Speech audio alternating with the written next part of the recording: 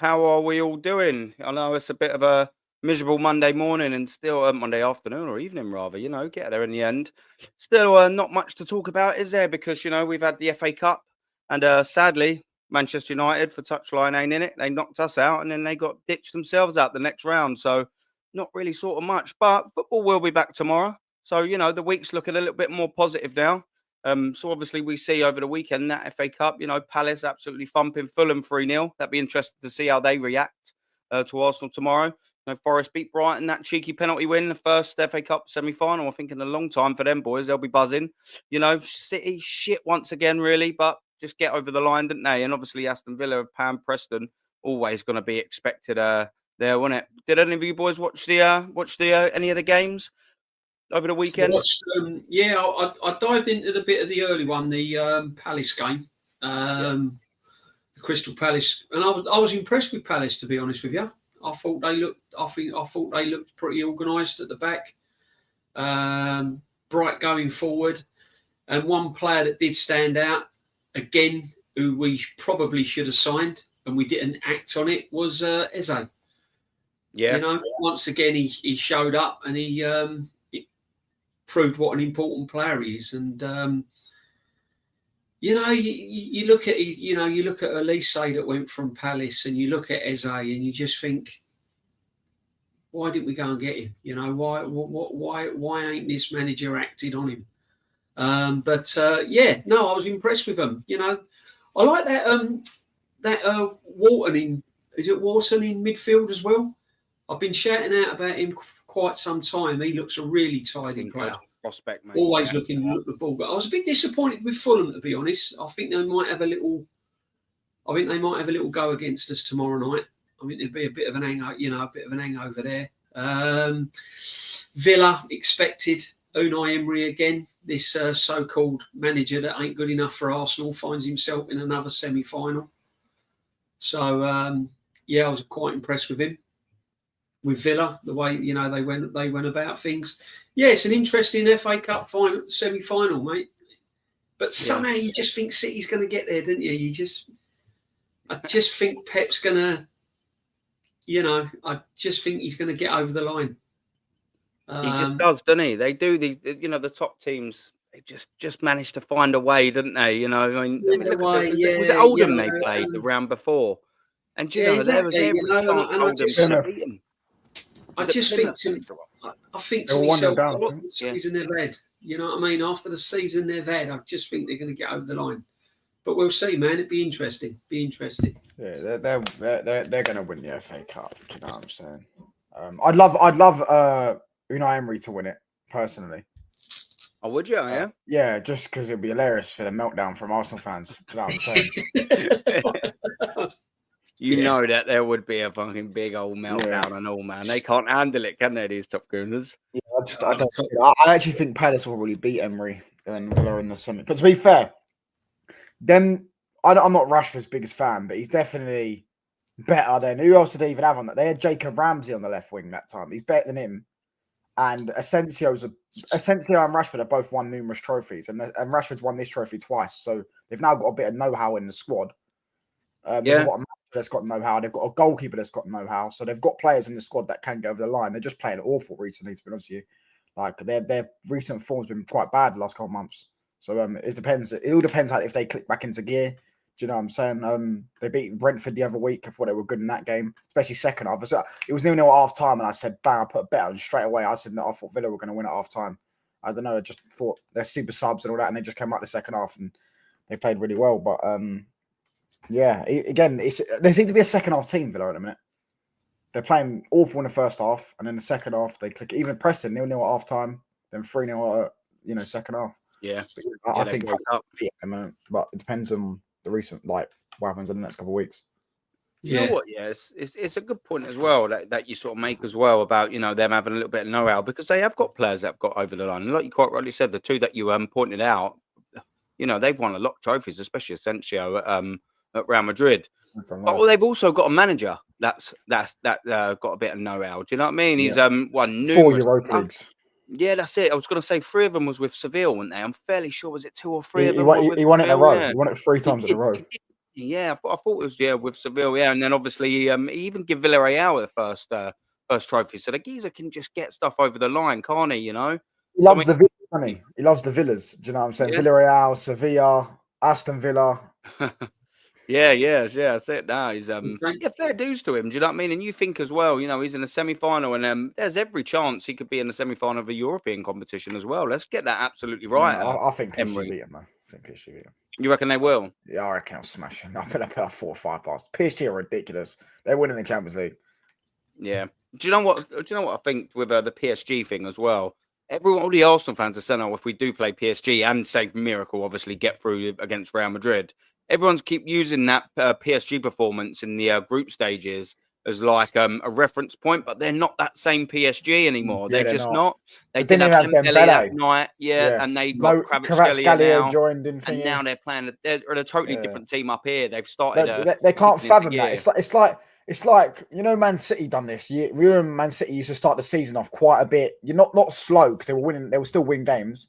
But Man City started off, and you might beat them at the start of the season, and then they come the business end of the season. You don't get near them. Do you know what I'm saying? It's like that's. But they don't want to use it. They were, we're better than them because we beat them 2-0 in a meaningless game in what was it, like September? Do you know what I'm saying? Like I might as well just start saying Man United are better than Arsenal.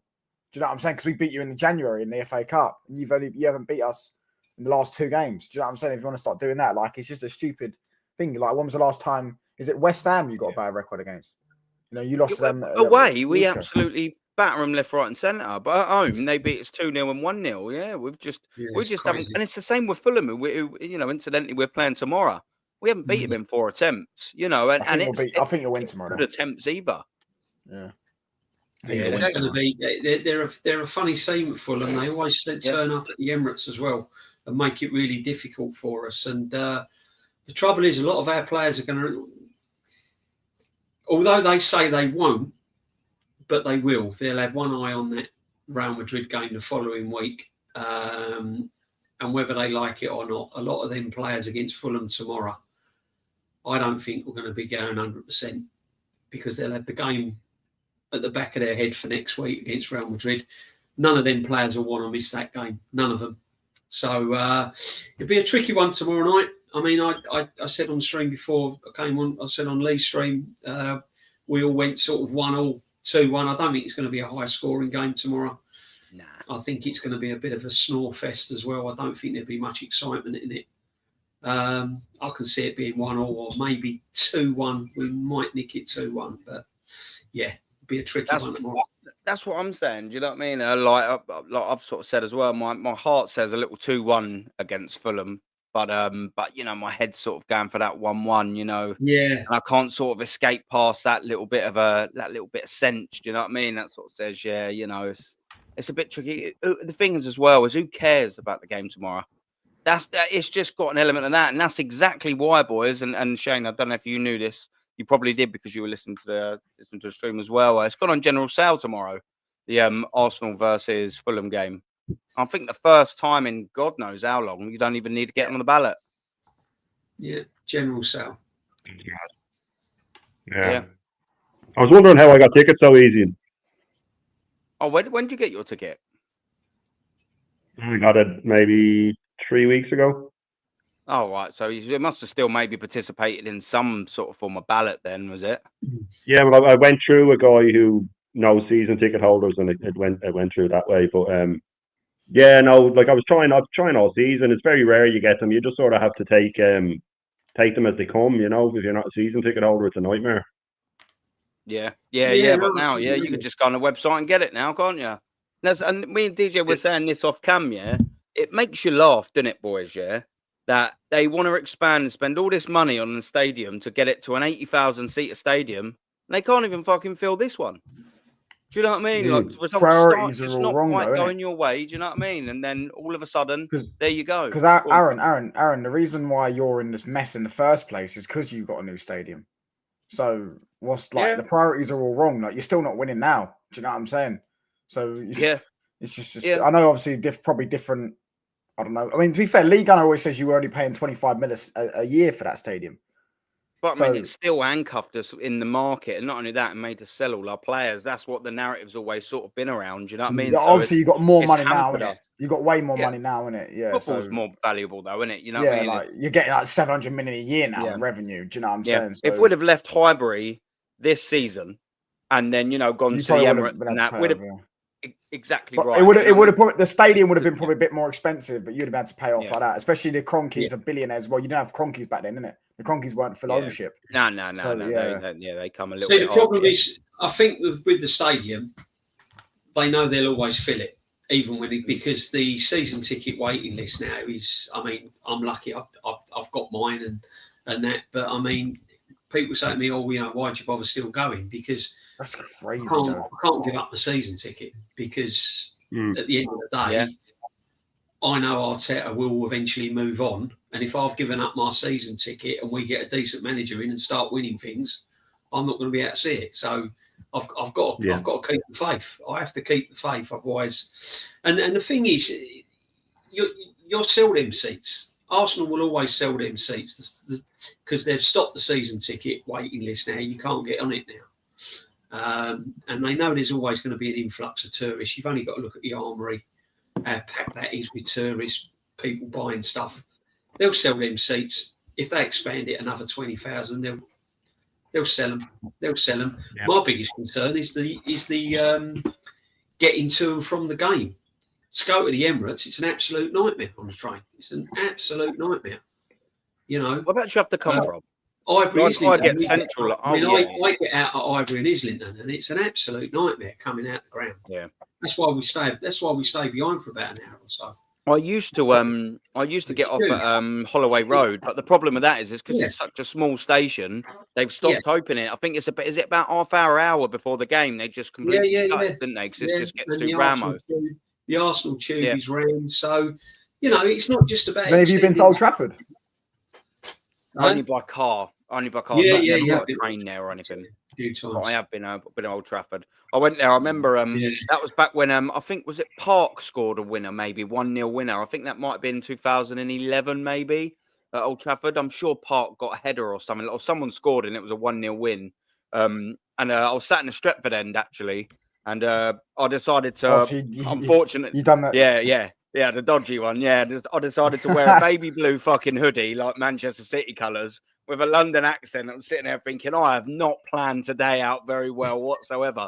Some geezer in the strip and he's looking up and talk to me. I was like, yeah. He's like, what do you think of this? I don't know, in the Manchester accent. And I'm just like, yeah, mate, it's all right. Yeah, good on, man. I don't know why I didn't just use my London accent because all the fucking Man United fans are from London anyway, isn't they? So I probably just could have just carried on as usual. Do you know what I mean? But yeah, that was a long time ago. And I mean, by the sounds of how you boys all talk, it's a bit of a shithole. When was the last time you went there, Touch? Palace. I know you've been going, didn't you? Palace at home, I think. Yeah. I'm trying to get tickets for Lyon away, but I can get a ticket for Lyon away. But it's just the plane tickets because you know what these greedy lot are like. You know what I mean? When a football game's on, they start fucking up in the prices to like 300 quid to get there and back. Do you know what I'm saying? So yeah, if I can try and get that, then I'll be going Lyon away, hopefully. Yeah.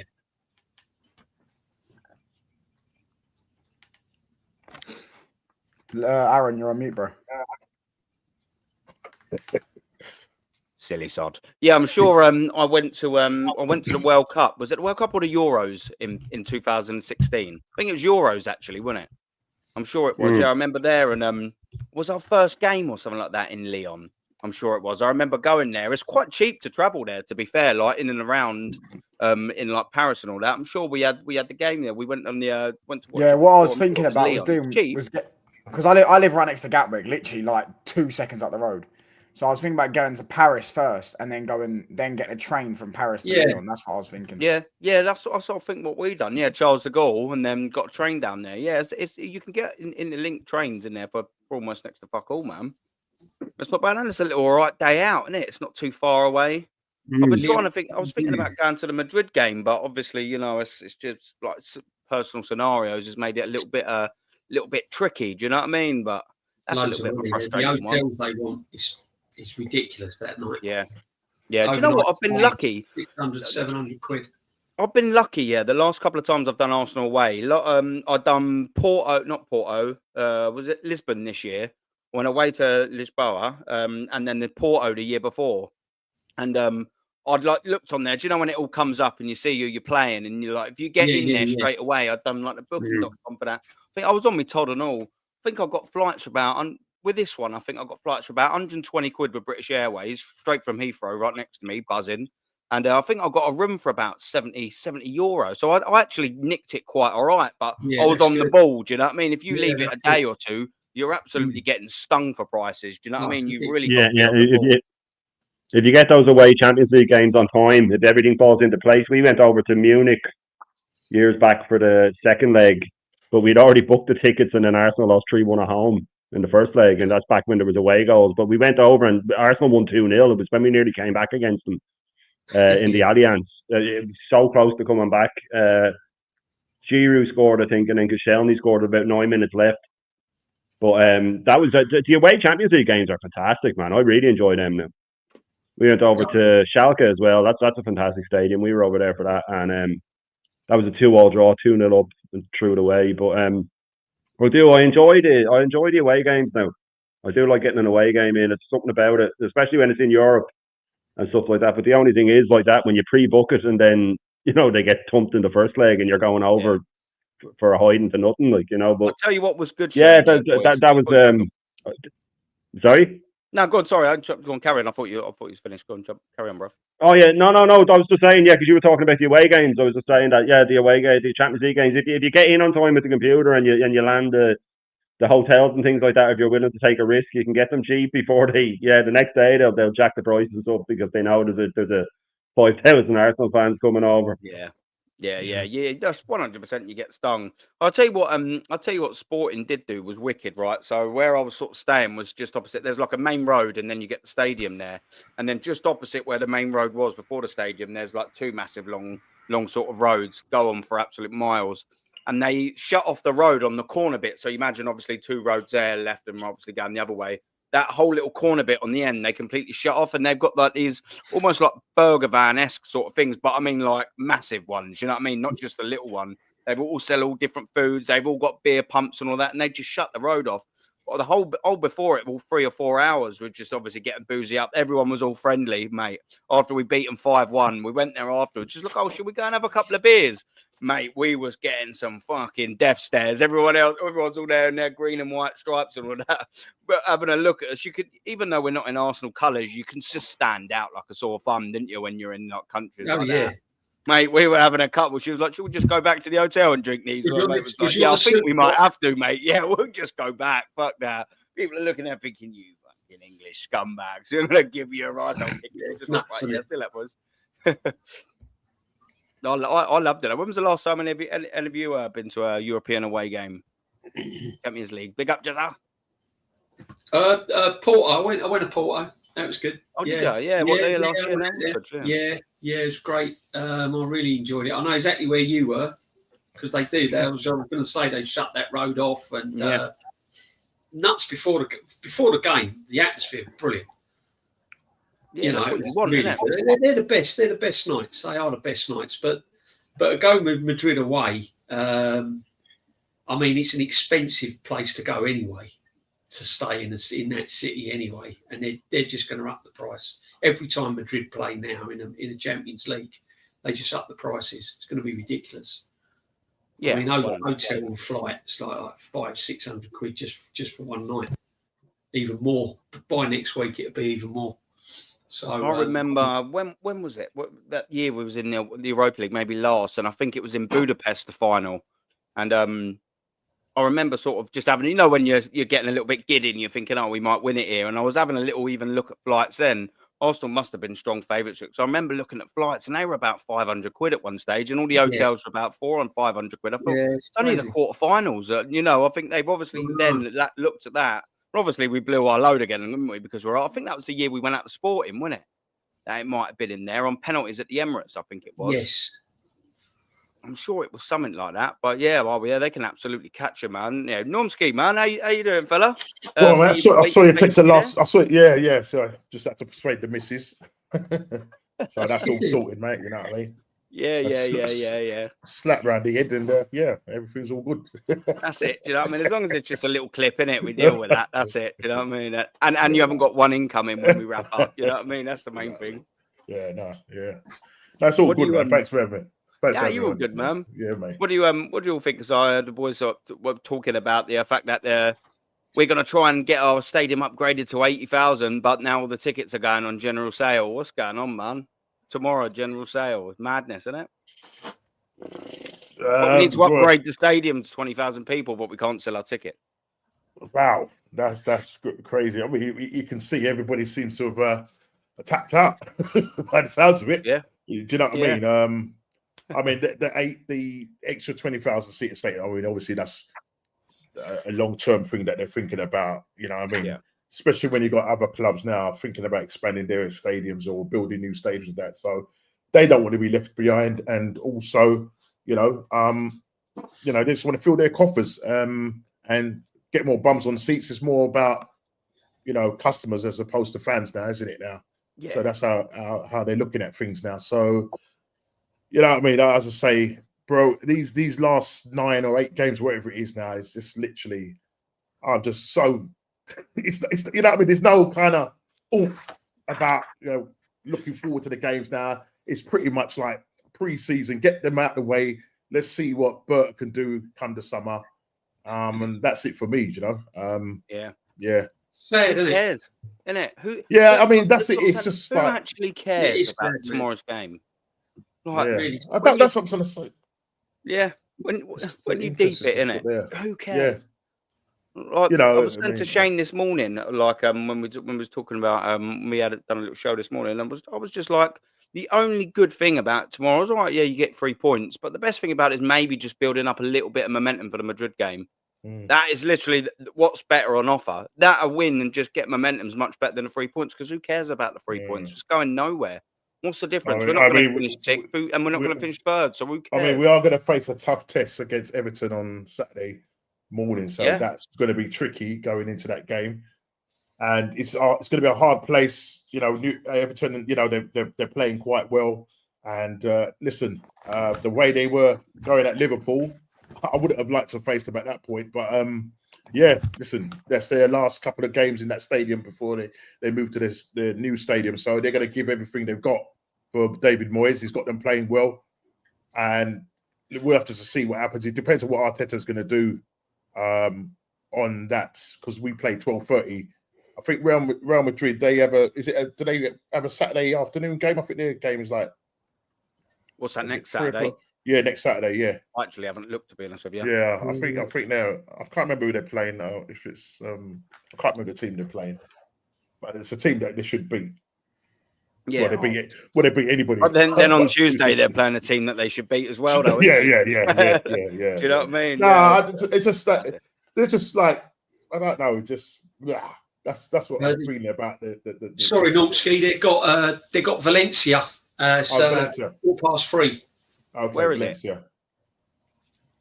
It? I think 5th of April.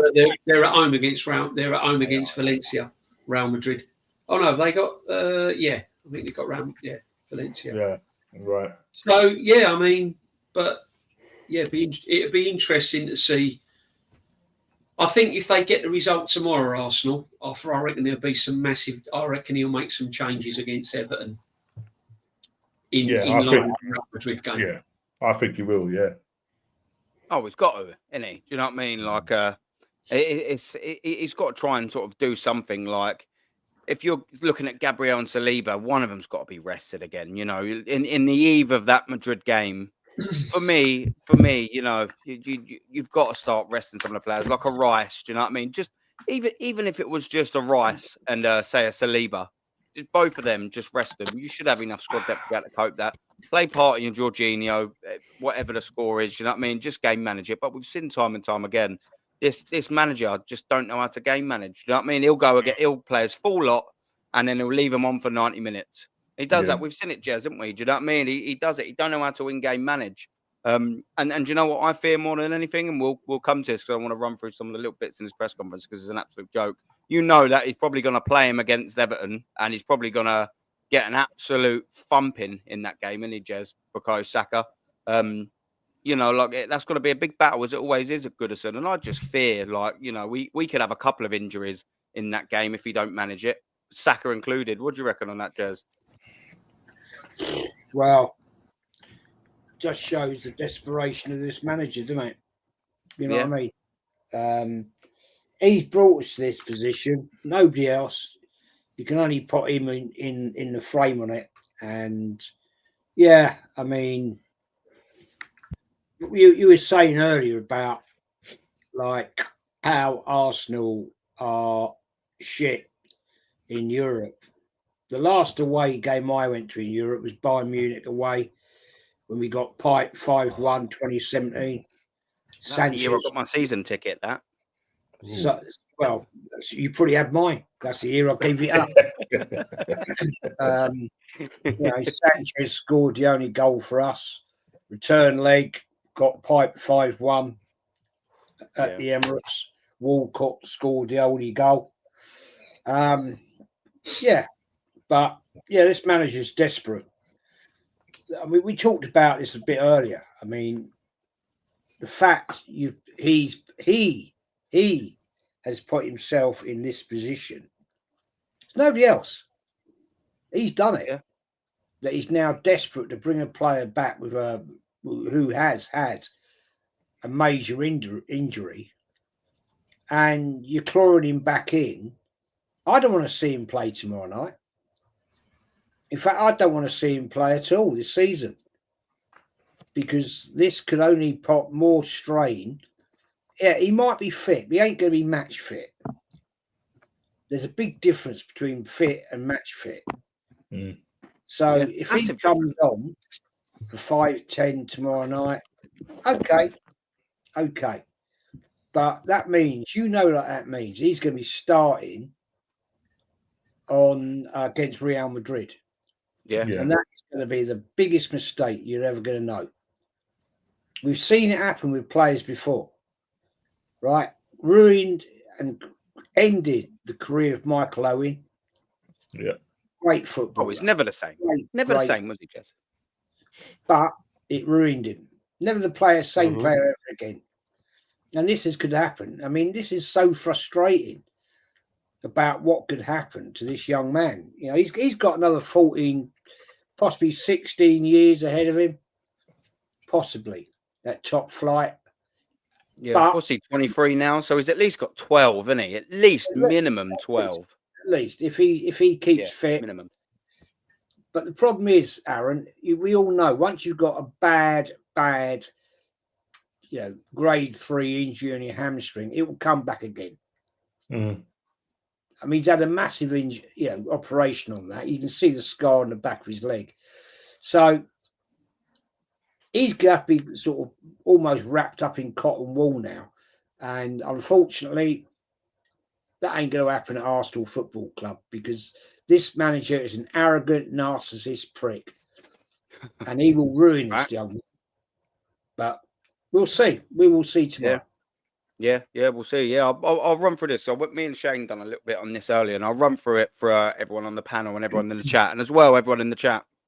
Like and subscribe and all that good stuff, and I will have the boys' links in the description at some sort of stage today. All right, yeah, let's have a little look at this, because this is what's interesting. And Jez, to sort of tie on nicely with what you were saying there, mate, this is worrying here, boys, right?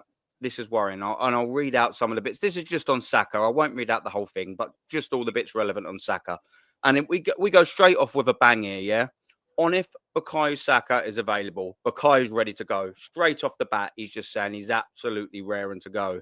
That's worrying in itself, that the geezer has been, what, 3 months? 3 months, and he's raring to go. And he's now asked on how carefully we have to manage his minutes. Well, all the careful things are already done. Really? All the careful things are already done. Okay, yeah. So obviously surgeries and all that must have gone well enough for him to be here. That's all well and good. But why why is he in contention now after 3 months with this injury? Why are all the careful things already done? It's impossible. You're rushing him back against a game in Madrid that we're probably not going to win regardless. And he's going on to say, so now he's putting him on the grass and we're waiting for the right moments. But listen, this is what Shane made a really good point earlier.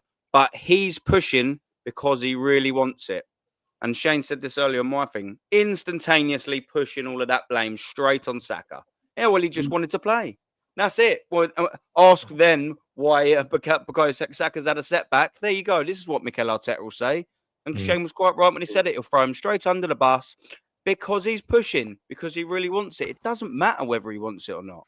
You know, it just don't. I wouldn't mind Ariana Grande coming around my house and giving me a good sin to, but that ain't going to happen either. Do you know what I mean? Like it's frustrating because he really wants it. What he really needs and not what he really wants are two different things. He needs a good manager to put her arm around him and go, do you know what, Bukayo? Like JEZ was saying, you've got 12, 15 years maybe at the top level. And if you ain't going to be playing for Madrid, you'll probably be playing against them and or equivalent at some stage. You know what I mean? If it don't work out at Arsenal, you could play for them. You know what I mean? You could play for another elite club that will play for them, play against them regularly. It's not as if he's 33 or 35, you know, in the absolute twilight of his career, is it? Do you know what I mean? And we're looking at the last days of Bukayo Saka and he just wants that one last hurrah. He's a kid for crying out loud. It's madness. But listen to this. Watch this. Look at this next little set. Look, we have respected the time frame. What an absolute crock of shit that is. What an absolute crock of shit. You've respected the time frame. Well, 3 months. 3 months. Boys, 3 months, but we respected the time frame. Not we will respect the time frame. We have respected the time frame. So, by bringing him back and saying in the previous sentence, Bukayo is ready to go, means you've already absolutely 150% not respected the time frame. Sorry about him, mate, but what you got to remember on that, we've respected the time frame, is he had an operation. So 3 weeks of that, he was recovering with his scar, hospital, crutches. He weren't even moving. So, you know. And sorry, mate. Sorry, I didn't mean to go across it. Who was going there? Oh, sorry. Yeah, no, that was me. Yeah, no, I was just saying to DJB because he was just backing up what he was saying there, because with the length of time, we also said about Havertz, it's the exact same injury, and he was only a month later, and they just said straight away he's out for the whole season. He won't be back till the start of the next season, you know. So yeah, why is it a different length of time for Havertz than it is for Saka? You know what I mean? Like and even with this, when he says he's pushing because he really wants it, and then we've respected the time frame. So he's saying we've done everything we can. Now I just have to let this kid do what he wants to do. You know, and just back again what Aaron was saying. You know, this is where you need a manager to put his arm around him and go, I know you want to play, but we have to think about your future. You know, we have to think about, you know, we all want to do things, you know, like Aaron said, and when I was a young lad, I wanted to, you know, pop pills into me and stuff when I was out, but I knew it was bad for me. But, you know, and like, so it needs someone else to tell you that, you know, and you need to grow up. Yeah. He's only a kid, man. And I'd be worried if he didn't want to play, you know, but this is where it all falls down for me. And this is where Arteta just keeps hammering more nails into his coffin, because we already, like, why is it that all the top gooners presume that Saka's fine, you know, and they all want him to come back, and everybody who's us that's got a bit of sense is thinking of the big picture and thinking of our players' health and going, we want him better next season, we don't want him to ruin himself, and they're like, no, if he's back, play him. You know, so who's the real fans? If we're the ones that are going, I'd rather go out, I'd rather reset and have this kid not destroy his career. Like we keep harping on about Michael Owen. That's what it is. It's going to happen. He's a pace-based player. He needs his speed. He needs his reactions. And, you know, Arteta won't be happy until he's flogged him. He's probably thinking, I might be out of a job in a year. I have to try everything I can. I'll just risk his health. But I mean, like, I'll let Aaron get back into it now, because this, if you just read between the lines of what this man's saying. Yeah. He's literally saying, we've done everything we can. Now it's on him. He's putting all this pressure on a 24-year-old who probably now, if he feels a niggle, won't tell anyone, because he thinks the whole Arsenal crowd want me to play. I have to play now. I can't let them down. Yeah. What I will do is Touch needs to go in a second, but from the outside looking in, Touchline, mate, my old mucker, big up for, thank you very much for giving me your time. What do you make of all of this as a Man United fan? What do you make of all of this Bukayo Saka nonsense and rushing him back? I'm quite intrigued to see how the other fans are looking at him, mate. I think Arteta is digging himself a hole, because if there's one person Arsenal fans love more than Arteta, it's Saka. And if he doesn't protect Saka, and Saka does get injured and Saka falls off, Arteta's getting the blame, and that will be the file. I think that will be a hole that Arteta's dug himself into, personally. Because didn't it take De Bruyne 7 months or something to recover from that injury? Yeah. De Bruyne got injured in the UCL fight. To be fair, De Bruyne played with the injury, didn't he? He played for the injury. Then it broke down in the final, and then he was out until December. Or no, I think it might have been January or something like that. So he was out for about 6 or 7 months. Saka's got the same injury De Bruyne's got, and he's been out for about 3 months. I think it's about December now, something like that. So it's stupid, bro. You're not beating Madrid anyways. Like, you're not beating Madrid with or without Saka, so you might as well just not play him. Just wait. Just let him rest to the end of the season. Just give him the whole season off. You're not winning anything. Do you know what I'm saying? You might have just playing Ethan. Yeah. Yeah. It's frustrating, mate. Do you know what I mean? Like, the fact that everyone else can see it, bar the vast majority of Arsenal fans. I don't know why. If rival fans can see it and proper Arsenal fans can see it, I don't know why the vast majority of the other fans can't see it. But it's madness to me, Touch, mate. Honestly, man, it's ridiculous. But listen, I know you're gonna have to shoot, man. Big up, shout your thing out. I've just put your link in the chat. It will also be in the description after the video. What you got coming up, brother? I've got a show of Rashid on Thursday, I think. Nice. Watch along tomorrow, but yeah, I don't even know yet. I'm gonna get something planned with YASS. Trying to get some United fans on as well for a big show. To be fair, that's all I've got at the minute this week. But yeah, one planned show will definitely happen. Will be Rashid one, but with Rashid on Thursday, I think he said, and I should be doing with YASS and Mike's and stuff like that on maybe Wednesday. Man, that's what coming up. Yeah, that's what coming up, bro. Big up though. Big up for having me on. Big up to the panel. Top man, anytime, bro. Anytime. And if people want to see some Man United content, go follow Touchline Facts, man. Thank you very much for giving me your time, my brother. Big up, man. Just while we're there, before I get back into that press thing, people don't forget, like and sub on the stream. It makes a massive bit of difference, and all the guys' links will be in the title. And as and when we leave, I will also be putting them in the chat as well, so they will be clickable in the chat for everyone to go and show them some love, people. Also, as well, Unique, big up, my brother. I have starred your question. I haven't forgot about that, my friend. When I get to that, I'll make sure I read it out first, my geezer. But yeah, back to this Bukayo Saka thing, because this interests me as much as it frightens me, people, to be fair. They're saying now we have done everything and we have had to hold him back even. He's holding back even. Look, so he's ready to go. He's ready to go. Yeah, he's saying that he's ready to go. That doesn't mean that he's ready. Or if he could start. Yes. Worrying. That's it. That's it. There was no hesitation in that when he said that. Yeah. It was like, yes, that's it. Can I just go back on what Shane was talking about? I think he brought up a very good point with regards to the comparison of Kai Havertz having pretty much, he got injured in February, and reading on his injury, he had to have surgery, and basically he will be going through rehabilitation right the way through pre-season, which is the whole of June, July, and they're even talking about not starting until after maybe August, so probably September.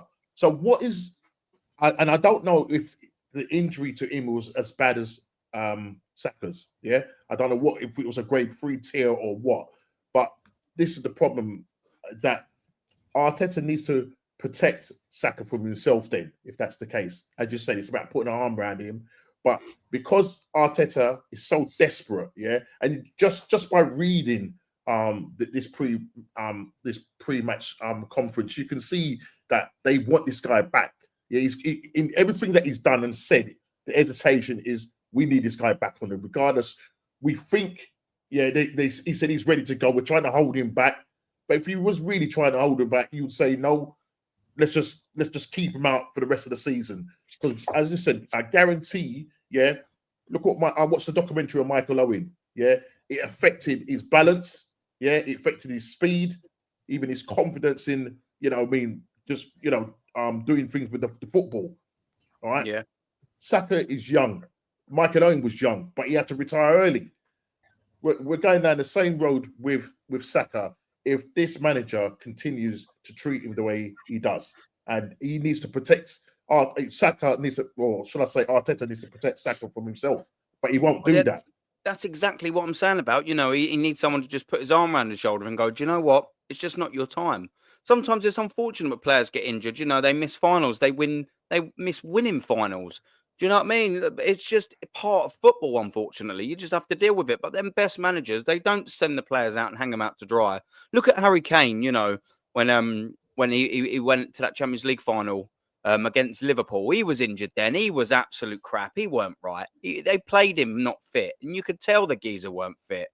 And you know, it's sort of got such a shame that we're going to flog Bukayo Saka, probably against the best team, you know, in the world, with the most know-how, an experienced side that are going to do, you know, all that they can. And you can just almost see the writings in the wall. I really hope that, you know, we're all wrong. Obviously, of course we do. We don't want Bukayo Saka getting injured.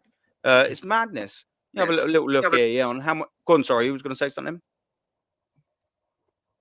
Sorry. I thought someone was cutting in. Then I'll carry on. I was just going to. Can I just go back? On. Yeah, that's it. Jump in. Yeah. Yeah. No. Can I just go back on where he just sort of said, "Is he ready?" Yes, and just one answer. See, now my understanding. I mean, I've played football and I've played football at semi-professional level as well, where I've come back from an injury. No manager starts you when you've been out injured, and that's in all levels of football. You know what I mean? You come back, you have like 20 minutes there, 15 minutes there. You don't start from the off when you've been out for so long. You know, you might come on for 10 minutes or 20 minutes, you know, second half, towards the end of the second half, have 15 minutes off the bench. Yeah. You know, you don't start. You don't just come straight into the Lions' Den, straight from a 3-month layoff.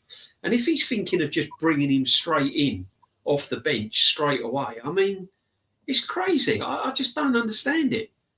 I just don't get it. I mean, to me, it's the man's desperate. The man is desperate. The club failed to do what it was meant to do in the summer, and to me, it's just a desperate plea to get some sort of, you know, bounce back in the stadium and get some sort of bounce back. And they're using this kid. He's using Bukayo Saka to get the feel-good factor back into Arsenal because their season's dead and buried. Yeah. In my it's facts, DJB. What you said is exactly right. And this is what, again, I said when me and Shane was talking about this earlier. He's doing it to make Arteta, not Arsenal, not for the benefit of Arsenal, for the benefit of Mikel Arteta. Yeah. At Arsenal's expense. Yeah. At Arsenal's expense. Not Mikel Arteta's expense. It's at Arsenal's expense. And Bukayo Saka's expense. Yeah. That's his career. Do you know what I mean? This is a kid's career. This is what I'm not understanding when people are like, oh, yeah, just play him. Because then it'd be the same people that Bukayo Saka will have a setback, God forbid. And then he don't start the first 5 or so games of next season. Oh, and then guess what? Arsenal, say, drop points in 3 of them 5 games or 3 of them 6 games or whatever. And then the excuse is, oh, well, you know, Bukayo Saka weren't fit. So, you know, that's why we've done that. Oh, yeah, you wanted him to play in them games, though. You're forgetting that, you lot. It's madness, isn't it? You know that would be that excuse. If he gets a setback, there's every chance that he could miss the start of the season. And everyone keeps saying that, oh, yeah, you know, like hamstrings, you know, it might not necessarily be that. Of course, it might not necessarily be a redo of the hamstring, but there are other muscles in the body, everyone. You know what I mean? And how often do we see players come back with ACLs, you know, hamstrings and all the other long-term injuries, and they do a little cheeky groin or something like that, you know, because other balance, there's a bit of a little imbalance in how much they've been trained. Yeah. One's been rested a little bit longer. Do you know what I mean? It's madness to me. Madness. Look at James for Chelsea when he was out with a hamstring, same as Saka. He came back. He came back. He pulled it again. And then I think Chelsea had him out again. He was out for some more weeks. He then came back, and then he had a thigh strain, didn't he? Because his other part of his legs weren't working and didn't have the right game time. Yeah, but he also you'll know about this, yes, wouldn't you? He also he decided not to get the surgery done for a while. So he tried to do it naturally or whatever he wanted to do. Basically, he tried to get it to just grow back naturally, whatever I had to do. But eventually he had to get the surgery because obviously that surgery is very risky. Yeah. Like on the hamstring. So he tried to put it off for a while. And then obviously this season or the end of the season, he got the he got the surgery done and all that kind of stuff. But even then, he came back for, I think the first game he played was Liverpool, but he was fit almost 3-4 weeks before that. But that's the first game he played, but he's been fit, ready to go for a while. Whereas with Saka, it feels like even if he's ready to go in terms of his muscle is healed and everything, he hasn't got that extra space where he can get ready. It's literally straight into the fire, which is what we're hearing. And I don't think it's the right thing to do anyway. But I have been hearing people saying, well, bring him on second half against Real Madrid, second leg, and this and that. And it's just the way they play football, it doesn't work. No. If the game goes back and forth, you know Saka's gonna end up playing right back at some point and then be at the right exactly. back at the right one. He's gonna keep sprinting. But with those injuries, you cannot, especially with the hamstring, he's not gonna have the same explosiveness. He's not gonna have anything. And if he doesn't end up providing anything in the game, it's literally a lose-lose situation. Because you've potentially either risked him and not won the game or not won anything. It's crazy. Or you know what I mean? Or injured him and you haven't won anything. It doesn't work. I mean, so I think it's too early to rush him. But it's far too early, and we all know it, and you know it. And you know, like you said with Reece James, that they took their time. He was fit a long time ago, and they edged him back in. And I was just thinking, last thing on this, do you think he could start? Yes, straight away with the answer. I was just asking him to go, do you think he's saying that now because he'll put him on the bench and bring him on, and if he gets injured, he goes, well, look, I could have even started him, and you know, look at me, I'm great. I didn't start him when I could have, and I just brought him off the bench. Or do you think there is a chance he'll actually start him? It just depends on what he thinks, I think, because if you look at it, he's been saying that he hasn't touched grass, but then there's rumors that he's played for an under-23 team the other day. So has he or hasn't he touched grass? Can I get what I'm going at? Yeah, that's what I'm saying. You can't believe Arteta. That's the problem. But I know what he's gonna do. He wants to give you a doubt, or the team's a doubt. So he wants to play mind games in terms of he doesn't want you to know what the team sheet might look like and all that. I hear that, but I've just had this conversation with Northside literally 20 minutes ago before I came on here, and he done the same thing. So he was going over the press conference, and when we were going through it, it doesn't make sense. So is he fit or is he not fit? Has he touched grass or hasn't he touched grass? You know, it's all very vague, but it's just for him to answer questions. But nah, I know that he's definitely in full training, yes, because I see all the pictures and that. He's definitely in full training with the first full team. training, because I see that they do this sad little pictures on the the problem full training is not the same as being in a game. It's not at all. Absolutely. Yeah. So that's the thing. That's why I thought if he had played a match, they'd be pumping the pictures everywhere. I thought if he played, it wouldn't be behind closed doors. It'd be out for everybody to see, so they can PR it up and show him playing a match. I thought but maybe they're afraid he'd break down with the cameras there. I don't know.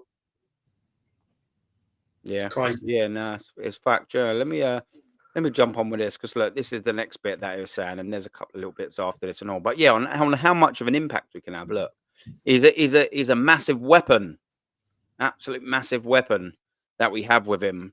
We know the impact that he's had on the team and how important his role is and his contribution are to our success. You mean your success, Mikel Arteta?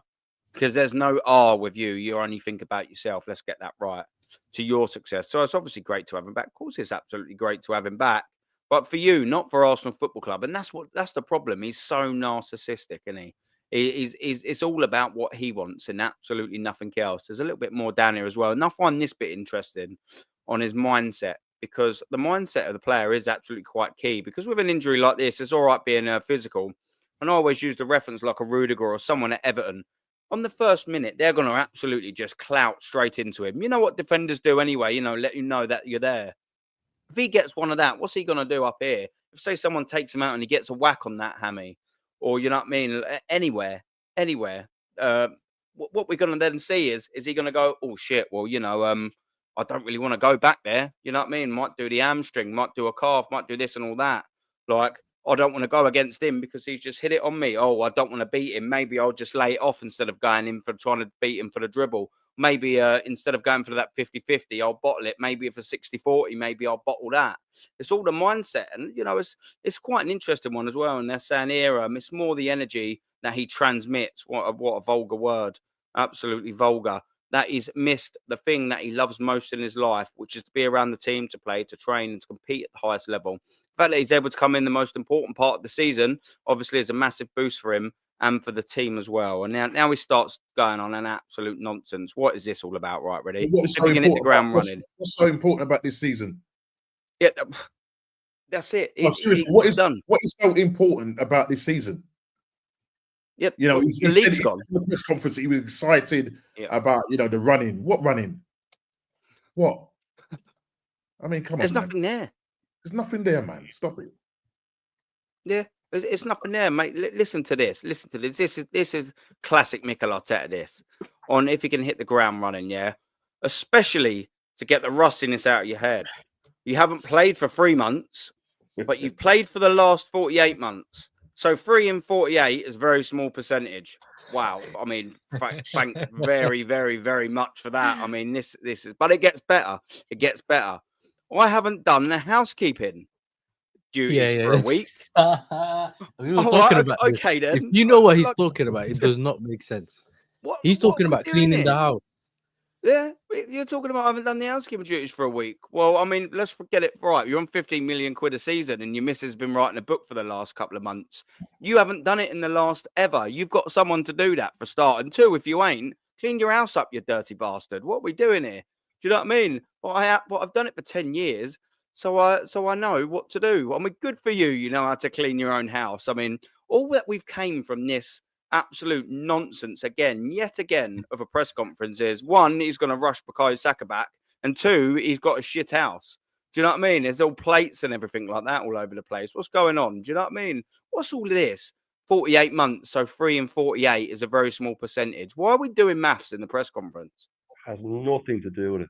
What is this whole sentence all about? Like, so basically, like what I he's just trying don't to say get is, it. So what he's trying to say is, if you've been doing something for a while, even if you haven't done it for a week, you still know what you're doing. So he's basically saying that Saka, even though he's been out for so long, he knows what he's doing on the pitch and whatever. Yeah. It still don't like, make thing sense. is, you know what I mean? You fall off a bike. Do you know what I mean? You get back on, sort of thing. But we were. But what he's felt to mention, like 3 in 48, but then Saka's never had an horrific injury in his career in this time. Yeah. So like Saka's been playing for what, 4 or 5 years, and he's never experienced an injury like this. So that makes no sense at all. Yeah. But the thing is and why has he got an injury like this? Yeah, and the guys asking the question about the mentality is in the stuff that Aaron covered, like when he gets his first tackle, and this and that. Yeah. He's not saying, "Oh, do you think he'll forget how to play football?" That's what he's saying. You know, I mean, he's been playing it for 48 months. Isn't it? Oh yeah, but 3, like it's only been 3. You shouldn't even be proud that he's played non-stop for the 48 months before that. He's mortified. Because Saka's walking down the tunnel against Fulham, and he's sitting there thinking, "What the fuck am I doing here?" Do you know what I mean? At the Emirates Stadium, just thinking, "I know I've got to do something, but I can't quite really remember what it is." Oh yeah, play football. Yeah. Do you know what I mean? I mean, I've done the dishes earlier, but you know, this football arc, I don't really know what's going on. What are we talking about? But the mentality is very important. The mentality is very important, and this is where, you know, you look at it and you're a bit scared for Saka, in terms of like a player would want to come back regardless. So a player would want to come and play at the Bernabeu. It's just the way the player is wired, right? Yeah. But because you don't have characters and experience and that kind of thing in your team, I just don't think Saka's that kind of player to say, "I don't think I'm ready yet." Does that make sense? I feel like he also has the burden on his shoulders because he carries the team. Remember, everyone feels like he's the main guy and he carries the team and all that kind of stuff. And I feel like that probably also makes him kind of rush it a little bit more. Because I've never seen anyone come back this quick from a hamstring injury anyway, especially a grade 3. That's what I'm saying. And it's quicker than what they said he would come back in. So, you know, so far, I don't know. I feel like this is where you rely on a good manager or someone older to say, "No, you're not gonna play up to this time." But he's rushing him to help his own cause, which is what feels really wrong about this. Yeah. Do you know what? Big up as well, Unique, man. Do you know what? This has just put it so bluntly, and I just like it. Yeah, he does just need to do exactly that, my friend. Clean up empty his office and piss off, mate. I mean, it's Yeah. just put so eloquently there, my friend. He absolutely needs to do that. And yeah, like I said, some of the boys, I'll come to that a little bit in the chat as well. Liam, man, yeah, Saka's next injury could be his ankle, it could be his calf, you know. And this is a point I want to make as well. How often do you see, like a Reece James, yeah, he's just always littered with injuries now, isn't he? How often do you see them have big injuries, and then when they start getting little niggles constantly after a big injury, just like a James, for a great example, how often do you ever see them players shake off them niggles and then go for a long sustained period without being injured? They never do. They always just carry on getting them repeat sort of niggles. Look at Tommy Yasu. Had that one big injury. There you go, 6 minutes this season. But we give him another contract. Do you know what I mean? I mean, This is that's the thing. just You get rushed back. whole This is nother. part of the reason that when you get rushed back, Exactly, that's when the rushed back. whole niggles thing start. If you get rushed Yeah. back, or if you don't come back at the right time, that's exactly what happens. You constantly keep coming back with another injury. And I remember when Tyrone Mings had I think done his ACL, and he posted a picture of his two knees. Yeah, and he was standing or doing some kind of training, and you could see that one of his quads was literally the size of a stick, and the other one was actually the 3 or 4 times the size. Yeah, What so this happens is is my your point, muscles- my friend. Yeah. Your muscles, and then what happens is, Preach, and this is bruv. one of the things that happens a lot, is where players overcompensate while they play. Oh, I'm not Thank going to put you, too much weight on Yasser. this muscle. I'm not going to put the muscle on the. And I've played, and I've done my ankle before, yeah, and I've done a few like I've what's it called? I thought I had a small thing on my foot as well, yeah. And you could tell when you go back, you think, ooh, I don't feel like I'm as strong on this ankle as I'm on this ankle. Yes, fair enough. I'm not a professional footballer. I don't get the physiotherapist, whatever. Yeah. But it's a similar idea. It's just on a different level of skill. They play at a more intense level. And then I also look at the football you play, and looking at, let's say, Saka specifically, he relies on that explosiveness. He relies on that bit of pace to get past the player or whatever. And it's literally that 0 to 20 or 30, whatever you want to call it, which can cause that injury, where you're not putting any load on it. Now you're putting a lot of load on your foot or your legs to go. And yeah, man, it's not right. And then it just seems like he's making jokes about it. I think that's what becomes funny, more innit? infuriating. Like he keeps going around it. Mate, he wants everyone to have a little laugh and think it's a joke and think it's funny. Do you know what I mean? Oh, Starboy's back and all of this and all that. Everything's gravy, everything's golden, everything's good. Yeah. But the reality is, he comes on too early against Fulham and he gets either that nasty challenge or his foot don't land the right way, or he just runs and, you know, you can just run up and your hammy pulls up. It happens all the time. Do you know what I mean? Especially to players where you haven't properly trained it. Where it's been resting something, you could easily sprint and pull a hammy where it ain't been used properly in the last 3 months. Then what's going to be happening? Do you know what I mean? It's madness. Let me just come to a couple of comments in the chat, because the chat's obviously lit as always, man. Big up, man. Yeah. Darren Sullivan, big up to you, brother. Yeah, Arteta's missus is doing a book on a disastrous football club. A close family relative as the lead actor. Yeah, oh, absolute fucking shambles, isn't it, man? She's conquered the book industry, everyone. Obviously, Vigilante, big up to you, my friend. Yeah, knew I'd have heard bullshit like this from George Graham. No. Could you imagine? I mean, boys, come on, man. Like, would George Graham be putting up with any of this nonsense, man? Do you know what I mean? It's madness, man. Unique. Yeah. I love that comment. Yeah, he just needs to absolutely piss off. Yeah. Obviously, Vigilante as well. Bert was one who cleaning up the shit show left by Edwin Arteta, man. He's got a big job to do, mate. I'm telling you, he's got a massive job to do. Whether he's going to be able to do it all in one summer, I don't know. But Dio, bruv, big up, yeah, man. I love this comment as well. He's been out for 6% of the time, so he should be fine. Yeah, basically how Arteta think it works. That's in reference to obviously the 3 and 48. I mean, it's absolute madness, isn't it? You know what I mean? Yeah, and I love this as well. Yeah, is Arteta injured yet? Mate, he's severely injured in his brain. I can promise you that. He's got some severe brain injuries, man. I'm telling you. We got Aaron, why can't I become a member on your channel? I'm not monetized yet, my friend. My watch hours absolutely through the roof. That's all well and good, but the subscriptions just ain't subscribing, man. So yeah, just people, man. I need 500 to start doing that. I'm not a million miles away, but if you could, show us some love, you know what I mean, and click on that subscribe button as well as smashing the likes, you know what I mean. That's all well and good. Everyone's links as well are in the description now, so that's how you find everyone. And throughout the course of the stream, I will obviously be posting them in there as well, so they will be clickable for everyone. Yeah, we're getting there. We're almost there, man. We're going in the right direction, people. Yeah. But I'm going to carry on. Yeah, 500 subscribers. Yeah, that's exactly right. Yeah. So I'm going to carry on just with this because we've done the Bukayo Saka bit, and I want to come on this, and I'll only stay on these next two little bits because there's a relevant thing to talk about. And this is Odegaard. Ridiculous on what Odegaard brings to the team. Our captain, boys. NORMSKI, our captain coward. You know it, bruv, innit? Our captain coward. I need a lot of time to do that. And do you know what happened after this? NORMSKI, you listened to it, didn't you? The press conference. After this, I need a lot of time to do that. You had about 3 or 4 little top gooners sniggering, going, instead of funny. It was so cringe, man. Like, honestly, ridiculous. He's great, he says. He's great. He's the captain. He's one of the most important players. His consistency levels are incredible. Like Shane said earlier, incredibly shit. And it's a player that defines our way of playing. Wow. Have you not watched us over 29 games in the Premier League so far this season, Mikel? And you're saying that he defines the way you're playing. Yeah, that's how I would put it. That is not very good, my friend. And this is just the absolute comical on why he's been captain for 2 years, because we believe he's the right role model for the club and the team. I don't want a role model. I don't want a role model. I don't want a poster boy. I'm not that kind of guy. I want a nasty, ugly bastard that fucking grabs a game and people's throats by the scruff. Do you know what I mean? A winner, a leader. I don't want a little role model that's pitches well. What are we doing here? NORMSKI, I'll come to you because I know we love the old captain coward thing, man.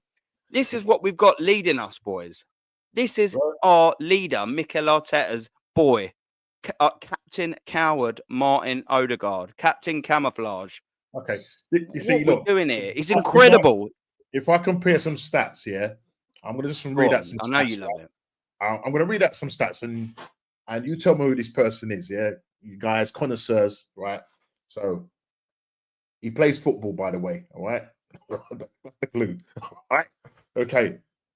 9 goals, 10 assists. 11 goals, 11 assists. 1 goal, 6 assists. 7 goals, 10 assists. 5 goals, 5 assists. 1 goal, 0 assists. Started at the age of 15. That's your clue. Yeah. Captain Coward. No. Listen to the assists. I'm giving you a comparison. Do you think Captain Coward would have those kind of numbers? Towards the end, yes, but when you started saying it's got higher goals, I've started in reverse. Okay. Okay. Nah. Has he got the same initials? Florian Wirtz, mate. Oh, Wirtz, yeah. Florian Wirtz, yeah. He's light years in front of this geezer, Odegaard, mate. I compared and looked at Florian Wirtz for Bayer Leverkusen this season alone. How old is he? Sorry to just quickly cut you there. How old Florian is Wirtz? How old is he? Florian Wirtz is 20. I think he's about 21. Is he? I was going to say 21. I thought that was about right. Yeah, I just wanted to make double sure. 21, mate. Right? And you look at what this... Listen, when you look at Odegaard, yeah, he's not captain material, full stop. This guy's not captain. He's not prepared to put anything on the line for this actual club, because it's not in him. He won't go into. He's the one that should be able to take the game by the scruff of the neck. Yeah, take the game by the scruff of the neck and change it. That's not him. We've seen it time and time again, bottling tackles. Right? How many times has this guy been hooked? How many times has he been hooked? I can tell you. In the Premier League. In the Premier League, Martin Odegaard, since he has been an Arsenal player, he has indeed been subbed 58 times in the Premier League. Yeah. Stat confirmed. What? I added it all up over the season on PremierLeague.com. What kind of captain is that? Sorry, one that can't stay on the fucking field. He's the right model, NORMSKI. He's the right model. He wins nothing. That's what he says. Arteta wins nothing. He's the right model. Yeah, you're right. That's it. Yeah, you're absolutely right, DJ. You're absolutely right, mate. And that's why the club is so tapped, because they're bringing. Listen, we've been calling for them to give the armband to Gabriel Mengalese. That guy will bleed for Arsenal. I really believe this guy will bleed for us. The way when you see the way he plays, the way he puts you know what I mean, body on the line. Odegaard doesn't do that. I've seen him jump out of tackles. But the problem is, NORMSKI, when you lower the standards, at any football club, then you pick the captain to fit that standard. Yeah. For instance, you couldn't get Tony Adams or Patrick Vieira captain this team under this manager because their standards are too high. Yeah. And they would be willing to stand up for this manager in the dressing room. Yeah. Unfortunately, Odegaard is a good little boy. He gets told, there's your football kit, you get changed, go over there, shut your mouth, get out on the pitch, come back at the end of the game. No matter how bad it's gone, you say nothing, you smile to the cameras, you do as you're told. And that is what Martin Odegaard is. He's a good little boy that does as he's told. And a good cheerleader as well. That's what the manager wants. He doesn't want confrontation. No. And this is why. This is why when Berta comes in, he's going to get confrontation, and this is what's going to happen. And you know, and he won't have Gabriel as a captain because Gabriel's very vocal. You can see that when he comes off with Rice sometimes half time at the end of the game. Him and Rice, Gabriel and Rice are doing that because they're both leaders. And big characters and big leaders in a football team will argue with one another about certain things that have happened on the pitch. You don't see Odegaard butting in and breaking them two up. Yeah. He's too busy just doing this, wagging his hand. That's what, who was it? Someone said about being a cheerleader. You can imagine him with a load of pom-poms, isn't it? That's what he is. Doing the old high school kick in America and that. He's not, he's not the worst player I've seen at Arsenal, but he's definitely one of the worst captains I've seen at Arsenal. You know, he's a big difference. When you're a captain, I mean, sometimes you don't have to be the best player to be a captain.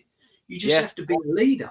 Jason Carter, what he's saying, there's a reason why Real Madrid dropped him. They don't drop mugs. If they're off good, Real Madrid, they don't sell you. Exactly. Why do you think we ended up with Odegaard and they ended up with Dani Ceballos balling out at Real Madrid? Yep. That's the one we should have kept. Dani Ceballos. That's the one we should have. Yeah. I can't see how playing 21 games or how many games it is he's played now, where he's only got 2 goals and 4 assists, is consistency. That's not captain. Where is that? Where's the consistency level there? And being hooked 58 times in the Premier League. I'd say you could stack that up against all the captains in our history and it'd be pretty close. Yeah, I tried doing it, but I couldn't find the stat. Shane, I tried doing it. We need to do some X-Files, mate. We need to do some X-Files. I need to do a bit more. How many times? You could probably count on one hand how many times Tony Adams has taken off, and that would have only ever been through injury. You know, same goes for Vieira. And I'd say if you stacked up every captain we've had and combined it, they haven't been hooked 58 times between them. Yeah. I mean, this is what I'm saying, and this is one of the reasons why on the field of play our team has underperformed, because we've had no natural leaders out there. And this is, you can see in big game moments like against West Ham and teams that we've come up against. We haven't had the leadership there on the field of play. We've not had that player that's got bring the players in and ruffle them up and sort of give them a good talking to. And they know Odegaard's not going to do that. And this is what I mean. And you need a captain to stand up to the manager and just say, look, we're not doing that. We're playing like this. This is what we're going to be doing now. And you're not going to get that from Odegaard. You ain't going to get that from Odegaard at all. Yeah. No, definitely, man. I like this comment from I Like Turtles. Big up to you, fella. Saw some Top Gooner say we don't need works because we have Max Dowman. And do you remember Patino was an ex-Wonder kid just a few seasons back, and now he's stinking out in the Spanish lower leagues. Was he still at Deportivo La Coruña? He's playing Division 2 of the Spanish league now. But Max Dowman is a super talent, though. He is. But do you know what? Declan Rice made a very, very, very good point, though, when he was talking about Max Dowman. He was like, look, he's probably the best 15-year-old easily in the country, but that don't mean to say you're going to be the best 18 or 19-year-old, does it? Yeah, So, you know, he's still got a I lot of think work we to tend do. gas But them up. We gas them up too Captain quick. Caveman. we gassed them up too quick. Just let them Yeah. get their time, and that's what they did Exactly. in Charlie Coutinho. Gassed them up too quick. He ended up going on loan to, was it Blackpool? Yeah, that didn't work out. Come back, and then in the end, he was surplus to requirements, and now he's playing in league, you know, Division 2 in the Spanish league. It's ridiculous. Yeah. You know what I mean? Arteta hasn't got his hands on Dowman yet and changed him in. Arteta still has to get his hands on Dowman. He'll probably put him at left back or something. You know what I mean? Yeah. there you go. Well, you chat, man. You're making sorry. 1 second. Sorry to butt in. This is a No, good go on. stat that I've just pulled up for you, Aaron. Yeah, come on, DJ B, hit me, mate. Patrick Vieira was substituted 29 times during his Arsenal career. Find the rest. That Find the is rest, DJ. Find the rest. exactly half the amount. Literally exactly 29 half the amount as Odegaard. 29 times.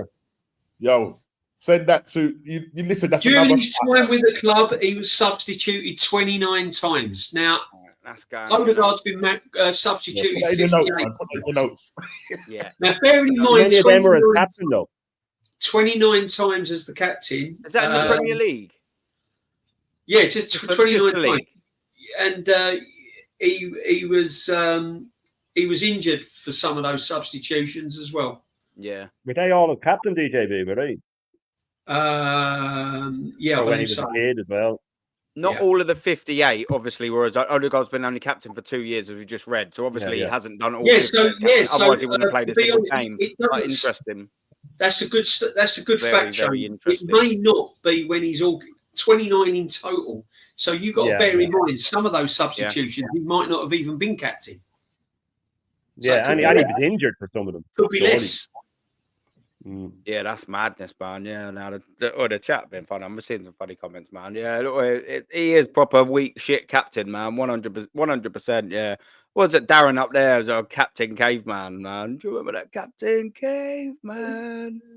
Was it with a little bat or whatever it was, isn't it? With a little club. You're showing your age. You're showing your age, mate. Yeah. That's it, man. Oh, no, that's funny. To be fair, Odegaard would be perfectly MLS league. Yeah, that's it, man. He is like that. He's just like a retired 38-year-old, isn't he? So There's the next fact on our other captain, Tony Adams. Come on, DJB. You hit me. Tony Adams was Arsenal Come on, son. captain for 14 years. He was substituted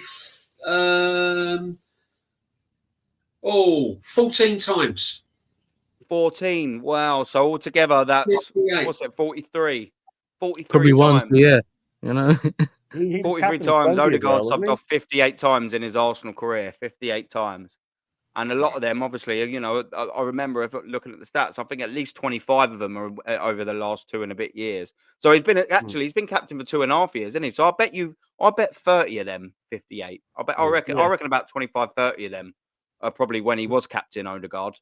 That's madness, man. Adams was captain of 2021, wasn't he? Yeah. 2021, DJB? He captained the 89 side, didn't he? Yeah. Mm. Oh, yeah. Yeah. All the way until 2002 when he retired. Yeah. So, I mean, that's a minimum age bracket. DJB might know he might have captained in the 88. I actually don't know that off the top of my head, but I at least know 89 to 2002. He was captain from 80. He was captain in 88. So I mean, Well, he was, when you think how long he was captain for, in comparison to Martin Odegaard and how many times he's been substituted, is just ridiculous. 24 years then. 24 you don't years. Substitute your leader, do you? Unless you have to. Some of He was those captain for substitutions 24 probably came years. in Adams' mid-30s as well. Sorry, that's mad. Sorry, my fault. No, that's cool. No, Crazy. that's just madness when you're deep in that, man. Yeah, get me off the field. It was a red card. That's madness, man. I can't believe that. I knew it would be less. Because I started looking at this the other day, but I was too busy with my everything wrong with Arsenal thing, putting that together. I think I got sidetracked as well. I think, do you know what I mean? It's easy to get sidetracked in this house. The kids are little bastards. My missus, do you know what I mean? I mean, she's just a pain in the backside. Do you know what I mean? Plus I'm like a little bitch on heat sometimes as well. Do you know what I mean? I'm like, a dog with 2 dicks, you know, when she walks down. It's easy to get sidetracked, but I'm just going to come to the chat here. Yeah, I think other players sense his weak captain skills, and he needs to be addressed this season. This is what I'm saying. When you watch the 89 documentary, I always remember a bit, and it's one of my favourite bits about that documentary, right? And I I think it might have been Lee Dixon they were talking about. And I think it was his first North London derby. And I think Tony Adams, and I can't think who it was, went in there with him and basically pinned him up straight on against the locker and said, "You better play well today. You Yeah. better be playing well today." You don't get that no more. Do you know what I No. mean? That's what you need, a player like that. Could you Didn't imagine say- half time all the grillings and Adams and Vieira must have given the players that weren't performing to the level at half time, the shit that they must have got. Well, Do you know what I mean? Especially Adams. I mean, proper leader. I mean, he was captain for 14 years at Arsenal. 1st of January 1988, he took over, and he was captain for 24. 14 years. You ain't gonna get leaders like that anymore. You won't get Martin Odegaard captain Arsenal for 14 years. No way. No way. Sorry, I thought, yeah. To be fair, the worst thing about Odegaard being captain is that you have other players in the team that can be that are more Good that point. can actually be captain. So if he was your captain while you didn't have anyone else to give it to, then you kind of like, you know what, we'll just give it to him. Fair enough. You kind of feel like, there's no other choice or whatever. That's the manager's choice. But when you have, because even on the pitch, even as a rival fan, I see Gabriel doing more than he does, whether it's by actions or by Talking. showing the players or talking to the players. He does more, either scores the goals or, his performances and also what he does on the pitch with the players, directing them and all that. Yeah. Because Odegaard, literally, sometimes when you watch him play, you just feel like he's the only one, like he's on his own on the pitch. Yeah. He's not very connected unless he does the arm waves thing once in a while. Yeah, that's what he does. Yeah. But that's the only time you feel like he's with it. Other than that, it's literally just passing the ball, doing a circle and passing the ball. So, man, I don't know. Maybe, do you think that it's partly because, I know it's because he's already been captain for a couple of years. So that might kind of rebuke my question. But do you Exactly think what because DJP Gabriel said. looks closer to an exit, he probably hasn't given it to him? No. I just think with Odegaard, he does as he's told. That's it. And that's what he wants. He wants players that listens to the. I mean, because you got to remember when Arteta took over, he actually said that, didn't he? He said, "This is how I'm going to do things. It was all me. This is what I want. This is how this club should be. This is what I'm going to do." So he wants a captain to reflect that. He doesn't want any captain to cause any problems or any waves or any disjoint amongst the dressing room or anything like that. Yeah. And that's why he's chosen Odegaard, because he knows he can go out there. He's just a coin tosser. That's all he is. He just kicks head and tails. That's all he does. Yeah. Well, you see as well with what he said, the last thing he said on the press conference, he's going nowhere. As long as Arteta is manager, Odegaard is captain. Fact. Yeah. That's even if he knew he made a mistake, he's too narcissistic to change his mind. He refused to admit he got it wrong. You look at that Tony Adams. He was made captain in January. That means that was a ballsy decision to make a kid captain mid-season. You know what I mean? That's a manager. That's a manager with balls making a big decision. Where Arteta there's no way that he would go, "Oh, I made a mistake here, guys. I'm going to give it to Gabby or I'm going to give it to Declan." He just wouldn't do it because he'd have to admit he was wrong, and he doesn't know how to do that. Yeah, no, facts. And do you know what? Unique makes a really good point here as well. Yeah, and we're talking about, we had the Invincibles. Yeah, that was full of leaders. Yeah, and potential captains. 100%. You gun through that squad, and you just think Lehman captain material. Left hand side. Ashley Cole was a phenomenal player. He may have not have had captain material, but he was an elite, world class at the time, best fullback in the world. And then you go to a Sol Campbell. World class and elite if you're staying with the Invincible squad. Lauren, absolute top class mentality. Gilberto Silva, unbelievable. Patrick Vieira, unbelievable. And you had top players that knew how to win, like your Pires and Lundbergs. Maybe not potential captains, but elite level players. And Henry, who eventually was a captain. No, I don't think he was the best sort of captain. You had Edu's even, that was still of a strong mentality. Ray Parlers, let's not forget about Ray Parler. Do you know what I mean? These excellent players that just knew how to get you over the lines. You go to the 98 squad, and you can start adding the Petits in there, and obviously then you can start adding Adams in there, of course, and Keown's. Do you know what I mean? We're talking about teams full of captains. Even you think at the start of Chelsea's run, to include Yasser in this one, you look at the players that they started signing. They obviously had John Terry in the Lampard elite mentality. Then they started getting Cavalios in. Look at the midfield: Makaleli, Ballack, Essien. They started getting absolute winners in, Drogba's in the end. You know, we're talking about top level players with elite mentality. That's how Chelsea won something. They signed that midfield was an absolute joke, full of absolute winners. Ballack, don't know if I'd already mentioned him or not. Mikael Ballack, unbelievable winner, captain material.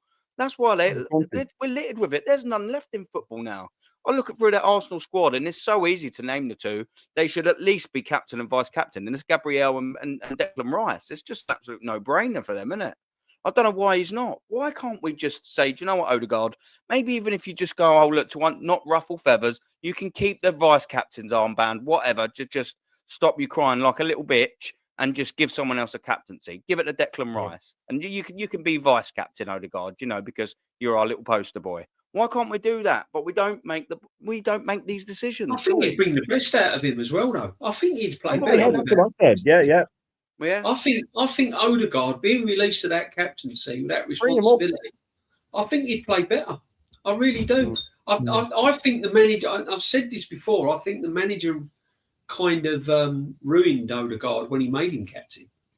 Yeah. I don't think he's comfortable with it personally. I think if he had the choice, he'd say Gabriel or Rice. Yeah. I don't think he likes being. I don't think he enjoys being captain. I think he's a sensitive player. You can kind of tell. I think he's a sensitive player, and I think the more pressure you put on him, the more he hides. And I feel like the captaincy thing is just an added pressure.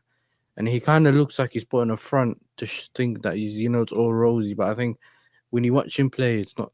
He doesn't look comfortable. Maybe sometimes taking away that pressure from him would be right. But I don't know what Arteta's thinking. When he was out injured, who took the armband?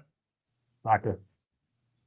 Was it Saka that had it? Saka when he was on the pitch, Saka. Yeah, when he was on the pitch. But it's funny how because Saka, he does his talking on the pitch in terms of what he does, but you need to give it to someone that's vocal. I've always said, someone that's, you know what I mean. And it just seems like Arteta seems to go for those players that are kind of sort of passive by nature. Yeah. You know what I mean? But how many times do you see it in football teams where the most outstanding player is not necessarily your captain? Exactly. I mean, do you know what I mean? I mean, it just sometimes it doesn't happen. I think also it should be a player that sometimes the players look up to. So sometimes, like I know it sounds a bit different, but when we had Eden Hazard, as much as we had some players that were older than him, like a Terry and stuff like that, when we started to phase them out, even the players that were either slightly older than him, so not like the legends like Lampard and Terry, but the players we got slightly after that, they knew that he was very exceptional and he'll do his talking on the pitch. Yeah. If you're on that level of player, sometimes it doesn't matter, and they'll just because you'll do the talking on the pitch. But if you're not on that level, which is you're on a different level, that everyone feels this on a similar level. Giving him a cut. I think what it is that sometimes you need someone that's vocal. Because the person can do what he needs to do, but you need to be able to organise a team. You need to say, "Look, come on, man, what's going on?" You see that. I think the problem is with Arsenal is because none of them players have won an absolute major trophy. None of them players have won a Premiership, and none of them players have won a Champions League. In fact, it's only Saka that's won. Saka and Tierney that was in the. Well, Tierney's the only player that was in the squad. That actually played. because Saka was on the bench. So none of them players on the pitch have won a trophy. So what you've got to remember is there's no real leader there that people can look up to who's gone, because like when Tony Adams won 10 trophies, something crazy. If you're a player coming into the team and you've got that sort of man that's won all them trophies, he ain't got to be the best player. You're just looking up to him. You've just won 10 trophies, man. I'm coming in. I'm like, this is another whatever thing. you say, I'm doing. You're not even looking at the manager. Yeah. Do you know what I'm saying? It's kind of crazy. You know what it is for me as well. You do have players that have won Champions Leagues and stuff like that, but they're not the players that have eventually turned out to be captain material. Or become the players that people look up to. Because JEZ was never someone that almost built his character to a level where he can become a captain. Now he's at Arsenal. if that even makes sense. But if Yeah. you know, he's learned his trade, won the stuff, and now he can bring his experience over to Arsenal. He literally, when he plays, you just feel like he's like any other player. You know what I mean? When you don't feel But like he looks like a player that's won multiple leagues. you know, the thing is, like, when you come to Arsenal, it is almost, they all say it's like one big family. You know what I mean? That's All the past gets erased. It's all nice and, yeah, you know, we don't want to ruffle any feathers, but I'm telling you, man, I said it in my, I did a what you call it this morning, pre-recorded. I said, Berta has come to Arsenal to ruffle some feathers. Yeah, there'll be some feathers ruffled. Some ruffling feathers, honestly. Now, right? Yeah, hopefully. Yeah, forget all this nicey stuff. And if you go back, right, I was studying what Arteta was saying, sort of kind of changed the subject, but just studying what Arteta was saying in his press conference, and he was kind of sort of saying, like, I think it's a good, you know, what's the name, to bring in Berta. I think normally, if you're bringing in somebody of that caliber and quality, you normally you don't say I think, you say it's a great addition. Yeah. So he's got reservations because he knows his job is on the line. You look at the language. You go back and look on his press conference, and he's using words that are kind of like, bro, I'm kind of on the fence with this.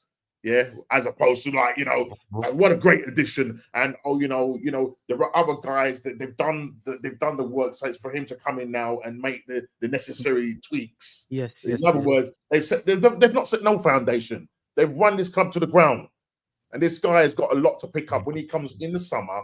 Yeah, because he's got to be dealing with contract situations. He's got dealing with people that's on high wages, people that are coming back from off loan to offload them. And then he's got to start looking at, okay, who we're going to get, because apparently, the guys, he's now that he's come in, they're saying that really they've really got their transfer plans already sorted, so he shouldn't really be having any say. It's just really a case of trying to get whatever that is over the line. Now, Sesko is one person that I don't want him to get over the line, because I don't want another. I don't need another project. Yeah. When you've got a guy that scored 42 goals in 42 games, what's the chances of him getting you over the line, or potentially, should I say, getting you over the line, than somebody that scored 10 goals in the Bundesliga? And then they want to pull down what this guy has done in the Portuguese league. Oh, it's not a very difficult league, yeah. Oh, but the Bundesligas are much harder. Come on, man. This guy has played in the Championship. A guy has scored 42 goals. Who would you take? It's a no-brainer. It's a why are people so frightened, you know, about he's a ceiling raiser? Sesko's a ceiling raiser. Forget about ceiling raiser. What's ceiling? Yeah, exactly. Unbelievable. Crazy. As well as when Berta does come in, we were talking about this earlier today, as well as all that, getting all the contracts and all sorted. He needs to, when Arteta goes like, I need a left-footed 8, he needs to say things like, well, you have Lewis Skelly here, he can play there, and I want you to try these lads first before I go out and spend a load of money. You have a lot of solutions here that you refuse to use. We need him to come in, and like that pick, he needs to say something like, you need to change captain. We need someone to come in and make these decisions for him, because he won't do it. We're talking about captains, we're talking about leaders, you know. And someone put up about the invincible season, you know, that when we had gone out of the Champions League to Wayne, that Wayne Bridge goal, and then we went out of the FA Cup semi-final to United when Scholes scored in the semis, and then we went 2-1 down to Liverpool. Martin Keown was on the bench. He did the halftime team talk. He said to Arsene Wenger, do you mind if I do it? And he fucking bollocked them. Absolutely bollocked them. And Henry went out and had one of the best performances you've ever seen. Got his hat-trick, that goal against Liverpool. Keown was, 38, I think, at the time. And he only played a few games that season. But he said, you know, and the manager was smart enough to go, yeah, you take it here, because Wenger wasn't a screamer and a shouter. And Keown just bollocked them for 15 minutes. Yeah. And Wenger went, you know, and that, in a way, that's, even though Wenger said nothing, it was brilliant management. He knew that Keown would give them a bollock, and he knew it would work, and he let it do it. And you can see the second half, it was a different story. We went unbeaten. You know, so sometimes a manager needs to take a step back and go, I need a captain. I need a captain on the pitch. I heard Rio Ferdinand talking about, you know, leaders on the pitch, and he said when he was at United, when he had Keane and like himself and Scholes and Giggs and all these players, that if Ferdinand felt the pressure coming on, he wouldn't look at Ferguson. He'd go, right, lads, come in for a while, lock up. You know, he'd make on-field decisions. Yeah. And he said if it worked the other way, then if Scholes or Beckham or Keane or someone smelled blood, they'd tell the defence, push up now, higher line, we've got these on the ropes.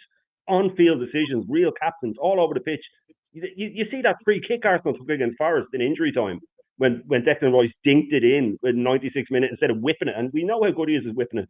And he dinked it. And it's him and Gabriel were walking off the pitch. They were at each other. And Gabriel was like, why did you dink it? And you could see Rice pointing at the bench.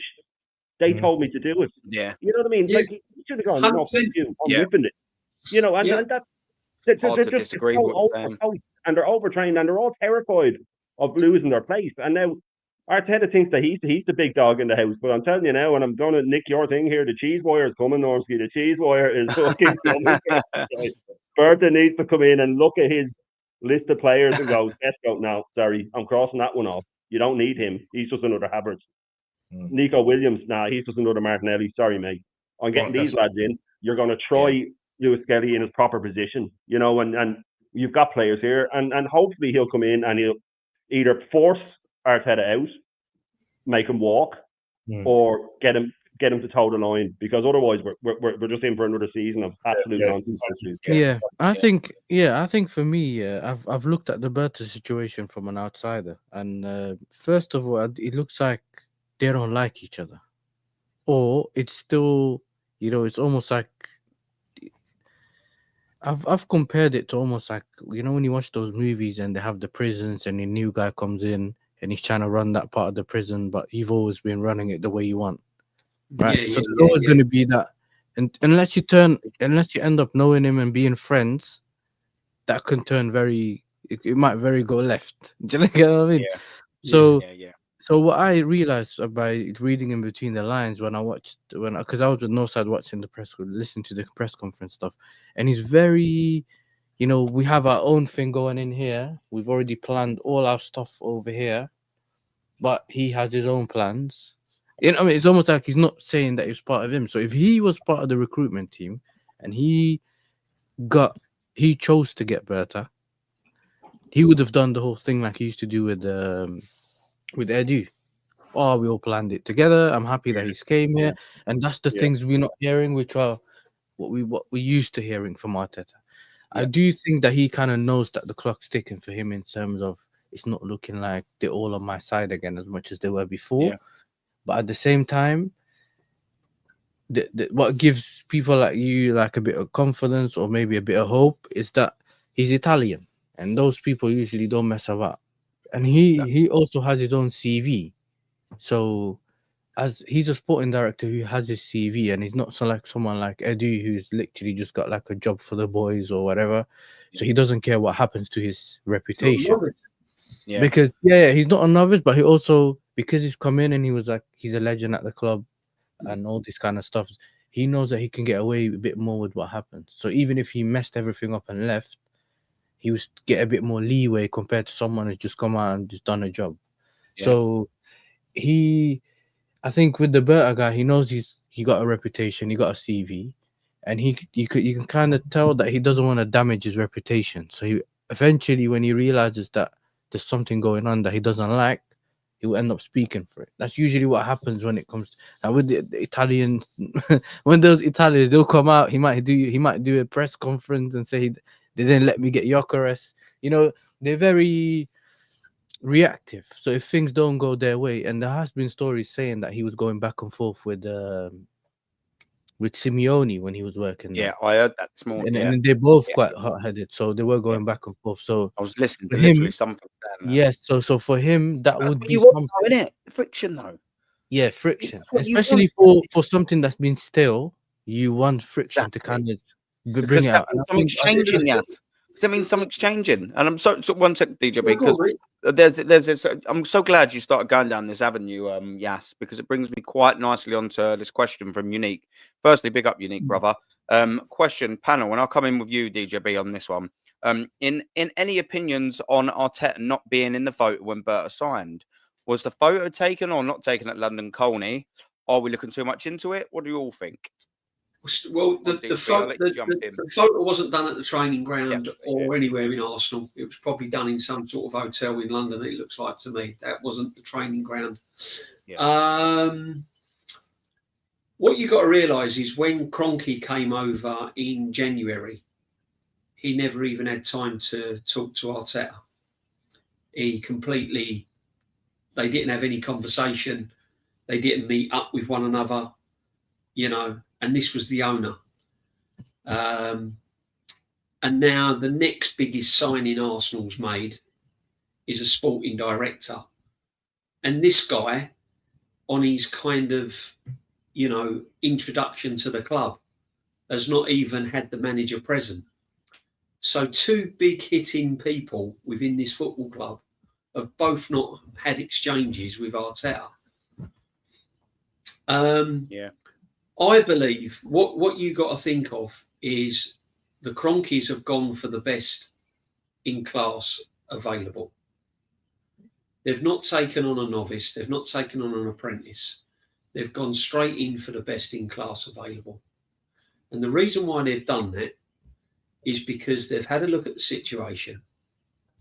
They know major trophies have not come to Arsenal. Yep. The 5-year process is up. This guy has pulled the wool over their eyes and got a big contract out of it. They've looked at the money that the club has had, over 750 million. And they've probably gone, we need to act here. So they've brought in this Berta guy. And if you look at the Kroenke, what they've said on the appointment of Berta, they've not even mentioned Arteta in any of that. They've not said we've brought him in to work alongside our manager, Mikel Arteta, who's done a great job, etc., etc., etc. They've not mentioned Arteta at all. They've told us everything about Andre Berta, his experience, why they've brought him in, etc., etc. So what you got to realise is that these guys now are thinking, this is it. This is the buck stops here now. We're bringing in this guy. He's got a lot to sort out, and Arteta's it's sink or swim time for Arteta. He's either just got to coach the team, which he's employed to do, and butt out of all the signings, or he's going to have to work alongside this guy and accept what's going to be needed. Because I believe that in January, Arteta was told that he can't have no money.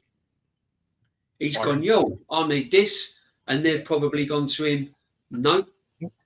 Because I believe that this Berta deal was done in January. I think this was done ages ago. I think they knew Berta was coming in then. And I think that he's gone and they've gone, no, there's no more money for you. You've had your £750 million. There's no sporting director in place. You're going to have to wait. We're going to bring in Berta. This is what's happening. There's no money to spend. And all the Watkins fiasco that went on was just a smokescreen. That was never, ever happening. I believe Arteta was told he never had any money. Yeah. And I think that this guy's going to come in and Arteta's going to meet his match. He's not going to be able to corner him like he did Edu. It's not going to be the blind leading the blind. He's going to turn around and say, I want this, this and this. And Berta's going to go, no, you're not having that. This is what we're doing. This is the way it's going to be. This is what's happening. And he's either going to like it or he's going to get out. And I think it might be the end of Mikel Arteta. I hope because so. It cannot go on like this. We cannot. And I go on streams all the time and I listen to all the, people and everything else. But the bottom line is, after supporting this club for 50 years, I have never, ever seen a manager at a football club have £750 million and not win one major trophy, not win a league title. None of the managers have had what this guy's had. None. And the time has now come. I don't care whether people say we've progressed under this manager, finishing runners-up is progression. It's not. We are lying second in the Premiership and we have got tickets on general sale against Fulham in a North London derby. when Fulham are chasing a European spot, and we've got tickets on general sale, and we can't even sell them. Mate, And this is a 5-year progression. 5 years under this manager, and we are runners-up in a football league because Chelsea had dropped off, Man United are in the mud, Spurs have dropped off, etc., etc., etc. God forbid if them teams had got their act together, we wouldn't even be second. yeah. So But listen, it won't happen next year, DJB. it's the facts. We're This lucky man's this year. going to come in. There's going to be some heavy stuff going down. And I truly believe that this manager will not be at the club. I will be very surprised if we don't hit the ground running from August up until Christmas this year or next. If we don't hit the ground running, he could even be out by Christmas. Yeah. No, That's facts, what mate. I'm gonna bring this on to Shane, and then I'll come in with NORMSKI, either with something else or tying on with this. Liam Smith put out a great comment that I like. This is what Matty said, our Southern brother, said about American owners. The owners will not sack the manager; they will get somebody else in to do their dirty work. What do you reckon on Absolutely. that, Shane? That's Yeah, what he's there for. obviously we're talking about Berta. Up steps Berta, he's saying, Liam Smith. That's what he's there for, yeah. What do you reckon on that, Shane, man? That's the way they work, and I'm glad for it, you know, and more power to them. I mean, their sort of money, they shouldn't be getting their hands dirty anyway. You may as well pay someone else to do it. And you know, we were talking about this earlier that we were reading into the press release, and a few people on Lee's channel, DJB and stuff, were doing the same today, where Arteta's name wasn't mentioned once in it, you know, when they were talking about, and those press releases, they always have those templates. You know, we can't wait to work with him, and he has much respect for Arteta and all this stuff. They didn't mention him, but you know, on the flip side of that, then Simeone released a letter we were talking about this. He released a letter describing his time with Berta, and the thing that he said was, and I think you this I might have got to stop your video, NORMSKI, that you put up today, wasn't it? Where yeah. He said that he said sometimes we didn't see eye to eye. That's right, yeah. And I was listening to your video in the car, and I was like, that's brilliant, because like, if he's saying that, if Berta will go up against Simeone, and Simeone takes no prisoners, man, takes no prisoners. If Berta's is not afraid to go up against him, when he comes up against the Spanish waiter, it's going to be an easy battle for Berta. But yeah, the American owners, if they want to get someone in to do it, I mean, they've got other businesses as well. You know, they've got over in America, they've got their who is it they have again? They got the Colorado Rapids, didn't they? I think is it Denver Nuggets? Am I? It's the Denver Nuggets. Yeah. So they have the Nuggets and they have the Rapids. Probably a couple of other little bits in other sports. They have other things to deal with. LA Rams. That's the one. They've got Don Berta in. They've got Don Berta in now to mind things while they're not there. You know what I mean? And that's fair enough, because Arteta needs a babysitter. Yeah, you know, and now he's got one. You know, 100%. Yeah. He's stolen from the cookie jar one too many times, but he's going to get a good spanking now off. I mean, those three clubs that they've got in America, yeah, massive clubs, right? Right, and that's their baby, right? Now, obviously, listen. I mean, we can turn around and say when Stan came over and said, like, you know, I'm not interested in trophies, just whatever, yeah, but I don't think he would have the same standards for the teams that he owns in America. I'll tell you that now. They want to win. They want. Look at the stadium. That Sophia Stadium. Look at the stadium they built. Look at that stadium they built, mate. State of the art stadium, one of the best stadiums in the world. Yeah, but NORMSKI, they still hate him over there because he moved the stadium from wherever he moved it from. When he said he wouldn't. So basically, they don't really like him at LA. They don't like him in LA because apparently he moved the stadium from somewhere he said he would, and he moved it somewhere it's almost like moving it from London to Watford or something. And they were a bit annoyed about that. But they did win the Super Bowl, if I don't forget, a couple seasons. That's right. Yeah, he did. Yeah. So they had him with Vince Lombardi trophy. Yeah. But what I'm saying is that at the end of the day, these guys want their teams in America to win, all right? And I don't know if they did a trio with all the teams that they own. But coming back to the team era, right? I think Josh you know, you don't go and because the type of character that they've brought in, yeah.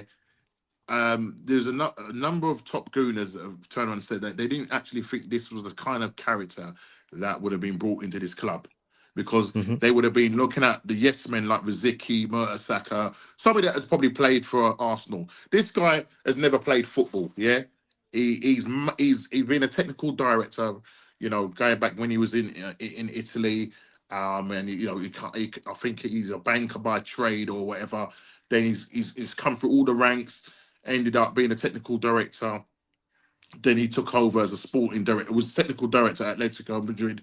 Then he changed from that to a sporting director. Did 12 years there, and you see the sort of business this guy has done in terms of, you know, his transfer business, absolutely top class.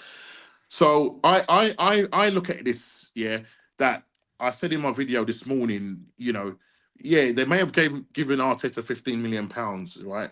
As what you call it, to say well done, whatever. But I think it's more like a rope that they've given him, right? Yeah, because I think they've looked at the books and they said privately this can't go on. And if you notice, like even in the conversations and in the presser and when they were talking, you don't hear no mention of Arteta's name in there. Like it's you know, it's not there. And I think that they've given this Arteta enough rope to hang himself. The £15 million noose, I call it. Yeah, that's the next one. The £15 million noose, because I think that this guy, if he doesn't perform to the level that the sporting director wants, then I think this is where this is where things will go downhill very quickly for Arteta. Yeah, I agree. And for me, also one of the ways I was looking at it is that he obviously, I think he's first assessing to see what the squad's on, so he'll see what players he's got and what he doesn't have and stuff like that, and then probably slowly, if he's asking for what Shane said earlier about he wants a left 8, well, use Skelly, you know what I mean, use this guy. So he won't be he will also be managing the funds, but also managing the squad and seeing who's going to buy. But for me, it was more the personality thing. I'm looking at both of their personalities and at the same time saying the way Arteta moves can get you angry quite quickly. You know what I mean? It's just that he looks like he's been reserving a lot of stuff. So if you really watch Arteta's stuff all the time and watch his body language, you know that he's hiding stuff and just giving you something that has got nothing to do with what he's doing. I think he knows that he hasn't been winning for 5 years. So I just think he's been trying to act like he eventually will get to winning. That's what he thinks. I think it's similar to the top gooners. He really believes that he will be winning soon, and if it's not this year, it's next year. So it's one of those things. Yeah, so I think he will ruffle his feathers, like NORMSKI said. I think he will, and if he's actually, here to do what what we all expect him to do, the sporting director, then he should be, very strict with his approach and stuff like that. And not letting him get away with it. And I think Arteta will give way before Berta in terms of he won't be able to handle someone looking over him when he was free the whole time. That's like you be living alone doing whatever you want, and then I don't know, your parents come and live with you and tell you to go sleep at 9 and stuff. You know what I mean? You're like, well, I used to sleep whenever I want. Do you get what I'm saying? It's like you've had the freedom, and now someone's kind of taking the freedom away from you. I think not a lot of people can handle that. I think he doesn't seem to be able to handle. He doesn't seem like the personality that can handle that, in my opinion. So I do think, I think that's important, and I think they have chosen the right personality, because it has to be someone that can be. Here he is. Oh, he can be better than Arteta, or someone that doesn't fear him and his power. Even though Arteta does have the press and the top gooners behind him, which Berta doesn't have yet. But for him, it's more his actions will prove that.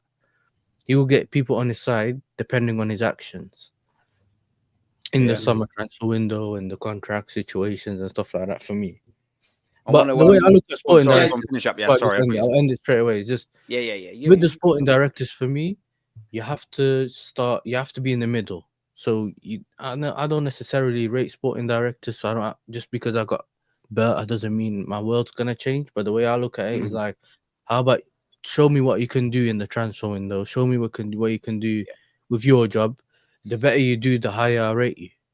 Because yes, you have a good CV in the past, but what are you gonna do here? That's really what matters. Do you know what I mean?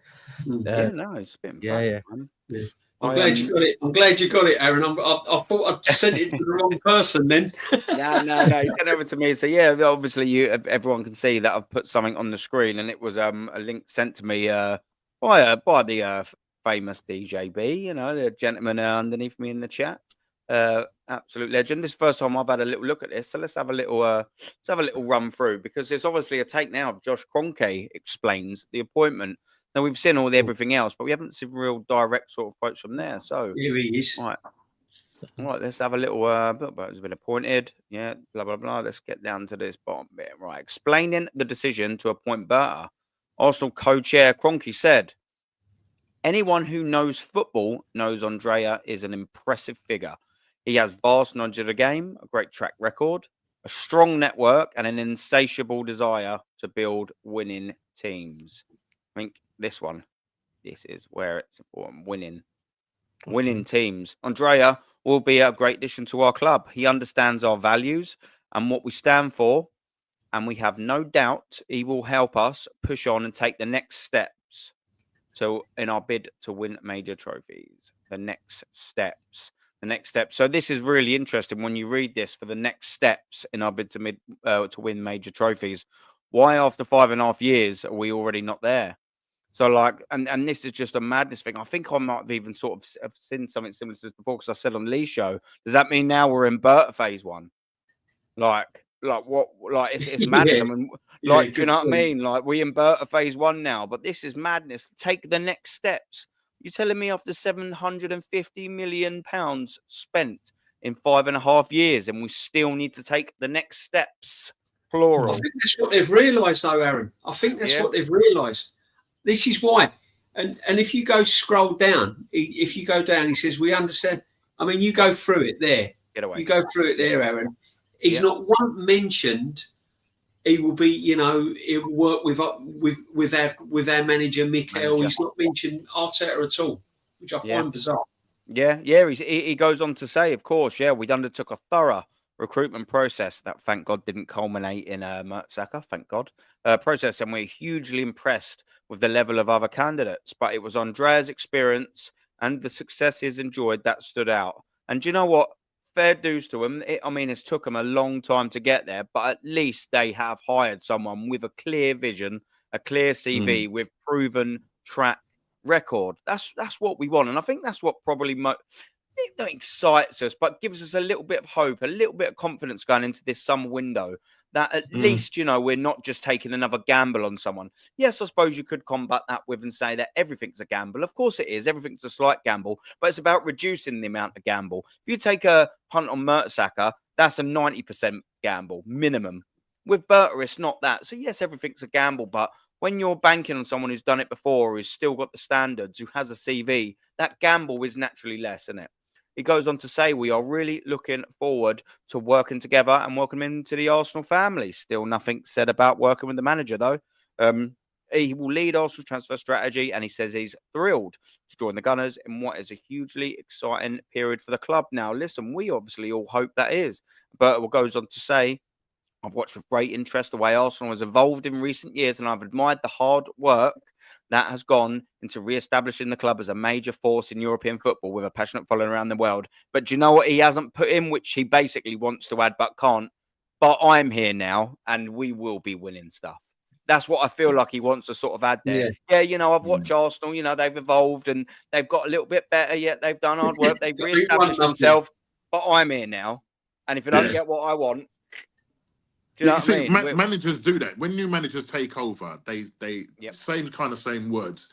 In other words, they kind of praise what the old regime has done, but they really want to say is actually, they've done well up to this point, but I'm now going to take it to the next level. Yeah. Really, essentially, that's what he's saying. That's what he's saying. He's observed. Yeah. He's observed. Yeah. That's what I get from that.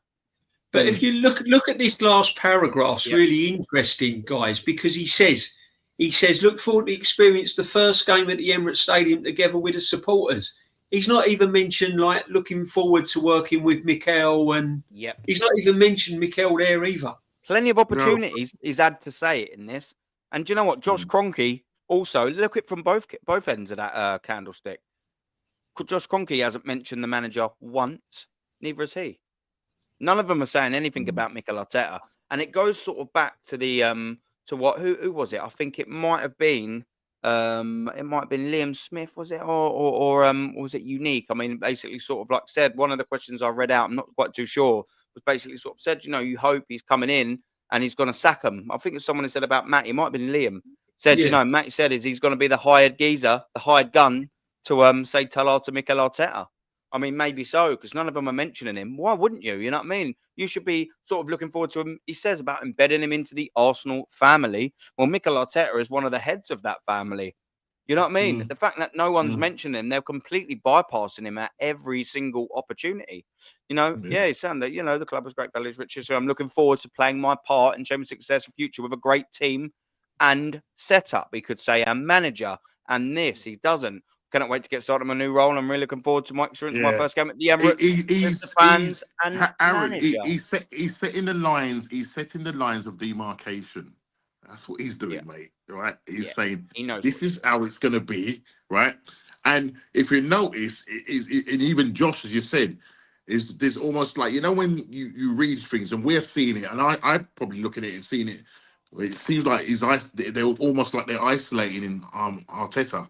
Yeah, in the very words that are being said. Yeah. No, why would you not, in the whole of that statement, not mention Arteta?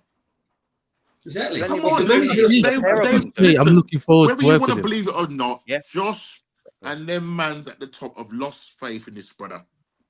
100%. They've lost faith in him.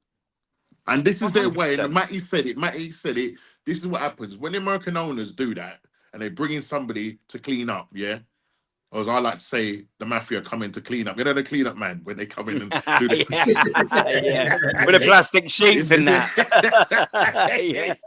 Plastic sheets and the mops and the spray. Yeah. Get rid of all of that nice blood under the UV and all of that.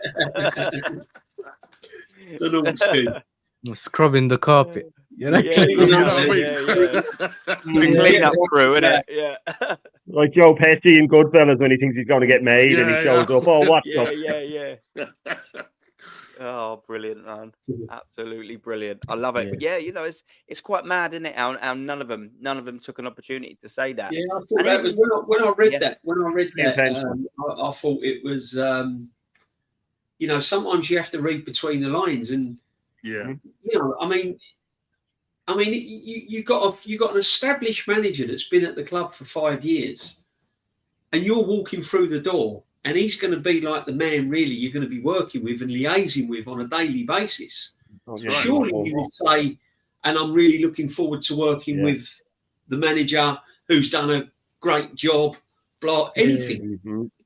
You would, wouldn't you? I mean, if I started a new job and there was like your man at the top, and you've just walked through the door, and they're sitting you down, and you're going, "Are you looking forward to working here?" And you'd go, "Yeah, I'm really looking forward to working with Mr. X. You know, he's done a great job, and I can't wait to get stuck in." I just can't. Do you know what I mean? And on top of that, with Kroenke coming in January to the training ground and not even sitting down having a cup of coffee with a manager, not even. You know, and even Arteta said it in the press conference. Oh, I didn't have time, or I didn't see. It's all a bit weird. Like they're both ignoring him. You know, it's like they're like the bullies. It's not weird. It's not weird. I think this guy has had so much PR and so much protection. He's pulled the wool over the managers. He's pulled the wool over the owner's eyes, and they've just run out of patience with him. Yeah. Looking a bit knackered here, isn't you, Mikel, man? He's looking a little bit run down here, Mikel. What's going on, man? Just the men's been rubbing off. He had black. He looked like the Lego thing when he first started. He had black hair and everything. Now it's all white. It's Captain Black. What? Yeah. So what's going on, man? It's got to repaint it, I think. Must do. Fuck it, man. What's going on? The thing is, here, though, like? the sporting director won't fix anything on the pitch in terms of what happens in tactics wise. So eventually, I'd once like they to get know what everything Ian else said done, about they might still Cole. have to get rid of him. This is You know what I mean? exactly If he's what not I'm good enough. doing. This is exactly what I'm doing, DJB. So look at this from the other angle, yeah, boys. So this is only just come out today, I think, 31st, yeah, by good old Stephen Wright. Quality. So we've got here. So this is straight away. Yes, I Yeah, think it's a big addition to the club, a big addition to the team that already. And listen to how he swerves it and adds all his mates in instantaneously. Look, Aaron, a team that's what that I is said. already formed with a lot of great people. Richard Garlick is leading it, Yeah, obviously, but as he's well with man, James see? King, He's man. Jason Ato, a lot of people at the club that have been doing such good work. So Yeah. you look at that. He's gone, yeah. But look at all the people already here that are doing a good job. Straight in the away, corner. just nicks away from it. And then he goes again. So it's all about building the chemistry. And I believe Josh Kroenke has been fully involved in the process as well. Basically to say that he hasn't. He's been shunned out of it. I believe. Why does he only believe that Josh Doesn't even Kroenke know. is? You Because should he's not know. part of know. it. He only Exactly. believes he ain't got a clue. Josh Kroenke has been fully involved. Fully involved there. ARTETA. If your owner's fully involved, that means that no one else has really had a lot to say about it. Exactly right. And then it goes on to say, you've all just met him. Straight away, the words that come out of us are about winning. Winning, Mikel Arteta, winning. Not just improving. Look at what he says first, winning. He comes out with winning first, improving is part of it, but winning, yeah. He's a person who's very honest, straightforward, and very clear vision of what he wants to do. He was so willing to join us, which is a very positive thing. Not for you, though, because you're going to be handed your P45. Though it probably does come with a 40 million payout, to be fair. So I'm sure you're not crying all the way to the bank. We've had many other possibilities, and he's chosen to come to us whilst Arteta gulps. And now it's about giving the support and understanding the situation context right away. And for him to start doing what he's already done for many, many years at the highest level. And it's very impressive. And here we go. He was asked here as well. I'll finish this last little bit off. Also, Bertie was a hugely respected figure in football, bringing him the wealth of knowledge and experience and can unlock potential in the transfer window. So transfer window. Well, we certainly believe that he is someone who's going to impact the club. Why didn't you just answer the question? You weren't asked how, to a scale of 1 to 10, how big his impact was. You was asked if he can unlock potential for you in the transfer window. Oh, yeah, he's someone who's going to have an impact at the club. We didn't ask you how big an impact we think it was. Why didn't you just answer the question, Mikel? And then he just still swerves the question here, talking about his experience and charisma and personality, and he strives the wheels to win. Still haven't answered the question about the transfer window, though, have you, mate? This is going to be very contagious. Still ain't answered it. It's very much instilled in the football club, especially from the top, because it's what we want to achieve. Still ain't answered it. And waffle. The next paragraph. The good thing is, a strong team that we have in place. Oh, yeah, that I've built, he's saying, that I've built, and all the work and the recruitment, Jason James and all the boys have been doing. That's the paragraph there, right? That's the paragraph. When he says the good thing is the strong team that we've already have in place. So what he's basically saying there is, I've already put a strong team in place. This man can come in and not really have to do a lot. Yeah.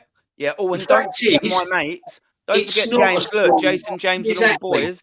We've already done it, but the fact is, guys, we've not got a strong team in place because we've got a defensive midfield player playing as a striker. We've also got our main striker as a midfield player that we paid 280 grand for, and we bought 65 million, and we haven't won nothing. So there's not a strong team in place. So what's he on about? But don't worry though, mate. He's looked after Jason James and all the boys though. They're all looked after. Yeah. Look how his name. It's got to mention them twice again.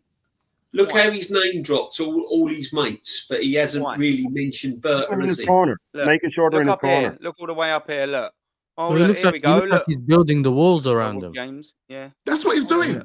Yeah. Listen, he's building the wall around. He hasn't really mentioned Berta in any of this, has he? He's just sort of said him, he. No. Impressive. Yeah. You know what? Trying to see who's on his side. Sorry, Shane. You can now go. No, you're all right. Go on. Mate. So I think with this, I think part of the cleaning up thing is because they've given him that contract before, which is the one they gave him in the summer, whatever it was, just before. They know that it's going to be expensive to get rid of him. So obviously they got Berta in. I think that they want to, with one way they would get him out is to rattle him out, make that job they want him to not enjoy the job, if that makes sense. Yeah, yeah, yeah. I mean, Ruffle. you can already tell that he's on the defensive. He's annoyed that this guy's come in and blah, blah, blah. And then they kind of want him to end up leaving, which make it easier because then they don't have to pay him the rest of that contract. But do you know what? Do you know what? Yes, here the problem is with the Arsenal fan base, right? Mm-hmm. Is if Arteta goes and the new man comes in, the Arsenal fan base, like they did with Unai Emery, your top gooners will turn on Andre Berta. Yeah. They'll start saying, this Berta guy, he's been no good for the club. Since he come in, Arteta's now gone. We've lost this player. We've lost this player. And what they'll do, they'll start turning hatred towards Berta. Because this man, in their eyes, can't do anything wrong. Mm. So if Berta comes in, sorts out the paperwork, sorts out the signings, put everything wrong that's right, and Arteta don't like it and walks, your top gooners will start getting on Berta's back and blaming Berta. And then after Berta, it'll be the Cronkies. But I think it depends for me whether he walks or gets sacked. If he gets sacked, I think they'll definitely turn on him. But if he ends up walking, I think he'll walk. I think he would walk. I think he would walk. I don't know. He's an narcissist. You know. Yeah. Did you as well notice he still never answered the question about the transfer window? He swerved, and that's why as well he's bought in massively. And you look, he didn't answer it whatsoever. Not even in the remote slightest bit. He swerved it, the whole thing, and just picked up all his mates instead. Yeah, clever, very clever, isn't he? He is. I mean, you have to admire you have to admire the way he deviates on questions. He's got that He'd make a brilliant politician, wouldn't he? If he ever gave up football, he could go back to Spain and get into politics, couldn't he? Yeah, he'd be brilliant. He'd be brilliant. And it's a hair for it, isn't it? Can you imagine the following this bloke would get? It'd be brilliant. He promised everything. Promised everything under the sun. Like he did with Willian. I'll get you the Champions League in 3 years. Never followed up on it. Didn't even keep him for 3 years. Turned Sterling into a superstar because he coached him at Man City. He was going to bring the best out of him when he came to Arsenal. Yeah, how did that go down? It's interesting when you start getting towards the end of it, when he starts talking about, I'm just trying to make it big on my phone, when he sort of says, I've been doing everything is prepared, and then the planning has to be tweaked, because when what you plan and you execute most of the time ends up being a bit different, but the direction, the vision, and what we want to do is clear.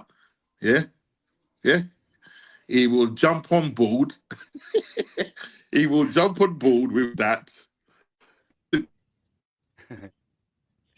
It's almost the same. This is what you will do. You will jump on board, and hopefully he will twist it to make it better. That's why he's here. It's our plan. It's our plan first, and then you can tweak our plan. So that's what it. At the same time, I look through this. But what it's also saying is that he's trying to tell. Well, technically, he's trying to tell the top gooners that we have a plan, but if it doesn't work out, it's Berta's fault. Yeah. Because he's come in and messed it up. Yeah. That's kind of what he's trying to do. If you from what he does that with everything, though. Yeah, so he does that with everything. Every question he saw that where he put it on Saka about the injury. You know that he wants to come back, and that that he does it with the youngsters as well. He takes credit for the ones that are a success. And then when we got rid of Obi and Heaven went to United, when he was asked about that, he said, "Oh, I wasn't really involved in that." But he's involved in Skelly being a left back. But when the players leave, he's not really involved in that. Yeah, that's a he's great only point. involved Quickly in the before right we move on, things, yes, one sec. Sorry, just quickly before we move on, Shane does need to shoot off. Your link not only is, of course, in the description. I've just put it in the chat. It's clickable. People go and show Shane some love. Where can we see you and what you are up to tomorrow, my friend? Yeah, I'm off to, like I said, getting a flight in the morning now over to London to watch this shit show against Fulham, and then I'll probably put up a video then when I get back, just talking about the experience and stuff like that. And then I'm on with Rashid the morning of the Everton match to do a pre-match. And I have a couple of other pre-records coming out in the next few days. I'm on to the decade, the 70s, and I'll be doing the 80s as well this week, comparing them to football now. And a few shorts here and there. And so big up to Yasser, and big up to NORMSKI and DJB and yourself, Aaron. Thanks for having me on. Take it easy. And have a safe flight, my friend. Yeah, boys. Yeah, I might bump into you tomorrow night then, Shane. See you later. Take it easy, brother. Okay, mate.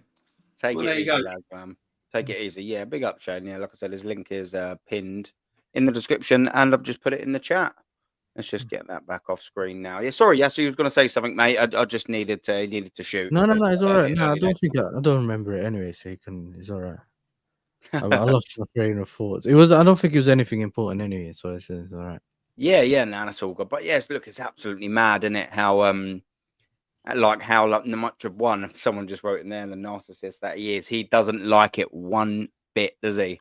Mikel Arteta, you can just feel it through that press conference and that you know, that interview or whatever it was. You can feel the dislike seeping out of that man's body, can't you? Out of every single pore in his face, he is not happy. It's weird though, because for me, I've always been like, I don't know. You know how you can always sense the traits or the things you're good at, and some things you aren't good at. I've always been good at sensing people's like behaviors and stuff. But then later on, I went into security. So we used to do things like, I know it sounds so weird, but we used to do this when we used to work, where we used to kind of guess who's going to end up stealing and who doesn't. And we always get it right. If you're good at it, you always knew, okay, this guy's very suspicious. He might have something on him. And then when you check the cameras, he stole something. And it was like, I kind of carried some of that with me when I done other things. And I'm kind of, when I watched Maresca's interviews, for example, and he's a bit more direct, and he'll just tell you the player's injured, or the player's available, or he's playing or he's not playing. And then when I get with my Arsenal friends, or get you and I watch some of the stuff, you know, the Arteta interview or this and that, and I'm like, it's like a circus. You know what I mean? There's always something going on, whether it was the dating show a couple of days ago, or this guy saying this, or the Saka thing. Because remember, everyone was trying to tell me that it was fake, but I could sense that website was not fake because someone cut it. Remember, because the image was a bit cut. But now everyone's reporting on it, like BBC and everyone else is reporting on it and promoting it. So there's always something. Sorry, DJ. Yeah. I mean, the thing is with Arteta, he's just see, he came in and he said like, and he did. I mean, the way he came in, you love the Arsenal behind him. Yeah, look at that. I mean, do you love the Arsenal? 5 years old. Do you love the Arsenal? I do love the Arsenal, but like not in that way, man.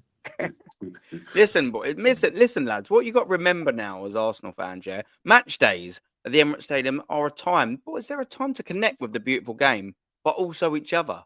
And it's for this reason that they are launching a new dating show that celebrates how a shared love of football can prove a catalyst for change, Eva Gazidis, a catalyst for an even deeper romance. Wow. We are calling on our single supporters in the UK to apply and be part of the production. Cringe, which will involve, attending a blind date with a fellow Gooner centered around the Arsenal game. Full Arsenal.com website, by the way. Arsenal.com. Yeah, this one's no shit. I know what. Go on, JB, go on, mate. Can you imagine going on this? I mean, it's like cringing, isn't it? No, but who sits down? I can imagine people go. Yeah, some people. Who sits down and thinks of this? Who? I bet you any money you see. I bet any money you'll see someone on there you know from the stream world. Someone will be on there. I'll guarantee it. Someone will be on there. So what happened at Chelsea was, I think they started to bring in a DJ at half time and everyone lost it. So imagine if they started saying there's a dating show. They've definitely tapped into the emotions. Yeah, which is it's quite scary because, you know, when you listen to some of these top gooners, the way they're talking, it's like almost like this guy cannot do any wrong. And I think it's a bunch of psychologists that run this club. You know, I mean, that's what I think it is. Right? They sit in this room, right, and they put on these like special screens with like. There you go. Here we go. Listen, Aaron's about to sign up. There you go. Look, you sign up, Aaron. Go on, put your name in. There you go, Aaron. Aaron's about to sign up. We get the name in, you know, put the DJ, enter the phone name in, you know what I mean? Pronouns. Listen, I will go on the show as long as you give me the right pronouns, you know. Them, yeah? I'm a them, okay? You must get my pronouns right. You know, I'm not willing to disclose, so you know. We're gonna non-binary on this and all of that. Do you know what I mean? What's going on? What are we though? It's all there, NORMSKI. It's all there, mate. Look. Listen, I'm going to man seeking a woman or man. Look at that, NORMSKI. Not applicable. Yeah, I'm not a man or a woman seeking anything. I'm not applicable. I'm a unicorn. In it, you know what I mean? I identify as a penguin. So yeah, you know you change it, man. Why can't we find penguin looking for penguin on here? Like I don't identify as a male or a female. What's going on? Aaron, just change it. Man, you know what, right? Look how many boxes you have to tick nowadays. Back in my day, it was either like a man seeking woman or woman's. You know what I mean? That was it. End of. Job done, isn't it? Yeah. None of this freaking like man seeking man or woman malarkey. Yeah, we got all. I don't identify as any of them either. Do you know what I mean? Aaron, have you not found the man seeking a trophy? Yeah, that's yes. Yeah. Man seeking a trophy.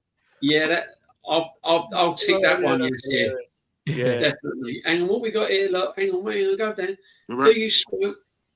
Oh yeah, do you smoke? Yeah. Do you smoke? Do you vape? You know, they got to be inclusive of Generation X, isn't they? Do you drink? Yes. My partner would say too much. What made you fall in love with Arsenal? Yeah. What are you looking for in a partner? Someone that's going to go to the football and shut their mouth and don't talk. Yeah.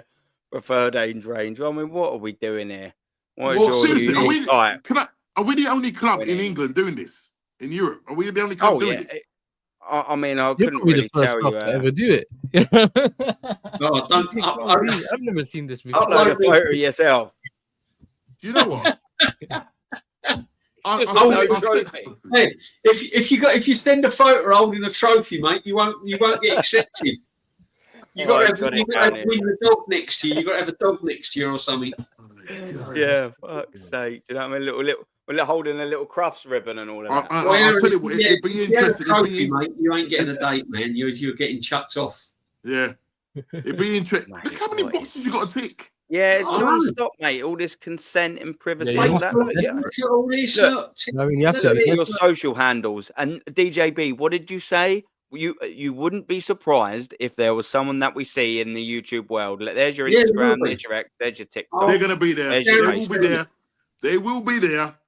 I'll guarantee there'll be someone on it there'll be someone. I'm telling you. From AFTV, they will be there. Oh, 100%, mate. It's mad, isn't it? What is this all about? Look, it just can't get any more cringier. Look, how long have you got to apply? If you'd like to be a participant and are up for the opportunity of meeting your perfect match, what we're doing here, please complete the form below. Look, you got till April 11th, everyone. April 11th at 11:59. You know what I mean? You don't want to miss an opportunity of a lifetime, mate. Do you know what I mean? I'm going to have to do that tomorrow, mate. I'll tell you what, I'd sooner take my chances down at Tesco's. See if you can just bump into one of the old doing the old weekend shop little biddies or something. Exactly, you know what I mean? Do you want to have me shopping, love? Do you want to have me in your shopping in the car?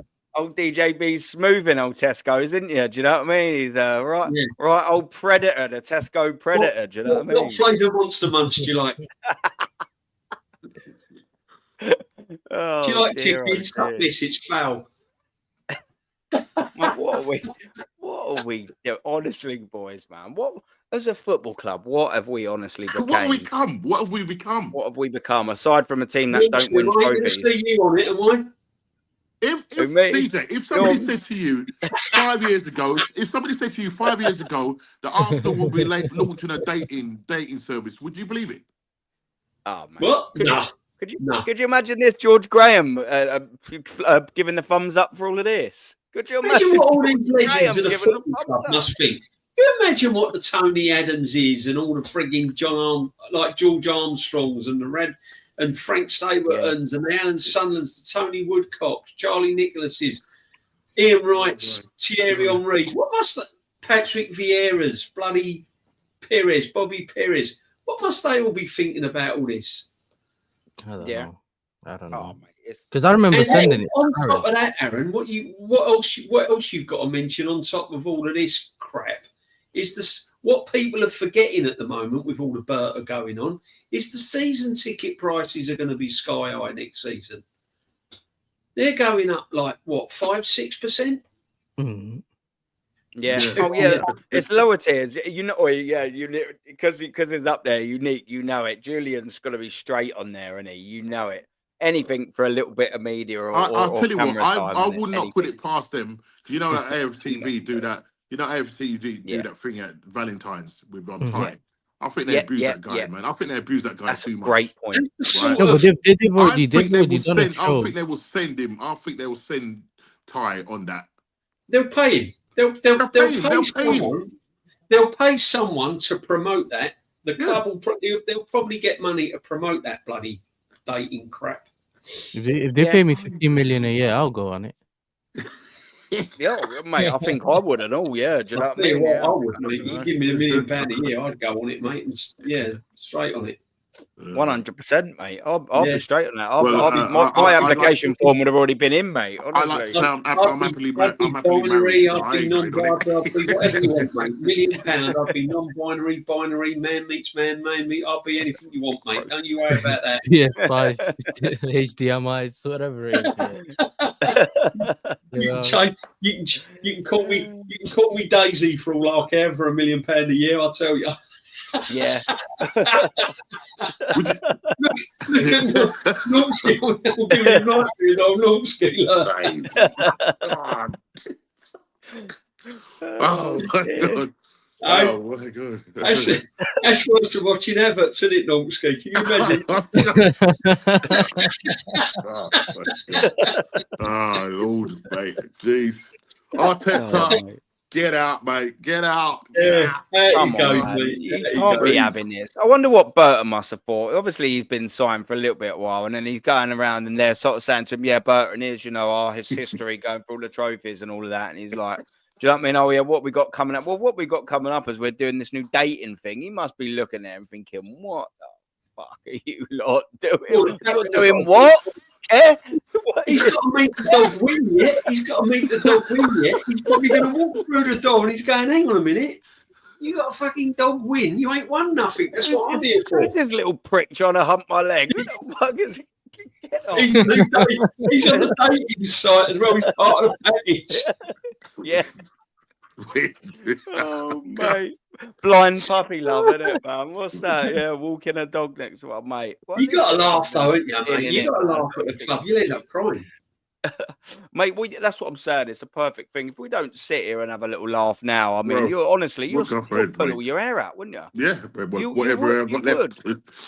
Like, who's gonna go? Honestly, talking serious. Who's going down the pub? Yeah? You're gonna have you might have Aston Villa that could win one of 2 trophies. You've got Newcastle fans going down the pub, giving it the giving it the beans. You could have Man United doing it. You could even have Tottenham doing it. God forbid. What are we going down? Have you seen that new dating app that we've launched? Come on. Can you imagine? Can you imagine the end of the season? Right, Chelsea are going to win the Conference Cup, right? Apart from West Ham. Right, you're gonna have. Imagine if Spurs or Man United win the Europa League. Yeah. Man City nick the FA Cup. Liverpool are going to win the Premiership. Can you imagine it? And Aston Villa gets to the Champions League final. Can you imagine it? And we've won a dating cup. And we win. Yeah. And we end up with a date. Yeah, we end up with a date. Arsenal, man. We've matched Barry and Edith together. Do you know what I mean? They've been going to the Arsenal for 55 years. Oh, great. Yeah. But you know what it is, Aaron, as well, yeah? On Twitter, there were people, obviously the videos from the Newcastle parade was going around. There were some Arsenal fans saying, well, why are you parading a Carabao Cup? And I'm like, that's leave them alone and let them do what they want. Exactly. Those fans on Twitter should be embarrassed. They should be embarrassed, mate. Absolutely embarrassed. That's what football's all about, mate. That's it. All about that's the metric. Nothing that's the metric. Absolutely crazy. I'll do the He's same. It's right. like if we win the Conference League, I might come to London and go to the parade if they do a Love parade. Island FC. I don't care. Yeah. You know what I mean? I Trophy. don't You care. would have completed the European trophy set. Yes, that's There's something that was one of my that our only club haven't reasons. done. So we're laughing Oh, at you guys. yeah. We're laughing at you guys winning the Conference League. What have we done? I'll take the Conference League. That's how desperate I am. Honestly, I'm laughing at West Ham fans winning it, but I'll take it, man. Honestly, But the thing is this: I know that the Conference League's easy to win, but the only problem just want a final. because I know I'll be completing the set. It means it means much more for me in terms of I've won a lot of the European. Get that. Yeah, I get that. If you've won the European Cup and the Europa Cup and you want the conference as the full set, I'll get it. I get that. Yeah, look, Darren saying Bonnie Blue will go through the fan base in a day. That'll be the next. They'll sign Bonnie Blue up. Bonnie Blue up, mate. Yeah.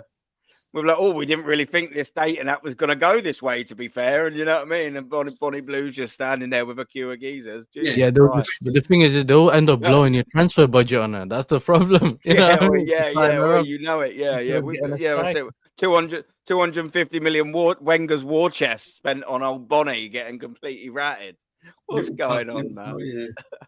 It is just crazy, though. I mean, but in all seriousness, though, I just want this Berta to come in. I want him to really sit down and really look at stuff and think to himself, do you know what? A club that spent this sort of money for the size of this club should be winning a trophy. Seriously. Do you know what I mean? Darren Sullivan said he might register Arteta because the only chance of a trans for. Good one.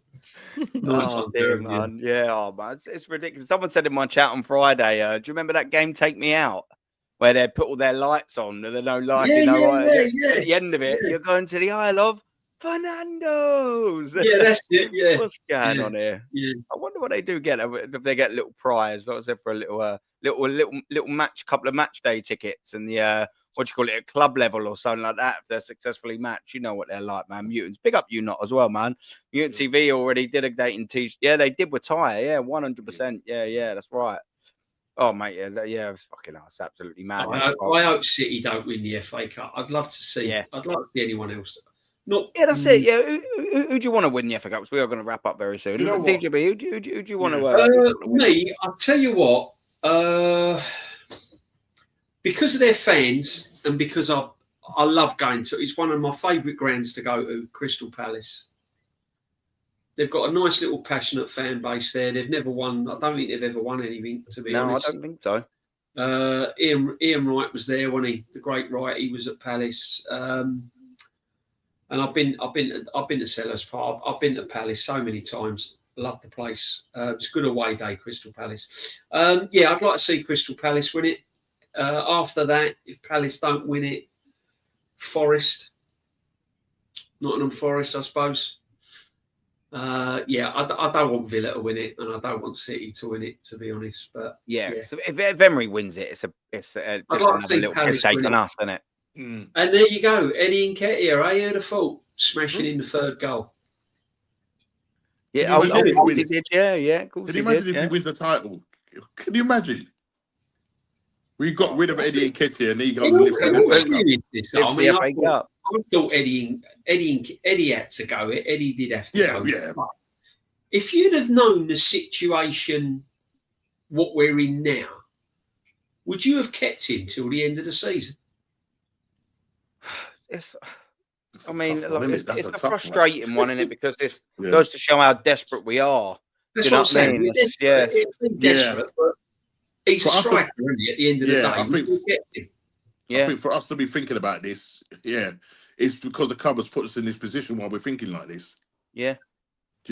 It's just honestly, it's just another line of frustration in it with his club, isn't it?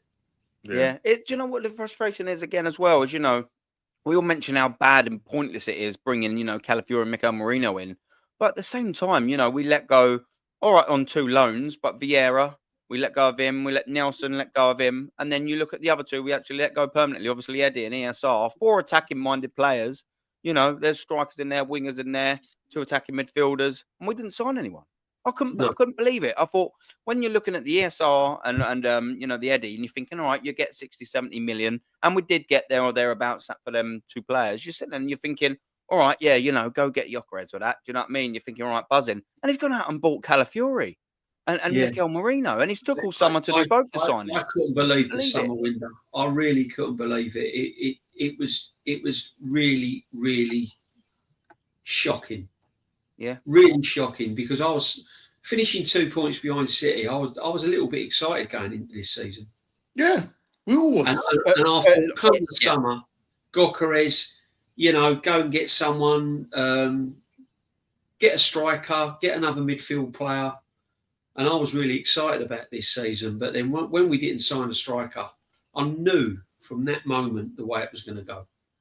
And like you, Alan, when he signed Calafiori and Marino, I'm thinking, what are you doing? We don't need them. We've already got players at that. We've already got players at the club that can do that job. Why do you need them? Mm. I mean, where's his mentality? And this is why I seriously believe he was told, you ain't getting no effing money in January. You ain't getting fuck all. Nothing. I'm not trusting you with any more my money at all. We don't blame them, do you? That was the best window we've had in ages, that winter window just gone, because we didn't waste any money. Yeah. Yeah, it was the best one, yeah. 100%. Because we didn't sign anyone. That's ridiculous in itself. Yeah. To actually say that out loud. Not signing anyone's the best window we've had in years. I mean, look at the goalkeepers he's signed while he's been at the club. And we still haven't got a decent enough backup for Raya, have we? What's his now like? I mean, I don't think he's that good, is he? In total, I think we've had we've had Ramsdale, Runnison, Matt Ryan on loan, Neto on loan. Obviously signed David Raya. We've signed that Setford. There's another young lad I can't think. I think he's had 7 goalkeepers. 7 goalkeepers and 5 left backs. And we still need another goalkeeper and another fucking left back, DJB. What's going on here?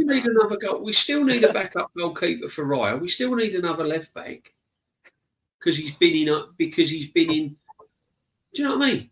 But all them times he signed these left backs, he had Skelly there anyway. Yeah, and he took all full credit for that and all. Don't forget that. That's naughty he was. He was like, yeah, you know, the moment I see Marsdale Skelly in training, you know, I knew from the first day at left back. I'm thinking there's geezers that have put 10 years on him. Have a clue.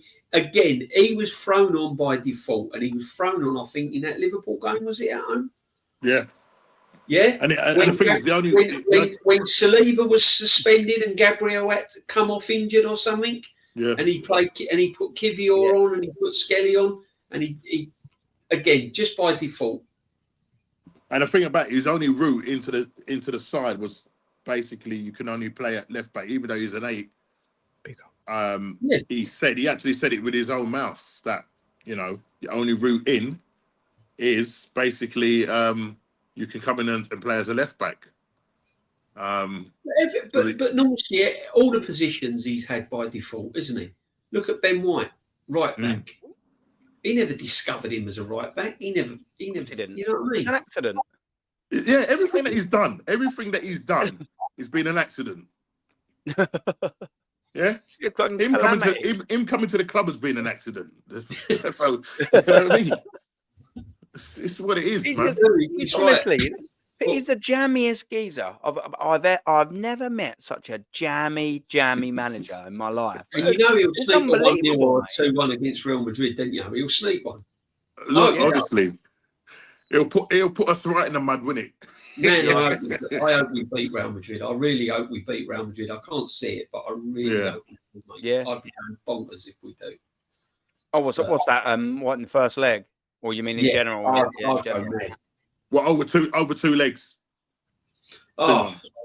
Do you know what? Just quickly, I want to hold on that point. I'm just going to read this out, and then I'm going to come back to that, DJB, because I don't want to just skim over that. It's a good point that you're making. Rashid saying, let me just get back to this one. Yeah, as soon as he sold Martinez, I knew he had no talent ID. There we go. Yeah, absolutely fact. Literally. That's that. Big up, Rashid, man. Big up, Big up Rashid. to you, Rashid, bruv. Yeah, Mertesacker, on the channel one day, mate. I promise you. Love the man. Yeah, no, he's good stuff, Rashid, mate. Good stuff. Dio, this is a great point as well. Mertesacker forced skill into the first team training in all likelihood. Yeah, Noneri too. That's what I'm saying. That's the point I was making as well, bruv. Big up to you, mate. Just the very fact that, like, Arteta's gone, oh, yeah, I looked at him in one training session there and you're a left back. Yeah, Mertesacker's put years into this geezer. There's other coaches in the Arsenal system. They've put years into him. He's completely homegrown. We ain't nabbed him. He's come through as a young kid. That whole setup's probably put he probably maybe joined when he was 6, 7, 8. He's 17 now. There's at least nearly there or thereabouts a decade put into that kid. And Arteta stole it by saying, yeah, I took a quick glance at him and he's a left back. What a pig. What an absolute pig Arteta is. Do you know what I mean? Like, honestly, man. Like Dio's again saying, Inter will explode if we beat Madrid. Yeah, I will come back to it. But yeah, you're absolutely right, mate. Gaza, big up to you, bruv. Faith lads. He's feeling Ari Burt this time, man. Like I said, I'll tell everyone. I'm sure we will. So there'll be a stream, obviously, straight after the summer window. Then we'll know what kind of impact that he's had, man. AFC Vigilante, big up. Yeah, big up. Aaron, what's the chance Arteta will even play any of the players? But I was going to come to this. Because I had starred it previously when you asked it. But it's a good point. What's the chance of Arteta even playing any of Bert's signings in their positions? Yeah, it's obviously under the assumption that Bert's coming in and he makes, say, 4 signings. Let's just say, for argument's sake, he does come in and sign a Gyökeres. I hope he don't fucking play him at left wing back or something like that, like he did. Like he did. Do you know what he'll probably do? Just to think, as I said, he'll rotate him because he's obsessed with Kai Havertz. He will rotate whatever striker comes in. He'll rotate with Havertz. That's what he'll do. Yeah, he'll find a way to get Havertz in the team. Yeah. You could have Harry Kane there, mate, and he will still find a way to get Havertz in the team. 100%. Yeah, 100%. He'll shoehorn him in. Like, absolutely. Look, to AFC, to answer it in fully, like, it's worrying. Like, I to be fair, I hope that Arteta ain't there too long to manage Bert's players that he signs in the summer. I mean, that's the best perfect answer. Do you know what I mean? I hope that he's not there long enough to manage them. See, I don't think personally that you're going to see. I don't think Bert's going to come in and go like bang, bang, bang. I think he'll give him a little bit of rope. I think he'll give him a little bit of rope to just play with, just to see what signings, and he'll go along with it, and he'll play a little bit of devil's advocate with him. And then when it all goes wrong, he'll turn around and go, "Well, hang on a minute. This is what you agreed on," and blah blah blah.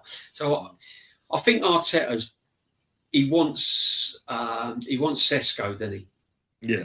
I mean, there's talks of COYG and all of that, but he really wants Sesko. That's the player he wants because it suits his system of playing.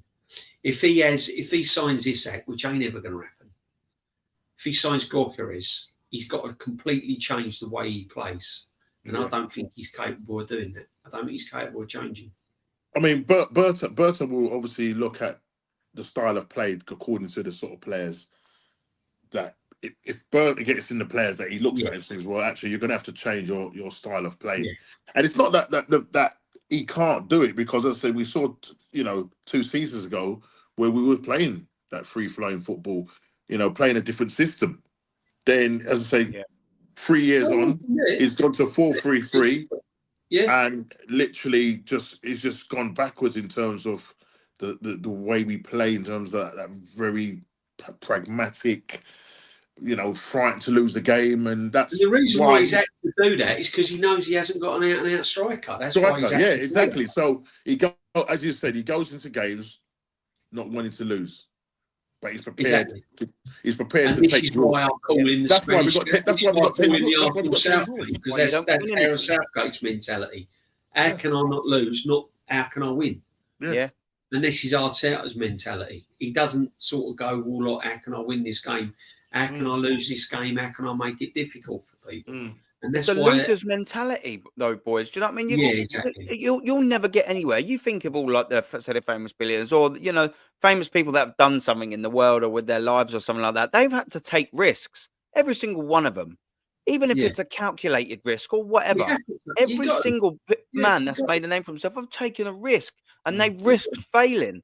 This manager's so petrified after that first season because he blew his load. And towards the end of that season, he's so petrified that it's going to happen again. He's just gone so round the other way and locked up shop and just be like, we won't lose, we won't lose. Well, the thing is, it's all right, it's all well and I know it's a contradiction to the defences win title sort of thing that Fergie said all them years ago.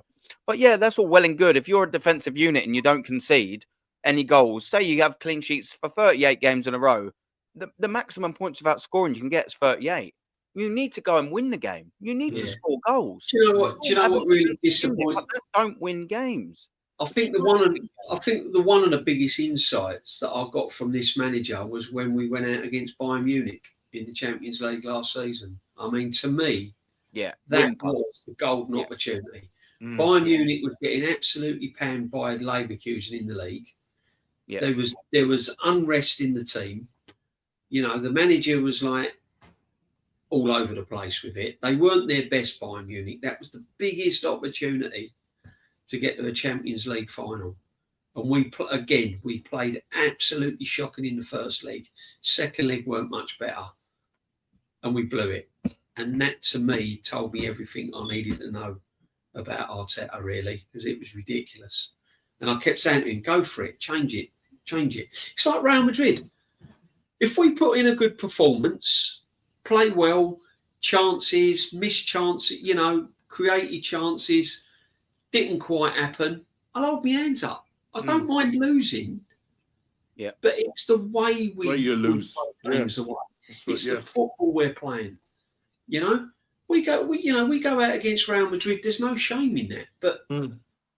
But if we're just going to set up and we're just going to like sit back and just pass it sideways, negative, just go for it. Might as well go for it. You got no striker. Just go for it.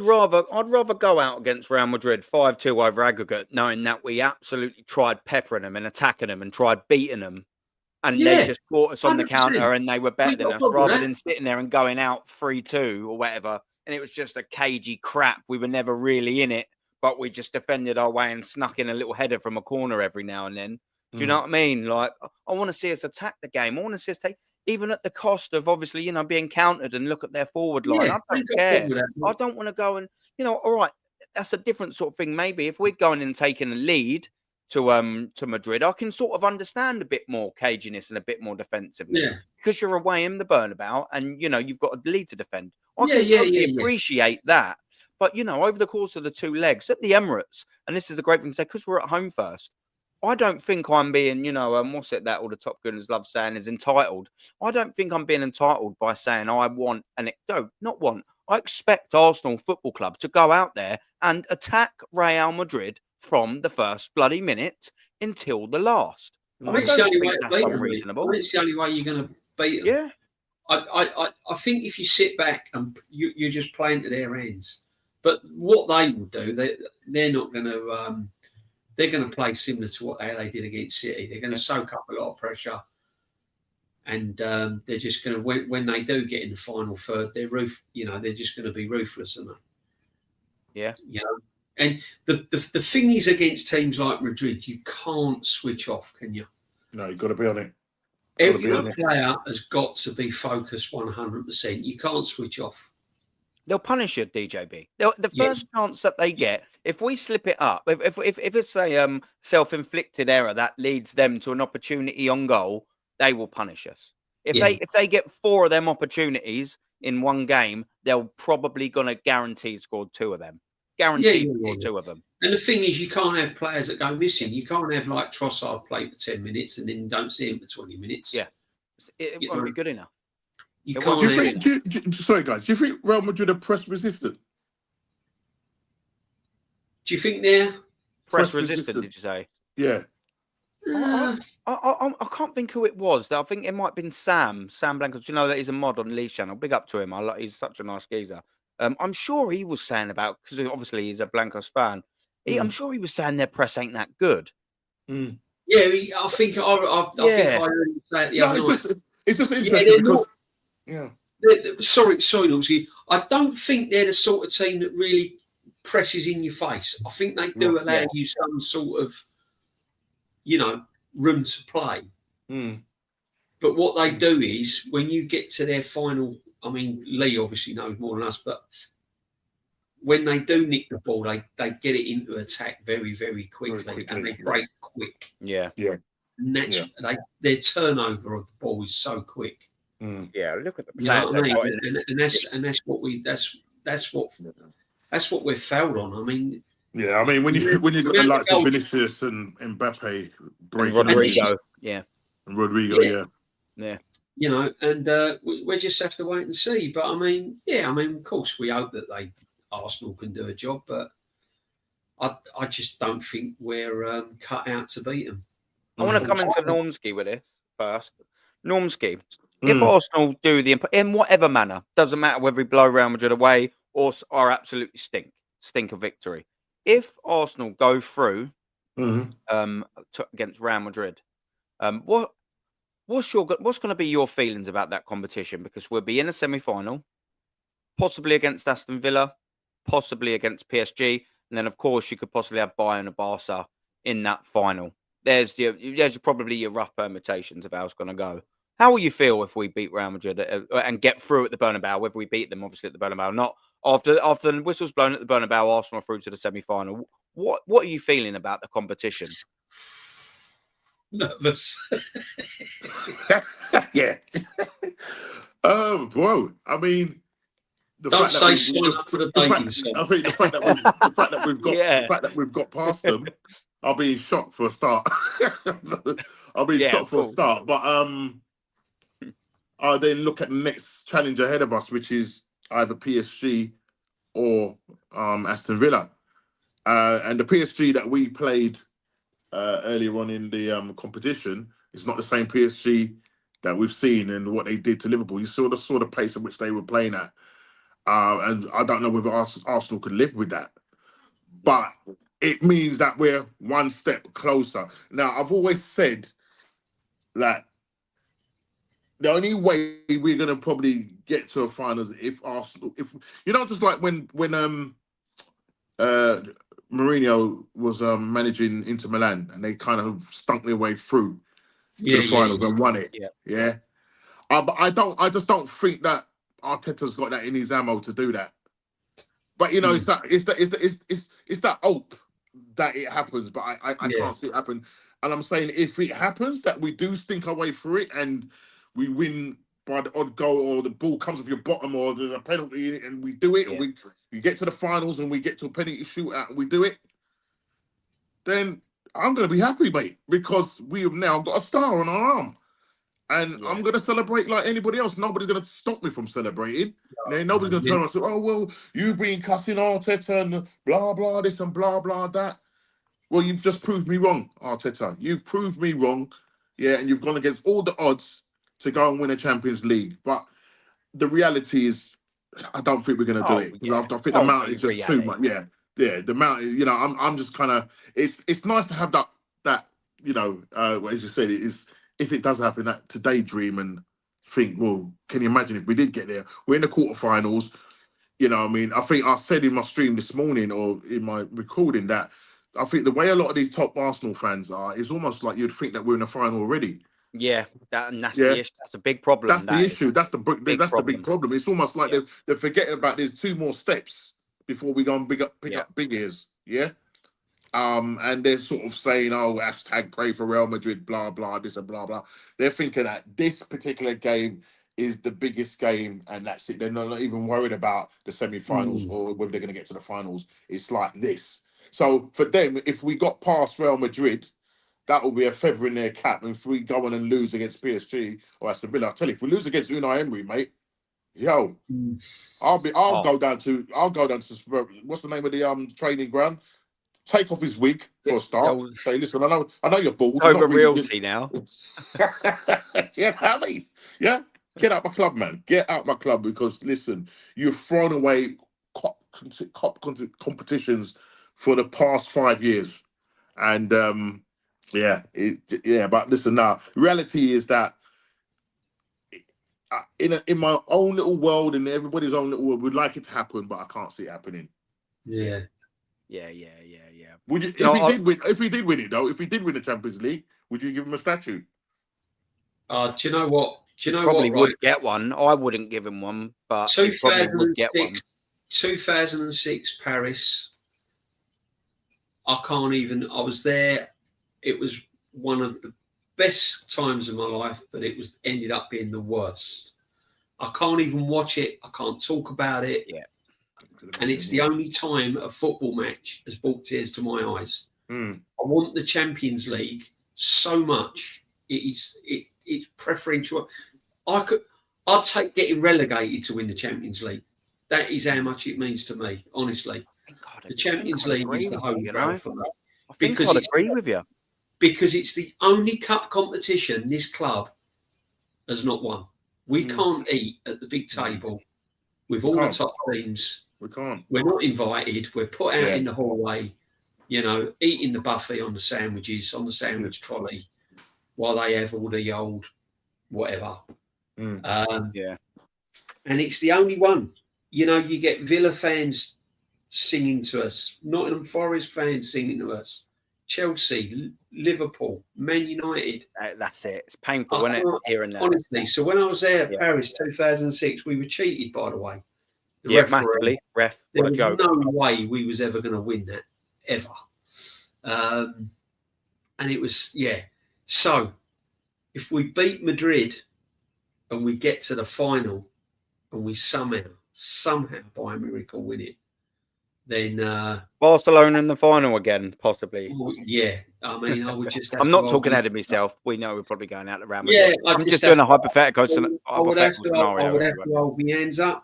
Yeah, I would, and you'd have to congratulate the manager. Of course, you would have to, without a doubt. And he'd probably get us. If we win the Champions League, he'd probably get a statue done for him.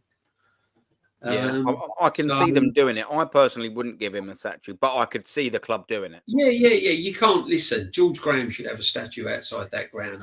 George Graham has not got a statue. I do not know. Criminal, mate. Do not know. Do you know what I thought they'd have done first before the Wenger one? I thought that they'd have named a stand after Wenger and given George a statue outside. And maybe something like that. It's hard to name the stands because Highbury had such a big tradition with the North Bank, which was the famous North Bank, and the Clock End. So them two areas you can't name after anyone. The other stands, though, you could do, couldn't you? You've got the East Stand, which is also the East Stand was a listed part of the building that can't be ever taken, and that had tradition and whatever. So it's hard to name a stand, but I do get your point. But not to have a statue under George Graham is absolutely madness. But I mean, listen, Arteta would have to, go down as the manager that won us the Champions League, and you'd have to give him his flowers. You'd have to say to him, right, okay, as NORMSKI said, you've proved me wrong. You've stepped up to the plate, and that's all we've wanted. All we want as an Arsenal fan, and all we want when we come out and make these criticisms is we're not there to kind of cause enemies. We're there to look at the facts. And what I've seen over the last 2 or 3, especially this season, what I've seen over this season is factually been awful, been diabolical. Yeah. There is no way this Liverpool team should be 12 points ahead of us. I saw Liverpool at the Emirates this season, right? And in that first half, we battered them. We should have gone in 3 or 4-0 up. The game should have been over, dead, finished. And we allowed them back in 2-2. I think Gabriel went off injured, which was unfortunate. And I looked at that Liverpool team and I thought, they're nothing special. They weren't like the Man City teams of years ago. They weren't even like the great Arsenal teams of years ago. And even the Man United teams when they won it. And I'm thinking to myself, we've got a chance here. We can win this league. There's no one here that. And then as soon as I got out the ground, I was thinking, didn't sign a striker though, did we? Club didn't do the right thing in the summer. We ain't winning the league. We're not winning it. Look at the chances we've missed. We'd have had a striker and Ivan Toney. Liverpool are dead and buried. And then you see him against Brighton, and then you see him against You know, and you just think to yourself, wasted opportunity. We're so just absolutely, and that's the annoying thing this summer. I think the most annoying thing for me is the opportunity was there, and why I'm against this manager at the moment is because the opportunity was there massively, and he never took it, and that's what hurts as an Arsenal fan. That's what hurts the most. All I ever want is to have a chance of winning trophies. Do everything you can. Sign your players. Make the right choice on your captain. Make the right choices signing a striker. Pick the team. Team goes out. Give me a chance. If we fall down, fair enough. We've done all what we can. It just weren't good enough. I can accept that. What I can't accept is just not giving us a chance. You know what I mean? And it's the same as the Real Madrid coming up. Just give me a chance in the second leg. 0-0, 1-0. Just give us a chance. And just chance, isn't it? Just anything. Anything. Yeah, I'm desperate, mate. Anything. Boy, I feel the pain, man. Rashid's making a good point here as well. Norms, I'll bring it to you. 800 million should be enough to get to a CL final. 100% agree with him. Very, very good question there. 800 million pounds should be enough to get us to a Champions League, but when you've got the likes of an ex sporting director who's now jumped ship, and Arteta, whose talent ID is not that brilliant, then where they've spent money in the wrong places, bought in the wrong type of player, because we should have in the summer got a striker and we didn't get a striker. Yeah. Where we needed to fill those key positions, we didn't do it. So basically, essentially what's happened is that we've wasted 800 million pounds. Yeah, that's what's happened. We wasted 800 million pounds, right? Because Arteta and Edu, or maybe Arteta more say, that's probably why Edu has jumped ship, and maybe come July we'll hear his memoirs of why he left. Can't wait for that. So I think, it's down to Arteta. I mean, the whole, from top to bottom, they're all a proportion to blame for the way this club has been run. And it's, third biggest club in this country. We're a very big club across the globe, and we're running it like some, I don't know, I don't even know what to call it, but it's just an absolute joke the way we're running it. Farcical. Yeah, it is. And as you say, they've now probably looked at themselves in the mirror, Josh, and he's probably called Jason Ato over and said, "Listen, guy, yo, listen," and Richard Garlick, yo, come into my office, Peter. Come on, listen.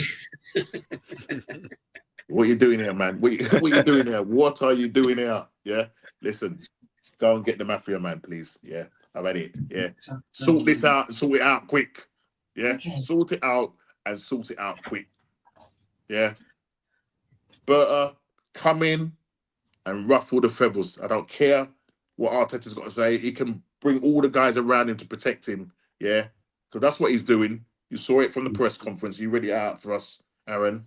You can see there's a divide there, and it's in the background. You see the people there writing and signing and all that. But what's going on behind closed doors? I think Berta's sitting back and he's looking at what's his name, JEZ, on one of the streams had his torch out.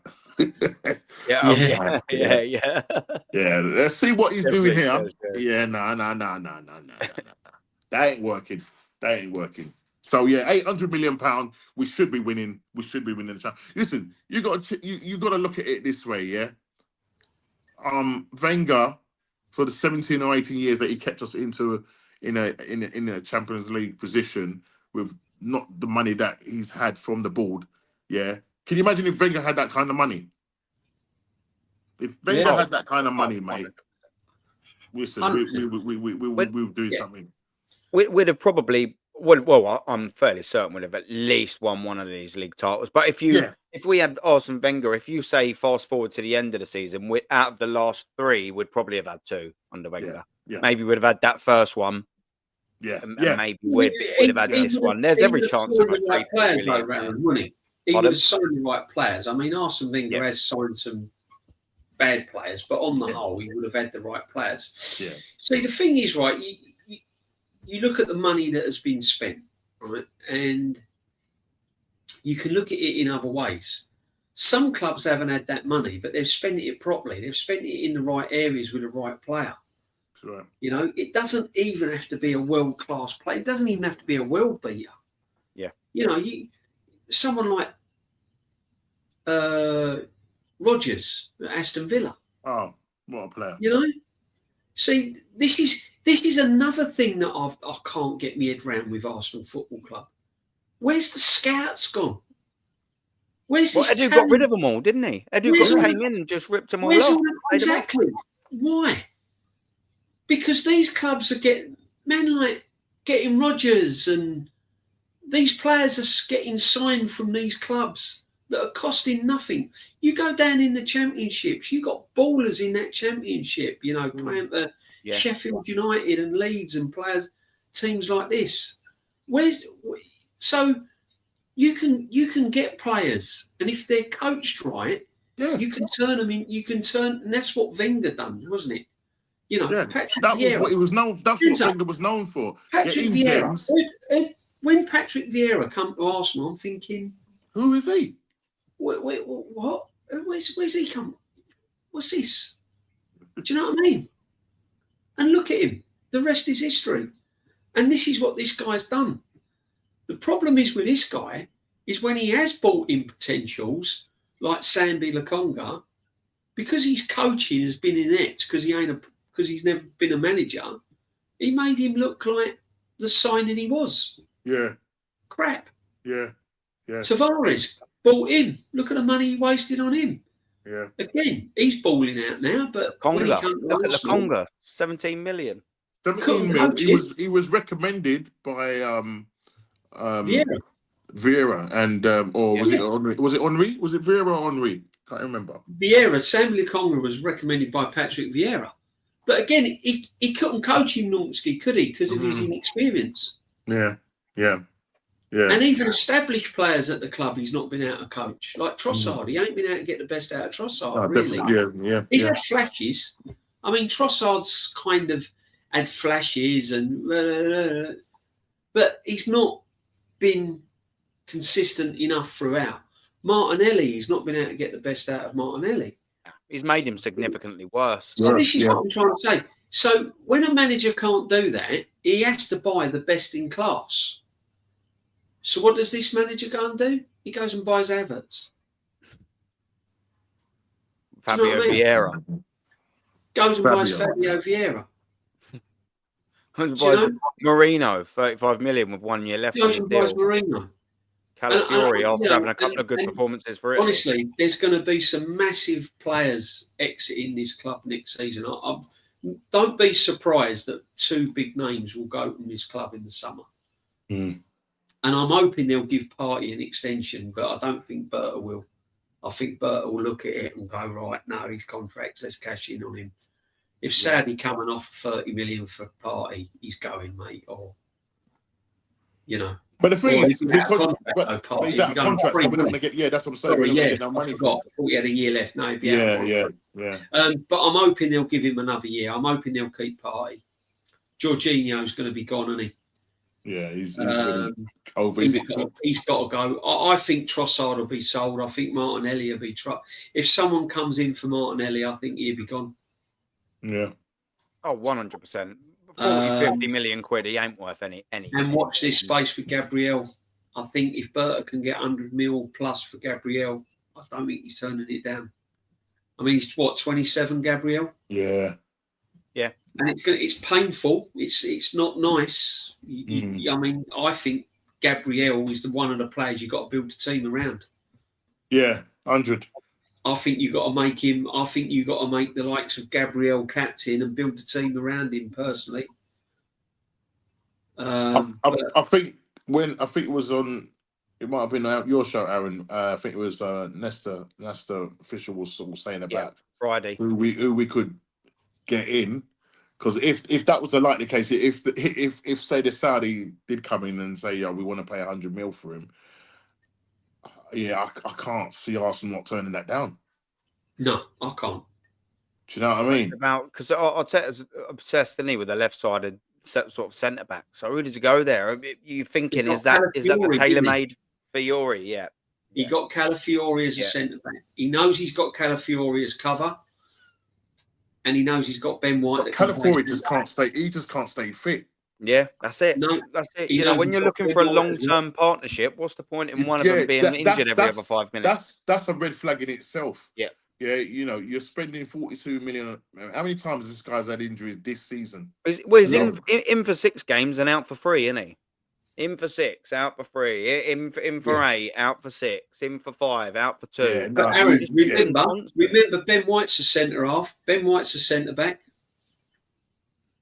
Yeah, but he's right-footed though, He's isn't he? And, you know, he's obsessed. Yeah, with that, but though, you know, he's the sort of manager that he'll play him on the right, he'll play him on the left as right-footed centre back. To him, he's a centre back. That's it, isn't it? You know what I mean? Yeah. I mean, yeah. I mean, this is. I'm hoping Gabriel don't go, but yeah, you know, I think these are the things that are going to sort of face Burton when he comes in, because with 4 people on like 2 years left on their contracts, Saliba, Saka, Martinelli, and Gabriel. You know what I mean? Who does he work on first? Who does he prioritize first? Because you know, trying to do all 4 deals at the same time. I think what he's got to do, he's got to look at the obvious, hasn't he? You've got to offload Jesus for one. Sinchenko will be another one. He's not going to be back fit until November, Jesus. So he'll probably December. He'll probably go to January. Say he offloads into Saudis in the January then. But Jesus will be one probably earmarked to leave. I reckon, you know, Jorginho will go. Partey's going to go. Tierney's obviously out. Tierney's going. Tierney's going. Yeah, and then you'll probably look at Trossard, Martinelli. You know. Yeah, I mean, in terms of recruitment, in terms of players, Tomiyasu, I mean, look how many players we've just said that are going to leave. Yeah, Tomiyasu's got to go. He's got to go. Tomiyasu. He's only played about 6 minutes. Got to go. Yeah, but he's out. He's out to the end of 2025. So him, Jesus, they, if anything, you know, you're probably. Didn't they just recently give Tomiyasu a new deal? I'm quite certain. Yeah. But this is what I've been saying though for ages. You know, they call it a 5-year process, but it's been a 5-year rebuild. Apparently, it's another rebuild, isn't it? Yeah, yeah, of course it is. It's another rebuild, mate. If you've got like 6, 7 players going out the door, and you've got to recruit 5 or 6 players. Yeah, it is. It is. That's half your squad going. And you ain't won nothing. It's a rebuild. Yeah. I mean, and you don't want to be. You think the thing is, you don't want to be bringing in just basic squad players. You need to be bringing in half decent people that will challenge for, you know, because that's the reason why Saka is so running to the ground. Yeah, he doesn't trust the bench. Yeah, no. You look at the bench. I mean, there was a point. Obviously, with the injuries, with the attacking players, the strikers, you looked at that bench, and there was one point where there was not one attacking player on that bench. Yeah. Ridiculous. I mean, Sterling was that. Do you remember? It was all it was midfield, left. It was midfields and left backs. Left back. We've had that about 3 keepers. We've had that a couple of times this year. We've had it a couple of times. Yeah. But talking about this is what I'm saying. I mean. But he's not willing to change anything either, is he? He's not willing to play Odegaard in an 8 and Wanyeri in a 10. Start all 3. Yeah. Wanyeri, why can't he start Wanyeri, Saka, Odegaard? If Saka's fit, Saka, Odegaard, Wanyeri. Try it. Yeah. Martinelli down the middle. Try that. What's the matter with that? Why didn't he do it against PSV? We say it all the time, mate. Well, at half time, we were 9-3 up. At half time, we were 9-3 up on aggregate, and he brings Marino on, leaves Gabriel on, and then brings Rice off about 10 minutes. And he don't even bring that Butler or Daisy off the bench, does he? He don't even bring the young striker off the bench just to see what he can do. You're 7-1 Yeah, up. I mean, it's the rubbers, man. It's 9-1 up. Exactly. You're bringing him into a game, which is pretty much a dead rubber, and you're 9-3 up an aggregate, Yeah. And we know he's going at the end of the season, but bring him in, see what he does in 20 minutes, right? Because that will, all right, it's fair enough. You know, he says, oh, he's fantastic in training and he helps out the club and the team and all of that. All right, fair enough, Bring him into a situation now where you're playing competitive in front of 60,000 people, or whatever it is, in a Champions League game. Give him the option. See what he does. If he bags a goal, 2 goals, you might think to yourself, hang on a minute. Now I can see if I can try him in one of the other games, like in the Premier League games, because we are stuck when it comes for options up front. The IT solution, as we know, is Moreno. And even when he scored that goal against Chelsea, you know what I mean? Sancho was useless. Yeah. It was absolutely Sanchez, was useless. Yeah? It just looped over his head. You know what I mean? And he's there running to the corner flag and running around it like he's God's gift to top striker. No, mate. This is what Bert's going to look at, isn't he? Yeah, when he comes you look at this, So, like, I brought this up for a reason, not only to just look at the squad players, but, you know, next to that point, people can see in the chat the wages, obviously, that they're on. I'll start from the bottom. You know, the bottom two, there, you know, and they're staying, they're golden. Neto, he's gone, back off loan. Tola, Kivior, gone, never good enough. 25 million signed, absolute crap. Gone. Trossard, signed. Came in, made a big splash, and then Arteta sucked the life out of him, unfortunately, pause. But Trossard's going to be gone. Tola, Timber, stay. Magalhaes, stay. There's 2. Tomiyasu, bin. David Raya, fine, stay. There's 3 so far. Aaron, can I third of the way through the squad. Mate, sorry to interrupt. Go back to Gabriel Magalhaes, right? Yeah. Just think about this, right? One of the best centre halves around. He's probably been our best player, pound for probably, I would say, been our best player this season on the whole so far, right? 100 grand a week. Same money as Tomiyasu. And if the same as Tomiyasu, and if the Saudis come in for him and offer him 500-600 grand a week, you tell me how we're keeping him. Any top gooner out there, tell me how we're keeping him.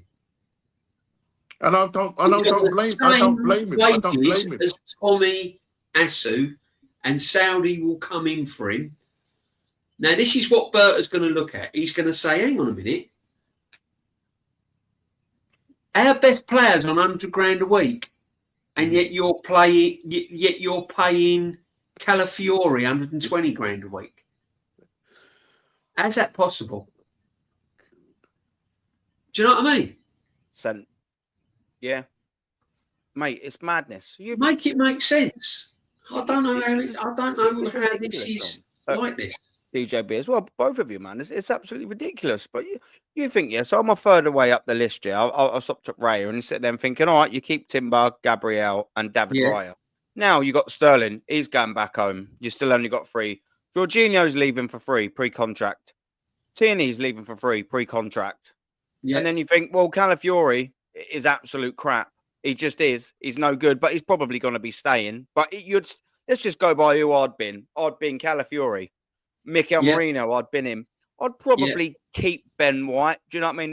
He's been quite consistent. He's done all right at right back. He's done okay. That's only 4 players so far. Now I'm into the 2/3, into the final third of the squad.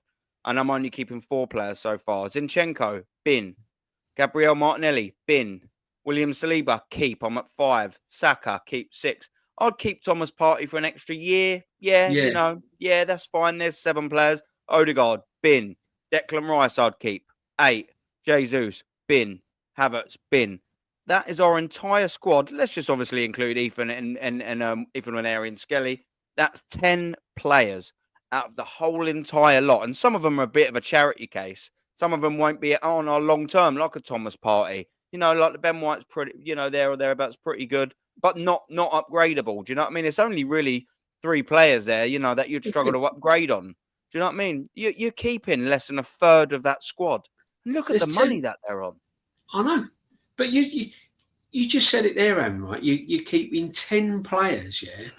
Out of all that list there, only 10 players make your Arsenal squad. The rest you've been in, right?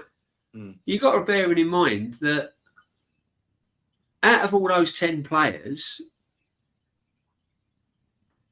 who, you know what I mean? Where are the match winners? Where's the strikers? Where's the match winners? They're defenders. Yeah. There's no one there. There just ain't You know no what one I mean? there. The match winner's Ethan Ranieri. That's currently fit at the minute. So if we can see that, why didn't they see that in the summer? Yeah, this is the problem. We're seeing it, and they've been paid a lot of money. They've been paid a lot of money. Yeah, this is meant to be their careers and their expertise. And how comes that we're seeing it? And the fact that, Aaron, you've said how many players that you would bin tells you that their talent ID is just in the bin. Yeah, absolutely in the bin. It's ridiculous. Getting away with that scouting team, mate, has absolutely been part to ruin to this club. Where would Arsenal? A lot of people don't mention it on the streams and that, but getting rid of the scouting setup in this club just killed it. Yeah. What do you think as well? Let me throw this into the mix and all. Where on earth would Arsenal be without Ethan Ranieri on 6K a week and Miles Lewis-Skelly on 4K a week this season? Imagine they didn't break through this season, or it was next season and they weren't quite ready. Listen, we'd be nowhere near. We would be finished. We'd be nowhere near, boys. Not even we're relying anywhere on a 17-year-old and an 18-year-old. Do you know what? We're relying on two youngsters. The Sterling signing was just terrible, man. Oh, basement, mate. That Sterling signing was abysmal. But look at Gabriel on 100 grand a week. 100 grand for Gabriel. And you got men like Tommy Asu on the same wages. Yeah. Look at what's Saliba on there? Saliba's on about up top at 190. I was 190. 190. Yeah. Saliba's on 190. Yeah. Gabriel. Yeah. Because I'd give Saliba 190. I'd give him more, to be honest. No, you know what? Well, if he signs a new deal, we'll definitely be getting bloody more. I just remembered now because I think if he did sign, he'll be on about 240. But what I'm trying to say is, to be honest, Gabriel, must feel hard done by because he's been the better defender this season. Oh, mate, and he knows it. And last season, right? So he must be looking at his advisors or his agent and going, yo, 100 grand a week. Yeah, I'm doing better. He's not going to say it to Saliba, but in the back of their mind, he's going to think, hang on a minute. No, man. So if a top club comes in for him and going to pay him double his wages or triple his wages, or if the Saudi people come in, 27 years old, that's probably one more big contract. He's going to take it. He wouldn't. If somebody's going to offer you 500 grand a week to go and play in Saudi, are you not going to? Of course, I'm going to take it. Of course, you're going to take it. When you're looking at teammates like Tommy Asu that's only played 6 minutes of football on the same wages. Yeah. When you're looking at what friggin' Kivior sort of, what's he on Kivior? 50 grand. 58. 58. You know what I mean? He's on 58. He ain't on much less. You know what I mean? And you're thinking, hang on a minute. I'm getting offered like 500 grand a week plus to play in Saudi, 27 years of age. Yeah. Why am I staying at this club, not winning trophies? Yeah. Well, it's facts, isn't it?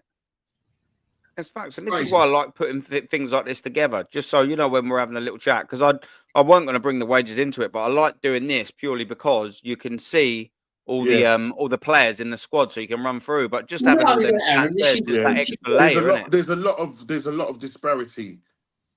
Yeah. This is what in terms of how these players, in terms of how these players have been awarded.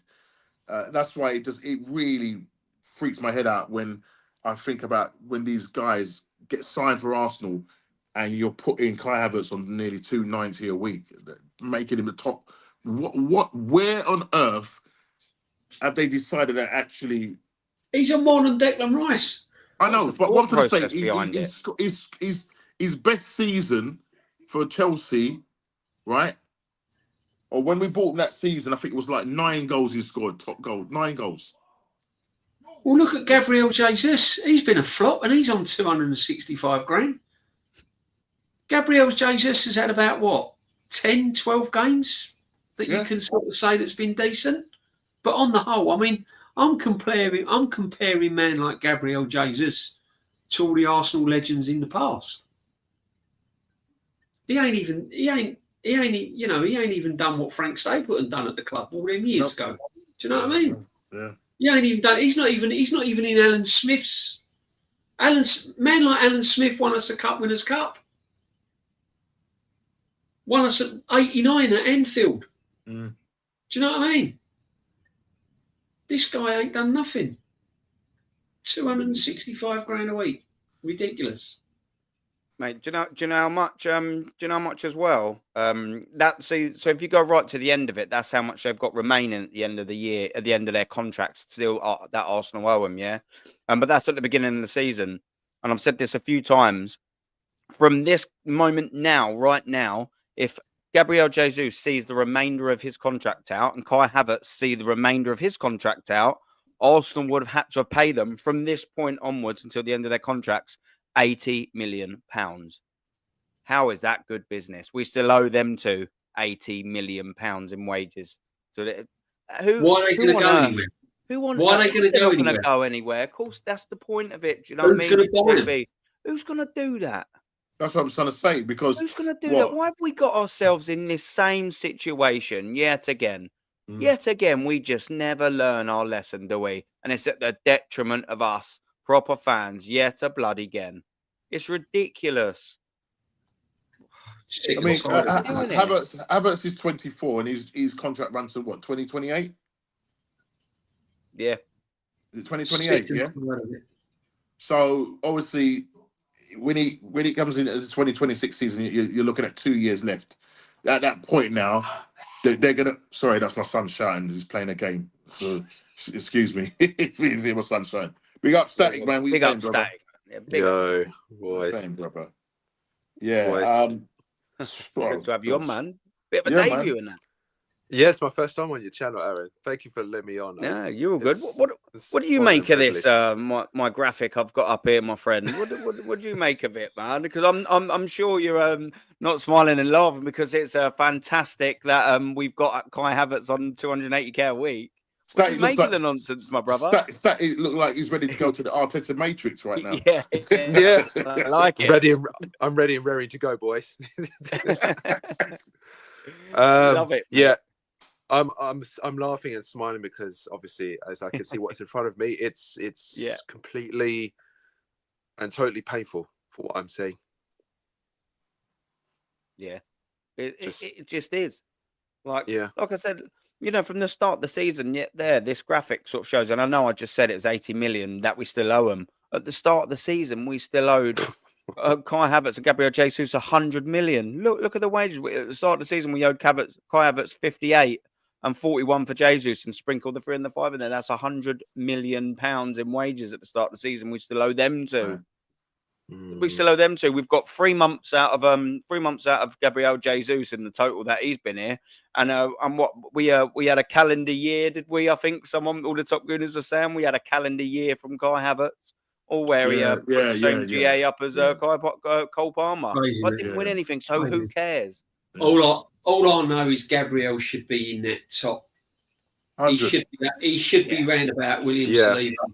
Do you know what I mean? There's no way he should be down there on 100 grand a week. No way. Well, I can bet your bottom dollar when Bertha does come to sort out their his contracts. Yeah, he's gonna be like saying, "I want to be on. If I stay, I want to be on parity with Saliba." Well, I think he'll call the shots next season. I think he deserves to. Yeah. I mean, if he becomes Player of the Year, he's going to go in. He's going to go in the summer, and he's going to go, "Yo, with this Berta, he's going to sit him down and he's going to go, we better start talking. Yeah, it is. Gary, opens your mind up, mate. The astronomical wages. Open your eyes up. Look, they're open, bro. That's why I've done it. Do you know what I mean? Yeah. Open them eyes, mate. Open them goggles. I'm telling you, because this is madness, mate. This is criminal. This is how our clubs run. The Kai Havertz deal just alone and the Gabriel Jesus deal is probably one of the reasons why we eventually didn't get a striker in the window, or probably didn't spend in the window before, because quite rightly, you know, the Kroenkes, they have given money to this football club. Let's not get that twisted. They've given enough money for this football club to be successful. 100%. It's just been wasted on the transfer fees totaling over 100 million for Kai Havertz and Gabriel Jesus, and the wages probably totaling over 150 plus between the two of them. Like, that's probably cost Arsenal Football Club £250 million, including wages, just Kai Havertz and Jesus, and none of them have got more than 14 goals between them. Yeah, but this is why the Kroenkes have brought Berta in, because let's be honest, right? When you own a company and you employ someone and you pay them top dollars, you trust that they do the job properly. Facts. Yeah. So if you get someone in to run, say I don't know anything about building or anything like that, right? Or whatever. So I bring in someone and I go, right, I don't know anything, but look, I'm going to pay you this amount of money. I want you to sort it. And this is why they've brought Berta in, because they've gone, yo, hang on a minute. I've paid Edu all this money. I've given the manager all this money. And this is the mess it's in, and we ain't won nothing. You ain't getting no more money in January. You think I'm going to trust you with any more money? No. No way. Sorry. Yeah. It ain't happening. Static. He's got when Berta comes in. The penny has dropped in numbers, I'm telling you. The penny has dropped. I'm gone. No. They know this now. You know, like things like this. They know they cannot continue to run this football club like that. And that's what I was just going to ask Stack as well about Berta coming in, man. He's got a lot of work to do, because obviously we're saying we need a striker, Static, and that, and I personally think we need two, but they're not going to sign two with Kai Havertz and Jesus leeching 550k a week from this club, are they, mate? Like, he's got to sort that out. One of them, I mean, I'm not saying one of them will have to go for us to sign in the summer, but one of them in the next year, or both, hopefully, has got to go, isn't they, for us to start moving forward as a football club? Because it's not good enough, is it, Static, bruv?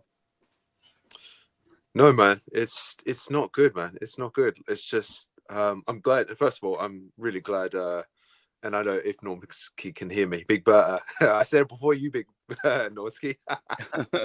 But no, I'm happy Big Berta's here, because he's got a hell of a lot of work to do, because it's just this is a gigantic mess that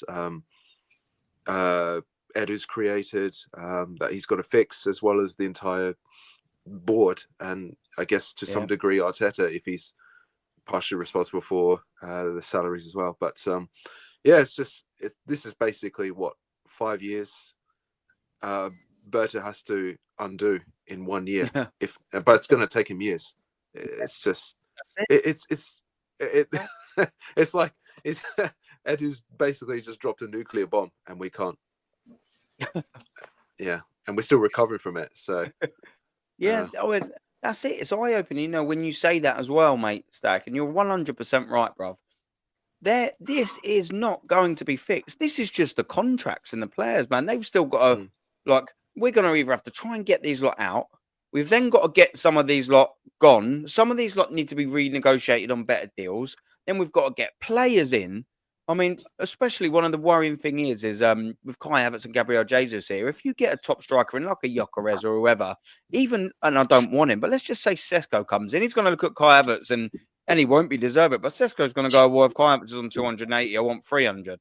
Because we've set such a ridiculous benchmark for an average player.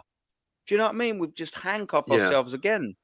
And that's the worrying thing. If a Sesko comes in and he says, well, I want 250, whatever, and be on that sort of top bracket as the strikers are, and he don't work out, we're stuck with him.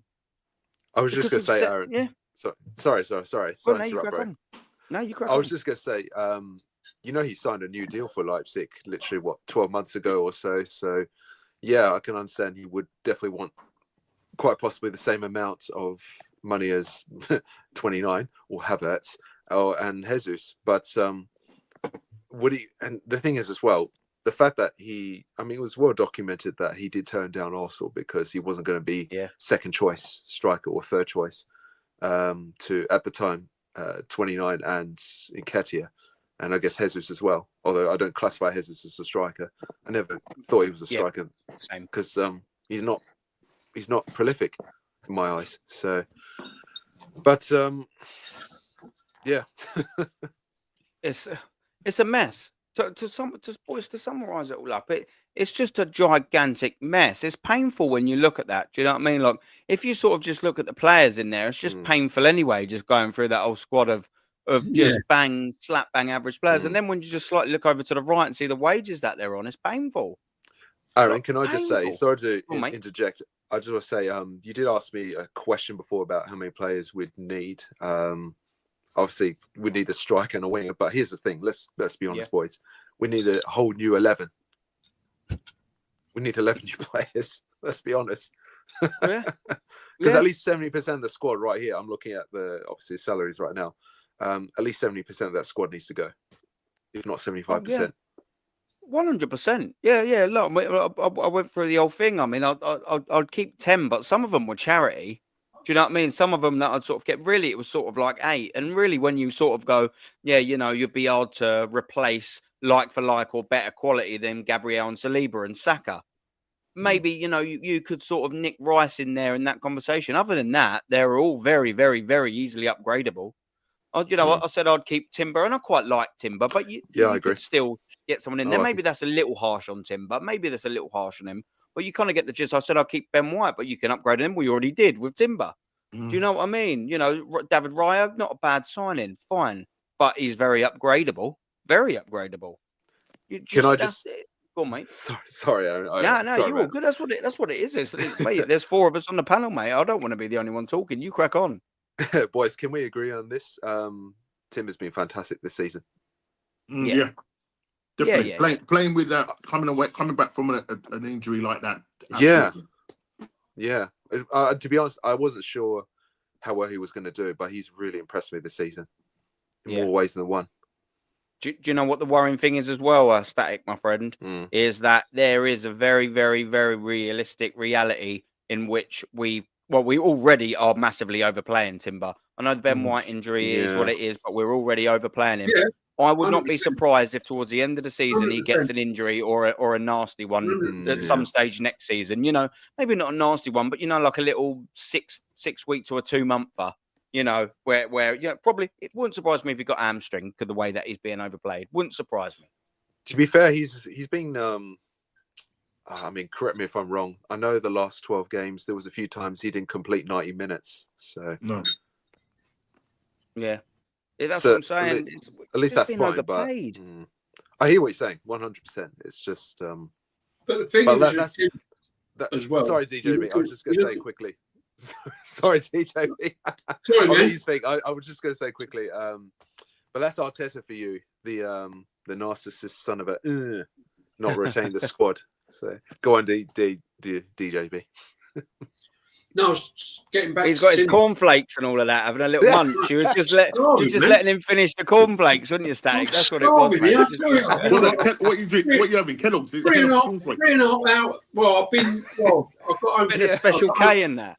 Yeah. Well, I got home from work and I was on Lee's channel, and then by the time Lee's channel finished, I jumped on yours. I've not really eaten, so I'm on 3.5 hours chat here. Boys, I just finished work and I'm still awake. So yeah, man. Fair dues. Graveyard shift. Realise how long we've gone on for. With Timber, I know we've been playing him right back, but he can actually play defensive midfield.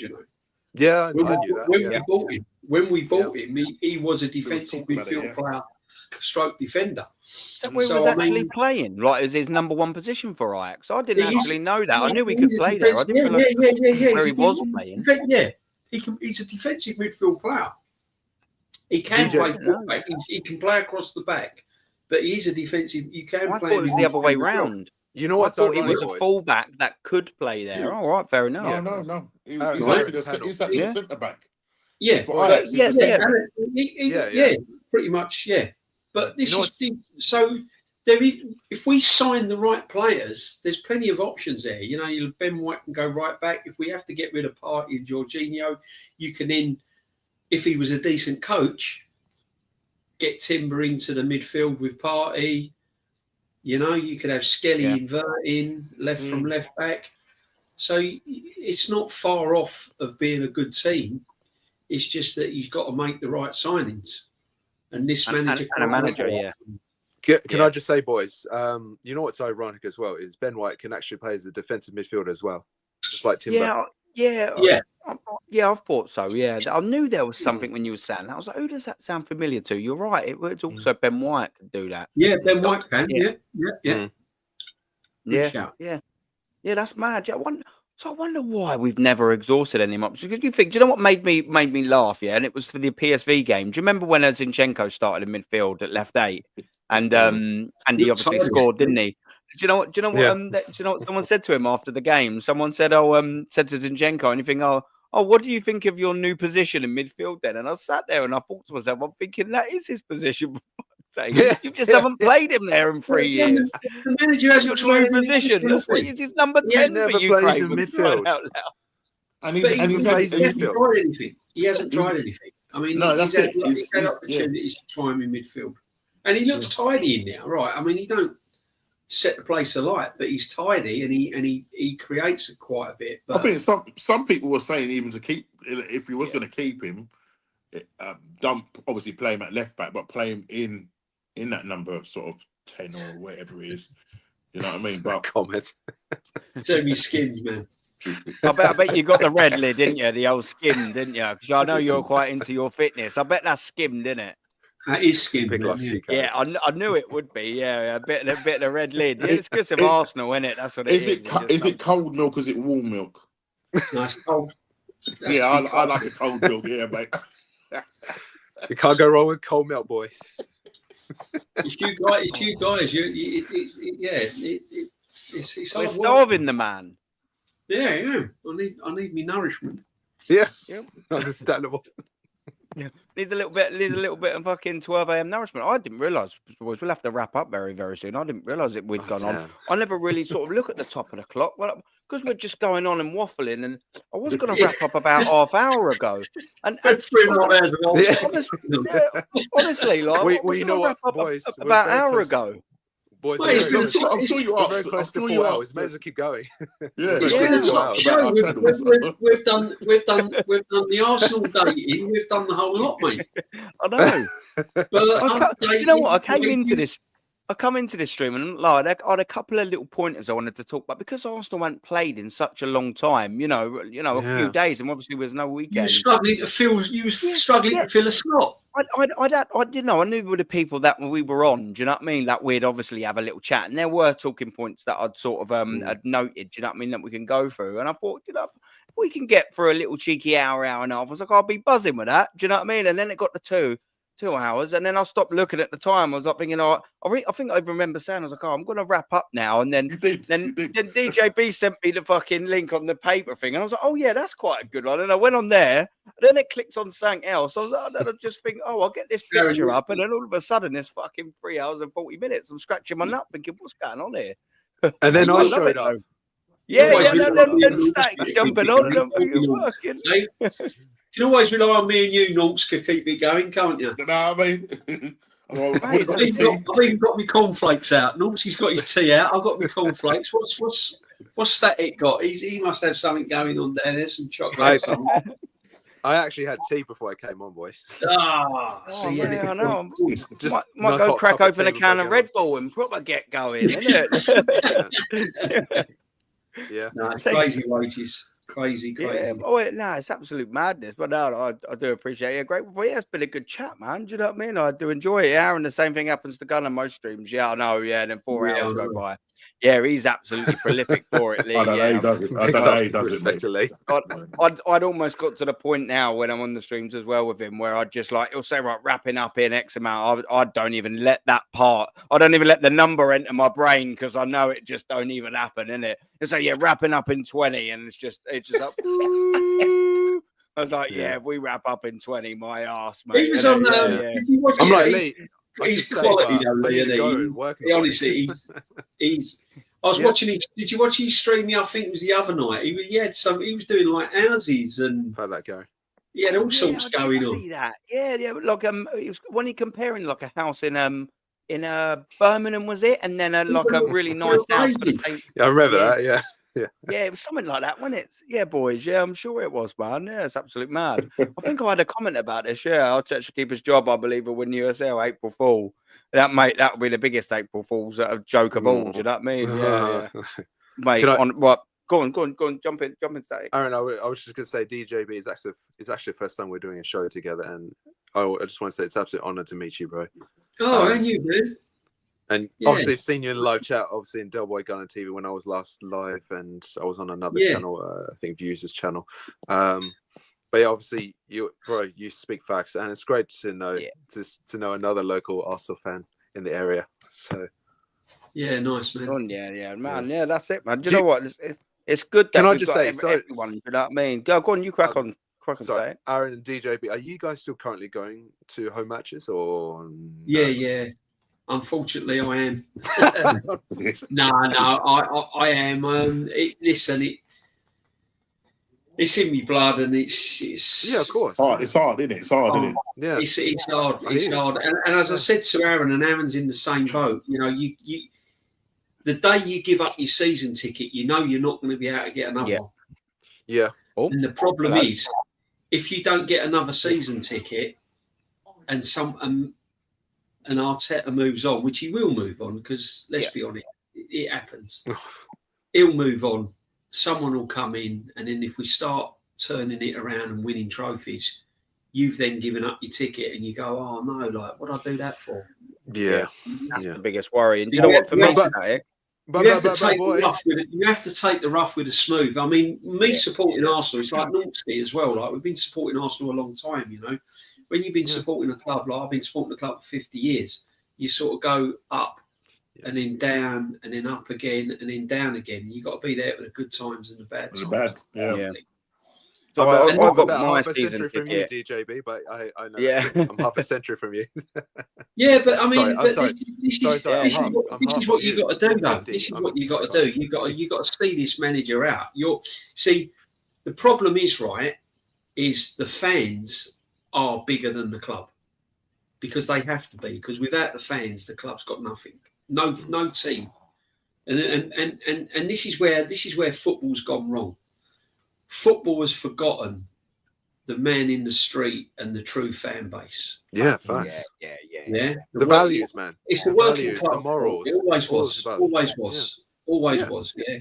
I mean, even NORMSKI, you know, when you used to go, you go along to the North Bank, you know, you get your hot dog and your burger and all of that. Your mum or your dad or whoever, or your nan or whatever, give you a bit of pocket money. You take it, save up, go to the Arsenal.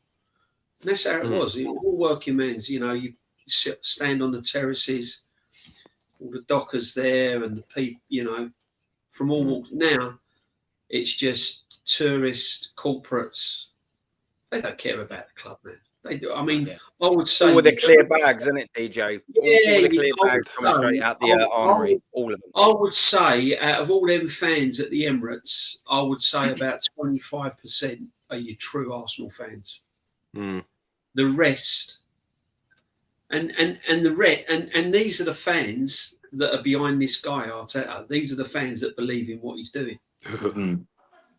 So 75% of these fans that are part timers that have been supporting the club have probably not even seen us win any trophies. Yeah, you know, crazy. Oh yeah. I was just gonna say, boys. I was gonna say, but Aaron, DJB, NORMSKI. But if Arteta leaves, Arsenal will collapse. They won't. They won't collapse. We won't be the same. We won't move forward. There'll be candlelit vigils outside the Emirates, mate. Like the death of Arsenal Football Club. Everyone will just be singing and. See, the problem is that will be interesting. I'll tell you what to see. The biggest problem with this club is that Arteta has become bigger than the football club. Yeah, because the fan base has made him bigger than the football club. Oh my god! So he thinks he's bigger than the football club. So let him have his time in the sunshine. Let him have his time, And when he goes, see what people don't realise, when Arteta moves on, he's raking in £15 million a year. When he moves on, after 2 months, 4 months, he's gonna get another position, probably coaching somewhere, either back in Spain or France or somewhere like that. He ain't gonna give two monkeys about Arsenal. He won't care. He won't care. He won't care. But me and fans like all of us, we'll still be here. We'll still be at the football club. Yeah.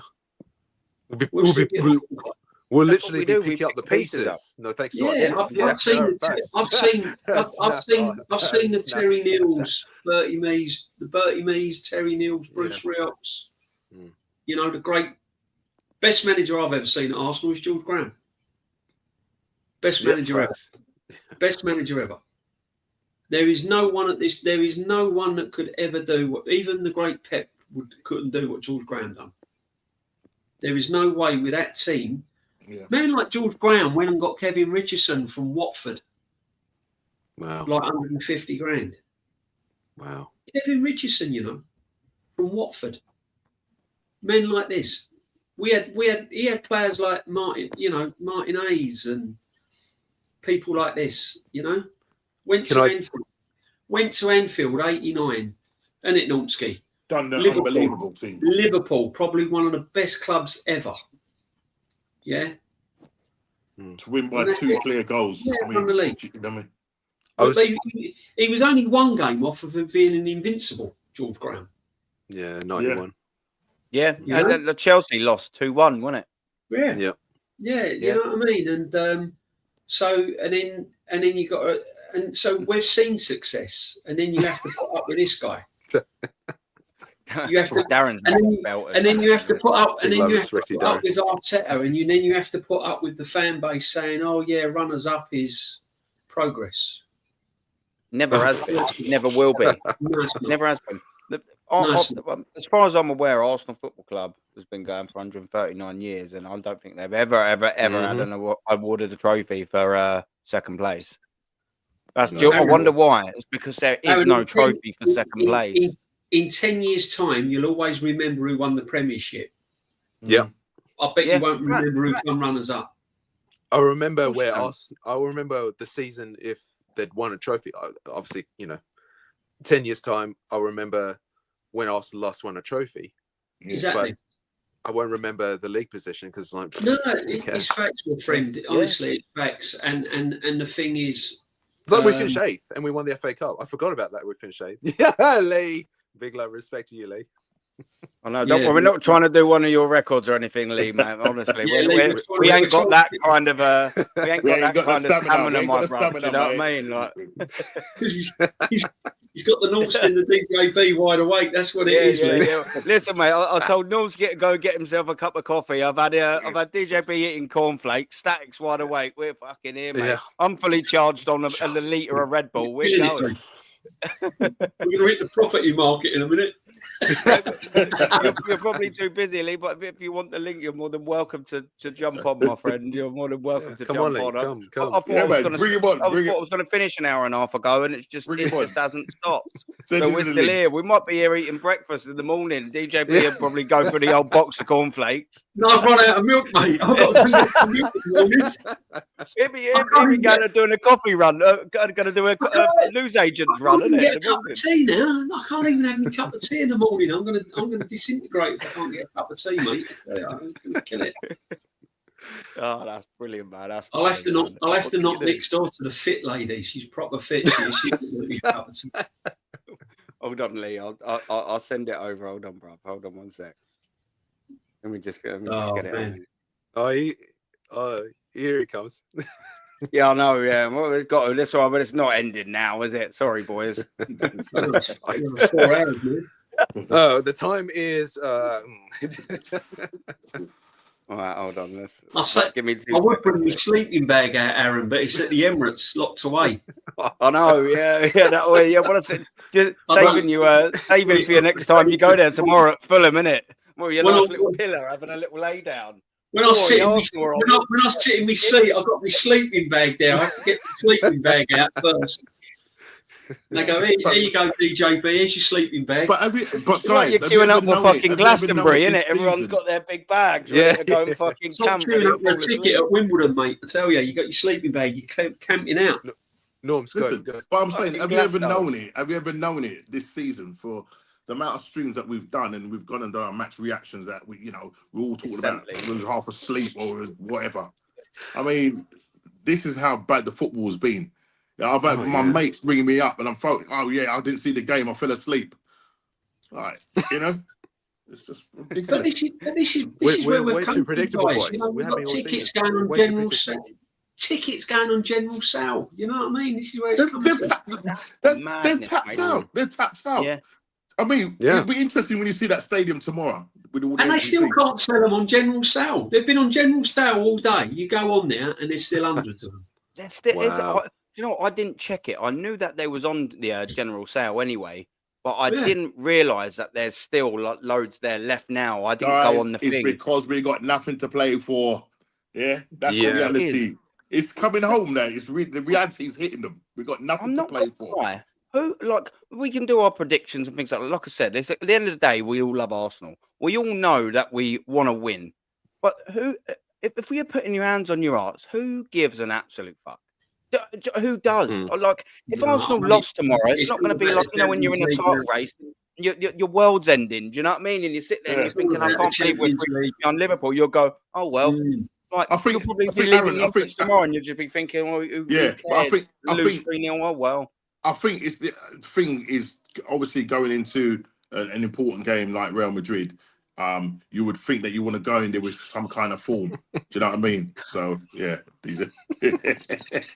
Overeat, mate.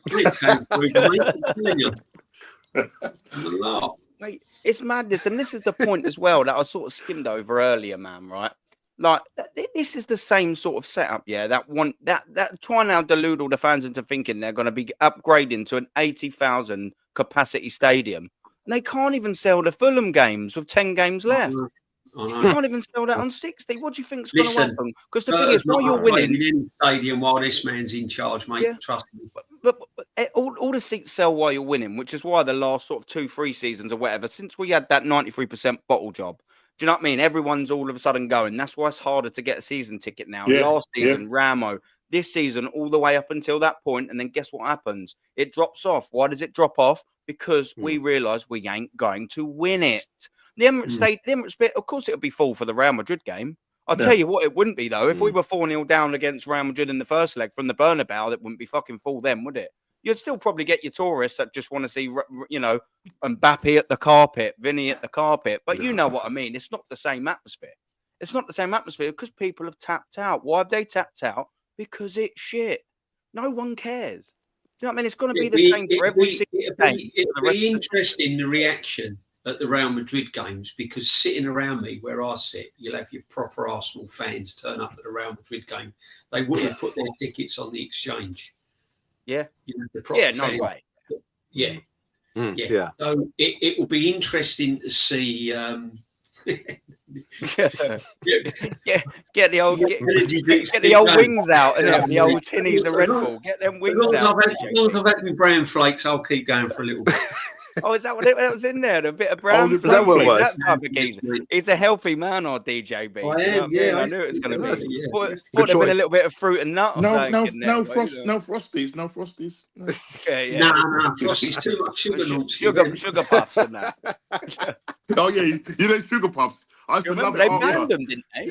Like for a while after you eat all the sugar puffs and then the milk is left, and then you get the bowl. Yeah.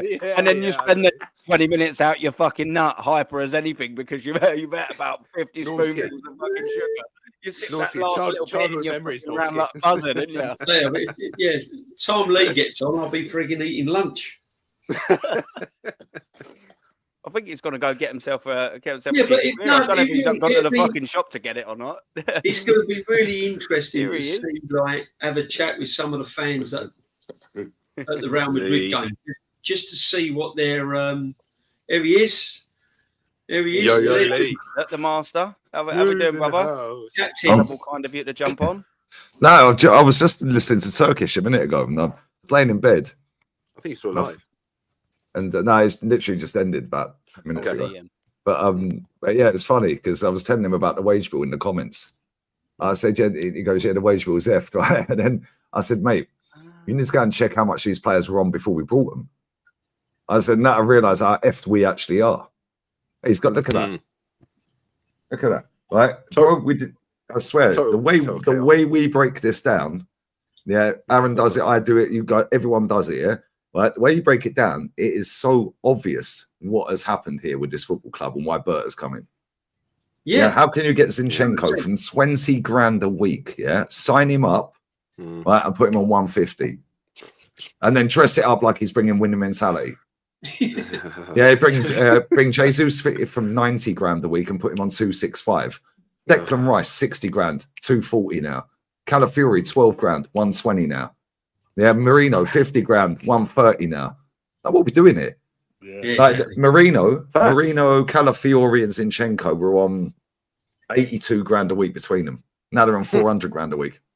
Lee, the next graphic I've got coming up is will be displaying exactly what you're saying across all of this current first squad. What they were on before in their previous club, what they're on now, pay rises they've had since they've been at the club.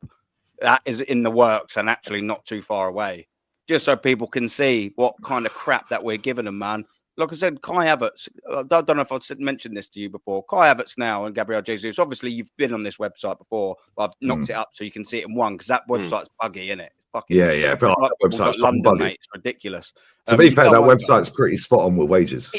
Yeah. Spot on, but so many adverts. I want to just grab it to see the whole lot. Mate, from this point now, because this is obviously from the start of the season, the gross remaining wages, yeah. From this point now, we still owe, if Kai Havertz, which they will, and Gabriel Jesus, which he will, see out the remainder of his contract, we still owe them to 80 fucking million in wages. That is ridiculous. Like, we signed them to for over 100 million. In fact, so it's 90 million. 90 mil. Between them two in wages, Lee, over their contract and in transfer signings, has cost well over £250 million just for. But this is what I was saying to people, Aaron, when we signed 29, I said if he goes to the whole length of that contract, that ends up in, if we put the 5 mil add-ons on, it costs about 130 million quid.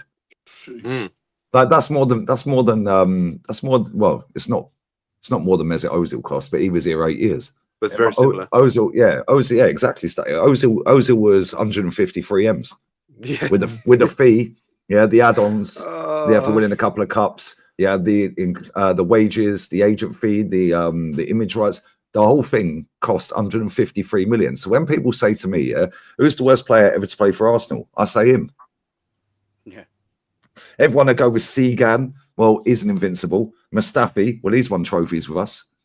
Yeah, a World Cup actually somehow. Yeah, he won a World Cup. Mesut Ozil has won a World Cup and he's won a few cups with us as well. Fair play in that, But at the same time, the hype he came in on, and I watched La Liga, as you know, and it was like, yo, this guy's coming in. I was gassed when we signed Ozil, and then look how that went. When he wanted it, he wanted it. Yeah, so when people want to do all of this, Cole Jenkinson's the worst player or Stepanov's, nobody expected nothing from them. We expected Ozil to come in and be our fucking top boy. And how many times, DJ, were we going up north, on away trips, and that geezer was sat on the floor at Anfield just punching the floor because he got barged off the ball. Then they go and break and score. Oh, mate, he was so frustrating. Frustrating. It was a shock he even went to Anfield. Normally got a nosebleed past Watford Gap. It's not that, right? Yeah. but when you was going away games, you was relying on Ozil. I mean, they're the sort of players you rely on to make your day. So that you come out the ground gassed and give it to the home fans. And when he didn't turn up, he was coming out like, "Fucking, what are you doing?" Yeah, do you know what? An away game he did, 2 away games I went to that I can remember just off the top of my head. Obviously, I went to a lot, but I can't remember him doing anything in half of them. But 2, 5-2 against Everton. Wayne Rooney scored against us that day for Everton when he'd gone back. I think Ramsey scored that day. Sanchez, and then Newcastle away. Xhaka scored a free kick, top bins. And Ozil scored as well. Other than that, I can't remember any away games where I thought he was good today. I can tell you another one, Lee. His first game away against Sunderland. Yes, he set up Giroud. And he scored, I think. Was that? He was fantastic in that game. That was his debut game. Yeah, his first season, he was good. Yeah. He set it up from the left, didn't he? He was on the left-hand side and he crossed it over. That season, that was a standout season. In the yellow kit. That was a nice kit. That was a nice kit. I'd still have him instead of Odegaard. Yeah. Mate, I'd say I'd have Mesut Ozil now, juiced up, doing all this fucking weight training and all this, maybe he's training for a film or something. Maybe he's going to turn into the Hulk. I don't know. Right? I'd take him Ferrigno settings in there. I'll tell you what, it's trying to get work that hard for us, isn't it, Lee? Do you know what I mean? Santi Cazorla is still playing football at 40 years old for Oviedo, who were in a title race in La Liga 2. He scored the other day as well. He's still balling out. I'll take him over Odegaard. I watched the game earlier. I watched the game earlier, Celta Vigo versus Las Palmas. Ollie McBurney balling out. Ollie McBurney. Who's the other one? Fabio Silva that's on loan from Wolves. He scored a cracking goal. It was offside. Well, Ollie McBurney was actually offside, interfering.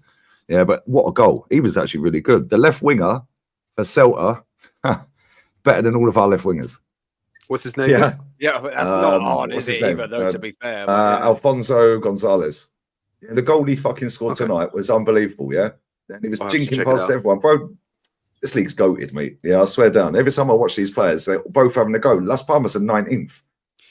Yeah, they should have won the game. They're away at Celta. Celta's a fucking hard away ground. It's like Mallorca. Yeah, it's like the easiest equivalent I can give in England is probably like going Everton away. Yeah, for Celta Vigo. Like Celta Vigo's ground. It's like Everton away, maybe. You know you're in for a rough day. Yeah, but not rough in terms of you're going to get roughed up by Celta. It's going to be long. Because they're going to pop you off the park. Las Palmas fucking unbelievably good game. That game was quality, mate. Yeah, Lee, whilst we're sorry to interrupt, bro.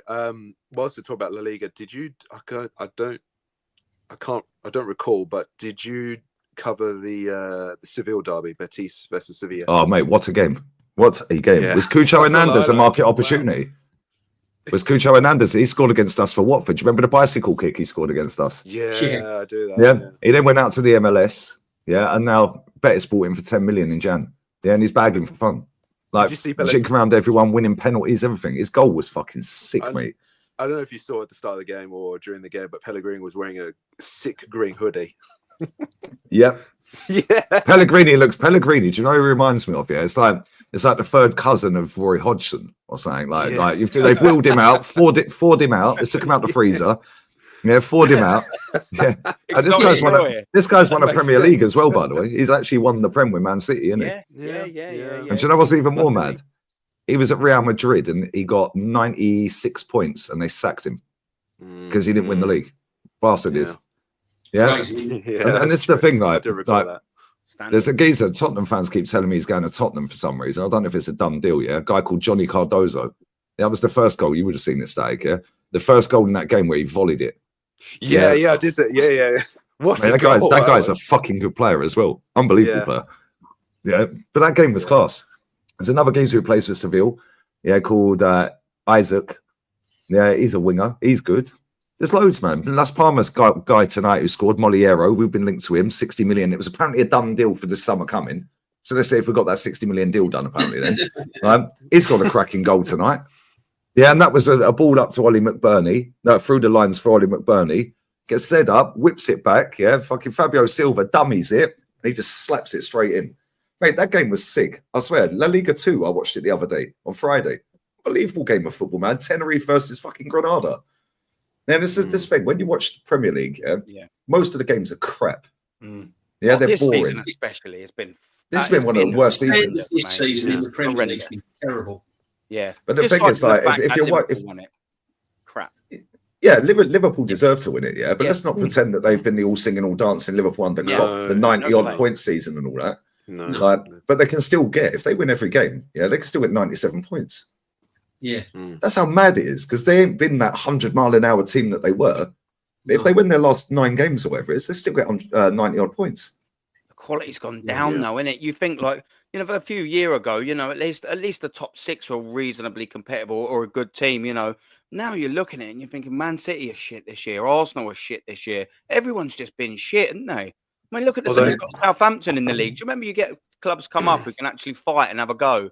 This year you've got Southampton. I know Ipswich have been a little bit better, but you know it is what it is. The three clubs. And Leicester, they got 40. They got 43 points between them. Them bottom three. It's not. Well, that's what I said to you earlier on. When I was on Lee's stream earlier when we was going through the games what are on tomorrow night. I said you got Wolves and West Ham playing. If Ipswich and Leicester had put a run together, half decent run together, that would have been a relegation battle. Yeah. Do you know what I mean? But it's not. It's a dead rubber. And they're fifth and sixth from bottom, and it's a dead rubber. Yeah, the fact that where are we? The fact that there we go. Bournemouth are in 10th place, yeah, and they're only 5 points off 4th. Wow. Yeah. Yeah, that tells you how shit the quality is from Liverpool down. What's Fulham if they beat us tomorrow? They'll go to. Please no. They'll be level with Man City, but below them on goal difference, and they'll go 6th. There you go, 6th. They'll jump up 2 spots. There you go. Yeah, but they're only 4 points off Chelsea in 4th. So that's what I'm saying. So really, if you're the Fulham manager looking at that game tomorrow, knowing that we've got Real Madrid the following week, he's going all guns blazing. What phase is the Ajax manager in as well? Because Ajax smashed up their stadium last year. Yeah. You know, look at Fulham. They're about 8 points. Yeah, look at this. Look, from 10th to 4th is 5 points. Oh, that's crazy. And look how many L's are on that, by the way. Look how many red losses are on them for all them teams, apart from Liverpool. Look at that. Now, Bournemouth have lost 4. Yeah, 4 out of their last 6. They've only won 1 of their last 6 games called into that, yeah? Right? And they're only 4 points. 5 points. Yeah, I think it's Lee, I think it's the last 5 games. If you look closely, it's actually the last 5 games. Because they've kind of done a separate bracket. No, they've done a separate bracket. If you look closely, they've done that's for the most recent, isn't it? Yeah, like last 5 games you got together, right? And then you got a space in between, and then last game played. And that's the most recent. Yeah. So 6 in total. Yeah. Oh, okay. So the one next to the points, we don't count that, no? Because there's 6 on there. Or am I being dumb? Yeah. The one with the bracket, and then the one to the right hand side of the bracket's the most recent game. I think you've got LWLLD space L. So the first L next to the points tally 44. I don't count then because that's the 6th game, right? So it'd be win, loss, draw, loss. If you, I was gonna say, Aaron, if you could scroll up, it might say it. It might say last 5. Yeah, hold on 1 sec. So that's got 6 results on there. Yeah, look, I think it's just a form. I think this is just the most recent game, and then that was last game, and then the previous game. Yeah. So this is the most recent one. It's out of 6. Like absolute fact, this is just the most recent one, and then that's the game before. That's This is the most recent onwards from that way. So the last 5 games, 6 games in total. Last game played, they obviously won. Okay. Yeah. So Liverpool won their most. Okay, now that makes sense. Now that makes sense. Sorry, mate. And City drew their most recent. Lee, don't worry about it. It's lately we pulled you out of bed and all of that. Do you know what I mean? We don't. I was going to watch Adolescence for the 3rd time, because the first 2 times I've put it on, I fell asleep inside a minute. I ain't seen it. No spoilers. I ain't seen it. Yeah, I fell asleep inside a minute. I thought, let me see. Spoil it. Lee, you can spoil it for me. I don't even know what you're talking about. That's good. It's a Netflix thing, isn't it? About a young kid, that young lad. Yeah. Really sorry. I put it on and I fell asleep in a minute. Now I put it on again the other night. I thought, let me get into it. I've gone.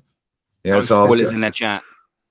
But no, look at the state of that league, though, man. Like, look at from Bournemouth upwards here. Right, the only team that ain't got an L, is Liverpool. Yeah, Arsenal got. Yeah, I know they've got a couple of draws, but we've got 1 L, 2 draws. Yeah, Forest have got 2 L's, 1 draw. Chelsea 3 L's. Well, let's just take the 5 before the bracket.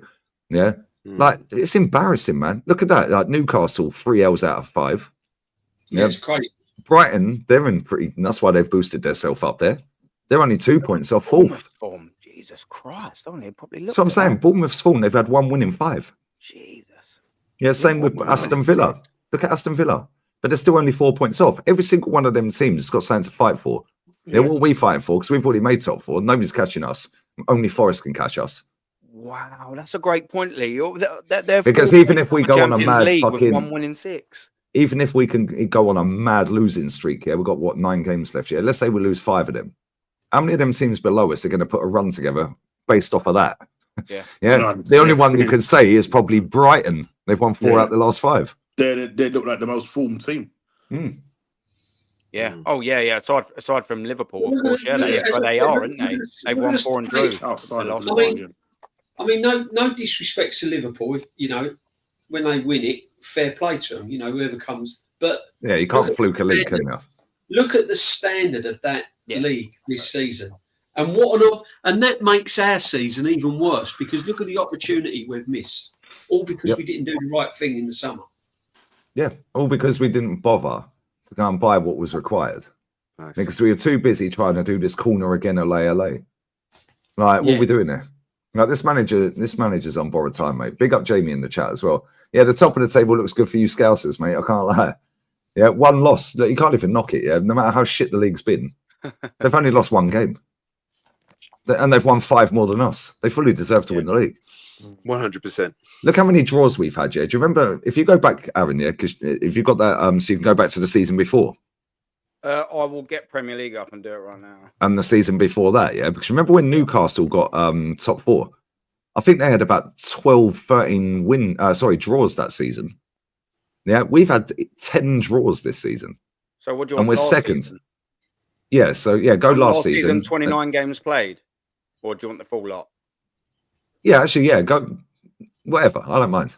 Whatever. Yeah. Listen, I'll leave this on the table, full table last season. If you want to go to 29 games. So look at Liverpool, right? Liverpool have drawn 3 games more last season than they have with 9 to go. So technically, they could still hit 10 draws this season, yeah, or more. Yeah, but they've only won 3 games out of from where they are now on 29. So the next 9, they've only won 3. But even if they do 3 wins, 3 draws, and 3 L's, they still win the league. Out of the last 9. Yeah, crazy. Yeah. Like, and if you go to the season before, see, look at Man U. They had 14 losses last season. They still finished 8th. It's embarrassing. This league's shit, mate. It is shit. Since you say it more and more and more and more, but they got it up. It's so shit. Right, yeah. Look at that. Newcastle finished 4th on 14 draws. Wow. 14 draws. And if they had turned 5 of them, in fact, probably not even that. Yeah, if they had turned, let's say 5 of them into wins, that would be another 10 points. They would have been on 81. They would have been 3rd. Yeah. Right? Couple more, and if one of them was against Man City, for example, all of a sudden Man City had dropped down a couple of points to 86. Yeah, all of a sudden everything gets a bit everyone's panicking in the last couple of games. But they were the draw kings that year. Look at Tottenham. Look at Tottenham, 14 losses that season. It's pretty much the same as this season. Jesus Christ. Man U 9. In a car crash, man. How they haven't sacked that Ange, I don't know. Wait, they're waiting for him to lose the Europa. Why don't you sack him and save the fucking chances of winning it? How about that? Exactly. Yeah. They don't think like that, though, do they? Mate, Valencia were bottom of the table, yeah? They sacked their manager, and now they're about 15th. Oh, so they got rid of him, okay. Yeah, they got rid of him. Got a new manager in, and I think he's only lost about 2 games out of 10. I did see Valencia had moved up a little bit. Oh, sorry, Valencia. Valencia. My missus hates that. Oh, I know. She's like such a. She thinks she's posh, mate. That's why. I said, when you ever met a posh Romanian woman? That's fact. Normally they're on Tower Bridge, fucking robbing everyone. Games in that. That's funny. No, she gets the right up when I say that. I'm like, I'm joking. Like, I said to her the other day because they got caught again on the bridge. Yeah, I said, I see your mob got caught again. She's like, who is my mob? I said, your Romanian G's on Tower Bridge. They're not my mob. I said 3 times in a month they think cool. I said the end is night. I have to find somewhere else to go. Maybe Chelsea or Battersea. Well, they'll be there, mate. They'll be there 100%. I'm sure I've seen them because I've done a lot of work in SW.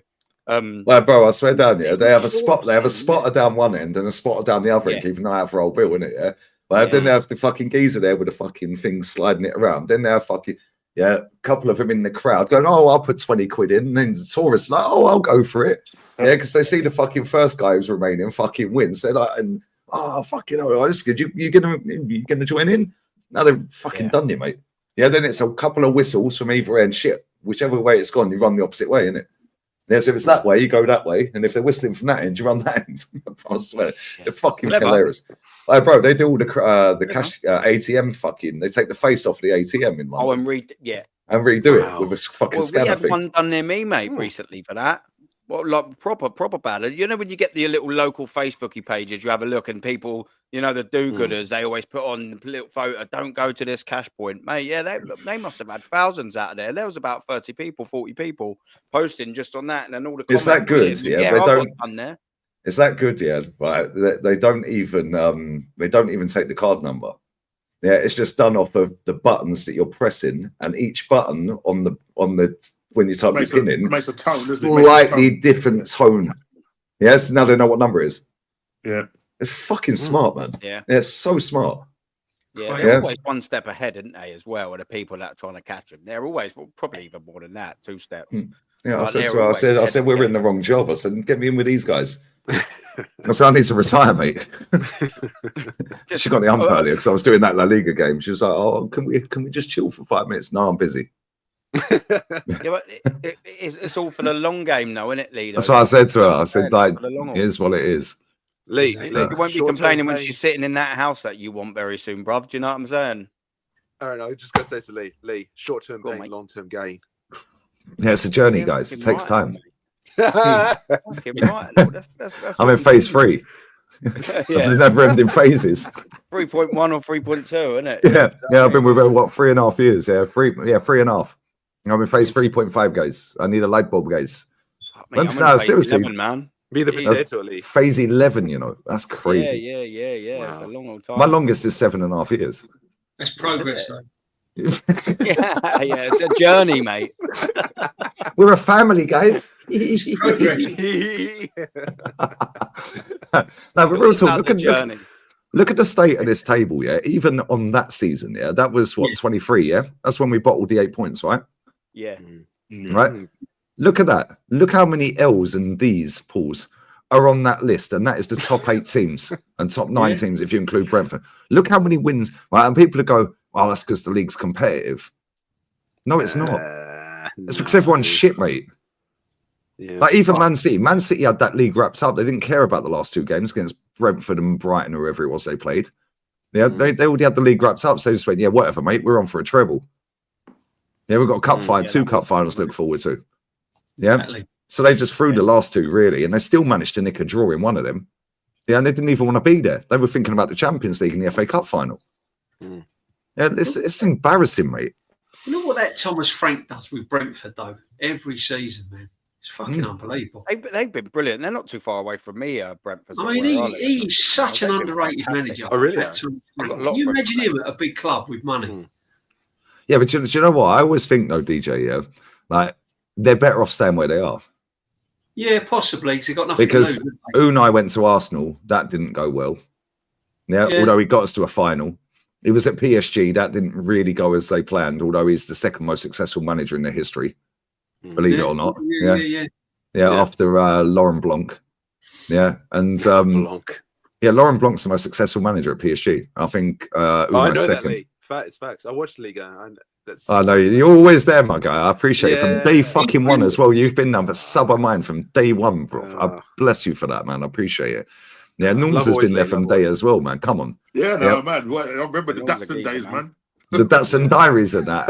Aaron and DJ as well. Credits, like all of you guys, man, for doing your thing, man. Like, honestly, I appreciate it. But do you know what's crazy? Yeah, when we see Graham Potter leave Brighton, this is what happens with some of these managers sometimes. Yeah, like they go into a club and all of a sudden they change who they are.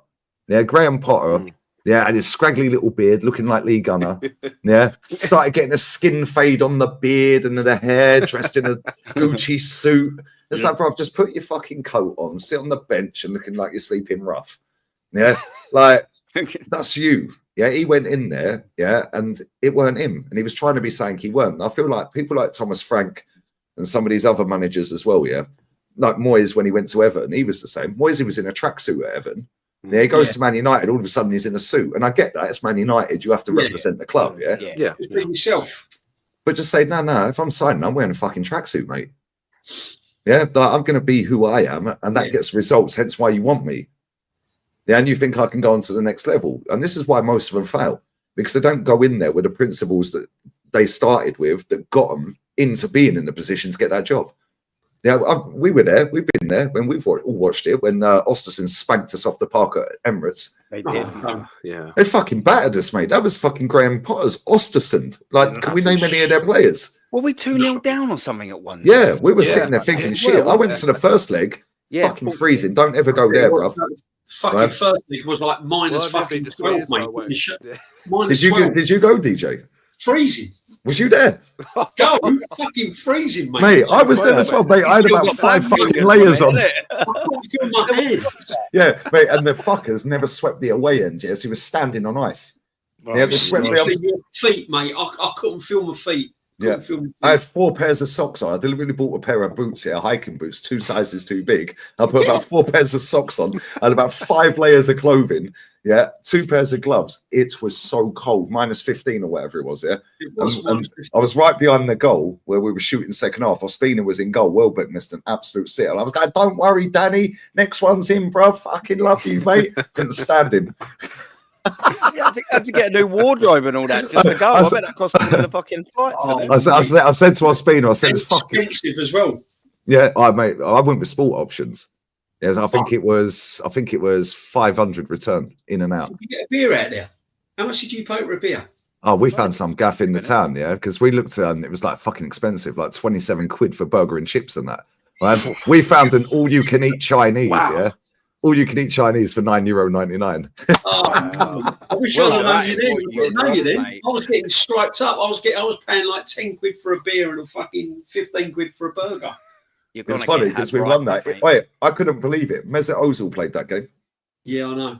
He played. How's he played in minus 15, but then he can't turn up at fucking Liverpool or Man City? Yeah. And the funny thing is, right? I've ever been to, ever. Bro, I swear to God, yeah. I swear. When we got off the plane, right, we're landing. I'm looking out the window. I think, how the fuck are they going to land this? There's snow everywhere. I'm like, what the? Mate, what a pilot. Yeah, and we got off, and at the airport doors, they had Arsenal and Osterson's badges on the glass doors, isn't it? Right? Yeah. Then we got on the coach. We was on the pitch, me and the Pratt and the At. We got on the pitch. We just walked in. Yeah, and they were like, "Oh no, we were taking penalties against each other on the pitch. I'm not even taking the piss." Yeah, I'll put it up. I'll find it tomorrow. Yeah, at some point. I remember you said that, lady. You went on the pitch and you were just more famous for the time of your life. Yeah. And he walked straight in the state. They said to him, they said to us in the end, we don't mind you being here, but you can get off the pitch. We were talking here to 2 UEFA officials, Scottish lads here, they're about 60, lanyards around their neck, fucking top officials at fucking UEFA, and was that, where are you guys from? They went, you're here for pal. They went, where are you from? It was that Sky Sports. That was the day of the game, like 5 hours before kickoff. We're on the pitch taking penalties against each other. No, I swear. And then he walked around and did a fucking vlog, walking around their stadium inside, in the changing rooms and everything. They were like, "We don't mind you being here, just get off the pitch." I remember you said that, Lee, years ago. Yeah, just get off the pitch. The stadium was a dump. It looked like Dunstable Town. No, it was like non-league, wasn't it? I was going to say the population can't be that many, can it? Of that Ostrations, it can't be. That's what I'm saying. Graham Potter was fucking bro. He took them, from the 4th tier of Swedish football to the top, to the top division, mate, and got them in the fucking Europa League. How crazy is that? Wow. Yeah, and then he goes to Brighton, doesn't get him in Europe, but then he goes to Chelsea and totally changed up who he is. And this is what I'm saying about Thomas Frank. Thomas Frank stands there. Yeah, scraggly long hair. Yeah, standing there in the jacket and all of that. Like, he ain't the flashiest guy. I guarantee if he went to a big club, he'd flop. Yeah, probably. Yeah. Because the way these clubs have their image, He's done brilliant with Brentford, though. But yeah, I know. Mate, their owner's the skintest in the Prem. I think he's only worth 30 M's. Yeah. They sold Ivan Toney for more than that.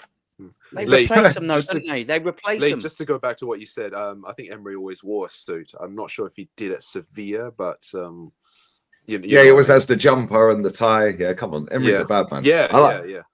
I wish that I've done that video saying, Emery out. Yeah, and then I was like, oh shit, Arteta in, bring him back, bring him back, bring him back. Yeah, I remember that. Take that straight back, innit? Yeah, see, Eddie Howe's another manager that's underrated, because he looks like a PE teacher. Nobody rates him. Yeah. if his name was Eddie Haldinho, or fucking Eduardo Haldinho. Yeah. So I'm sure. I'm Good sure old it was, Eduardo. I'm sure it was linked Eduardo with, Hagen and that. I'm sure it was linked with Eddie. You know, during the time, the Wenger times when we thought he was going to go, they kept bringing up Eddie Howe's name as a possibility. That was when he got Bournemouth promoted, right? Yeah. Yeah. Yeah, and they were The saying same with Arteta and all, wasn't it? I'm sure. Who's the other one? Nuno. When before Arteta got the job, Nuno had 2 interviews. He was the only manager to have 2 interviews at Arsenal, and then we gave it to Arteta. Yeah, Aaron panel. I was just going to say that Arteta was linked with the job before they decided to go for Emery. I remember. I don't know if you remember, Lee. When we won our Wenger's last game in charge, 1-0 away against Huddersfield. Yeah. I gave me a ticket away. I said, I ain't fucking going that love fest. Yeah, I remember you said you'd go there. I remember that. I remember that stupid channel. Obviously, Robbie and you know who. They were doing an interview where they said, "Oh, Arteta's linked to a job. Would you take him?" I remember the Pratt and Hat. He said, no, I wouldn't take him. And now he's completely flip flopped. Yeah, most of the people that were on there said no. Yeah, and this is the thing. Yeah, and this is the thing. Like, I appreciate people can change their mind. That's cool. Yeah, based on new evidence. But what's the new evidence? Okay, cool. He came in and won a cup. So now you're like, oh fucking hell, he might be generational after all. I understand that. Yeah. But now, 5 years later, he ain't won fuck all. Yeah, I'll put this into perspective. Yeah, Preston North End lost to Aston Villa at the weekend. They've won more cup ties this season than he has in the last 5 seasons. Getting to the quarters, madness. Do you know how crazy that is? What was that? And they probably, if you had the Carabao Cup as well, sort of into that, man, you're probably looking straight, because we don't do well in the Carabao. I know we got to the semis in there, but they would have probably had to go through Elite round 1, round 2, round 3, and then we beat them in round 4. They probably have won more domestic cup ties than we've done in the last 3 years. We're ridiculous, man. What isn't it? Preston North End have got the clout now. You can't under this manager who's making a mock of it. That's our cup. The FA Cup is Arsenal's a cup, and he's fucking making a mock of it. And he got very lucky that Man United fucked up to Fulham. Otherwise, they could have gone on and stunk their way to it again, and then they equal us. Yeah. And this is the thing. We hang on to the fact that we got 14 FA Cups. Nobody's got more. Right? Well, we can't flex titles because Liverpool are going to equal Man United, which is why Man U fans need to claim their club back real quick. And demand more, because otherwise Liverpool will overtake them soon. Liverpool have already got more European trophies than them. Right? And we're going to get into this position as well. At some point in the next 5 years, Man U will win another FA Cup. Are we going to do that? No. At this Not with this manager, because he don't take it serious. And Wenger used to fucking wind me up, right? Because he used to take that cup serious when he first got here, and then he took his foot off the pedal and said, nah. But then when his job was on the line, he'd go and win it again. Yeah, and it's like, why don't you just keep winning it anyway, mate? You could have done 10 instead of 7. But at least he could go 3 times in 3-4 years, wouldn't he? Not like this bloke. He could go, fuck it, I'm winning it. Alexis Sanchez slapping one in the final against Villa. That goal was class, man. Mate, what's that? Yeah, it went straight.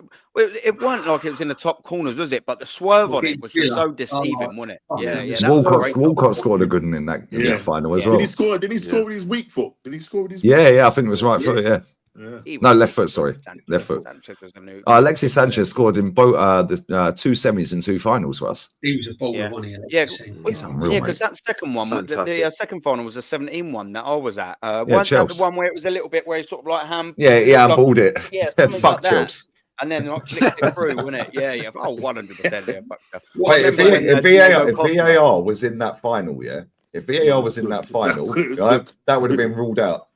If VAR was in the 2020 final that this manager won, Granit Xhaka's getting sent off, not Kovacic. Because Kovacic got stamped on. It was a mistime and Xhaka stamped on his foot. Anthony Taylor was the ref in both of them finals, actually. He sent off fucking Victor Moses for diving. Second yellow. When we ever seen that again? He did dive, but it was right on the wing in the middle of nowhere. Why are you diving there? He sent him off. Now that wouldn't be a second yellow. And Kovacic got sent off second yellow. Do you remember when Pulisic went clean through and pulled his hamstring as he was going clean through? We got mad lucky in that final. And then Aubameyang, what a fucking second goal, bruv. It kind of I remember it. It kind of dinked it there. That chip. Yeah. Oh, that's brilliant. Yeah, he done a little fucking scoop turn past Zuma and then dinked the goalkeeper. Why do you think Zuma went and kicked a cap, bruv? He was fuming. He was banging that season. And then Aubameyang bails us out, wins us our trophy. The only reason why Mikel Arteta's still here, by the way, and then he bins him off. Sells him for free because we're unable to get any dough for him, and then he signs for Chelsea after winning a league title for 12 million. What's that all about? Fucking that's how we ran. He would like, started to play up a little bit. Mate, it's a fucking mess, isn't it? When you start deepening, looking into things. That's why, Lee, when you say, all us boys now, we're starting to break it down and put it on screen because these top gooners and that, they listen better with their eyes. Because when we talk to them, I think it just goes one ear and out the other. But when you have things on screen and just show people how bad and how ridiculous and how crap this club's been managed, ran, whatever, however you want to do it, it's painful. That's the thing that I brought up earlier. I mean, you look at it and you don't know whether to laugh or cry. I mean, just look at this crap again. Let me just bring it back up very quickly. I went through all of these players that you keep. The two best players that we've had in the last 3 months are both right at the bottom on 10 grand between them. It's madness, mate. You look at this crap, brother. I went through this earlier. Yeah, Neto bin, Kivior bin, Trossard bin, Timber, Magalhaes keep, Tomiyasu bin, Raya can be improved on. Sterling bin, Jorginho bin, Tierney, you'd keep him, but sadly we've mismanaged him, letting him go. Calafiori, Andre Santos, bin. Marino bin, Ben White, it was all right.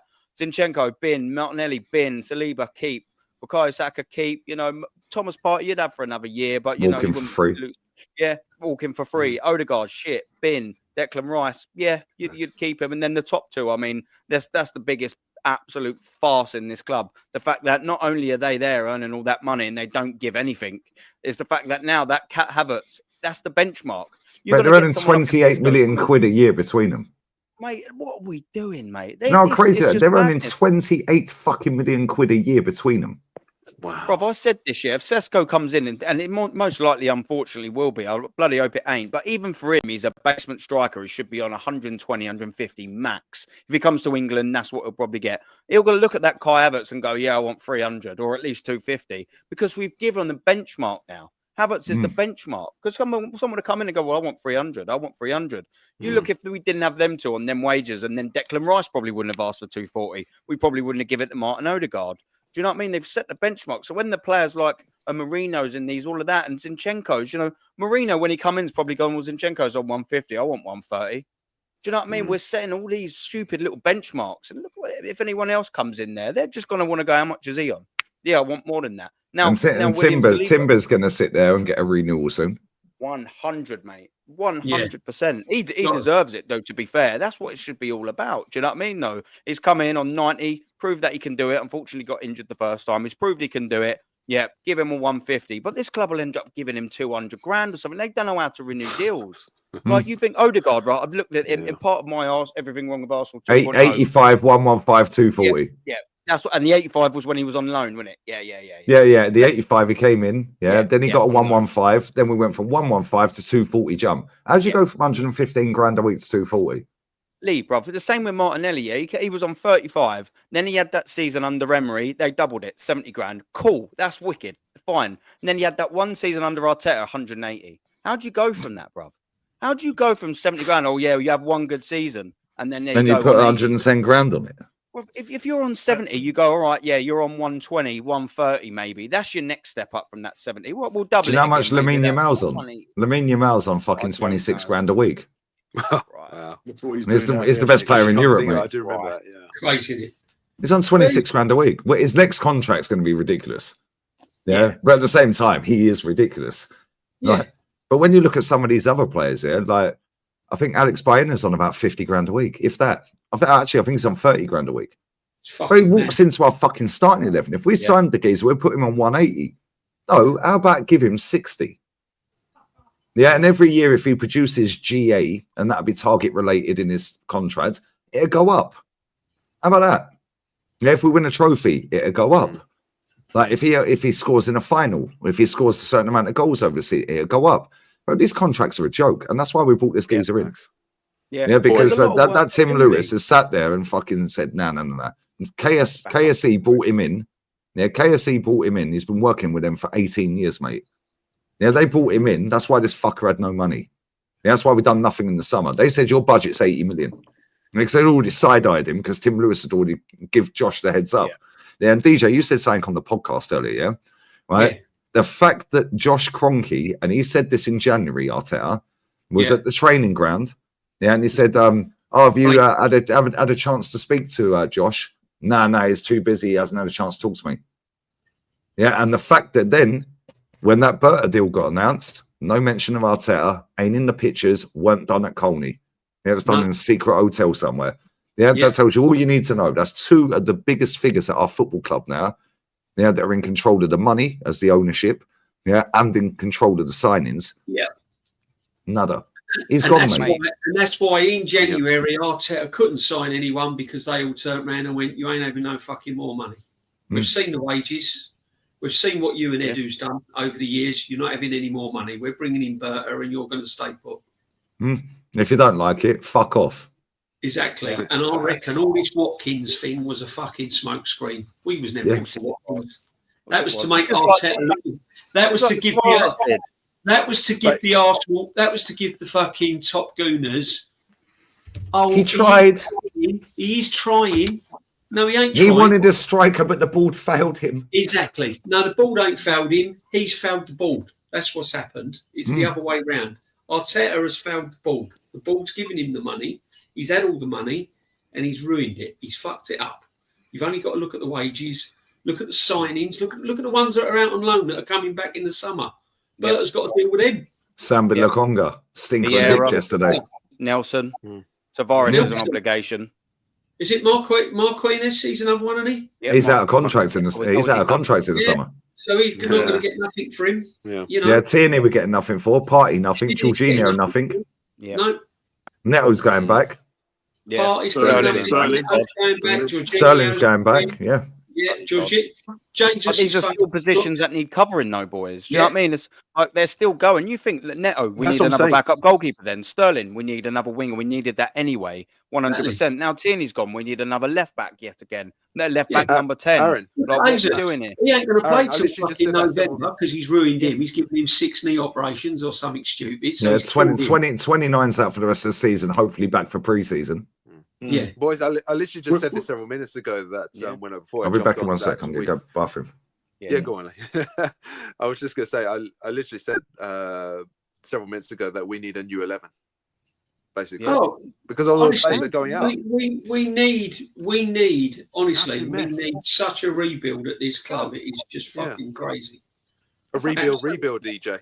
Like you said, you think you need, and this is the positions that we need. You need another backup goalie, yeah? Or if you want to go down the avenue, we ain't got the money for it. But if you wanted to go down the avenue and best in Raya, then it'll be my guess. But I don't think he will. You need a backup goalie. You need a left back. You need a right-sided centre back because guess what? We still haven't signed one since Saliba got injured 2 years ago, and it absolutely derailed our season. No, mate, you're right. There's no backup for Saliba or Gabriel. No. He either doesn't learn fast enough, Mikel Arteta, or he doesn't learn at all. Saliba injury, and as well, let's not forget Tomiyasu. Who the hell's Tomiyasu? He got injured against that Sporting game as well. That derailed our season. We haven't got backup for him. But then you go, oh, yeah, well, Ben White can play there. Well, he's been injured, and now he's not been able to have a right back or a centre back. And the reason why he's not fucking playing at centre back is because he put him to right back because he's no good at centre back. So we need a goalie, a left back, a right-sided centre back. Then we need 2 wingers easily because we still ain't got cover for Saka. And guess what? 2 years ago, whilst Martinelli was on absolute fire, on his best sort of form, he tried paying 90 million for Mudryk.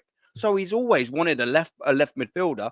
There we're at 5. Now he's losing Partey and Zinchenko. So we need 2 central defensive midfielders. We're up at 7. He needs another 10. Someone else to replace Odegaard. Another left 8. 2 strikers. We are, like Static was saying, and you've gone through the oppositions then. It's a whole new team. And we are supposed to be in phase 5, a.k.a. phase failure, of a £750 million project that's taken over half a decade. And we're now labelling a whole new starting 11.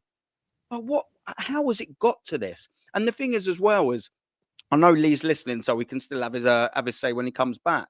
You look at all the effort that we've got to do here. Like we said, we're losing 4 of them players and their positions are going to need coming back. We've got to then also get rid of the 3 players that are coming back from loan because they're no good for the first team.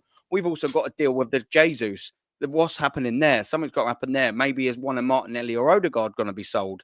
Like we need a centre back still. We still need 6 positions. We need to renew contracts.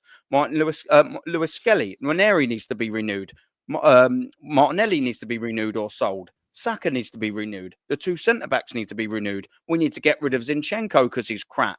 Marino's absolutely crap. We're left in la la land with him. What are we doing with Tomiyasu? He's played 6 fucking minutes, boys.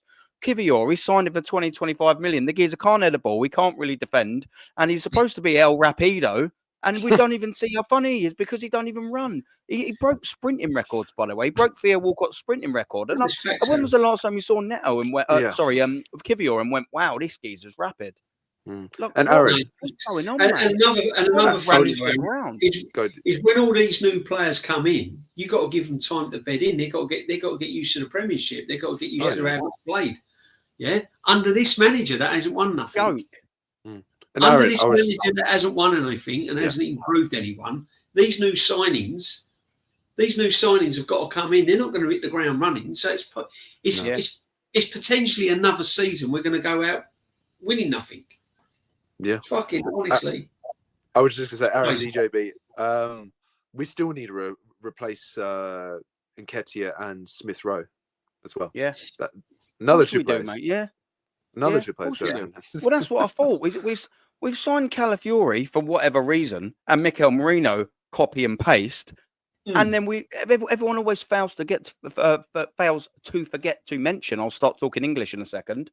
That we also in that same summer that we needed wingers and we needed a striker anyway. He let go of Eddie Nketiah, like you say, ESR, like we say, Nelson and Vieira. Now that's fine. All 4 of them can go. That's all well and good. I'm fine for that. But fuck me, I was expecting that we was going to replace at least one of them, for crying out loud, and we don't. We get Mikel Merino and go, oh yeah, well he's a striker now. Oh, is he? You just one replacement, nothing, mate. But getting back to the Eddie Nketiah thing, right? I mean, you got to remember because he's gone now, so people forget. Yeah. But this is a manager that offered him $100,000 a week and gave him another contract and a 14 shirt. When man like Isak was going begging, and we're persuading this guy's persuading Nketiah to stay at the club, and he was fucking useless. Do you know what I mean? This is what I'm saying. He gave Nelson a contract, didn't he? 4-year deal. So he's all these players he's wasted, and he's just like, honestly, it's just crazy. Can I just say, boys, before everyone else starts to talk as well, I just wanted to say quickly, I guess this is a guess again for you guys. So guess how much Nketiah is on right now at Palace? I'd say 58, 60 maybe. Higher. 80. Higher. 90. Correct. So he took a 10 grand. He took a 10 grand pay, 10 grand a week pay cut. Minus 10k. Yeah. So after taxes that they pay, that ain't that much, really, is it? Considering. Yeah. No, but do you know what? How much they buy him for? They bought him for what, 27 mil? Yeah, probably with the add-ons about 30 there or thereabouts, isn't it? Let's round it to 30. Yeah.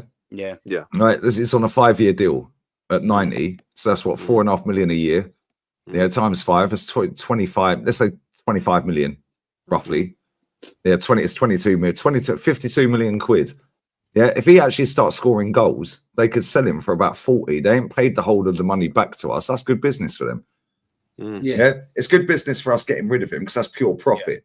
But at the same time, we fucked Palace slightly, by doing that deal with him because we put him on 100. So now in his head, he's thinking, oh well, I want him near 100, mate. I'll take 10 grand a week less. That's nothing. Yeah. If they had said to him 40, he ain't going there, is he? He'll say, no, I'll reject terms, mate. Yeah, we fucked them. Yeah, by putting him on 100. We got that problem with Reece Nelson coming soon as well because he's on 100. Yep. Yeah, 100% facts. And you know what the thing is, but though, boys, is that we nearly messed up that deal to sell Nketiah to Palace before he finally agreed to take that. Obviously, the cut. Yeah. Mate, how much did we give it? What's it, Eddie and Nketiah? Did we give him and Reece Nelson like 5 million in a sign-on fee or some sort of? Yeah. So the way I understand a sign-on fee works here, you don't get it all up front necessarily. Yeah, they just add it onto your weekly wage over the length of the contract. I knew it. Oh, they do it like that. So basically, he's on about 120 with the sign-on fee instead of 100. He's on 120 or something like that. Oh, yeah. Yeah, it's mad. Yeah, it's crazy. But I was listening to what you guys were saying. Yeah, it's a mess, isn't it? Right? Because people sit there and tell us, well, this ain't Football Manager, this ain't FIFA. You can't just get rid of all these players. Well, let me tell you right now, the fucker that's coming in, mate, has got rid of fucking 18 players in a window before and brought 12 in. Wow. Yeah, okay, that makes me feel better. No, better. Yeah, that makes me feel better, bruv. But Lee, you can also use Forest as an example as well. Good. We need cutthroat. That's what we need. Yeah. All of these Arsenal fans, everyone skimps around, pussyfooting around everyone, worried about upset and do this. Get all half of these players in there, half of these players, get them in there and go, you ain't good enough. Fuck off. Yeah. And the thing is, this guy stood up to Simeone, who fucking spots off of Arteta. If he can stand up to a man like Simeone, mate, Arteta ain't going to be fucking nothing. We did it on a stream one night, yeah. Like we did. I think DJ, you was on that stream. I think NORMSKI might have been on that stream. Yeah, his net spend, in the time he was at Atleti was 100 million quid. Yeah, 105 mil. So all the signings, and the ones he sold. I remember that, Shirley. I watched that. Yeah. So basically, the difference in what is sold, what he brought compared to what he sold is Declan Rice, 105 mil over 12 years. And people I think pretty much everyone's happy with the signing, but at the same time, all the people that have been sitting there saying, "Well, he's best in class," that are supporting Arteta, right? Well, how comes we don't get best in class manager then? Because now you're gassed this guy's here. Right, we're obviously happy. I was listening to a bit of Turkish earlier. Yeah, I'm happy. Before I jumped on here. He's buzzing. But at the same time, let's see what this guy does, because this might have been dressed up as something amazing and we might be reading the room completely wrong. I don't think we are. Based off of the evidence that we've seen with the window in the summer, the window in January, the fact he had no money, the fact that he said about Josh Kroenke, the fact he's been moody and storming out of press conferences. The fact he weren't mentioned when Bert was announced, and that was announced 3 weeks later, after Eddie and Nketiah gets to a semi-final, on the day the fucking Emery and Pep get to a semi-final. Obviously, they didn't know the result then, but that's when they dropped the Gyökeres news, which is a load of bollocks. This club moves in very mysterious ways, but if you read between the lines like we do, and actually show factual, like Aaron said, factual information on a screen, people, because when we speak, people just go, "Oh yeah, he's chatting shit again." When you actually show it, because there'll be a lot of people that watch us there, they just go, "Oh, they're fucking negative all the time." But when you actually show factual information on the screen, and then you go, right, let's see how much Zinchenko was actually on the last year he was at City. Now let's see what we put him on. Bang. You got 130 grand a week pay rise, mate, just like that. It was a 30 million quid signing, 30 million quid. I thought that was a good signing when we signed him. But at the same time, I didn't want him to play left back. I was like, put this guy in midfield. Even now, I would keep Zinchenko if we bring in Inzaghi in. Because I'm playing in midfield as a backup. Keep Tierney. Sign big, fucking do whatever you got to do. Keep Tierney. That's our DeMarcos. That up and down fucking left wing back. Keep Timber. He's been brilliant. But again, he'll break down at some point. He's just come back off an ACL and played the whole season. Right? They're 2 wing backs. Bin Calafiori is fucking awful. Put Ben White in a 3 at the back with Saliba and Gabriel. Although I don't think he's great, but with them 2 next to him, I think he'll go up a bit. Right back he's good, but I don't think he's good enough to play right wing back. Right, then in midfield, if you're going to get rid of Rice, Partey, then you can put fucking Rice in there, right, with Martin Odegaard. Then, so that's the 5 at the back, the goalkeeper, 5 at the back, that's 7. Then you got the 2 in midfield, that's 9. You just need 2 up front. Well, Saka's one of them, and you can put Ethan as the other. Now, if you want to go and get a proper striker, you can have a fucking striker with Saka up front. The cheapest way to fix this mess is get that manager. And sign up to Kieran Tierney to a new deal. And Thomas Partey if you want. Get rid of all the other shit. But it's still got Zinchenko that can play midfield. They can still play Skelly in midfield or at left wing back. It'll be on the bench. So there's now 2 players, Zinchenko and Skelly, that'll be on our bench that can play midfield or left back or left wing back if you really want them to. Right, then you've still got fucking Martinelli that can come off the bench if you want to keep him. He can play up front. But when Real Madrid play, they have the 4-4-2. It's not a 2. The 2 are wingers. I know they've changed it slightly this season. Yeah, before Mbappe went there, it was Rodrigo and Vinny as the 2 up front. They're not up front. They're on the fucking wing. Then Jude goes box crashing. All that can be Declan Rice. Yeah, that'd be Declan Rice bombing into the box, or fucking Martin Odegaard bombing into the box from the midfield. You got Saka, that'd be big man, little man. Get a big man up front. Yeah, link up with Saka. We know how good he is and he can whip a shot. Yeah, the easiest way to fucking do piece of piss, bruv. Go and get Gyökeres. Yeah, put him up front with Saka in a 5-3-2. Yeah, with so you'd have the goalkeeper, 5, that's 6. Yeah, 8. Another one, you could have Ethan floating around the 10. Yeah, with Odegaard in the 8 and Rice. Yeah, so they're the 2 that are sitting, the double pivot in there with fucking Ethan. You got your wing backs bombing up and down. Now you got Geezer that can head a ball in the box. You got Saka picking up and linking up and all that. In rocket science, if we got Inzaghi, I swear we'd win the league inside 2 years. Lee, how much money are we talking in terms of what you looking at that formation 5-3?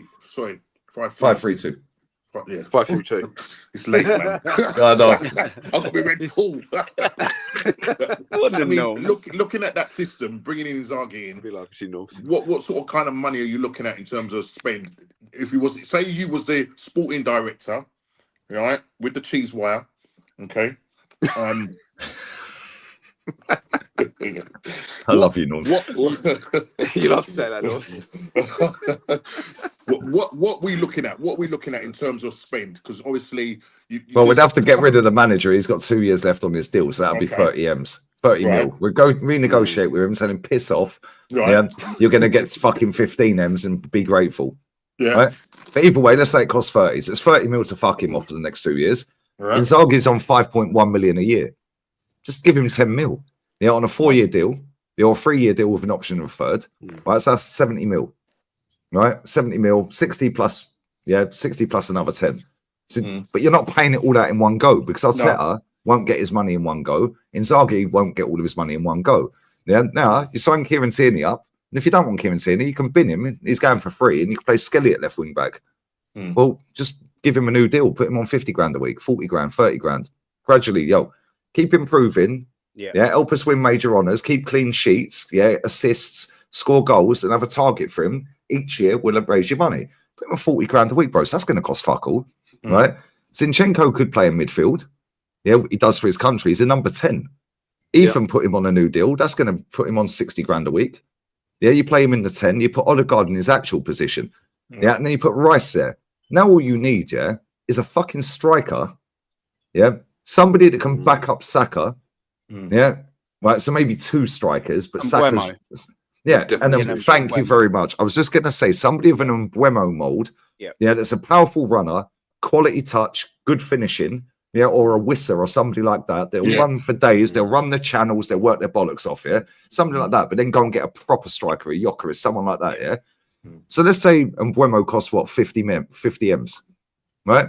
Then you go and buy Gyökeres. Well, he's going to cost what 70 M's or whatever. Yeah, that's 120. 120. Yeah, now you need another midfielder. Yeah, because if Declan Rice gets injured, then who are we putting there? Yeah, because we ain't got no one else. So you need another DM. Well, I say DM, it'd be a double pivot because it's a 3-5-2. Who would you like? Who would you go for? That's a good question. Personally, I'd go for Barea. Yeah, but I don't think he'll leave Italy. Yeah, I'm failing that. I'd probably go with Tonali. Just go and fucking rob Tonali off of Newcastle. Just go and rob Tonali. Pay 70, 80, 90 him, so I could drop him in there. Pay 70, 80, 90 M's. Now you've done 210 million. You've done 210, yeah? Right. Now you need you got Mbeumo, you got Gyökeres, you got Tonali, yeah? That's now 3 signings. Yeah, Tierney's going, Thomas Partey's gone, Jorginho's going, sell Kivior, get rid of Sterling will be going, Neto will be going, yeah? Right, get rid of Tomiyasu, fuck him off. Now you just need a couple of squad fillers. You've got Martinelli on the bench. Yeah, you've got what's his name on the bench? Who's the other one? Ben White. Ben White can start, so maybe you need one more centre back as well. Yeah, because I've been Calafiori. Yeah, so if Timber gets injured, you could play Ben White a right wing back. Then you put the other centre back in with the 2. So you need a centre. Yeah, the fucking geezer at Pat. Yeah, bro, that's what I'm saying. How much would he go? So that's 50. That's 260 you've done there. Yeah. I think would be sweet. Yeah. I can't lie, because Skelly can play in midfield if you have injuries in midfield. Then you could put Zinchenko at left wing back. Yeah, or you could play Skelly there. The thing is, you only play Skelly in that left if there's an injury. You don't just do it for the sake of doing it. You keep 29, make him a bench player, and just say, look, you can come off the bench. But now you've got a powerful fucking forward up front with Saka as the second forward, but they're not strikers. Gyökeres has been a striker. It's a 3-5-2, but it's a 3-5-1-1. Yeah, because let Saka go and roam around on the right doing what he does, and Gyökeres just calls mayhem. Now you need to change your formation. Your system on that, which he will. Under this manager, we're going to see the same shit next season. That costs 260, right? Now you get rid of Fabio Vieira, get 20 mil back if you can. Yeah, you get rid of fucking Nuno Tavares. Well, he's going anyway, so there's another. That's done. Get rid of Samba Likonga for 5-6 mil. Right? Who else we got that we could sell? There's Reece Nelson could go for 20 mil. 15-20 mil. Yeah. Who else we got? Who else isn't? Who else? Jesus, I've fucking been for 50 quid. You can see players. Right, yeah. Jesus, you could get rid of. Just bin him to Saudi. Learn Arabic, Mudgy. Yeah, Kivior. Yeah. Trossard, I love you, bruv, but this man just killed him. Right? Yeah. At least it's Arteta out, Lee. Mikel Merino would be a bench fucking player, which he is anyway. Yeah. But then that could be the Declan Rice. I wouldn't have him as Declan Rice backup. But if you want to, that's cool for now in phase one of Inzaghi. Yeah. You got Zinchenko who can play number 10. He can also play number 8, and he can play left wing back. Now you got Martinelli who can play as a fucking striker. So if Gyökeres needs a rest, you got Martinelli who can play up front. Yes, it's not ideal as a backup. Yeah, but at the same time, for the first 2 windows for the first season, we go with that. Then the second season, then go and get a fucking we'll have Tonali. We could get Tonali, bro. Tonali in midfield. Declan Rice, Tonali. Bro, I swear down that slap. That would slap. You could have Odegaard on the bench. I agree. You could have Odegaard on the fucking bench if you got Tonali in. So you've done 260. You probably only got about fucking 80 million back over all this shit. Yeah, that we've got rid of. Right? Job done. Or Lee, go and get a Morgan Gibbs White for a fucking Go get Morgan Gibbs White, mate. Yeah. And then not only that, look at the players around Europe. What's his name? Eunice. DJ, we showed you Eunice, me and Matt. Yeah. Baller. 5 million buyouts clause, bro. It is on 12 bags a week. Go and buy Ilias. From fucking right wing at Villarreal, although he's just done his AC. Yeah, go and buy fucking these cheap players for like 4, 5, 6 million buyouts that are on 5, 6, 7 grand a week. Yeah, put them as squad fillers. Send them out on loan if you have to. Yeah. Like Brian Zaragoza is a baller. Bayern brought him for 15 million euros. They've loaned him out twice to Granada, and he's at Osasuna now. He's a fucking baller, bro. Alex Baena, another baller. Yeah, but this is my point. Yeah, you could play that guy in a number 10. Yeah, bro, I think if we keep this manager, even with this sporting director, it's going to cost a lot more money. And I back the sporting director 100, it will cost a lot more money to fix this shit than it would if we went and got a manager like Inzaghi, like a Conte. I'm not saying I would take Conte, actually. He's got them in the time. Both of them managers, any coincidence, they're the top 2 teams in that league, and they play 3 at the back. Look what Conte done off the bat for Chelsea. Do you remember we panned them? Was it 3-0 or 3-1? And then they changed their system. Ozil scored that day. Yeah. No team could touch them after that. No team could work them out. It was record-breaking wins that season. Victor Moses, right wing back. Yep. Yeah. Bro, they had 30 fucking wins that season. 30 wins. Yeah, we beat them in like the 5th game of the season or whatever, 6th game. Yeah, it was early they went unreal. 3-0. Yeah, they went fucking ham. Yeah, and this is the thing. Yeah, if go on, DJ. Sorry. Well, no, I was going to say Spurs would be a lot better if they'd have kept Conte, and what he was saying was right about Spurs. Mate, he's got Scott McTominay, Lukaku, and Billy Gilmore fucking balling out. Yeah, I know. Scott McTominay. That's unreal. Wow. Yeah, and if we sign Scott McTominay, this fan base have fucking gassed him out. Oh, look at what he done at Napoli. Yeah. Funny that, because you were all slagging him off when he was at fucking Man U. Yeah. Like, this is, bro, I swear, Jared Bowen, big up Darren Sullivan. Jared Bowen, I'd sign in a heartbeat. That could be the backup for Saka. And he can play up front. Yeah, Saka, this This manager said Saka can play through the middle before. Yeah. So why don't you change your system to a 3-5-2, which you fucking did when you won the FA Cup, you fucker. Yeah, you played 3 at the back. You had Lacazette and Aubameyang up front. That's right. Yeah, you had Pepe off the right. Yeah, do you know what I'm saying? Bro, it ain't rocket science. So Jared Bowen wouldn't cost that much money. He's a fucking good player. He's mad underrated, that guy. You reckon you could get him for 70 M's? Yeah. You get him for less than that. You reckon? Lee. You reckon West Ham after the Rice thing? You reckon they'd let him go for less? Oh, bro, 100%. You'll get him for about 50 mil. Yeah, yeah. Wow, It's got to be about 26, 27. I thought they'd have tried nicking it, like, you know, trying to take the piss and that. I'm surprised. Jared Bowen is 28. Yeah, Is he? Yeah, Do you know what? Yeah, I don't know why in 28, my head I've yeah. got him down as like 25. Wow, I can't believe I've let that skim over me. He's 28 years old. Get Jared Bowen in, pay him 45, 50 million quid, give him a pay rise, give him another 15, 20 grand a week. You don't have to move house. He just has to get up a bit earlier. Yeah, job fucking done. That's the Saka backup. Yeah. Then you go and get Gyökeres. Apparently he's got a fucking gentleman's agreement. What's a load of bollocks? It's going to cost 70, 80 mil, lads. Yeah, maybe he has. Maybe I'm wrong. Maybe it goes down every year. I don't know. Yeah, but go and get him. Now you've got 2 forwards that can score goals. You've got Saka. Ethan can play the 10. Odegaard can play the 10. Yeah, you got Rice. You go and buy Tonali. You got Zinchenko who can play in the 8. Yeah, all of these players can play in all of these positions, by the way, because Rice can play the 8. Yeah, Tonali can play the DM. Yeah, or say DM, it's double. Yeah, but you can swap Tonali and one goes, one stays. Remember when we had Petit and Vieira and Gilberto in that? One goes, one stays. Vieira would go, next man to sit back. What a midfield. He goes, Vieira sits back. Bro, Tonali and Rice would bang.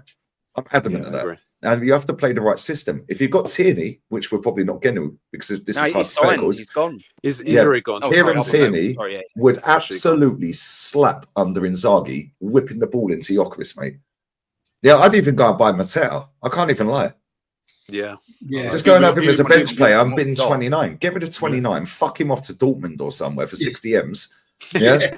Right. And bring Mateta in for 50 or 40. Yeah, the wages will be after the fucking price, if not even less. And he'll play second fiddle to fucking Gyökeres. Give Saka a break. You could put him or Jared Bowen up. And the thing about it, it's so simple. I mean, both of them are both units, yeah. So would have a powerful, powerful strikers up front. And they're clinical. And you got Chris Saka. Wood now. Yeah. Or we could even go and get Eze at Palace. Why have we let him go, man? Like, how could we not have a little punt at trying to sign him in the summer? Just and the same. Why didn't we fucking swap Eddie and Nketiah for him plus a couple of quid? Yeah. Or for Elise. Elise was 45 mil. It's not Football Manager, Lee. Yeah. That's what they all say. It's not Football Manager. Come on, man. That was a missed opportunity, Elise, because he would. He's unreal. Massive. I'm telling you now, right? If we'd have got Elise,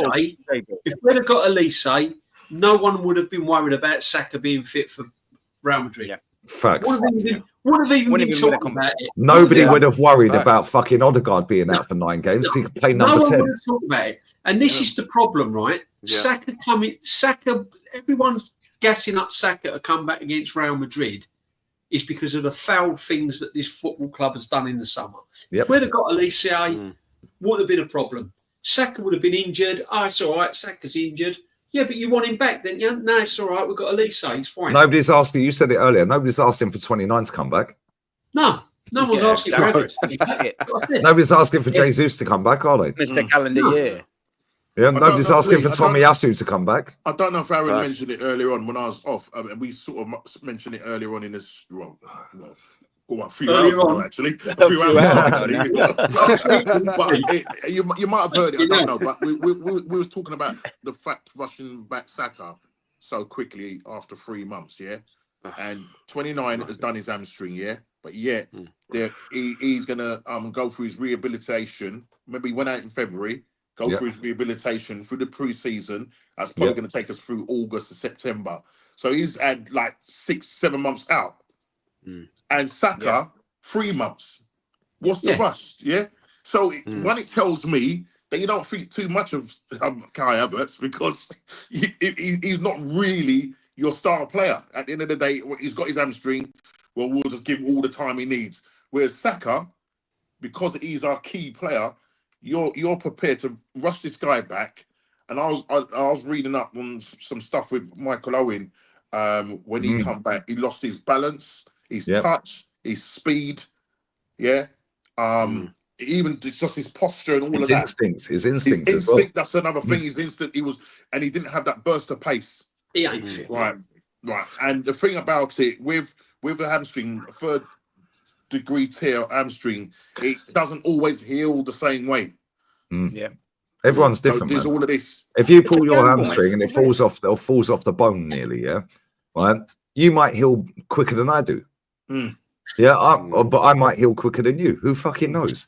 Yeah, everyone's different, yeah, and this is why when they've got multi-millionaires, yeah, available to them like that, yeah, like for surgeons, physicians, so on and so forth, like the top best fucking experts in their field, yeah, physios, the lot, yeah, right? They'll put you on a personal program to suit you.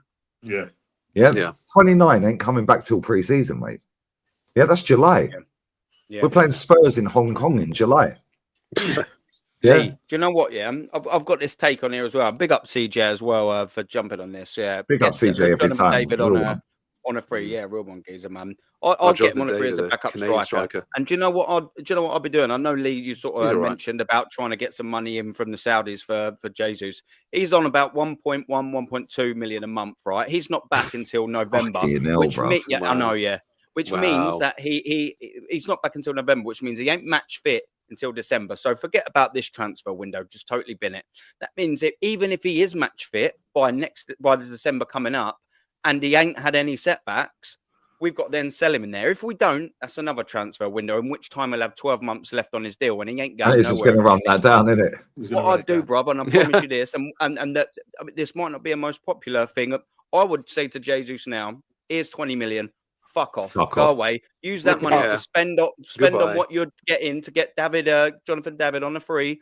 Use that 20 million as if to say you've signed David for 20 million. You know, it's the same. Get Gyökeres. The 2nd June comes, the 1st. Release the fucking clause. Pay the money. Give this geezer. Sign him up on a free, Jonathan David. Tell Jesus to fuck off. Because by that point from now until December, you've saved about 12 million quid in wages. And if you don't sell him, that's times 2. So you might as well just give him the money. I know we don't want to get back into this sort of scenarios where we're ripping these contracts up and all that. But we've done it to ourselves again. We've done it to ourselves again. Mate, Samba Lokonga's on loan, but sorry to cut in, Aaron. Samba Lokonga's on loan at Sevilla. Right? We've got an option. They've got an option, not an obligation, an option for 12 million euros. I'll be shocked if they buy him. So then guess what? He's coming back, and guess what? He has 1 year left. Yeah, so we're stuck with him. It's a mess because he's just going to sit there and run his contract down. He's just going to turn down.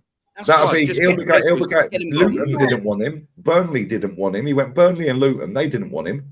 He ends up going to Sevilla. He's had a shitter. He's been injured about 4 times in Seville. You know, I don't know what he's doing. Tripping over the tapas, fucking like. What was he doing here? Tripping over the fucking sangria and that. Like, he's been injured about 4 times. He ain't been great. He's had the odd good game every now and again. I'm not going to say that. He has had good games. Yeah, he got a stinker and hooked yesterday in the fucking main game, of their season, which is Betis. He was shit. It was rubbish. Worst player on the pitch. Got hooked. They're not going to buy him. Yeah, they will not buy him. And if anyone does buy him, they're not going to buy him for 12 million euro. I'll be baffed if they do that. So he'll end up like Rob Holding. Do you remember Rob Holding went and they dressed it up? It was 4 million. No, it fucking went. It was 1.5 million with 2.5 million add-ons, which he never hit because he never got off the bench, and now he's fucking wherever he is. Is he at Burnley or wherever he is? I don't even know where he is. He's just gone. He's gone missing. He's gone missing. Yeah, he's gone. Bro, Tomiyasu and Jesus, I'd rip both their contracts up. Yeah, and I'll just say see you later. And then what I'd do is I'd go and get, like Aaron said, I don't like Jonathan David. I don't rate him. But that is a market opportunity to spin money. Right? So you sign him up, you give him 100 grand a week, which is what Eddie and Kettle was on. Give him 100 grand a week. He's free. You tell Jesus, fuck off. Here's your bye-bye. See you later. Rip the contract up. Somebody will get Jesus, no matter where it is, Brazil, Saudi, wherever. Right? And then, you go and get a fucking fullback, stroke centre back. That's a free. I'm sure there's loads in the summer. Tarek Mitchell, Crystal Palace left back. He's good. Available on a free. I would take available him, on a free this summer. Yeah, I would. He's free contract. He's a good left back. Yeah, and now you don't have to play. You don't have to play Skelly so much in left back. Although like he's pretty good, but I ain't getting too gassed yet. But go and look at the free market. Now, as Arsenal fans, the majority online, not everyone, we turn our nose up at this shit. Yeah, bro. Look at when Berta for went and decades, fucking Lee. signed Like that for Memphis decades. Depay for $2.5 million. He signed Suarez for $5.5. Yeah, but these man, I see people in my chat today when we was on the pod, DJ. Yeah, oh yeah, you're guessing up this Berta. He bought for João Felix for 120 million. So yeah, what? cool. Yeah, guess what? He sold Griezmann for 127 the same summer, mate, and then brought him back for 22 years later. Yeah. Lee, do you know who is a great market opportunity that skimmed over? I thought he'd had a deal with Barcelona, and I know he hasn't been the same as his original height, but Jonathan Tah is still available on a free right-sided centre-back. Yeah. That's a market opportunity. And How much is he on, Aaron? How much is he getting paid a week? I guarantee it's fuck all, mate. I'll be shocked if he's on top dollar. Yeah, and this is the thing, yeah. Go and buy these cheap players that are 4 or 5 million euros. They come in on $3 grand, $5 grand, 10 grand a week. They're not necessarily going to play. They can be bench fillers every now and again, or you loan them out. Yeah, or you put them in the under 21s. Then, if they go out on loan, all of a sudden they start balling out. Bang, you've got a 30 million quid player. You've just spun a profit. That then goes back in, and that's what Chelsea and Abramovich are doing. Sorry, bro. Go on. 54,000 euros a week, Jonathan. Wow. That's 45 grand a week. Wow. give him 100. Do you know what I mean? Let him compete. He's on about 44, 45 grand a week. Yeah, give him 60 and he's coming, isn't he? Maybe give him 80. Aaron panel, sorry boys, I just got to ask Lee a quick question. Lee, would you take Molero at Arsenal? In a heartbeat. Yeah. It's already a done deal, apparently. They're telling us all last night, telling us it's a done deal. 60 million euros. Deal, though. Well, you know, a done deal is not a complete deal. Bro, if me and Matty, were scouts of this football club, and I'd do it for 100 grand a year whilst doing YouTube. You get me to be a scout. I don't need to leave my fucking gaff, mate. Yeah, neither does Matty. Matty was sitting there watching the under 18s earlier. Yeah, well, DJ, we was on the podcast, innit? And he was going the under 18s alive. Saeed was watching the under 18s on a watch along. Yeah, for Man United. I think they won 5-2, 5-3. Wow. Yeah, against Aston Villa. So I think that was a cup game. I think they're in the final or the semi or whatever it is. I said earlier though, the code getting rid of the scouting in this club has fucking ruined it, mate. Yeah. But then the scouts that we do have, we've got a Romanian stroke Moldovan scout, or when we bought a Romanian or Moldovan, we've got a fucking South American Argentine scout when we bought an Argentine. Exactly. Yeah, we let one go, mate. He's gone at Villa. They're the goalkeeper. What are we doing here? Yeah, we've got an American scout. Sorry, my bad. We signed Tina Turner and Austin Trusty is on for a domestic treble, by the way. He's going to win the league. He's already won a cup. Yeah, and he's on for a domestic treble. Austin Trusty. Tina Turner is on the bench at Palace. He's in a fucking semi. Like, maybe you keep the American scout. He's done all right. Maybe just don't get rid of him. Maybe don't give it to the players. It's a fucking joke, isn't it? No, the whole thing's a mess. Yeah, we got fucking. Bro, the whole thing is a scam. If me and Matty, I swear, Dan, pay me 100 grand a year. Yeah, pay me 100 grand a year. Don't pay me a penny until the end of the fucking year. Right? I'm sure Matty will probably want more, but I'm taking 100. Yeah, take 100. I'll take 100 grand a year, and I'll scout them players for fun, like that. 4 million quid, 5 million quid, 6 million quid, 7 million quid on 5 grand a week. Yeah, I'll give you another one there. Right, Miguel Gutierrez at Girona. He was through Madrid Academy. Yeah, went to Girona. They got a buyback last summer for 5 million euros. He's on 5 grand a fucking week. Wow. Right? They have a buyback on him again this summer because this is how Madrid work. Yeah, we'll have a buyback for 2 years. Yes, we'll buy him back at 5 mil this summer and the next summer. But if we don't activate that, we'll want it again the next summer for 6 mil. Girona said, yeah, cool. He's going to go to Real Madrid for fucking 6 million euros in the summer from Girona. And I guarantee when you check his wages, he's on 6,250 euros a week, which is about 5,400 quid, roughly. Yeah, I guarantee they don't put him on more than 40 grand a week. Yeah, now you have to earn your money. Yeah, now it's target related. Yeah, and this is why when Vinny went there, and I showed this on stream the other week, Vinny went in there on low money. Why? Because fucking Benzema was the fucking star. Yeah, that's the year he won the Ballon d'Or, I think. Maybe I'm wrong. Maybe it was the year before. Yeah, and now Vinny's the top boy because of what he keeps fucking winning and helping them win, turning up in finals. Yeah, so now your money goes up based on performance. The money at Arsenal goes up based off of bullshit. Yeah. There's no, not like, I just can't work out how they do it by pay. They just think, oh, what do you want? oh, I'll have this, and they just go, yeah, all right then. How do you go from these astronomical wages to what they're on now? It's ridiculous because there's no progression limit there. It's just like have a good season and we'll quadruple your wages, mate. No problem. No, not even quadruple. Yeah, fucking Calafiori. Somebody put in my chat earlier saying, I can't remember exactly what he said. Yeah, it was funny. He said something about Bellerin. He said he's just a fucking spicy Bellerin or a fucking exotic Bellerin or something. Yeah. Right. Well, guess what? Fucking Bellerin's won a cup since he's left. And he's won a league title at Barcelona since he's left. Yeah. Two clubs he's played for since he's left. He won a title and he won the Copa del Rey with Betis. He's won 2 trophies since he's left. Yeah, Dovbik's a bad boy. I would have bought him in a heartbeat, mate. 24 million.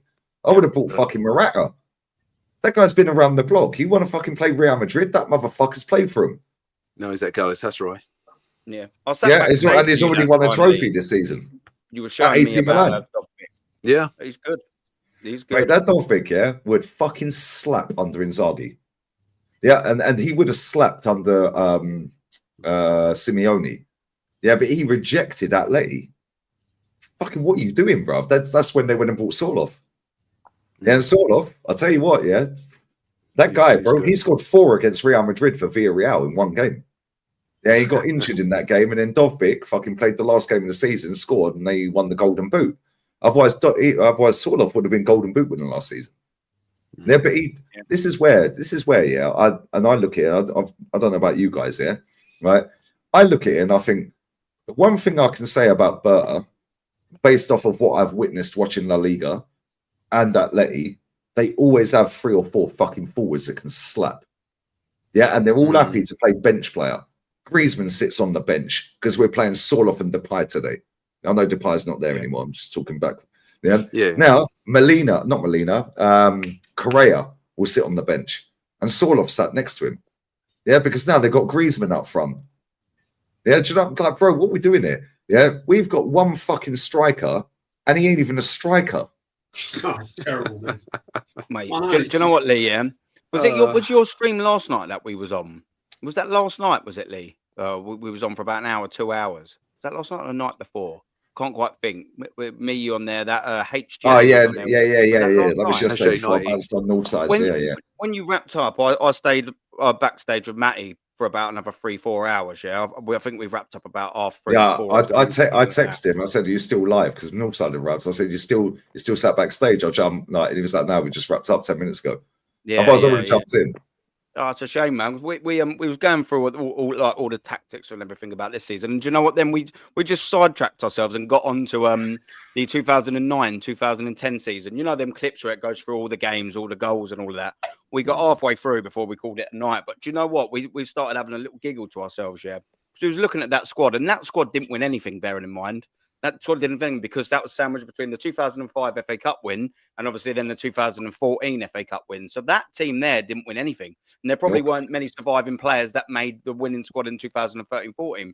We was having a look at the players, and apart from the defensive side, you know what I mean? Apart from the defence, we was looking at the lineups, and there was some stinkers in there. And you're like, he gets into our team. We was looking at Benter scoring goals, and we're like, oh, Benter gets in our team. We're looking at Eduardo and thinking, he's reason in our team. And then you're like, Diaby gets in that team. Fabregas gets in that team, and you're like, Cesc walks in anything.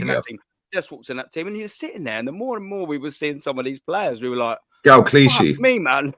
This squad won nothing like 12, 13, 14, 15 years ago, and they're all better than the current shit. And that Nicholas Bentner put us fucking 3-1 up over the. Do you remember Shavin?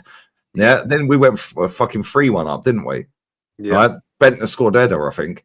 Right, and then Messi went, "No, not today, lads," and went and scored 4.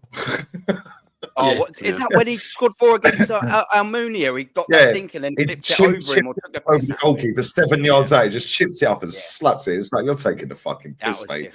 But boys, if you remember, that was the same game. Boys, if you remember, that was the same game that Van Persie got sent off for kicking the ball away. Allegedly, he didn't hear the whistle. He thought he heard it was from the fans, the Barca fans. Yeah, is that the same game? No, I don't think that was. I don't think that was the same one.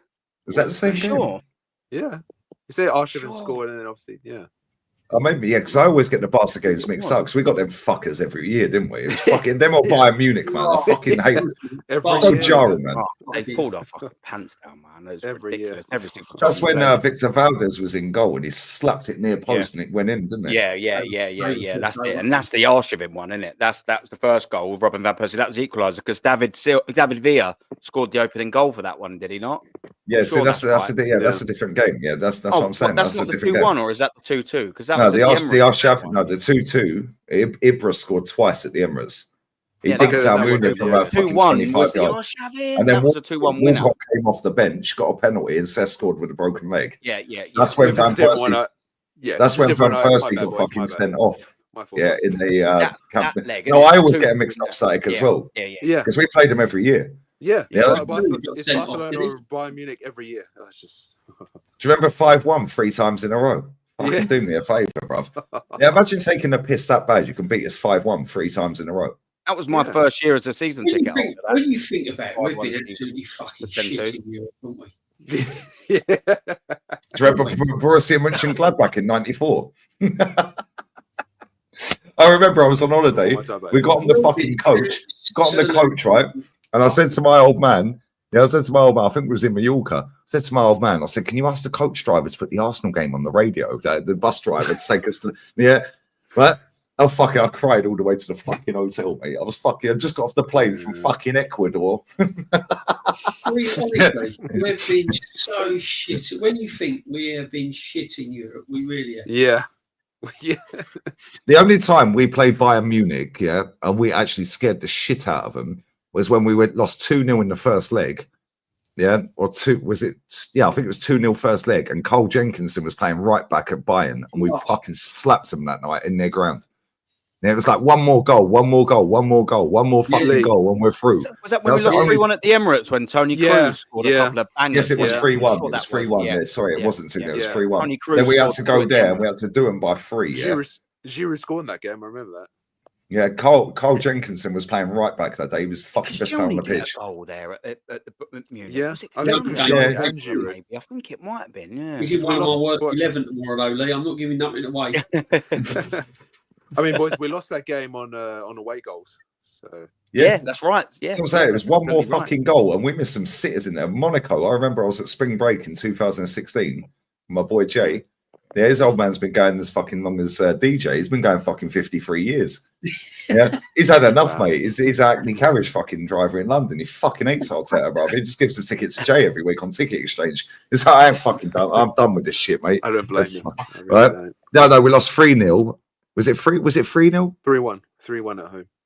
Yeah. Well, I remember Cole Jenkinson he was the best player on the pitch, yeah? Yeah, he was fantastic in that game. We won 2-0. Yeah, he was unreal, mate. Yeah, but he's another one. Yeah, but Monaco, when I was with my mate, Jay's old man, his son, Jay, we went spring break, right? We went and watched that Monaco game. Fucking, if I'd seen Olivier Giroud that night, I'd be in jail, mate. Yeah, fucking the amount of sitters that fucker missed that night. I threw a pint glass at the fucking projector in the fucking bar and got kicked out. I was lucky I didn't get fucking nicked. And I don't want to get passed around like a peace pipe in Mexico, mate. Do you know what I mean?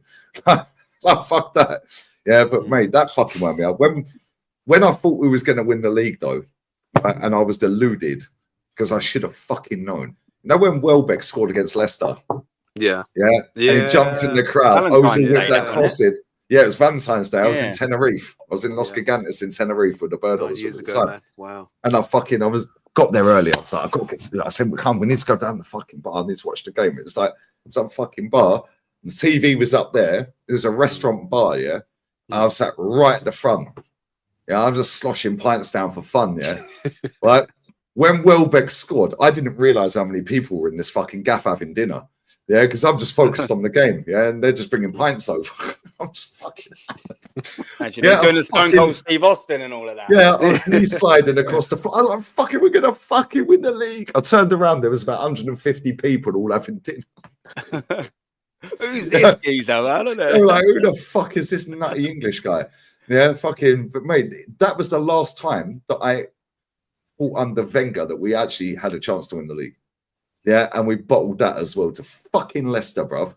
Yeah, and then the only time I've believed under this manager that we'd win the league, and again I was fucking deluded, is when Eddie Nketiah scored the 3-2 last minute. Against Man U, I was like, we're gonna fucking do this. Reece Nelson scored against Bournemouth, slappage, 7th minute. I thought, I've seen this story before. I reckon we could do this. Yeah, you was talking positive. You was being ultra positively. I even said we signed Jokeris in the summer. Matty's going, no. He's on the phone 2 days before. You're going, no. I said, real talk, Matty. I said, they cleaned out Eddie, Smith Rowe, all these players, fucking lumped out this. I said, they ain't done all of that if they ain't got a fucking ace up their sleeve, bruv. He goes, Raheem the Dream's going to come in. I was like, Matty, you're chatting shit. Next day, we're on a stream, breaking news. Raheem Sterling's going to Arsenal. Fuck off. How does he know, man? Yeah. Big up Jezza, man. Big up Jezza. Big up Jez, man. If you want to jump on for a little bit, Jez, these man need to go to fucking bed. He was on earlier, wasn't he? That's that long ago. He was on at the start with us. I'm sure he said he was going to. He snuck out. You know what I mean? He's changed. Let's have a little. Tomorrow, I've got to do the worst 11 with him. The worst 11. Right, if Mesut Ozil in anyone's worst 11 on that panel, I'm blocking you, all of you. Oh, mate, I don't know. Come on, there's worse players than Ozil. 153 million quid. I can't go into it. It'll all be revealed tomorrow. If Seagan's in there as an invincible, you've all had a stinker.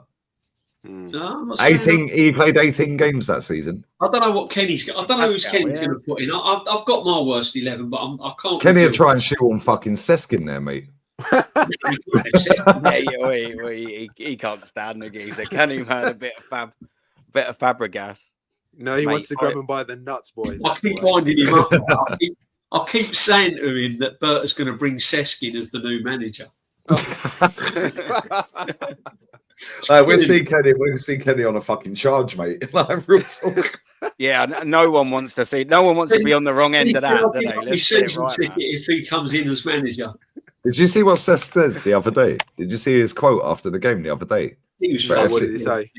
FC Como, he's fucking. They actually play good football, but they're not very good, right? But he said, let me just quickly find it. Where is it? There it is. Right, Cesc Fabregas said this, right. I love Cesc. What a fucking player, bruv. There it is. Right? He said, after the side drew against Empoli, I'm not happy with what I saw today. I didn't like the attitude. I told the players they need to get their feet back on the ground. Some of them think they're playing for Bayern Munich. I quoted that, but how toxic and negative. Yeah, you tell the boys, Cesc. He's lost the dressing room, guys. He's lost the dressing room. There he is, Jezza, mate. The Godfather. Maybe the Godfather. Yeah, sorry, mate. I had to go. The OG. That was about 5 hours ago, Jez. Jez, have you had a sleep, mate? Have you had a sleep? No, mate. I had a bit of a upset stomach, mate. I had to he shaved his head. Yeah, he's gone and looked at some of his Arsenal merch and memorabilia, reminiscing. We're still on. Me, NORMSKI and Aaron. How long we've got? 5.5 hours now. Yeah, 5.5 hours. You might as well start your old school show now, aren't you, Jez? Fuck it, why not? No, you can't, mate. Oh, no, I'm joking. I've been watching you, boys. I've been watching you. So I just feel very well. So I had to bugger off. You got a dodgy stomach. Yeah, I had something not right. But DJ. That's called Arsenalitis. Yeah, I've had that many times. What do you want, my man? What do you want, Jez? What do I want? You said DJ. What do you want? What do you want? It's Wednesday, mate. Not tomorrow night. No, it's Wednesday. Well, hang on. It's Tuesday now. Tomorrow night. No, but you are right, Jez. No, you are right. I'm trying to be funny. Sorry, mate. If you ain't got Mesut Ozil in your worst 11, I swear, stinker and hooked. For the amount of money, the hype that he came in with, and what he actually did, he won a couple of cups now. Lee, we don't mention money on the History Channel. Context, guys, context. We mention it's all about the football and the quality, not the money. Isn't that right, guys? There'll be a lot of players in this squad, 20 that are actually very modern day players. Yeah. Don't give too much away, Jez. Don't give too much away. I wonder if Kenny's going to put Declan Rice in there because he don't like him either. Declan English. I know he loves that Declan. Oh yeah, Kenny would do that. Yeah. Seska's definitely getting in his worst 11. I swear. He'll make a mention of him 100%. Seska and Declan are getting in there. He can't stand them. Yeah. Declan English. Kenny will have Seska as his captain. Give him the armband, isn't it? Can you imagine though, real talk though, if we actually got Cesc as our manager next? Oh my god! Tell you what, this fan base are going to meltdown, because they don't like the way he went to Silverstone and feigned injury and all of that. I'll tell you what, can you imagine it? Can you imagine if we got Cesc as our next manager? Yeah, Saka as number 2. With Berta here, I don't actually think it would happen. But if we didn't have a director of football, you could see it. Like if we just had Arteta and no one else in the club, and Jason Ato and Garlic and all of that crap, it'd be a cronky move, wouldn't it? Ex-player, up and coming manager, young manager, plays good football, good football. Yeah, project. Don't have to give him a lot of money at the start. Yeah, he's young. Yeah. He's young. Is he then the best-looking Spaniard we know? I was just going to say that, Lee.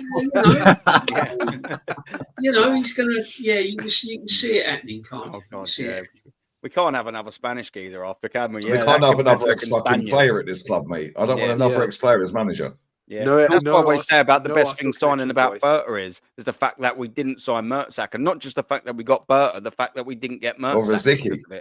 Yeah, Rosicky. Yeah, facts. I don't know. Is Jack Wilshere still at Norwich? I think so. Yeah, he's one. He's in for the managerial job as well. Please. Let's name the potential Arsenal managers, right? Jack Wilshere, Cesc, Paddy Vieira, Thierry Henry,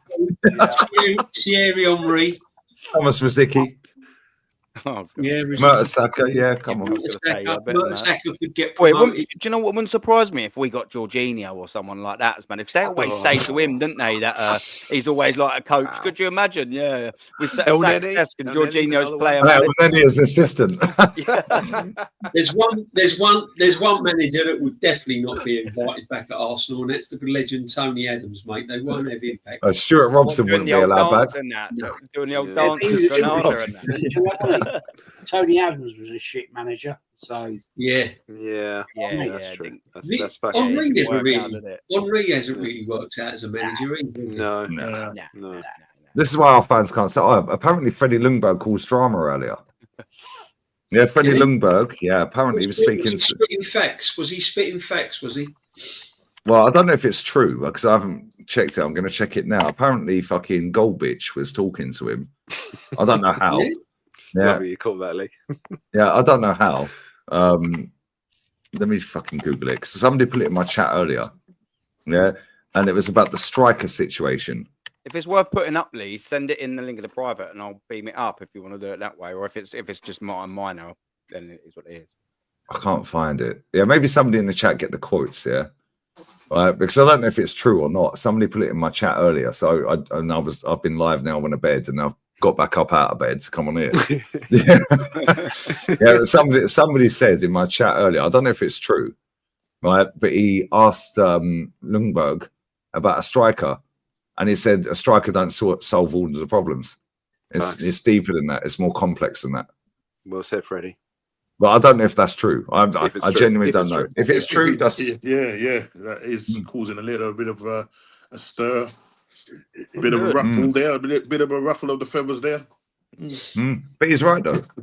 Yeah, that's what you want. True. Finally, an Arsenal fan from the Invincible squad, an Arsenal player, sorry, from the Invincible squad that ain't sold out. Do you know what I mean? Because a lot of them have, haven't they? Like the Keowns, all about book deals and things like that. Like, I know, right? He weren't part of the Invincible squad, but you know what I'm saying. Like he's completely sold out. His opinions just turned to absolute pot. You know, I don't know about Ray Parlour, but he's in with the club anyway, isn't he?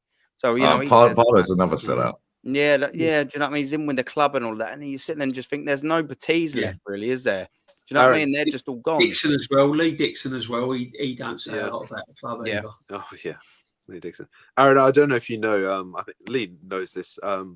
Keown is the Arsenal representative when the draw happened for the Champions League knockout rounds. Yeah, where's David O'Leary? I told you that, Lee. It should be O'Leary. Yeah, where's O'Leary? He's an ambassador of the club. Martin Keown was sat there. And do you know what's funny? Yeah, this is how skint Arsenal are. They only sent Keown on his own. All the other clubs, yeah, that were in that draw, yeah, before we got PSV. So we find that PSV, Real Madrid, so on and so forth. Yeah, right. Every other club had more than one rep there. Martin Keown was sat on his own. I did see that. Yeah, that's how skint we are. We don't want to book their flight. That's crazy. Why is he the rep for our club? This is what happens when you sell a book. You suck off Arteta. You got Gary Lineker on fucking FA Cup, yeah, with Martin Keown, or Match of the Day or whatever it was, promoting Martin Keown's book. That's ridiculous, mate. Yeah, and it's like, what are we doing here, bro? Yeah, yeah. Yeah, that was an FA Cup game. I remember doing the watch along, and at half time, insane. Gary Lineker was showing the book. Oh, yeah, of Martin Keown talking about Arsenal, like his autobiography. I was like, get out of him, mate. He gets killed every week by Simon Jordan, bro. It's like, bro, why'd you keep... What is he always writing down, by the way? He's always writing shit down, isn't he? My comeback. He's writing his next biography. That's what he's doing. Yeah, maybe he's writing down fucking his worst 11. I don't know.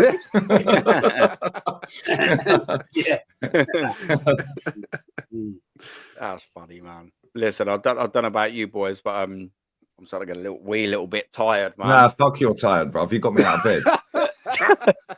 I'll tell you what. Let DJ and Norm's go to bed, man, and stay. Norm's just got to get up early, and DJ's got to get up early. I've got to get up early. I'll stand a bit. Static as well. I ain't got to do much sort of it. So I was more sort of thinking for you boys. But yeah, go on, man. DJB. Yeah, man. Thank you very much for giving me. I look after you, lads. Do you know what I mean? I look after you. 20 seconds of your time, man. I appreciate it. We will be setting up. I will be giving DJB help setting his channel up. So I'm looking forward to doing that. I heard that DJB was getting a channel. I'm trying. I am trying. I'm looking forward to that, mate. He's got a sick background as well. That background is quality. I love your background, DJ. Yeah. I see. DJ, you can do it. You can do it. Yeah, I will. But I've got like my G's here, like Lee and my man JEZ and Aaron and Matty and Dan. I'm around. So yeah, we'll see what happens. But hopefully I'll get something going. I want something going anyway. I'm getting a lot of advice off of Lee and JEZ and Aaron. So yeah. Good. Just take your time with it, okay? Just take your time with it. Oh yeah. I'm in no rush, mate. I'm in no rush. Yeah. But no, we're no rush, mate. Because we'll talk facts, we'll talk football, and it'd be good. Yeah, nah, man. Listen, it's a pleasure. Been a pleasure to absolutely. NORMSKI come on here, yeah, man. I look forward to it, mate. We might set up. I don't know. We get a little like dating site. No. Yeah, you're dating site going. Get the old dating site again and all of that. Do you know what I mean? Can't we NORMSKI? We will learn why not? No dating. Mate. We can use Win as the We can use Win as a judge. Tell you, what a joke! But no, has anybody seen Win? Oh yeah. 5.5. Has anyone seen Win? They ain't been fucking posting out Win recently, have they? Let's be real. No. Hopefully, he's probably found sense and ran off, hasn't he? Yeah. I think it's a she. Stop this profiling. Sorry, I didn't use the dog's correct pronouns. Sorry about that. Them ran off. Yeah. No, we've covered that. We've covered the date. We've covered the dating Arsenal dating site, mate. Yeah, we've done that. Hey, have you applied for that, lads? Has anyone on the panel applied? No. But we was guessing who would apply. All right, well, I guarantee probably about 100 people have probably pretended to be me applying. Yeah. I should fucking apply and just put fucking Trossard fucking... Yeah. We was guessing, weren't we? We was guessing who'd applied. Right, well, Ty's definitely applied. Let's just be real. Yeah. Well, we reckon on the show, mate. The headline. We reckon that channel that cannot be named has paid him to go on there. Yeah. Well, do you remember when they did a video on that channel that won't be named? Yeah, and he did the They did the Valentine's blind date thing. Do you remember that? Yeah, with that woman, right. With some dolly bird of that. Yeah, yeah. She's remember that? by the way, but yeah. Yeah, I reckon they'll pay him to promote that. To promote that channel. Yeah. Right, I might do a watch along to each episode. No, no, just for the banter. No, mate. Listen, that would be... You look more than just to rip it apart. Yeah, no chance. No, Kenny made a great point on the podcast. I know you guys need to bounce some of you. Yeah, right? Kenny made a great point on the podcast. It was like, it's not even about like fucking this channel, next channel, other channels. There, the biggest fucking pet peeve with football fans. How the fuck are you got a ticket? Because I can't get one. I've been going 30 years. Yeah. Yeah. Do you know, do you know what I'm saying? So now we're going to see rainbow mob everywhere. Yeah. Right. Yeah. When you look at the form to fill it out, men that like men, women that like women, women that like men and women, men that like men and women. Yeah. What's your sex? Like them? Yeah. Yeah. Then it's what's your sex? Oh, I'm male, female. Why is non-binary in there, bruv? There's two genders. But anyway, yeah, we know Donald Trump's told us there's two genders. And female. So, yeah. But we're gonna see a whole zesty thing, and I don't know where they're dropping this. I might do a watch along just to fucking rip it apart. I won't obviously be able to share it because they'll do me for copyright, but I might actually do a watch along. Is this being drop me the link, Lee, and I'll be on, mate. Don't worry about that. Is this being televised then? Is this I don't know where they're posting it. Online, isn't they? It's gonna they'll probably drop it on their website, or their YouTube channel. I reckon. I reckon so. But I could have it on the monitor and say, right, guys, let's fucking go, guys. Yeah, let's go. Right. 1 minute, 20 seconds in. Right. Let's pause it there. Right. Perhaps it'd be Arteta's next Netflix thing going on. Well, we might even see Win. Maybe Win's going on a date with fucking Brighton's dog or someone. Do you know what I mean? If you're into all that. I'd love to see if there's somebody on there I know and rip the shit out of them. There will be someone. Jez, we're gonna see a whole lot of fucking zesty shit on there. That's what we're gonna see, mate. Yeah. And then not only that, yeah, Kenny said it right. He goes, there's going to be people that are not even Arsenal fans that pretend they're Arsenal fans just because they want to get on the show. Yeah. Yeah, because they don't follow football, but now they want to get on TV. Yeah. So the whole thing, whoever thought that up, sack them. Yep. Yeah, sack them. You love the Arsenal? I bet some of them do love the Arsenal. God, you know what I'm saying? Yeah, wash your face and your Arsenal. You know what I mean? Yeah. I'll tell you who does love a little bit of click on the entry form. Yeah, click on the entry form and go through. That's where I was going for because I know it's. Go back up. No, Aaron, go back up slightly. Aaron, go. No, go down. Keep going. Stop. Pronouns. Non-binary. Bang. No. I am a sexual orientation. No, I am a unicorn. I identify as them. We should just all apply for the banner. Jez, when we first started going Arsenal all them years ago, mate, did you honestly think that it would come to this? Never. Ever. Fucking, how you two keeps. I know Jez fucking flips his lid every now and again. Yeah. DJ, how you stay so calm and how Jez stays so calm 90% of the time, right? And Norms as well, because you lot respectfully are a bit older than me, How you three stay so calm and Kenny fucking hell, bruv. Like he's so chill. I don't know. How? I don't know. And me and Kenny are still going, which makes it even worse, probably. Well, don't worry. They'll unpack your sleeping bag and put it on your seat tomorrow, mate. That's what I said. I've got my sleeping bag already. The little steward will wheel it out. There you go. It's kind of Glastonbury, isn't it? Do you know what I mean? Yeah, glamping. Glamping at the Emirates. Yeah. Facts, you said earlier. Facts. Do you know what's funny though? Yeah, when you guys go, right, for the Madrid game, I can't wait to hear what they're saying in the stadium. Whether we win, lose, or draw. Hopefully, we win and we get through. I said earlier on in the stream, Lee, which seems about 9 hours ago now, right? That we're obviously boring, lads. No, it'll have your real Arsenal fans at the Real Madrid game because they won't give up their tickets. They won't put their tickets on the exchange. So you'll have your proper Arsenal fans sitting around me, and it'd be interesting to see what they actually say about this. You'll get the proper gooners come out and go. What is it that made you fall? It was Mum's Day, wasn't it? Right, and we went and put flowers on the wife's mums and my mum's. Bless up Jezza every time. My mum buried with her parents, right? And I'm you know, sitting here now, Aaron, I think I wonder what the fuck my grandfather thinks about this club now. Oh yeah, facts, yeah. Nice. Dating site from all the great teams he watched when he was a young man, you know, and I'm thinking. It's a shocking shambles, isn't it? Now it's a disgrace, mate. Like honestly, it's literally a fucking reality TV show, isn't it? It's just reality. This club has turned into fucking reality TV. Love Island, Love Island, Love Island, yeah. I love Fernando's. on Lee's stream earlier on, I was joking about bringing out Saka's back T-shirts. This club are doing something like that. Right, they watch everything we do, so don't be surprised if they're fucking already printing them now. They'll have all there when Saka came back. You watch. Something like that. Or Saka back. Hashtag Saka back. Yeah, it'll have something.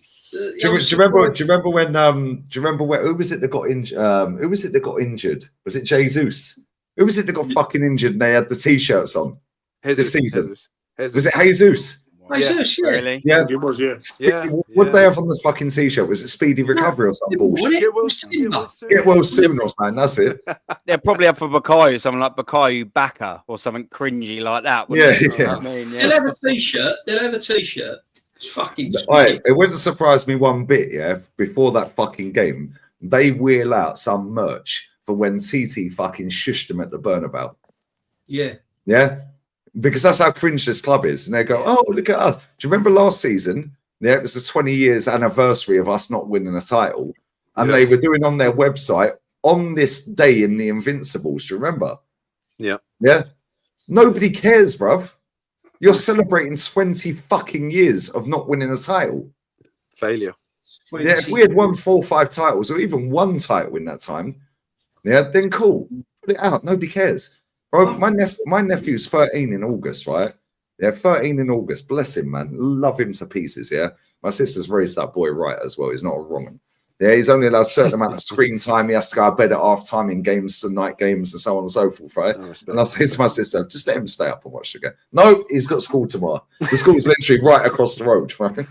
Wow. And she's a teacher there, right? Check this, yeah? Right, check this, right? So when we were 8 points clear, every year from the day he's been born, I've bought him an Arsenal shirt with his name Logan and his age on the back, yeah? Right, well, from 1 year old. I bought him the little baby kit with no name in that on it, yeah? Right? Then it's Logan 1, Logan 2, Logan 3, all the way up, right? When we bottled the fucking 8 point season, right? Yeah, I sent my sister it because he ain't got a phone because she's raised him, right? Yeah, I sent her a voice message. Message for Logan. What shirt do you want this season? Do you want the home away or the third? Yeah. He comes up, Uncle Lee, can I have a Vinny Jr. number 7 white Real Madrid shirt, please? He goes, I don't want to support Arsenal anymore. They're rubbish. Trying to get out the right age in that, isn't it? Fair play, I was like, it's never too late to get out, guys. Yeah, it's never too late to get out. Yeah, it's never too late. Then he got the Mbappe for his 12th birthday. Yeah, and I sent her money at Christmas as well. Any kid born now and you tell it to support Arsenal, it's child abuse. Yeah, it is, mate. Off 10 years inside. Because his grandfather, John, the guy I go fishing with, right? Fishing. He's a lifelong Brighton supporter. So at Christmas, he said, my daughter said, "Oh, he wants a Real Madrid shirt." I said, "What do you want?" And he wanted a Real Madrid goalkeeper shirt because you got Courtois. Go on, big up. When he plays football now, he's in goal at the moment. He plays in goal. And I said, "Well, why do I said I'll get him an Arsenal shirt." He said, "No, you don't want one." I said, "All right, fair enough." So he's now got a Real Madrid goalkeeping shirt, and he now supports Brighton. And he will text me. He texted me the other day. Cheeky little shit. He said to me, "Grandad, you're not in the FA Cup again, are you?" And I went, "Oh." As you're getting mugged off by the grandson, man. This is crazy. And he's 10. He's 10. He's got his head screwed on. He got out while he could. Jez, we're locked in. All of us are locked in. We're gone too far. My boy keeps blaming me every time he watches the game. He goes, "Dad, why? Why did you put me through this?" He's 20, yeah? He's 20.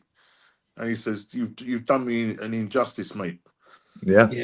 He's 20 years old. He could have done murder and got out quicker. Do you know what I mean? Yeah. To put it like this, I mean, the last 5 years of watching Mikel Arteta, and especially the last year of watching this Mikel Arteta team this season, has felt like 5 years inside, isn't it? Really, let's put it like that, man. It's absolutely painful, man. Mate, I've been sat here fucking every day for 5.5 fucking years saying the same shit. It's boring, mate. Just on loop.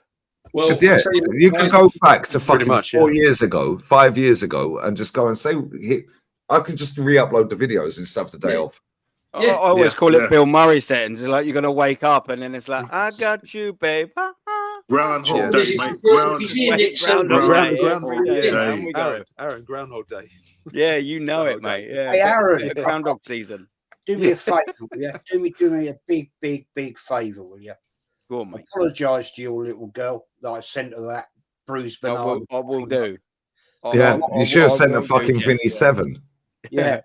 I've obviously Well, Mbappe 9. He scored about 31 goals this season, Jez, and he's been shit all season. Oh, that little girl's going to hate me in 10 years' time. Yeah, she's gonna be like, what's Jez?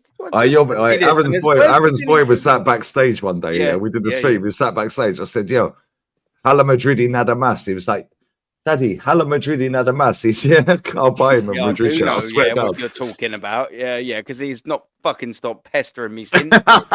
That's why I know exactly what you're on about. He's like, let these man go, Aaron. Come on, let these guys go as well. Come on, we're keeping them. They've got work, man. NORMSKI, but did you want to bounce as well, Static?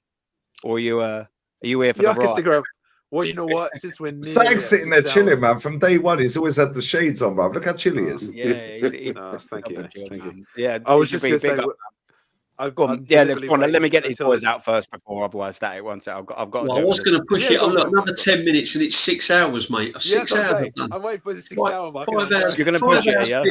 Well, you got to do another 3.5 here to overtake my record. Is that what we're saying?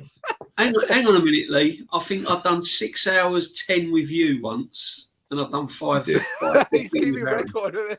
Yeah, he's Martin Keown when Simon Jordan's talking. He's writing. Yeah, right. Okay, so I did 6 hours 10 then. Let me write the date down. I've wrote all the dates, what we said. Don't forget a thing. Get an invoice at the end of the month for the time. I'll see you Wednesday night. Yeah. NORMSKI, always a pleasure. Yeah, bro. Static, nice to meet you, my friend. Nice to meet you too. Aaron, my G, Lee, my G, always. Thank you very much. Bless up, guys. Yeah. All right. You're the signing of the season, by the way. Bless up, Matty. Oh, you were a market opportunity, mate. So big up, Matty. Matt, if it weren't for Matty, I wouldn't be around, boys. I wouldn't be. Matty, man. You wouldn't have my pleasure. I'm a fucking nuisance. I know I am. I'll see you later. See you later, man. Take it easy. Love you all, my friends. Take care, yeah? Take it easy, D, man. All the best. All the best. Norms, what you saying? You want to shoot as well? Yeah, I'm going to shoot now, man. He's got about fucking 3 hours sleep and he's got to get up. He's got all this energy inside him. He ain't sleeping for shit. NORMSKI's link is in the chat, people. Make sure you go over there and give him a follow and a subscribe and all of that stuff. Yeah, I mean, tomorrow. Does anybody know what stream? What TV will be on the actual channel? Does anybody know? Zona Spania. Zona Spania. The Zona Spania. We get all the games. Okay. $24.99 a month. I'm gonna have to just kind of watch it somehow. And hopefully, if I have you got a VPN? You got a VPN? I used to have a VPN, but I've kind of sort of decided to. I don't know if my son's got one. I'll have to find out. He'll probably. If you got a probably VPN, find text something. me and I'll give you my login for December's phone. Just set yourself to Madrid. Yeah. But yo, big up to everybody, man. Thanks for having me on, Aaron. Yeah, man. Nah, great good, show. Man. We got through quite a lot, and we did, yeah. Yeah, man. I don't feel like there's still a lot more to come. Got quite a lot. But yeah, I like that, Wiley. long live Big Bertha, cheese wire cutter. You know it goes. Yeah, he's coming, boys. Yeah, the guillotine is about to drop. Yeah. Don't say his name 3 times in the mirror and all of that. He's coming for you, old Big Bertha, Big Bertha. Big Bertha, bro. Big Bertha, yeah. Big up Big Norms, man, every time. Big up, man. Big up. Yeah, great. You know, doing a live with Static, you know what I mean? Always in our channel. Static's a real one, man, from day one. The real one. Day one, bruv. The real one, man. Big up to JEZ, big up to Aaron, big up to Lee, you know how it goes.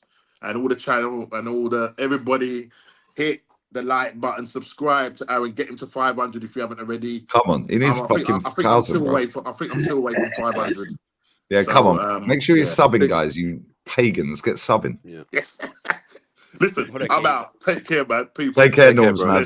See you, Norms. Right. NORMSKI, what a geezer. And people, again, I've just posted NORMSKI's link in the chat. So go over there, click on his link, and give him a sub, man. He absolutely deserves it, NORMSKI. And thank you again if you're still listening for 5 hours, 53 minutes, and 47, 8, 9, 50 This fucker seconds. got me out of bed, Jez. I was in bed, yeah. You were in bed. Right. Mate, there was no digital gun to your head, Lee, so don't start giving it. No, I was in bed. I had Turkish stream on. Gun. Yeah, and I was like, okay, I'm going to go to bed now. I thought, let me put Adolescence on because I've fallen asleep twice as soon as I started it. I thought, no, cool. Now I was like, oh, Aaron's live. So I put a comment in. Oh, if you're free, jump on. Big mistake. That's how it happens, mate. That's how it happens. Well, at least I don't start work for another fucking 11.5 hours. Thank fuck. You're lucky. Yeah, but then I'm going to go and have a siesta after that because then I'm back again at 8 p.m., 7 p.m. UK until about 3 in the morning. She was fuming, bro. I swear, she's been ill as well, bless her, yeah. Right, and fucking, she was telling me, oh, I'll be half an hour. I'll be half an hour to drop the beer. I said, get me some beer. I'll transfer the money. I said, because otherwise it cost me a fortune phoning up the fucking geezer who turns up, yeah. I said, like, you can get me 2 crates for the price of fucking 1. Right? Yeah, I'll be half an hour. 1 hour, 30 minutes later, bruv. Yeah. Wow. And I'm like, what are we doing here? Yeah. And she rocks up, yeah. And then she's like, oh, can we sit down and have a drink together? I was like, I'm on a fucking watch along. Yeah. And she's like, and she's still not 100%. Like, she's got a cold and all that, and like women's time and other things as well. Like, so fucking, she goes, yeah. I'm like, I've just sat back down. Yeah. And she goes, oh, can we not have a drink together and like we'll have 5 minutes? I was like, I'm on a fucking watch along, mate. And she's like, I've just sat back down before I even unmuted it. She went, well, I'm gonna go home then. She only lives half a kilometre around the corner. Right? I'm gonna go home then. Yeah. And I was like, 1 second, guys. Fucking woman, bro, fucking woman. Yeah, so fucking another 5 minutes. Like, are you all right? Are you actually all right? Are you on fucking spice? Like, get out of here, man. Yeah, you're on fucking spice. Yeah, and I'll text her. Yeah, I was like, you got the hump? She's like, no. I'm just fucking. She ain't well. She's not very well, man. But she's a bit ill. She shouldn't have gone to work today. But anyway, sorry, Static. Man like Wiley and that. Man like Wiley. Yeah, Wiley. That's a first. Man like Wiley, bro. I've got 5 more minutes, then I'll go bounce. Yeah. Now you're cracking. Like you said, Lee, I'm just chilling. So. Yeah, he's chilling there with all the sunglasses up to the max and all of that. Yeah.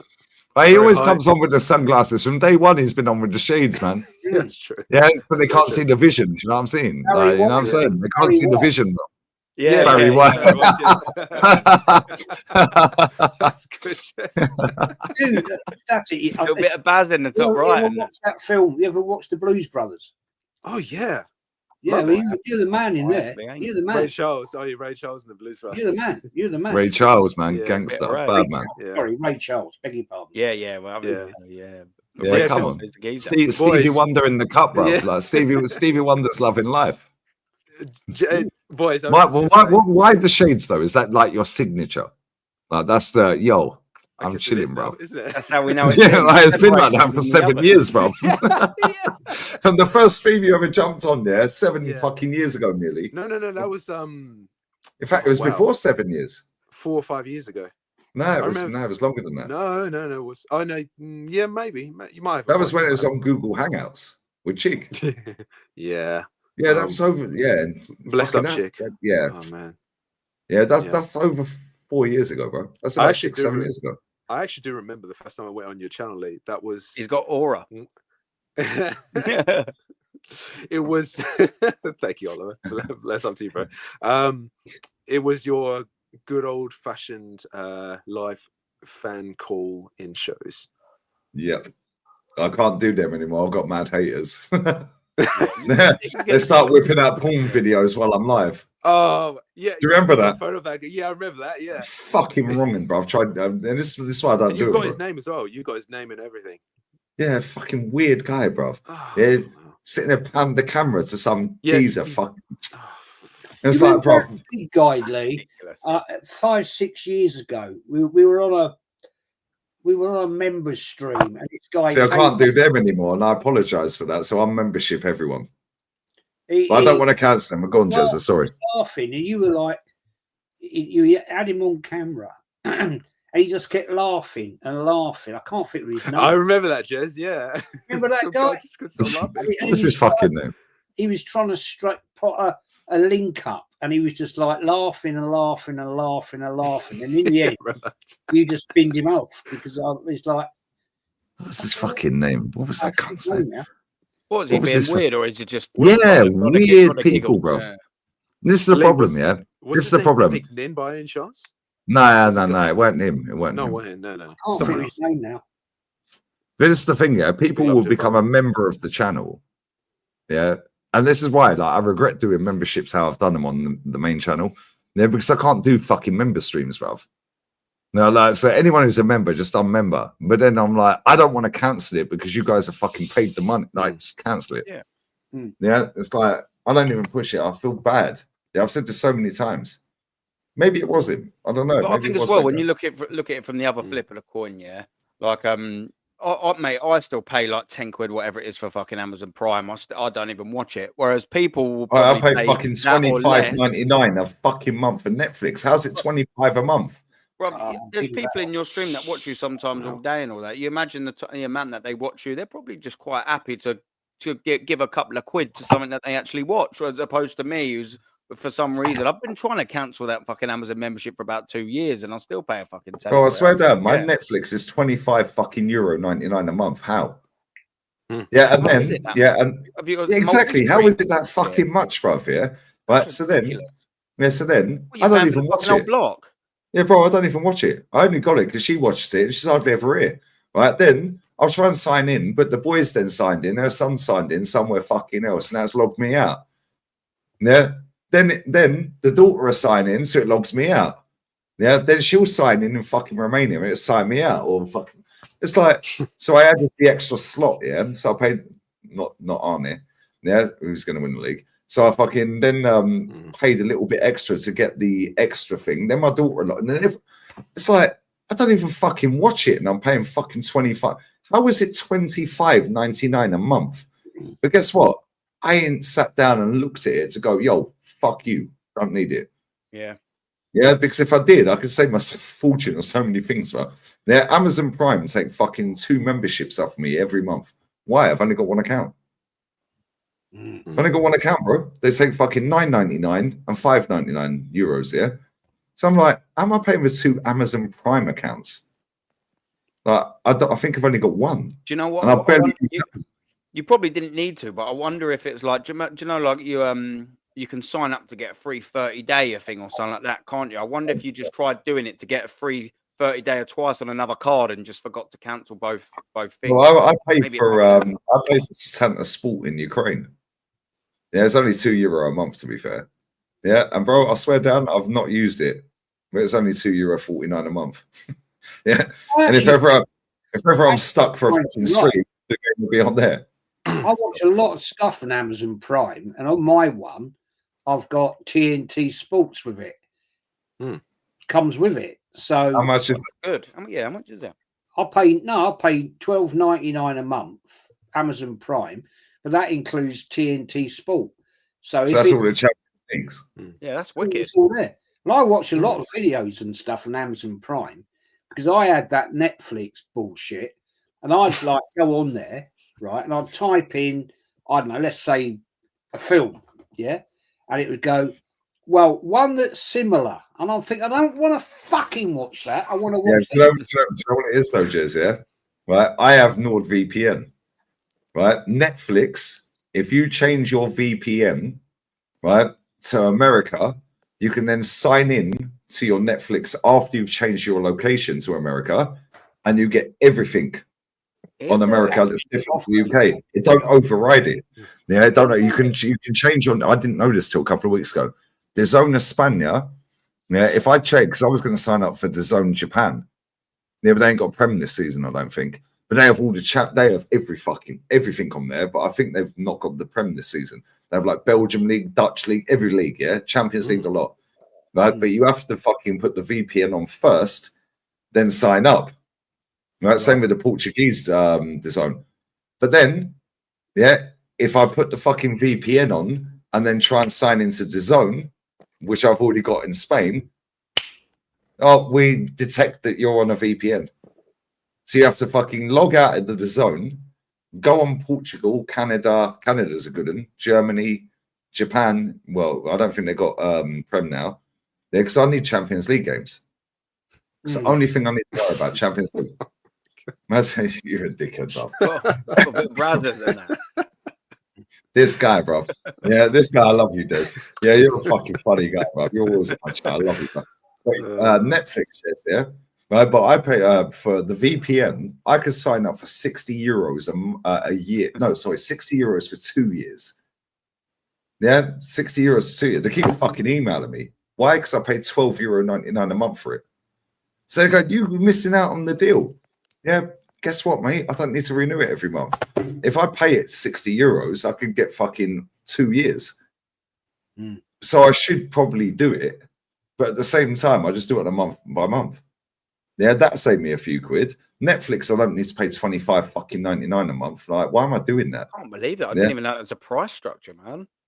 Oh, I don't even know why it's that. Yeah, well, I don't even know why. But when the Club World Cup ends mid July, I'm going to sit down. I'm going to go through everything.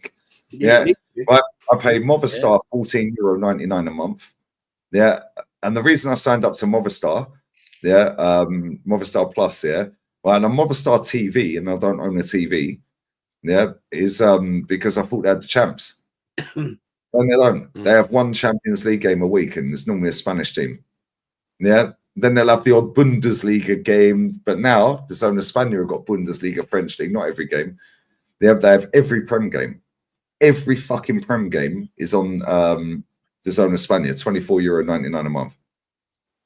Yeah, and then I paid an add-on for La Liga 2, Segunda. Now I paid €9.99 for that a month. So I pay what, 34 quid a month, €34 a month, €35 a month. Yeah, but I get everything. Yeah, so when I'm watching it, but then Dave gave me his login for Amazon Prime, because he's got Premier Sports, La Liga TV.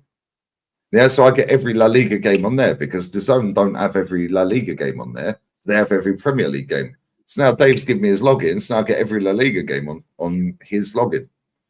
The only thing I need is Champions League. And that's why in the summer, I'm going to sit down, who's got the Champions League on DAZN, put the VPN on, sign up on the VPN. When I see Craig, Anfield Agenda, when I went and met him last week, he was like, no, we signed up to DAZN. He showed me DAZN España. I've got DAZN España on my phone. He lives in Ireland. Yeah, and he signed up, via a VPN. So I'm like, okay, cool. Yeah, let me see who's got the most fucking football on that includes fucking European football. Yeah, I've still got the sports via Dave's login. Then I'll just cancel the rest. Because as long as I've got Champions League, I'm good. Yeah, Amazon, they have one Tuesday game on Amazon Prime, for Champions League. Yeah, and luckily it was Arsenal against PSG and PSV. Yeah, other than that, I'm a minute behind. Can't be a minute behind, bro. It's too long. Yeah, not for you doing and watching. Yeah, you can't do that. Do you remember? I'm going 5-6 years back now. I was thinking about this the other day. Do you remember that when you used to do your channels and you had that lady from South Wales, from Cardiff, big girl? Oh, yeah. Do you remember her, Static? Yeah, big kid, big girl, and she used to sit there, and she had her kids running wild all over the. Oh yeah. What was her fucking name, man? What was her name? And I said to her one day. Yeah, that was on the member stream, wasn't it? Yeah, I said to her, "You had about 9 kids." That's it. I said, "Do you know anything about Arsenal?" I remember that. She went, "No, I'm just here for League Honor." Yeah. I was like, what the fuck? Frothy for a bit of Lee in that. She never said nothing. We was on member streams. There was like 10 of us back like talking, on the member stream. Their kids fucking. Wait, none of them 9 kids are yours, are they, Lee? No, I'm not guilty, bruv. No, I prefer not to speak. If I speak, I'm in big trouble, guys. What are you here for? No comment. What are you here for? Because she just used to sit there and say nothing and lead very nicely. I'd say, "What do you think?" And she'd say 2 words, and that's it. Yeah, that was it. And I said to her once, I said, "Do you actually know anything about Arsenal?" And she was like, "Well, no, not really." What was her fucking name, man? I can't think of her name, mate. Yeah, and I was like, I think somebody said, and maybe it was you, Jez. So why are you here? "Oh, I'm just here to see Lee." Yeah, that's it. Yeah. I'm like, what the fuck? She's probably strumming herself every night and watching my videos, bro. I mean, like, what are we doing here? Like, what's going on here?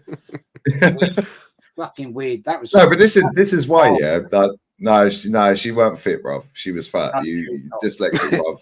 Replace the I with an A. She used to sit. She always sat on that sofa, right? And you had the kids running around.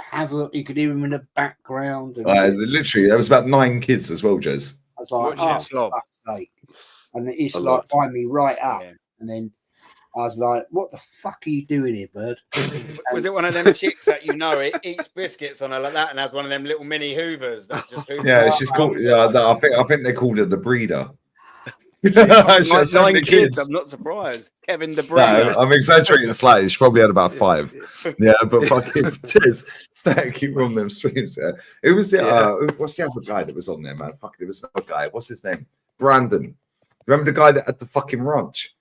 Yes. Yeah, and he had the cows and all that, and he had the fruit milk. Yeah, I still saw that guy. Bless up to Brandon, bruv. Yeah, that guy had a whole fucking ranch in America. Yeah, like massive. Like, do you remember when he fucking showed us? He was walking and saying he went on the fucking golf buggy. Yeah, do you remember that? Yeah, and he was like, "Yo, we're gonna milk the cow," and he was milking fucking 5 liters of fucking milk came out the fucker. He put it in the fridge. It's like, bro, what a everything. Yeah, and I was like, he was like, "Yo, I'm Kate." For a long time. I haven't seen him. Long. No, he still comments to my post on Insta. Bless him, man. Always loved to Brandon, man. Yeah, that guy's caked. He made a fortune out of real estate. Do you remember? He was saying that he fucking bought a load of fucking property in Florida or somewhere, off plan, and then fucking spun it. He bought the whole block. Yeah, and then he bought the ranch. Yeah, see, I remember a lot of this shit. Yeah, like, bro, listen, I swear, listen. She was our big thing, that thing. Yeah, but there's a lot of guys out there who still smash guys. You know what I'm saying? That's why she's got 5, 7 kids. She came from got like wedge like a car jack between its legs to just keep them open or something like that. So sloshed like a kebab, bro. Too heavy. Yeah, Lee, do you remember Tom Nell? Yeah. I don't know, bro. I ain't seen him or his missus post on fucking Insta for time. Yeah, well, I'll tell you the background. He posted out around Christmas time. He lost his business. It went, but he was in recruitment, wasn't he? Yeah, he had a recruitment business. Yeah. I saw that as well, Jess. Yeah. Went tits up. He lost his business and everything. Because I'll say this, him and Cecil were the final 2 to get the gig, for AFTV. When Tal was working at AFTV, Tal said pick Tom, Robbie picked Cecil. Wow. All right. Yeah. That's crazy.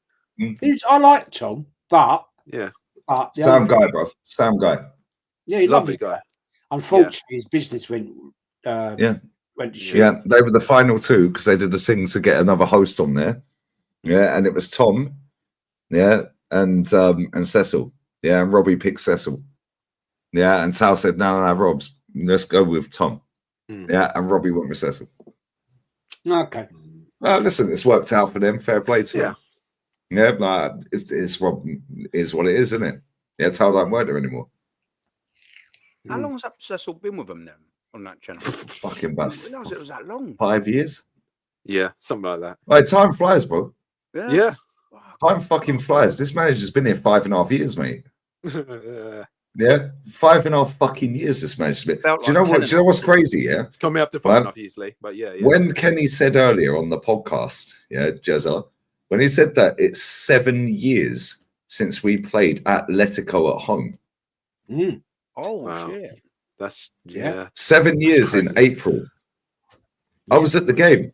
Yeah, and they all put the silver foil fucking flags and we were waving them. Varejo got sent off. Yeah, then Simeone got sent off.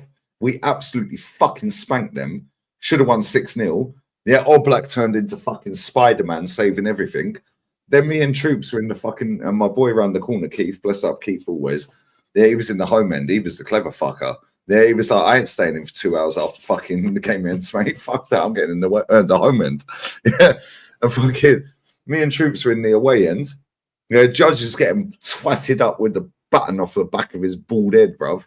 Yeah, I didn't see any of that shit. I got on the wrong fucking metro line, so I'm on with the Atleti fans on my ones. Yeah, bird on the police horse. I'm like, can you show me where the hablas English? Yeah, see. Yeah, I said, can you show me where that is, please? She walked the fucking police horse. She was buff as well. Trotted around all the way around to the Arsenal stewards. They were like, yo, guns, come, boom. Yeah, and then Troops just rolled in a fucking Zubi. Yeah, I was like, you can't smoke that in here, bruv. He was like, no, you can smoke in here. I was like, fuck off, Troops, man. Yeah. So I didn't want to smoke a cigarette in it. So I went and asked the steward at half time. And he goes, yeah, you can smoke in the stadium. Yeah, and then Diego Costa, 1-0. Simeone fucking gets to the final. And they got dropped down from the champs that year. And they won the Europa League. And we fucking hammered them in that semi-final. That was 7 fucking years ago, bro. I know. Like that. Time flies. Yeah. Yeah, like that. Right. 7 fucking years, bro. I was fucking 36. My boy was that. My boy 35, 36. Been born. How old was it? 7 years ago. No, my daughter was fucking. My daughter was 8. She's 16 this year. God, 7 years ago, I had no kids, man. What a life. Yeah, rough. I love my kids. They're yeah, but guess what? If you could go back, I know why they can't hear you. Yeah? Real talk, yeah. If you could go back, yeah, bruv, knowing what you know now, you'd never have kids, in it. I'd have delayed it, bro. No, political, yeah, politician. Yeah, Keir Starmer in the building, bruv. You know what I'm saying? Rishi Sunak. Yeah, I had to. Yeah, I didn't mind. I'd never have kids. All right, man. My mum sat right on this sofa, yeah. I said, the only reason I had kids is because your dad wanted kids. I didn't want any of you lot. And she's had 4 of us in 6 years. Fair enough. 4 in 6 years. She goes, didn't want kids. She quit her fucking job to get with my dad. Yeah. And it had to work, innit? Yeah. And this is the thing, yeah. Like, fucking people don't have the mentality, innit? Like, they just bounce around from pillar to post, just go through the fucking, oh my God, oh, whatever. Oh, fuck off, man up. Yeah, man up, whatever. Yeah, my dad's just sat there with his fucking reading glasses on. Yeah, with his fucking Kindle. Yeah, sitting there. Yeah, right, fucking. And she was like, I didn't want any of you lot. I was like, you keep sending us. She keeps telling us she's spending in the inheritance. I was like, I don't want your money. Yeah, oh, we're spending your inheritance. I was like, I don't want your money. I'd rather you stay alive. Yeah, but then they've had. My mum's had 2, my dad's had 4. When he told me, and I never fucking knew until last summer, fucking mutant. I said, you've had 4. He was like, yeah. I said, you're lucky to be alive, you mutant. I swear. No, it's crazy, man. But it's the thing, yeah. Real talk, yeah. Any younger people in this chat that have not, or anyone in this chat that ain't got a kid, don't have a kid, mate. They ruin your life. No, I love my daughter to pieces, yeah. She's a little fucker, yeah, but like, bless her, man. I love that little girl so much, man. That's my like whole world. Yeah. If I could go back, knowing what I know now, I'd never have a kid. And I'd stay single and just fucking beat and delete, bruv. Recreational use only, and I'd be caked. Yeah, I would. I mean, yeah, That's I can't deny when I'm one- looking at the finances and things like that. Yeah. I think I'd have quite a bit of dough and all, to be fair. Yeah, and then when you get to about 40, 45, 50, Jez's age, yeah, bro, you can have the pick of the what and whatever you want. Because now you got the money in the bank, you're successful, you got no baggage. The status, isn't it? Yeah. My daughter's mum was fucking voice messaging me the other day, fucking, oh, blah, blah, blah, blah. Whatever, mate. Yeah. My fucking whatever, mate. It's like, just leave me alone. Everyone leave me alone. Please. Just leave me alone. Yeah, I'm a chill person, innit? Yeah. Just leave me the fuck alone. That's why I don't go out. I could go out every day. It's sunny every day. I don't go anywhere. Why? Because I don't like people. But when I want to go out, I want to go out. You're the same as Yeti. He don't like people. Yeah. He hates people.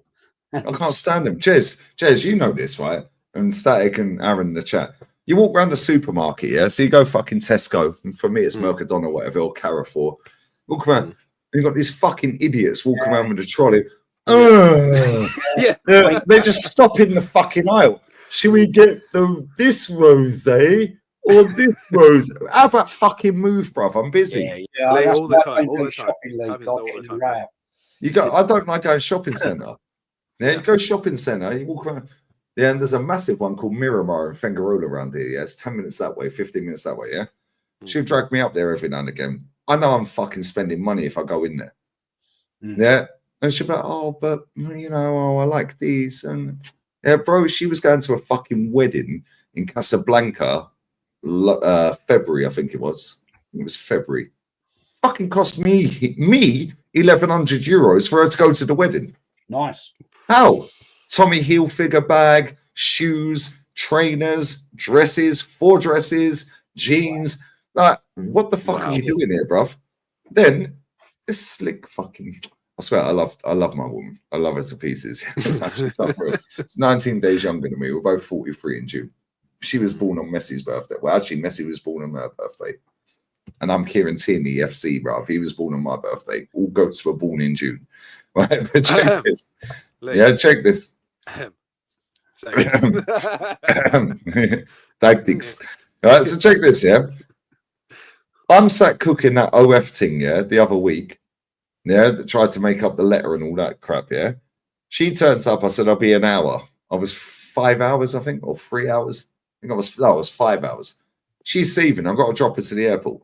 Yeah, she had to be there at 4:30 in the morning. She's going back to Romania for 10 days. Yeah, and now she's fuming. But she weren't fuming. She was just like, my missus don't go fuming. I could just tell by the fire in the eyes is not firing, guys. Yeah. It's just like, I'm not angry. I'm just disappointed. Look. Yeah, but she won't say.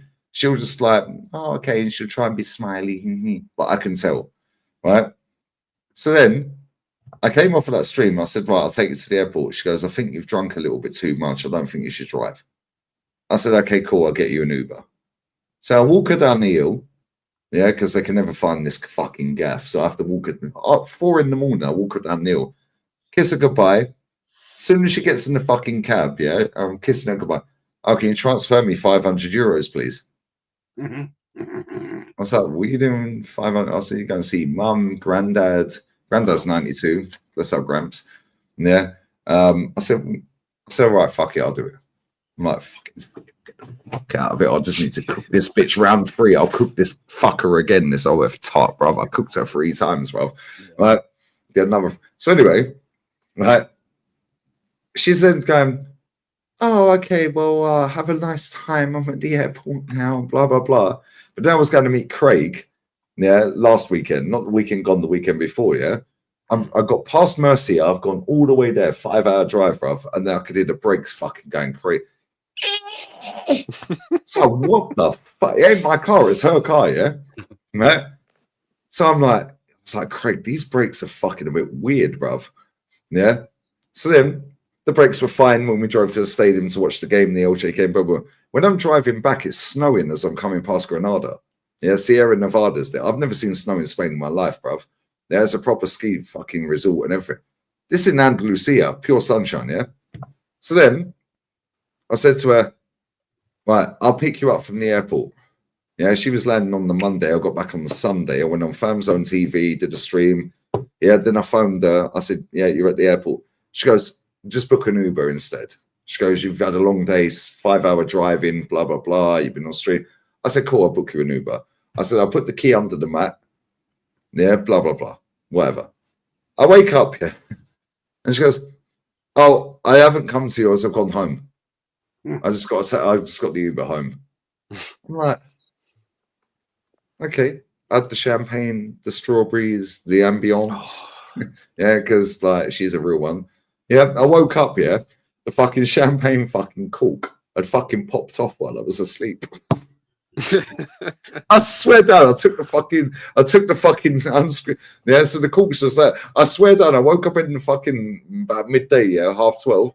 The cork had hit the ceiling and bounced behind the fucking. What the fuck?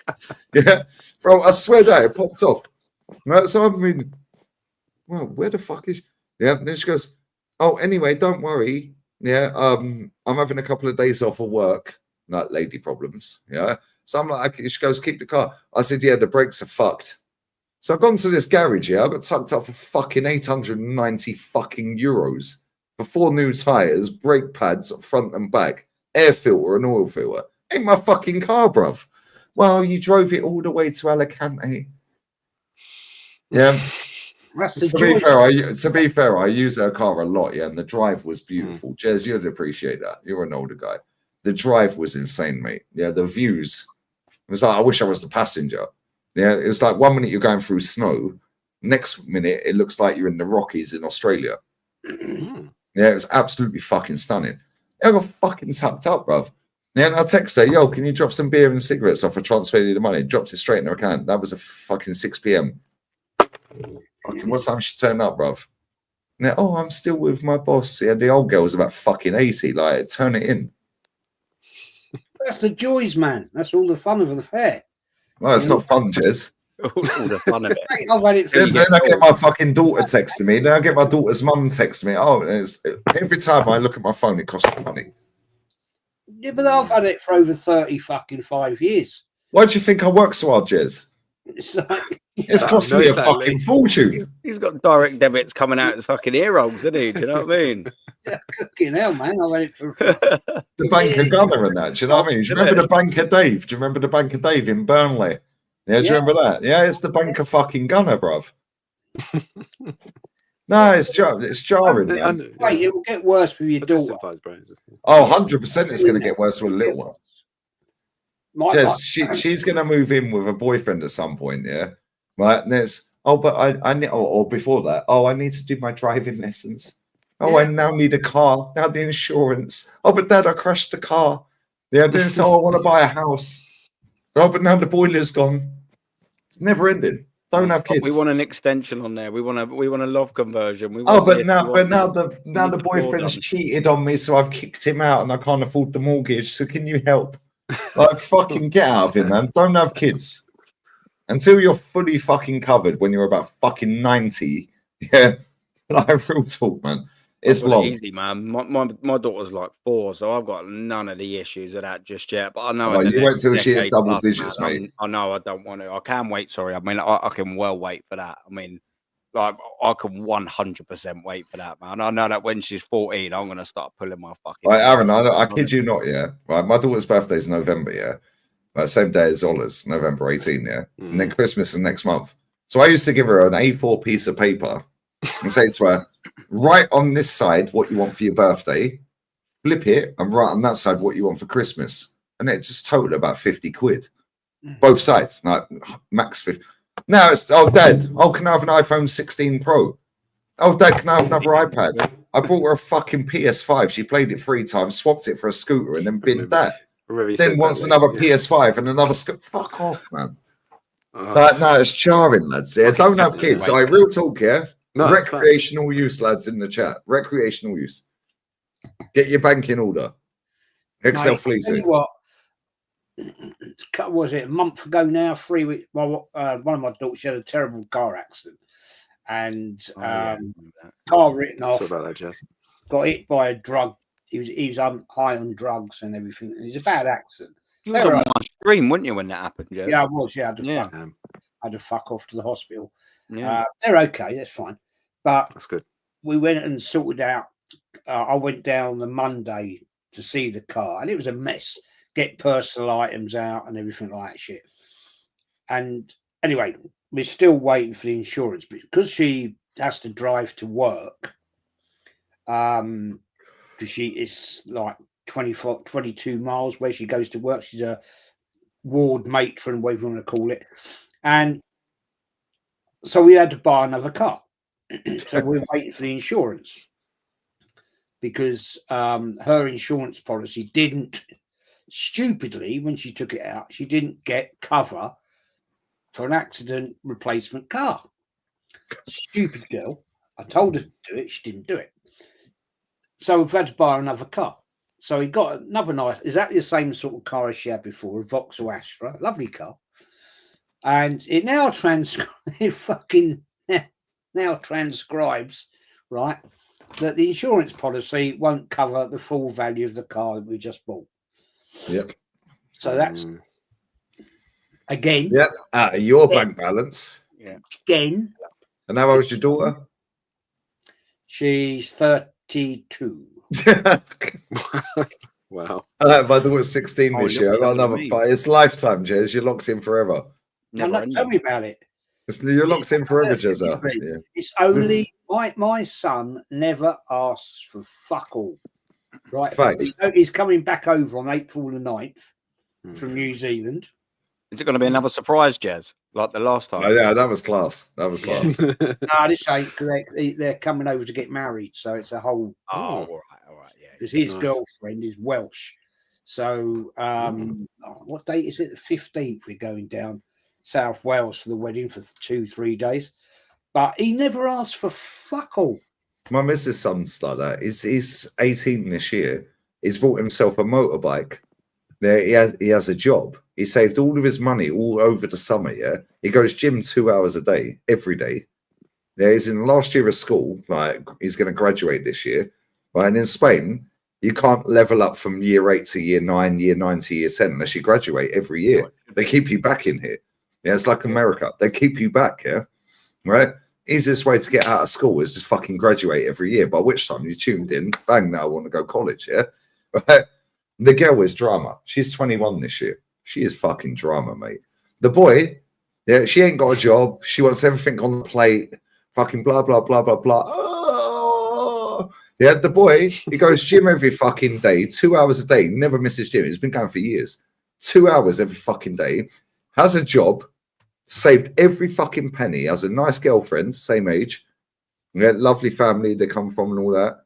Yeah, so chill. Don't ask for nothing. Yeah, he bought himself a motorbike before he even fucking did the test and the fucking theory test. Yeah, paid $2.5 grand for the fucking motorbike. Yeah, put it in a storage that he paid for. Yeah, and then he passed his test. Wow. Yeah, it's like, why can't the girl do that? Why? Because they're fucking tapped, bro. They watch too much TikTok. Right, you work this out, Lee. You work this one out, right? Not this Christmas, the Christmas 2023, right? My eldest, who lives up in where you'd know it, Brackley.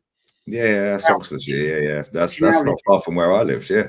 She now lives a new brand new property in Towster. Towster, is it? Toaster.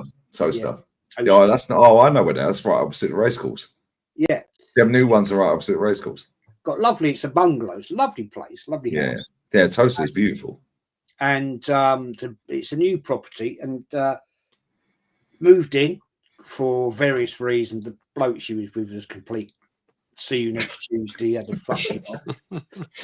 I had some rows with him. I will tell you. No, I did have some rows with him. I had him up against the wall one day because. Pause. There you go. Anyway. Moved in right now. We'd been talking.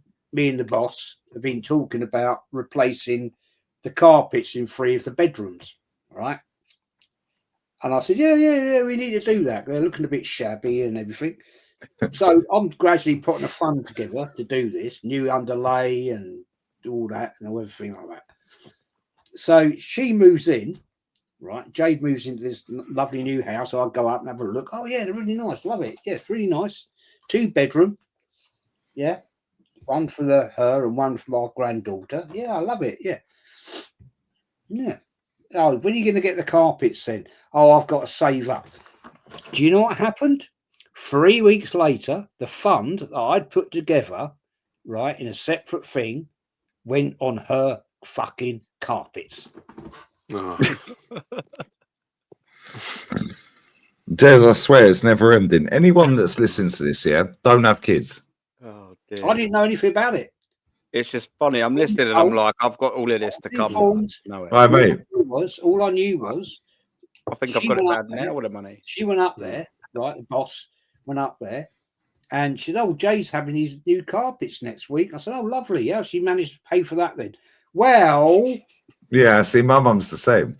My mum's exactly the same. My dad would do this shit, right, and then my mum would just override it sporadically, off kick. And my dad would go, "Are you fucking mad? That was for that."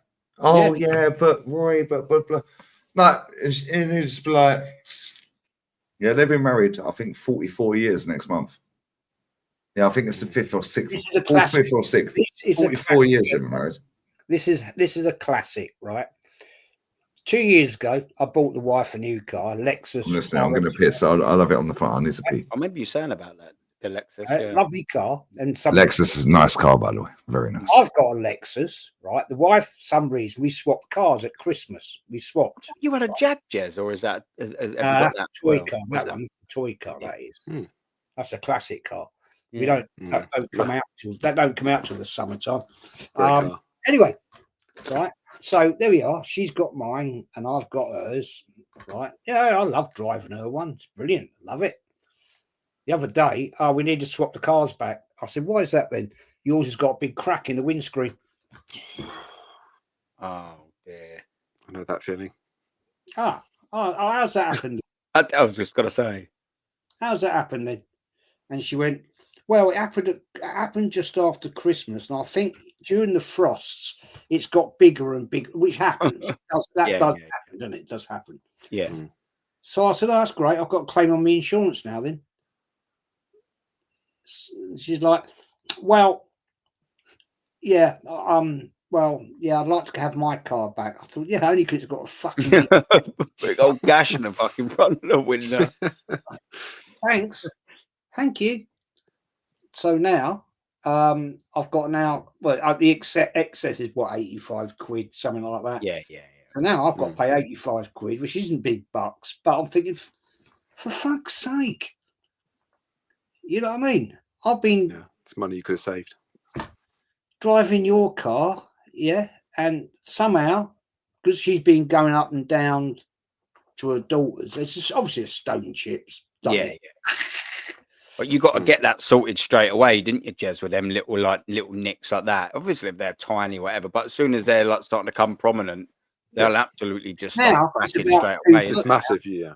You go over a dodgy bump and all of that, and then that shot. That's how it's not starts drivable now. It's not drivable because is it that bad?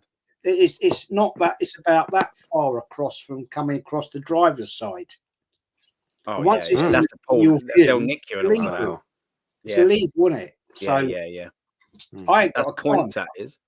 I ain't got a car now because I can't drive it. Right until I've tomorrow. I've got to contact the insurance and say I need a new. Oh fucking hell, man! Just pisses me off. It's that, mate. Like my missus had only just got herself a new little motor before, which we were sort of sharing because I had the work van. And mate, like like when you got I've got like an ST, little Puma ST, and like this got all like the sporty wheels and all of that, and they're like quite prominent out from the tire, aren't they? Yeah.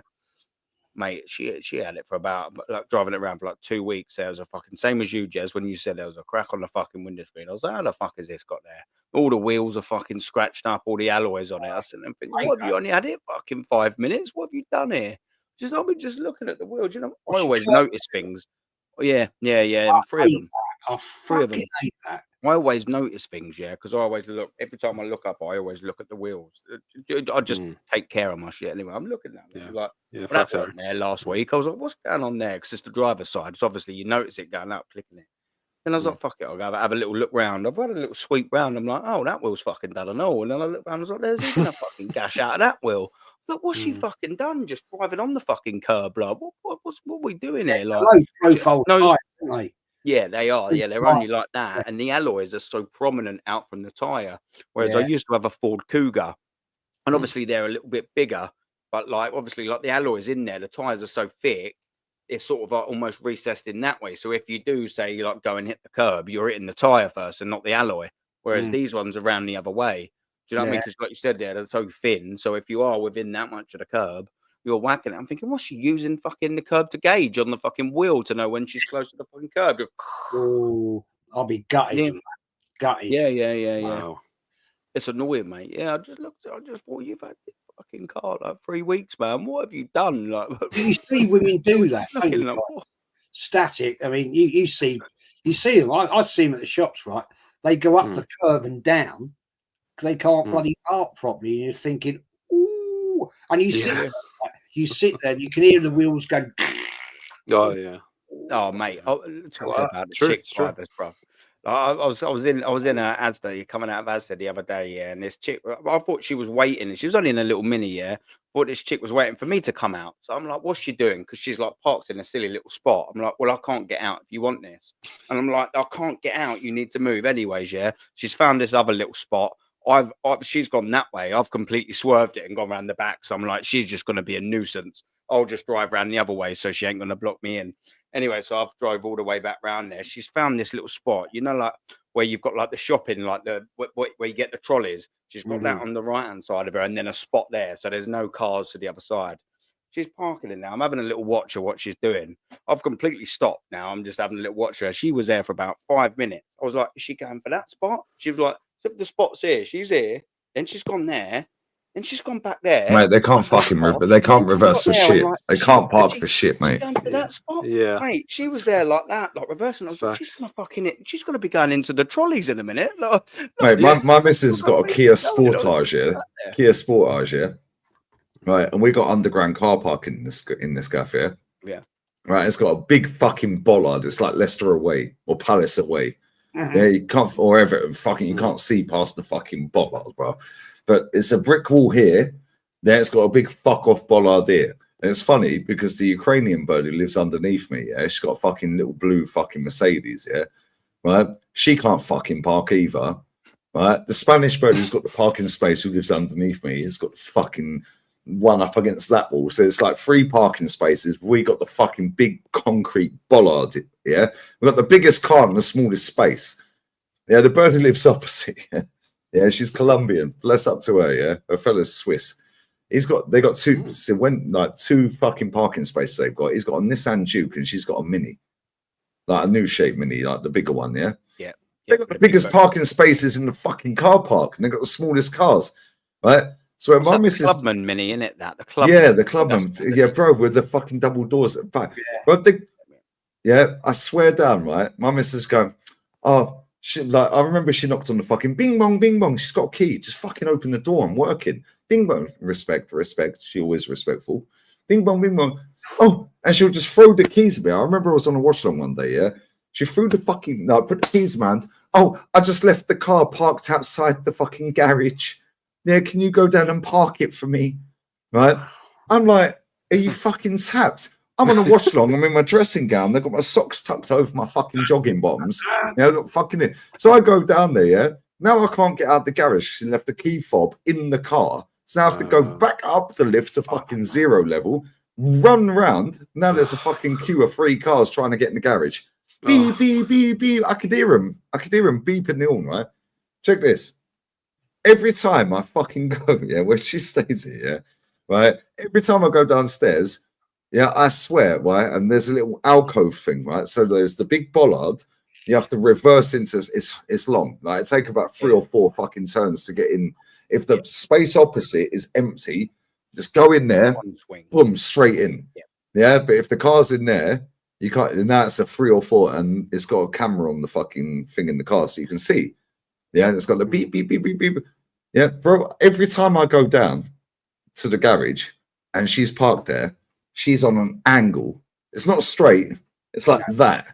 Yeah. And she's that fucking close to right. So when you go past the bollard, right, and you're in the space, Now she's fucking like that. And there's a little alcove thing that comes out. She's millimeters away from it, parked diagonally.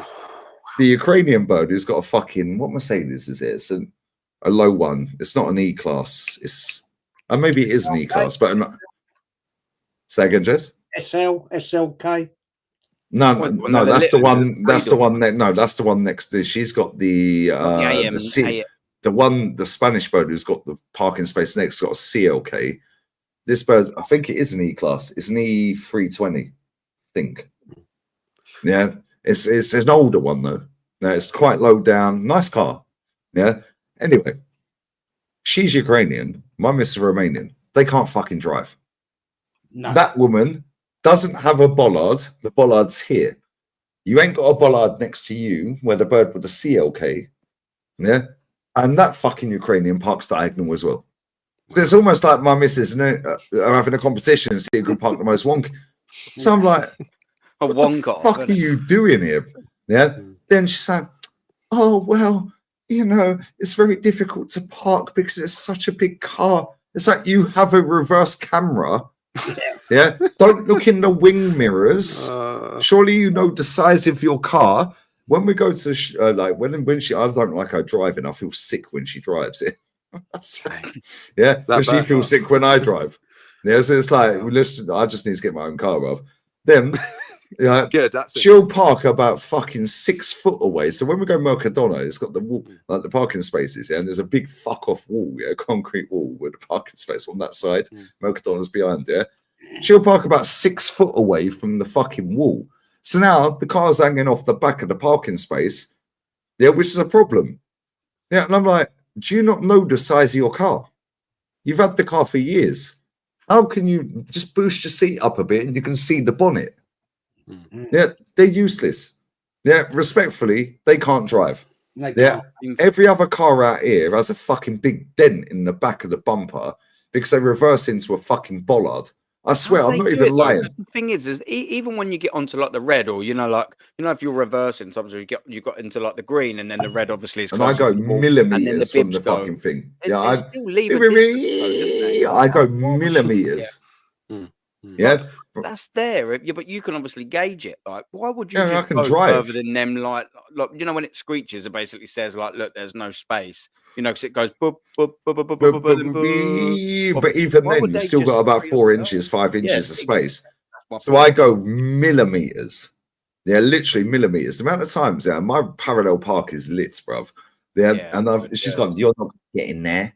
The amount of times, yeah, she's driven, right, and where she fucking lives, yeah, it's hard work. She ain't got underground car parking. So if you don't get there, it's like, like terrace house, like Coronation Street. Yeah, if you don't get to them fucking streets at a certain time, you're fucked. You have to park miles away. Yeah. Right, and walk. Right? That's like her, yeah. Right. Amount of times we've driven it. Oh, and she's trying to reverse, and now there's a queue of cars fucking in her street. Right. And she just gets out the car. You do it. I'm just like straight in. Lo siento, por favor. Sorry, lo siento, mi amigo, mi hermano, gama. Yeah, because they're all fucking beep because they love a toot out here. Bro, I swear down, girls can't drive.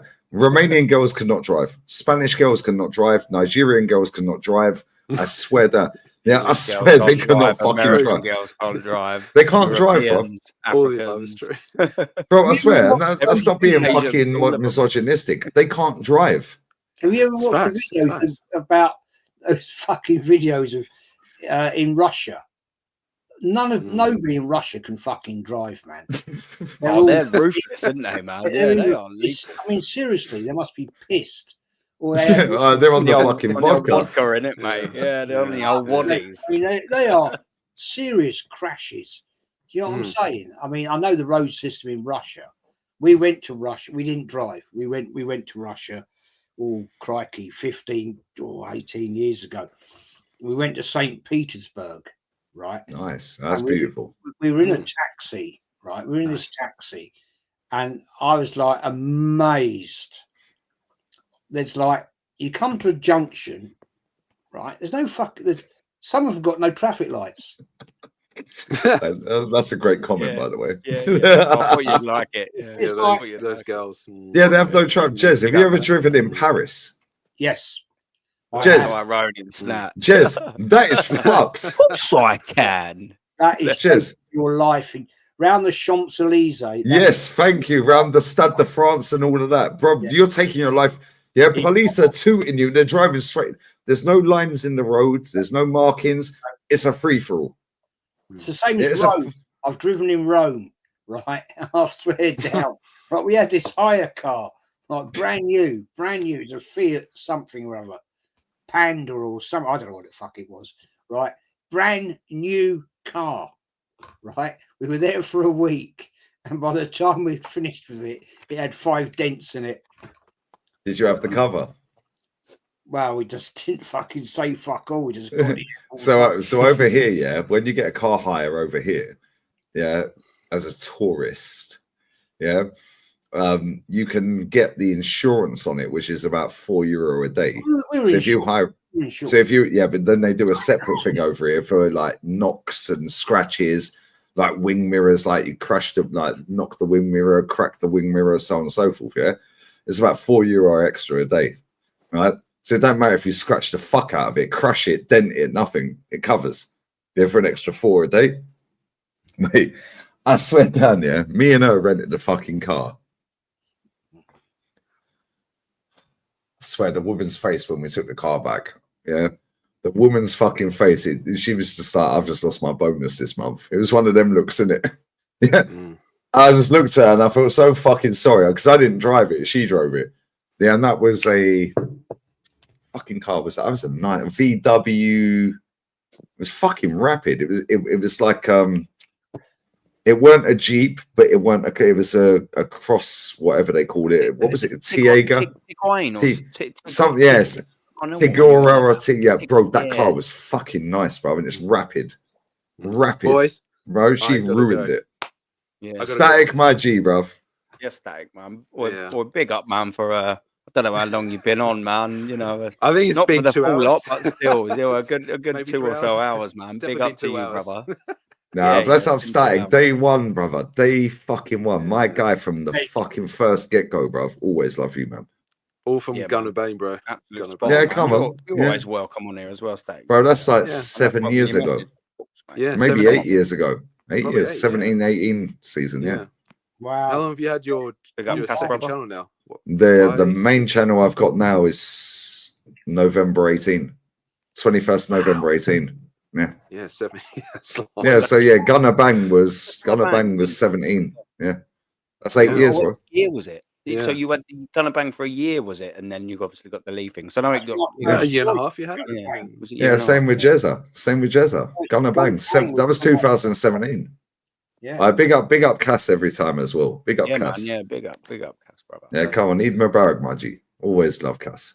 All right, big up Static every time. All right, keep the shades always, bro. That's the signature. Yeah, that's it, mate. It's the Static look, isn't it? Do you know what I mean? The first time you ever jumped on a stream with me, man turned up in the shades. He's got the look. Yeah, fucking Stevie Wonder in the cut. You know what I'm saying? I mean, Ray Charles. Ray Charles all day, every day, isn't he? Do you know what I mean? Yeah, I mean, yeah. Apparently, twice on a Sunday. So. Nah, I can't. Bless up Static every time, man. Big up to you, brother. Nah, always love. I was just gonna say, listen, boys, big love and respect to you always. Aaron, thank you so much for having me on. First time, obviously. Pleasure. First time on your channel, of course. Hopefully, first of many. Yeah, man. Cool. So listen, I'm an email away. If you're having a chat and you fancy, just like you done, send a little email, man. And yeah, I was like, bro, I just finished work. I'm still awake. I just had a hot cup of tea. I was like, yeah, I'm just jumping on. I said a hot cup of tea. Hot cup of tea. Nah, fuck that. Get on the Sylvester, bro. It's cheap as chips. Yeah. It's cheaper than fucking tea in England. I was in Tesco's earlier. I was in Tesco's earlier, and I looked at. Let him go, Aaron. Let him go. Let him go. I just want to say before, so JEZ, go, mate. Great to see you as always, and thank you for the comment, Rachel. Love it, man. I was going to say, boys, this is totally random, but my mum's actually a singer, so she's a massive Ray Charles fan, and big up, I'll bring that up in the next conversation I have with her about. That's how mumsy, man. So, let's miss that. But listen, big love and respect always to you, JEZ. Always keep up the good work with your channel. You're always love. Nah, big up Static every time, brother. And Lee, finally, I I know the first time I actually went on your channel was it was actually when we lost 3-0 to Aston Villa. That was during the Fan Calling show. Yeah, and I told you that one statistic you've never. That was December 2020, bro. Yeah, 1928. I told you that. 1928 was the last time we lost by 3 goals at home to Aston Villa. I told you that, right? You're like, you did. Way, Static. You're kidding, right? And I fucking checked it. 1920. And then we lost to Wolves 1-0. Yeah, we lost to fucking Leicester 1-0, Jamie Vardy. 70s, we lost to Burnley 1-0. All of them were the 70s, 74, 76, 79. Everton was guess who scored against us for Burnley? That was when Granit Xhaka booted the ball off of Chris Wood. Do you remember? I do. We lost to Fulham. Yeah, that, and still to this day, yeah, sorry to cut in. Still to this day, that is my highest paid ever month on YouTube. And that was December 2020 when I had about 25 fucking thousand subscribers. I'm not going to say, I'll tell you after. Yeah, I'm not going to say that is still my highest ever fucking paid month. Now, do you remember somebody fucking, when I was on the Olympiacos stream, dropped 300 quid donation? Yeah. That is still my highest ever donation, yeah? And Chig was like, yo, but bro, I don't want donations, yeah? And Chig was like, gas, yeah, bless up Chig every time. Yeah, I don't want donations. Don't donate to me, yeah? Right? Said it for years, and I even said to the geezer, yeah, I was like, did you put an extra 0 on the end? He then put another fucking 30 quid in and said, no. No, bruv, what are we doing? There are 300 quid donation in one go. But no, bless up you, Static. Bless up JEZ always, man. You guys have been there from Gunner Bang channel, bruv. Bless up the chat always as well. Oliver Carver. Oliver Carver always day one as well. Come on, my G, bro. But as I say before I go, Lee, you're my bro for life, always, forever and always, man. You've always had my back and I've always got your back. And I remember as well, the last time I actually went on your channel was during Chig's tribute.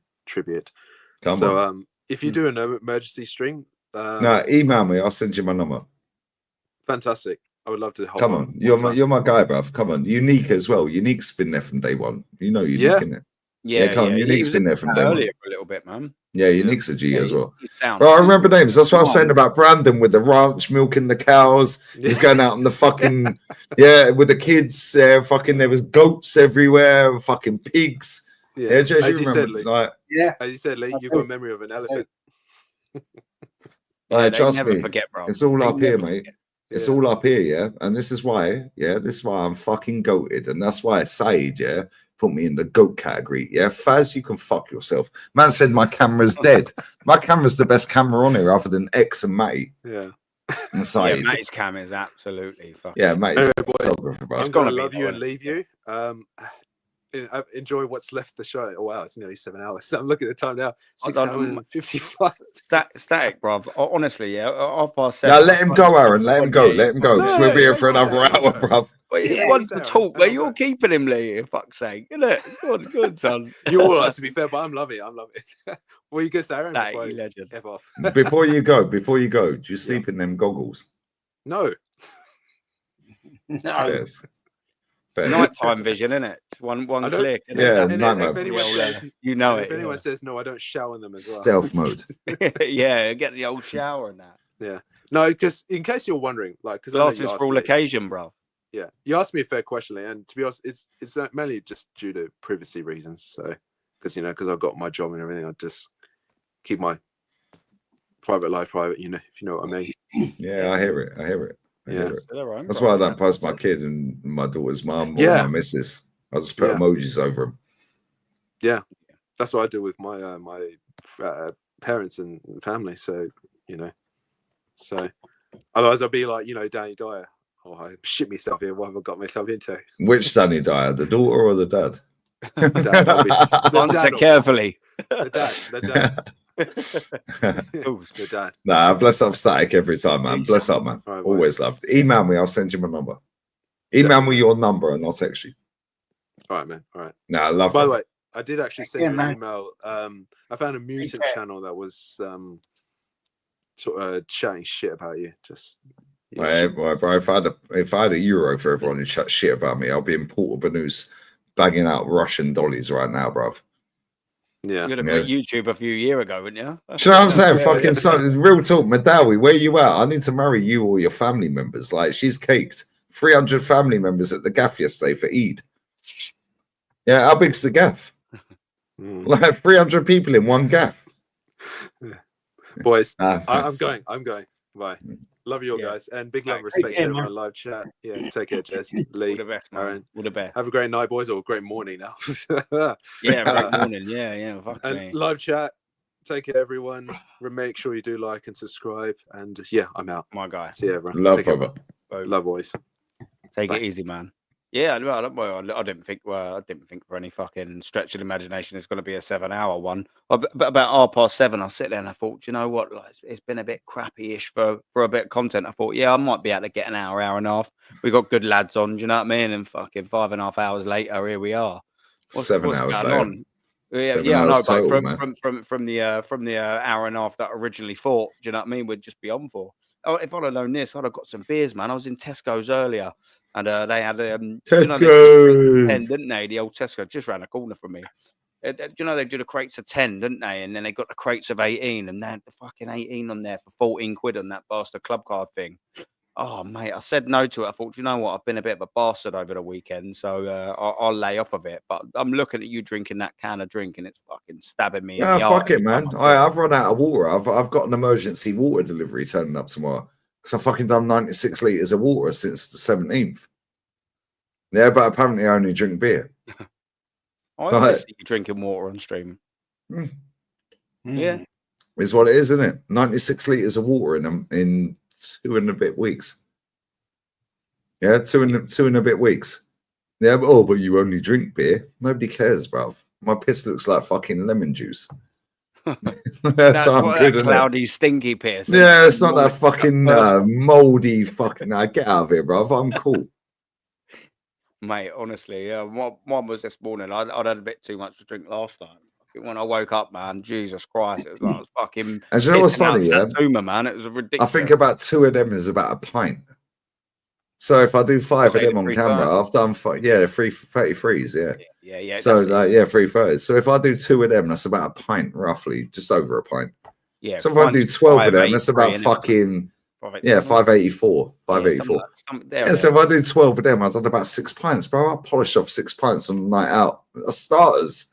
Like Tuesday club and that. Get out of here, bro. Yeah, man. We're built different, isn't it, Jez? Jez is sitting there sipping his red wine. Yeah, I've been noticing them little swigs. I've been hearing the little drop of the. Jez has got a whole cellar, isn't it? Jez has got a whole cellar. Jez has got fucking goated level. Is it? Yeah, of wines. Yeah, Jez is a wine connoisseur, mate. I'm not surprised. Yeah, you know. I can't drink red. It stinks like vinegar, mate. I do Clet wine. Yeah, that is very true. Very true. I can't drink wine at all, man. Rosé, I can drink. Yeah, white smashes me. Red stinks. I can't drink it. It stinks like vinegar. Yeah, like that'd be the least one I'd choose if it was the end of the night and all the beers and that. Boys, 10 depends what you're drinking. If you're drinking shit like Merlot or Malbec, yes, I don't drink that shit. It's awful. If you're drinking nice, I don't buy. Look, my everyday quaffable wine, right, is not expensive at all. How much we're talking a bottle? What's a standard half decent Jez purchase in terms of wine? My everyday wine is the old Shiraz Yellowtail. That's about 12 quid. No, Christ, no chance. No, the wife gets that from Waitrose. Waitrose, darling. Yeah. That's how you know Jez is certified. Yeah. Waitrose or Marks, one of them. Yeah, you know what I mean? I said Asda earlier. Jez probably went, ugh. She worked there, so she gets 15% off. My mum used to work in Marks and Spencer's. They used to she used to come home with flowers, yeah? They used to leave them in the stockroom. So everything was there. Flowers, chocolates, food, wine. Just help yourself as staff, innit? Yeah, that's what. Yeah, otherwise they throw it in the bin, mate. They throw it in the bin. Anyway, that's another story. But so how much is that, Jezza? How much is that bowl? That would be retail $7.99. She gets 15% off. So work it out for yourself. Yeah, 8p and half of it, £1.20. Yeah, so £6.80. I buy 6 at a time.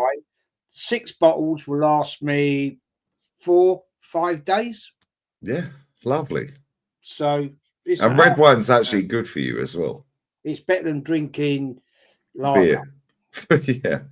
yeah. Yeah, yeah. I can't think there's any benefits of drinking beer other than, you know what I mean? Well, it's full of water, mate.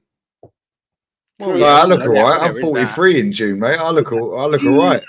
That is right. 35% of that is fucking water. I'd say about 70% of that is water. Yeah. Yeah. Look at the alcohol. I'm dribbling like that. The alcohol volume in alcohol, like the bottles, is minimal. What's the percentage, Jez? This is 13.5%. So this is 4.5. Yeah, 4.5% of that can is actually Amsterdam. 4.5% of that is actually alcohol. Yeah, most of it's fucking water, bro. I'd just like to say to my channel sponsor, Yellowtail, if you're interested, I'll market your, whatever. Oh yeah, Suave, Amsterdam style, fucking Amstel, Heineken, fucking Peroni, fucking Moretti, fucking any Amstel. You never heard of Amstel? Amsterdam, that wasn't it? That one. Oh, this one. This used to be called. This used to be called Hollandaise. Used to be called Hollandaise. Yeah, bro. I swear down. Yeah, most of these beers that you see. So Suave is Mercadona's own brand of beer.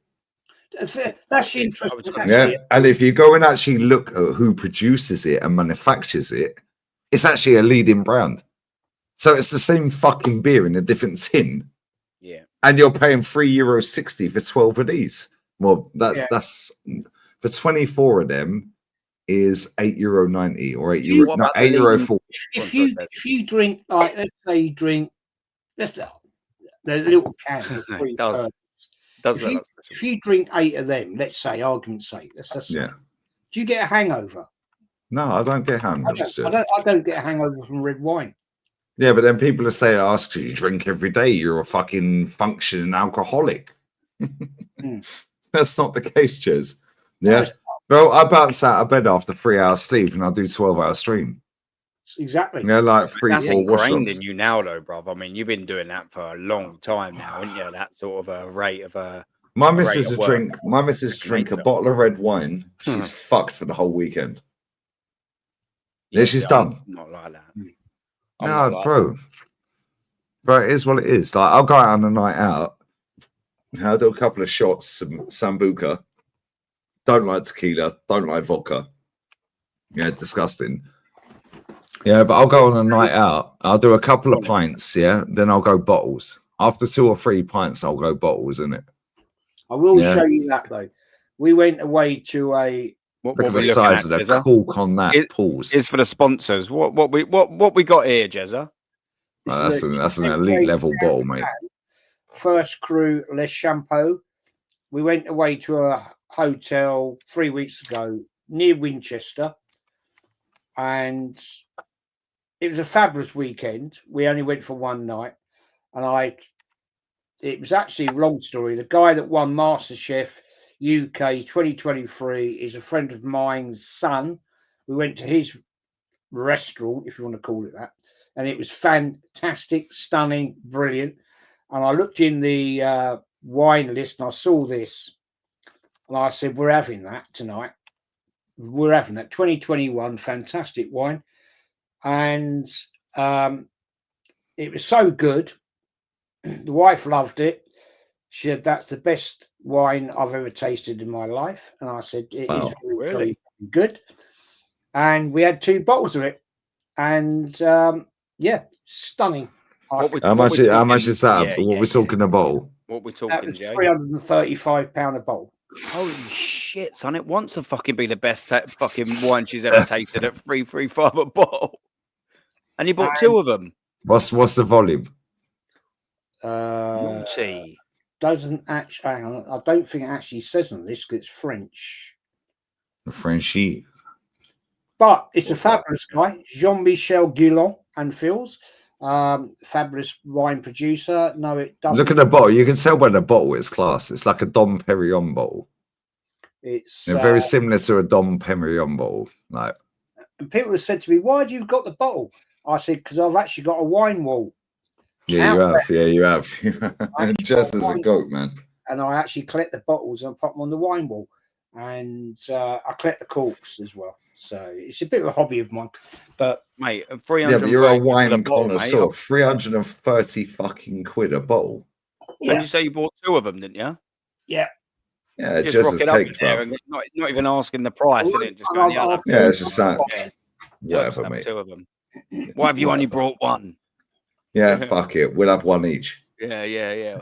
There's 2 of us. Jezza, what's the most expensive bottles you have? Turn the green screen off, Jez, because I know you can see it. You can see it. He's got 2 of them. Jez, show him the most expensive bottle you got. Oh, or do you have to go to the cellar for that, Jez? Oh, no. He's going to go down the elevator to go down to the cellar. He's got to go down.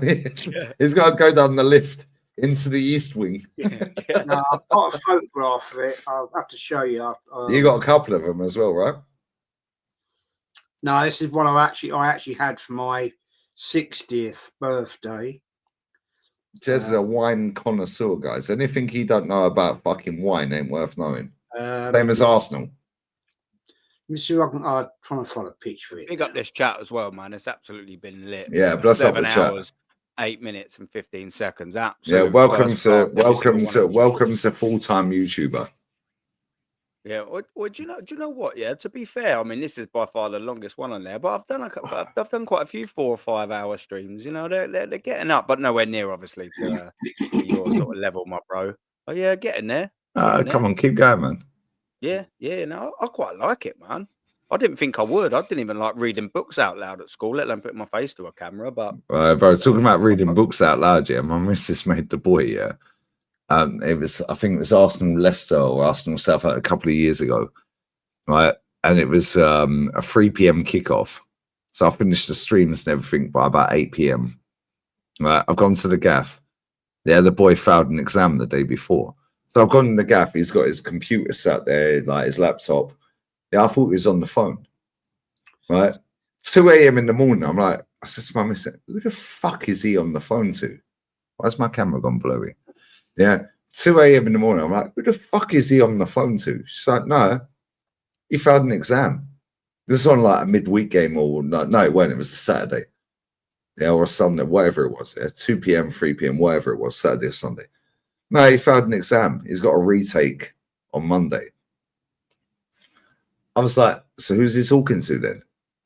No, he's not talking to anyone. He's just reading the book out. Yeah, I said, so you've made him read the book out? Yeah. I said, why? She goes, so I know he's fucking reading it. Yeah. Guess what? The book was nothing to do with the fucking exam he failed. Yeah. He goes to school on Monday. He was so shook with his mum, bro. He passed the exam. Yeah, because he's switched on, bro, isn't it? Yeah, I swear. He's such a... Northside's met him. Ask North, yeah. Northside's met him, yeah. That guy, love him, man. He is so fucking chill, bruv. Yeah, and he's so switched on. He's so intelligent. He goes gym 2 hours every day, brother. Every day without fail. Ill, not ill, nobody cares. You're going gym. Every time that background comes off, Jez, always have a look at the old electric in the background, man. Your guitar. Yeah, come on. Jez is a G, bruv. Like come on. Man. Oh, you want to see it down there, mate? I'm back into playing. Now, I don't know if you want to... Hang on. No, go on, Jez. Yeah, focus. Can you see that? Yeah. Put it a little bit closer. We can see it though. Yeah. This is my wine wall. That's fucking, it's terrible, isn't it? Fucking terrible. No, we can see it. Yeah, come on. Down a little bit. This one. Wrong one. I don't know what I'm doing. That's fine. I'll redo that. I thought I could just get him on his own doing it. If you can see that. Can you see that? Yeah, we can see that. Yeah. There you go, Latash. I had that for my... Look how classy the bottle is.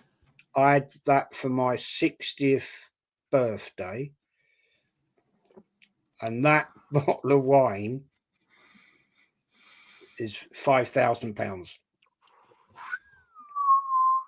Is that the most expensive one you got? No. Yeah, is that another one next to it? They look similar bottles, you know. My wine wall. I've got a collection of them. JEZ has got a whole fucking 5,000 thing. though. That one obviously in the middle. The one to the right of it looks very, very similar. Is that another 5,000 bottle? Look how classy the bottles look. Yeah, that looks good. It's a 1954. 1954. My dad was still floating around his old man's sack, bro. He was born 58. That was given to me by my Yeah, dad. My dad Weren't Stanley Matthews playing football back then, JEZ? Yep. Ballon d'Or winner. It's my dad's fault. He had a fantastic wine cellar. This one hurt. Fucking hell. This one here is called Lapin. It's a very small wine producer in Pomerol. Very, very, very rare, very hard to find. I had that at a restaurant called Le Gavroche in London, 3 Michelin star, once owned by Michel Roux. And I bought that for my wife's 60th birthday. And we had that. And that there was £3,000. How many bottles of that are in the world, JEZ? Oh, Lapin, they only produce less than 1,000 a year. Wow. And what year was that? Sorry, again, did you say? Sorry? What year was that again? Did you say that specific one? That is 1996. So they've been what year did you buy it? What year did you buy that? That would have been just before lockdown, actually. So like 19, 18, 19. Yeah. JEZ has fucking got a shit ton of wine. I know that. I do. JEZ, you need to do a fucking vlog. You need to fucking show your whole wine collection. Oh Christ, mate! Actually, don't share too much because you'll get robbed. People will fucking find your address and rob it. They have a difficulty getting in here, mate. I can swear to and they'd have trouble if they fucking caught you and all, wouldn't it? Yeah, they'd have them up against the wall, mate. Going straight over you on that. Fucking swat them over the back of the head. $5 grand's worth of smash. Nice. Have that. Nice one. That was. Look how classy the bottles are, though. That was the last bottle of wine I ever drank with my dad. Wow, bless that pops. He died. What's it called? Chateau de Beaucastle. It's a fabulous wine. 2011. 2011. And sadly, he died 2 days later. But hey, so. And I'll take it that's empty, yeah. Oh, they're all empty. They've all been drunk, mate.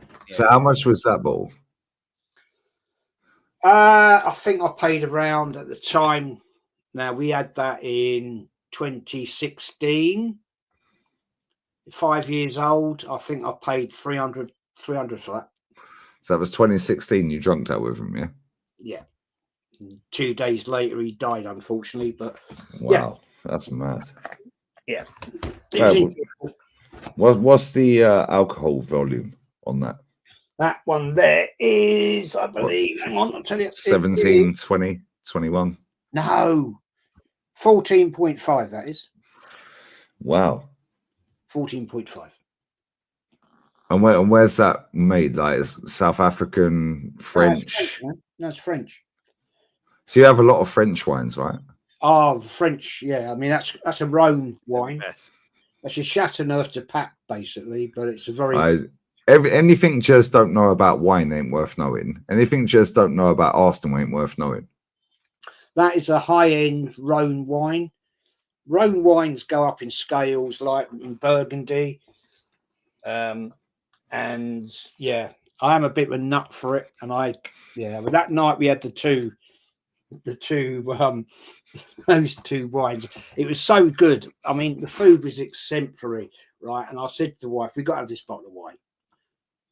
So what is that? Did you just one of them? You feel it, innit? You just feel the vibes. It's like, yo, let's get the major. I tasted it. I said this, and she said this is the best Chevrolet Chambertin I've ever had. I don't even know what it is. Is that like a fucking Arteta's next signing? And we were enjoying it so much. It was such a beautiful meal. And then we were getting through this bottle, and I said to the old sommelier, I said, called him over. He said, "Yes, sir." I said, "That wine is fantastic." we'll have another one. And she looked at me, went, "You mad?" I went, and that's no. what? How much was that? 300? 335 a bottle. That was. Yeah, that's class, man. No, that's class. Jez, you know what? Yeah, you can't take it with you, mate. You can't take it with you. So fucking. No, you can't. But at the same time, yeah, I fucking love you, mate. Now, honestly, I love you to pieces, mate. Yeah. Now, big up, Rashid in the chat as well. Bro, this thing, I know you don't. Well, less said the better. Yeah. Kapustus Friday. Yeah, in Romania. Yeah, but real talk, Jez, yeah. Well, I know you've got a massive wine collection because we've had these conversations, yeah. Right. How passionate you are about wine is how passionate you are about Arsenal. More more about Arsenal, obviously. But when you're in an environment, yeah, and I guarantee people piss you off, yeah, like you just don't want to fucking talk to any fucker, yeah, right? But when you're feeling an evening, yeah, and you're enjoying an evening, it's like, yo, I'm enjoying an evening. Let's bring out that bottle. Yeah, because I'm enjoying the company, the vibe's nice, so on and so forth. And that's me. And I'm getting to that age now, yeah. I'm nearly mid-40s. Yeah, and I'm just like, I'm just bored of people, Jez. So when I have a nice evening, it's like, okay, cool, let's get a bottle of champagne. Let's get a bottle, like, let's, yeah, it's not about getting drunk. I drink every fucking day. Yeah, who cares? People, like, I get it. I mean, yes, I have had G Money, Romane Conte. I've actually got 12 bottles of different Romane Contes in my cellar. Fabulous wines. Very exclusive. Yeah, I love them. But great Burgundy wines, my friend. But I think it's not trying to be big and clever and flash and shout. I don't talk about it. I don't shout about it. No, you understand Senex, we brought it up. My belief is this in life, right? I've worked hard all my life and I've earned my money, and we're here to enjoy it. Right, my kids have done all right and everything, and the wife and I have a great. We're going away in a couple of weeks, and we're staying in a fantastic hotel down in South Wales. I believe in enjoying yourself. Yep, I do, because at the end of the day, why not? If you work for it and you worked all your life and you worked very hard, and I was fortunate, I did do very well, then enjoy yourself. Jez, you've told me before, yeah, right, and I'm not going to say too much, but you've told me before, yeah, on stream, yeah, that the amount of fucking times you couldn't see your wife, yeah, oh, I'm working, oh, I've got to fix this boy, oh, I've got to fucking manage this and this, and then it's like she wants to go out for Valentine's, and now, sorry, I've got to call that, I've got to sort these guys out, I've got nothing.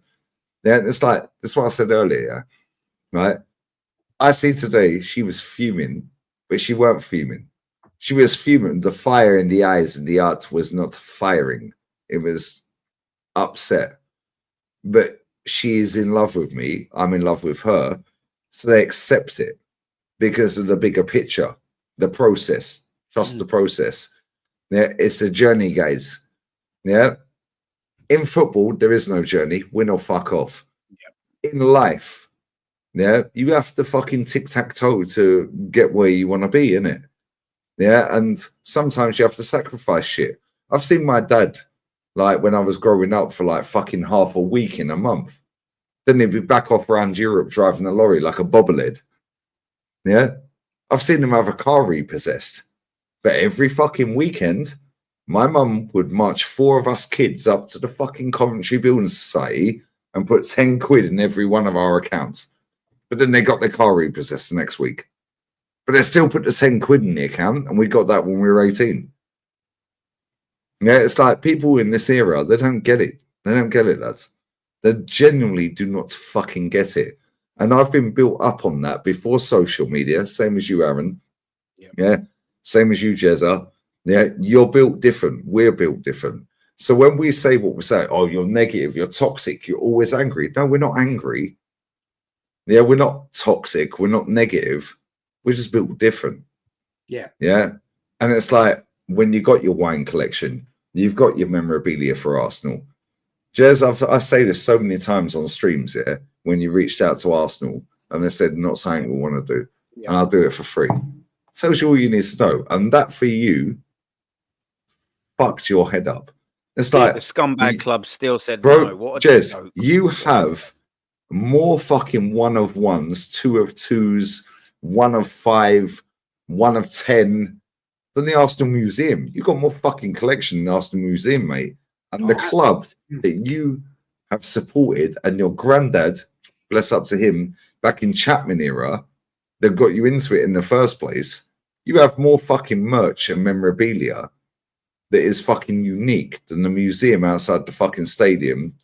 Yeah, that is a cash cow. And they said, not interested, mate. That fucking hurt you, innit? Yes, do you know what one of my favourite ones are yours? When you say about the when you're in that auction and you see original Dial Square T-shirt. Oh yeah, and then they didn't. Did you say that? I think they removed it last minute, or said it weren't up for sale, or something like that happened. Original white Dial Square shirt. Wow, that shirt's sick. Is that the one with the strings?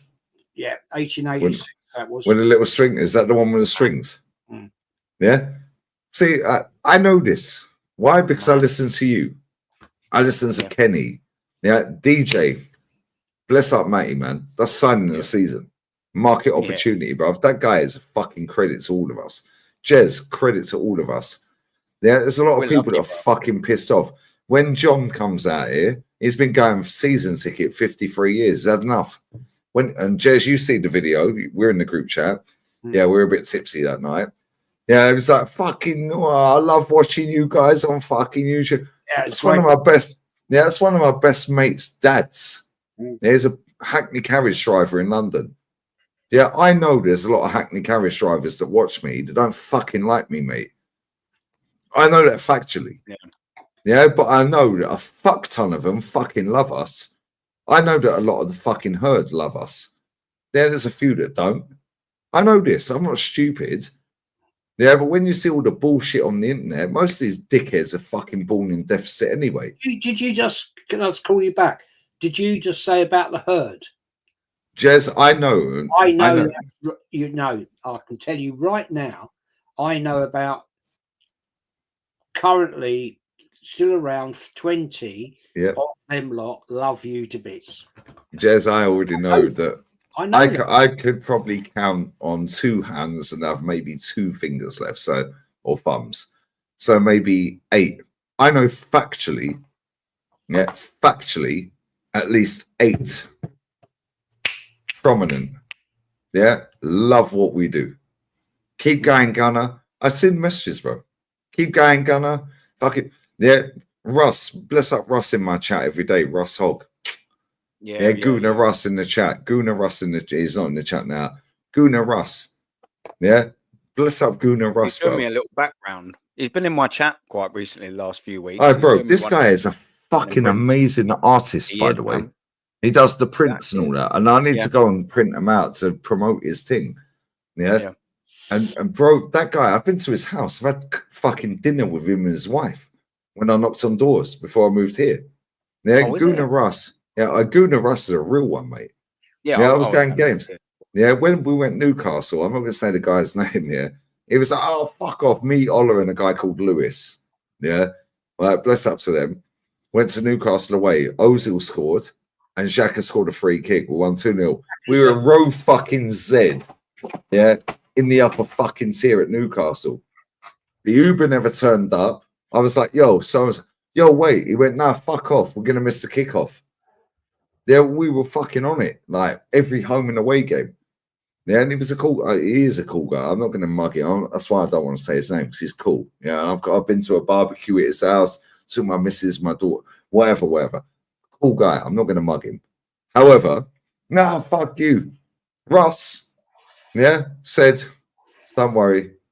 Because I text so-and-so, I said to him on the phone, give it to the stewards outside the fucking thing, and we'll come and pick him up, because the Uber never turned up. We booked another taxi, it never turned up. Yeah, we had to, me, Ola, and a guy called Lewis, bless up Lewis, we had to run 3 kilometers from the hotel, to the fucking stadium at Newcastle away, Because the fucking taxi never turned up, bro. They cancelled everywhere. Right? Russ, ask Kenny Ken. Russ is Gooner Russ in the chat, yeah? He's always on Potts' channel. He's always on Judge's channel. He's on my channel. Bless up Gooner Russ. I've been to his house, bruv. Yeah, I've been to games with the guy. Yeah, home and away. That guy stood outside Newcastle. He could have missed the fucking kickoff. Yeah, because my man said, nah, fuck you. Yeah, I'm not giving the tickets to a steward. They don't want to accept them. Russ went, I'll accept the tickets. I'll wait for you guys. We're now fucking running 3 kilometers like fucking Usain Bolt, bruv. Ninford Christie. Yeah. Bro, I don't run anywhere. Fucking hell, I'm fucked walking up the fucking hill. I'm going out of cigarettes and fucking drink. Yeah. Then we get there and I'll go, we're like that. There's 18 flights of stairs to the upper tier at Newcastle. Cheers for that. We get there. Can you tell us where that is? He's like, why, aye, man. Aye, Rosed. Aye, hey, Rosed, mate. Yeah. We now have to walk to the fucking last fucking thing.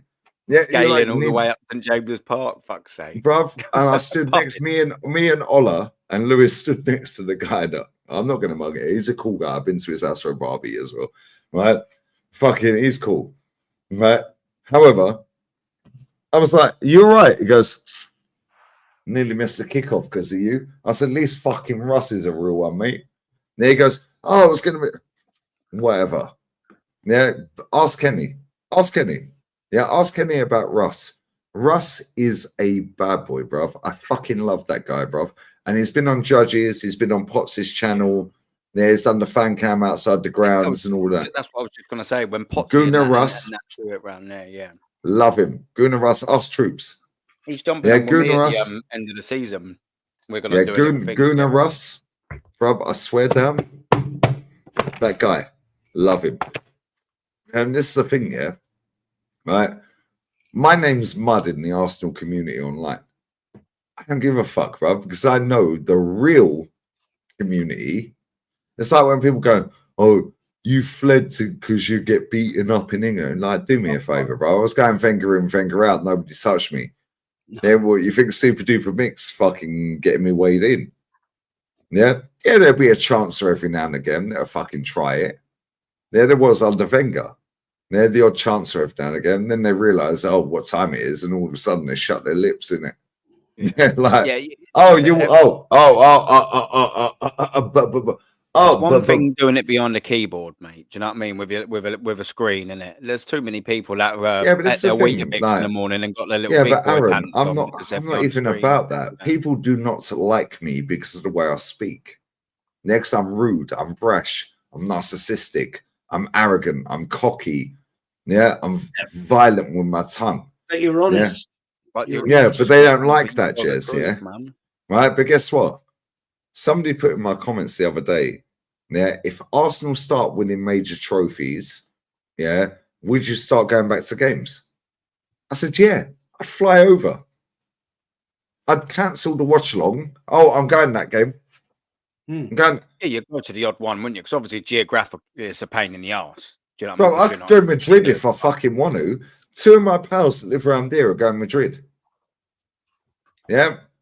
10, 12, 15 of my pals in the UK got tickets. £50, 50 cents or £50, 50p. They got the away tickets, yeah? 2 of my pals that live around the corner, literally 3 kilometers from me. Yeah, they got tickets for the home end. Yeah, I could have paid €250 for fucking tickets to go to Madrid. Guess what? I ain't paying that club a penny until they fucking win something. Yeah, but then when I turn up at it again, oh, you'll get punched up. You'll get this. Shut up, mate. You ain't got a fucking clue what day it is. You'll probably have more people stand up for you than like, do you know what I mean? If anyone was. No, there'll be your dickhead that'll try it. Yeah, because it was under Wenger. There's a difference between knowing the path and walking the path. Do you know what I mean? Like, bro, look at when it was the fucking protest, the Wenger in, Wenger out protest and all that. Yeah, Kroenke out and all that protest before the lockdown one. Yeah, for the Super League. Super League, yeah. Bro, me and Kenny are front and fucking center. Yeah, bro, there was about 400 or 500 people there. But on the internet, it's like 50,000 people are turning up. Bro, I could go any game I want. I can get a ticket like that. I can get a season ticket like that. Get an executive ticket like that. Whatever. I know people that fucking get in his press conferences. I know people that fucking interview and work for fucking major channels, bro. I'll tell you backstage. Yeah, they're in people's press conferences, bro. I don't ask these people for anything. Do you know why? Because that's me. But when the time's right and this club do what I want them to do, I'll be flying there. Fuck your watch along. Big up, JEZ. Fuck the watch along. Sorry, guys. We're not doing a watch along. They're vlogging the ground. Oh, but Arsenal have cancelled you from doing a vlog. Cool. Well, I'll vlog in the ground until I get to the ground. Now, I've vlogged the whole thing. Yeah. You're not allowed to take a selfie or a picture or a video in the stadium. That's what I was just going to say to you. I'm surprised you said that because a lot of people do it. Is that a no-no now? Real talk, Aaron, you got a season ticket. Yeah. Next time you go game tomorrow against Fulham today, right? When you go that game, there's signs all around the fucking concourse, all around the stadium. You are not allowed to take a picture or video in the stadium. True. You know what, mate? I have. Yeah, but guess what? I'm not going to lie. If you're not causing a problem, they don't care. No. Yeah, I cause a problem. Yeah. Yeah, I can. So now they care. They people ban don't Troops. like They ban DT.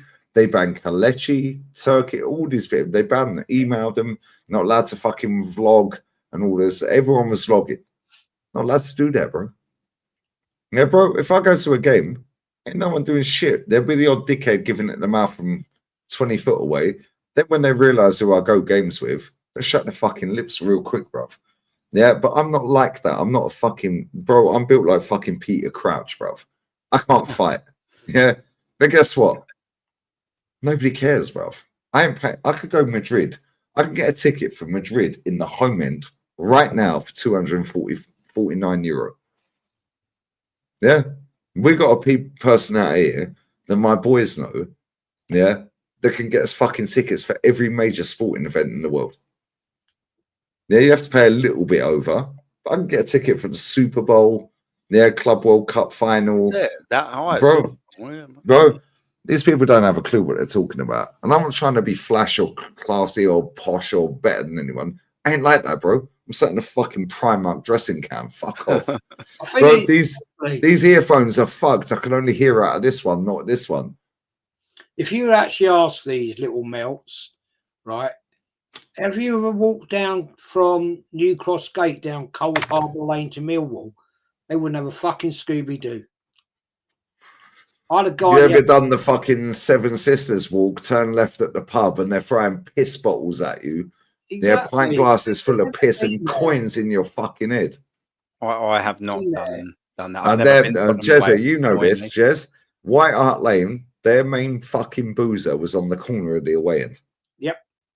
Yeah. You then go all the way. You have to do the fucking 3-mile walk. Yeah, you're dodging fucking pellets everywhere, coins, fucking piss bottles, cut fucking whatever. Yeah, can't gain your colours. You then get to the fucking away end. Their main boozers on the corner of the away end. Now they've got the pint glasses full of piss. They're fucking launching them at you, throwing fucking pound coins at your head.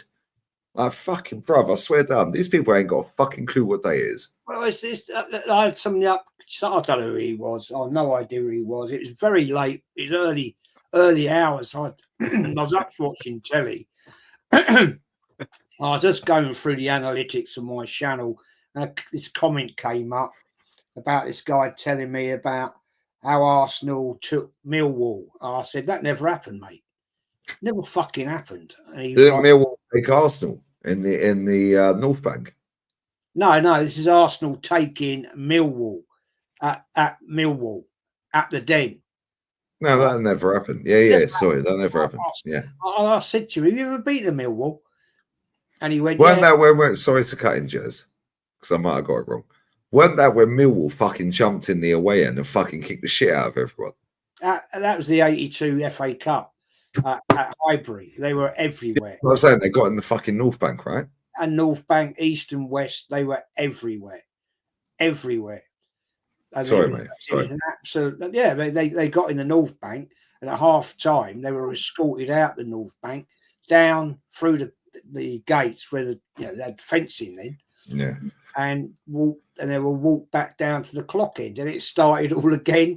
Hear what he just said.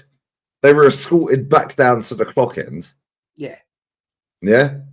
So guess what? They didn't kick him out.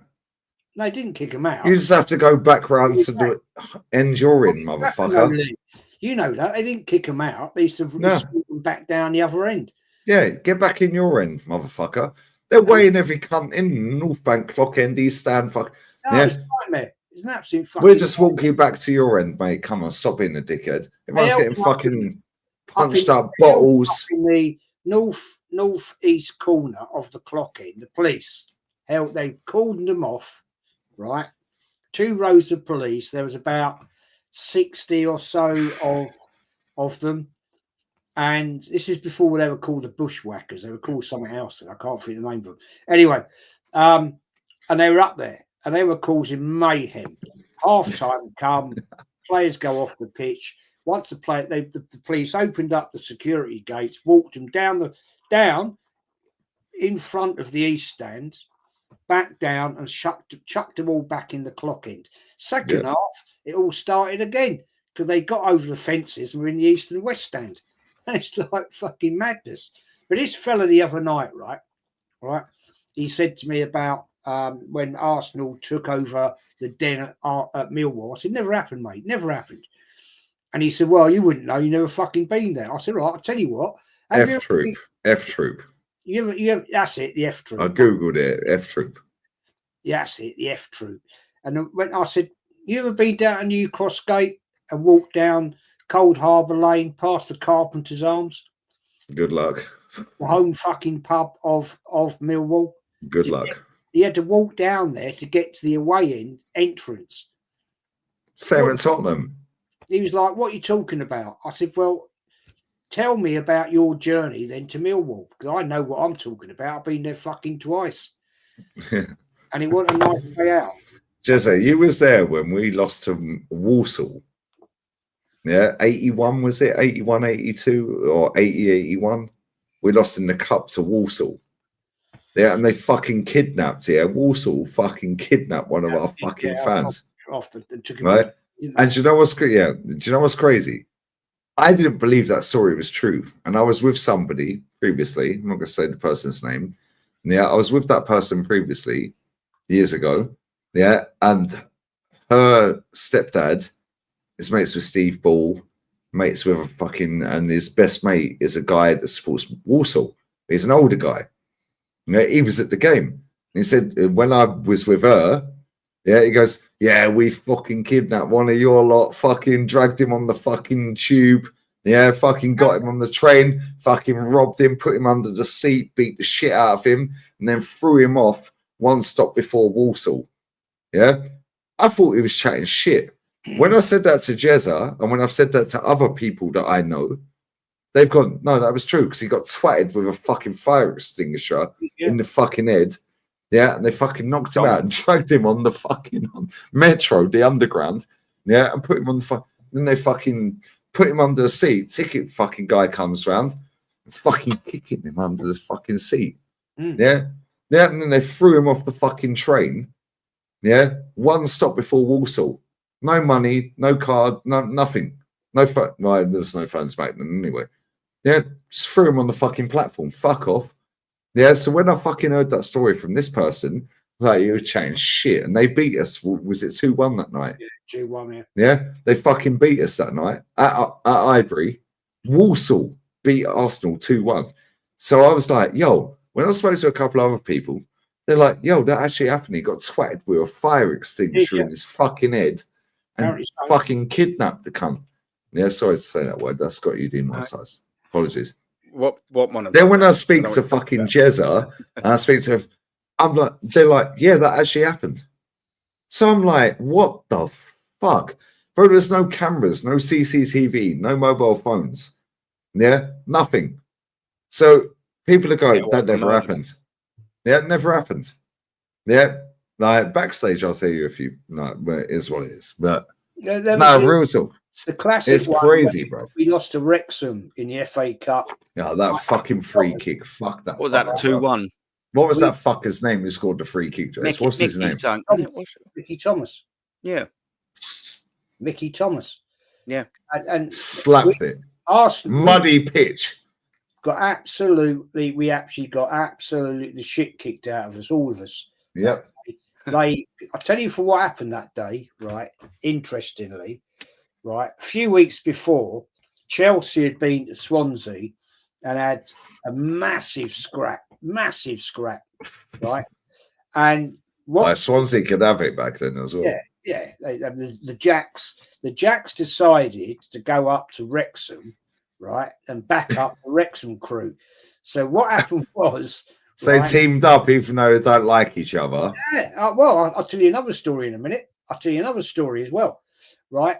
The Palmer Cup final in Copenhagen. Very interesting, that story, right? So we're there, right, at the racecourse ground at Wrexham, and we knew Wrexham were going to be a bit of a problem. So it was all happening and all that. What we didn't know was waiting outside the ground, right, was the Jacks, right? So we've all come out of the way. We just lost 1-0 to Wrexham, and outside is about 1,000, maybe 800 to 1,000 Jacks, right? And they're giving it the big one. Now, the police were not expecting it. Totally didn't have off guard going on. They broke through the line and they were giving it massive. There was about probably 2,500 Arsenal fans there. There was 1,000 of them, and then you had coming round the corner, you had all the Wrexham lot. It was carnage. Absolute. And the Welshies can scrap as well. I can't lie. Cardiff, Cardiff, Wrexham, fucking Swansea, they can scrap, mate. All the way back to the station, it was just absolute carnage. And but this one's an interesting one. When we played Parma, Copenhagen, right, in the Cup Winners' Cup, there were a load of Leeds fans turned up. Loads of them, fucking shed loads, turned up, right? Because there'd been a major kickoff between Leeds and Tell them, Jezza. Galatasaray, right? And Galatasaray fans were there, and Leeds, because two or three Leeds fans got stabbed. Yep. Yeah. Right. When was that? Was that 90? Welcome to hell and all of that. Welcome to hell and all that shit. That was it. Yeah. Yeah. And it was absolute carnage there. And it was a running battle through the streets of Copenhagen. And it was totally unexpected. But the Leeds firm, I do know the name of them, the Inter-Service. No, that was Inter-Service. Is it Inter-Service crew? Let me Google it. Leeds firm. And they were there. There was fucking loads of them. And they were there backing up. Now, normally Arsenal, right? Service crew. Leeds United service crew. That's it. Leeds United service crew. And normally there'd be a kickoff between Arsenal and Leeds. And I've beaten a few of them when I've been Ellen Road. And these were fucking not to be fucked with, mate. No, they weren't. No, they weren't. I weren't around back then, but fucking, I know that. My old man's told me enough stories. They were stood toe to toe with Arsenal to fight with the Galatasaray. Parma fans didn't do fuck all. No, just let Galatasaray fucking kick off. It's Galatasaray, and they were a bunch of fucking bastards. That lot. Like Galatasaray, they don't fuck about. And then, do you know what's mad? Years later, when David O'Leary was the manager, of fucking Leeds United, and they got Champions League semi. Yeah, but that run and the Leeds fan got stabbed. Do you remember? And it was welcome to hell again. That recreated what they did before. Yeah, people don't know this. It was welcome to hell. League. When was it was Champions League semi or quarters or whatever it was. No, but that recreated what Jez is saying from fucking years earlier. Yeah? Yeah. When you play the fucking Turkish team, bro, you're finished.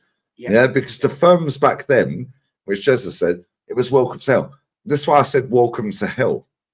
Yeah, because now Besiktas, Galatasaray, they're fucking Fenerbahce, they all club together. Now it's Turkish against all of you lot. Fuck you. Yeah. Now you've got all the firms.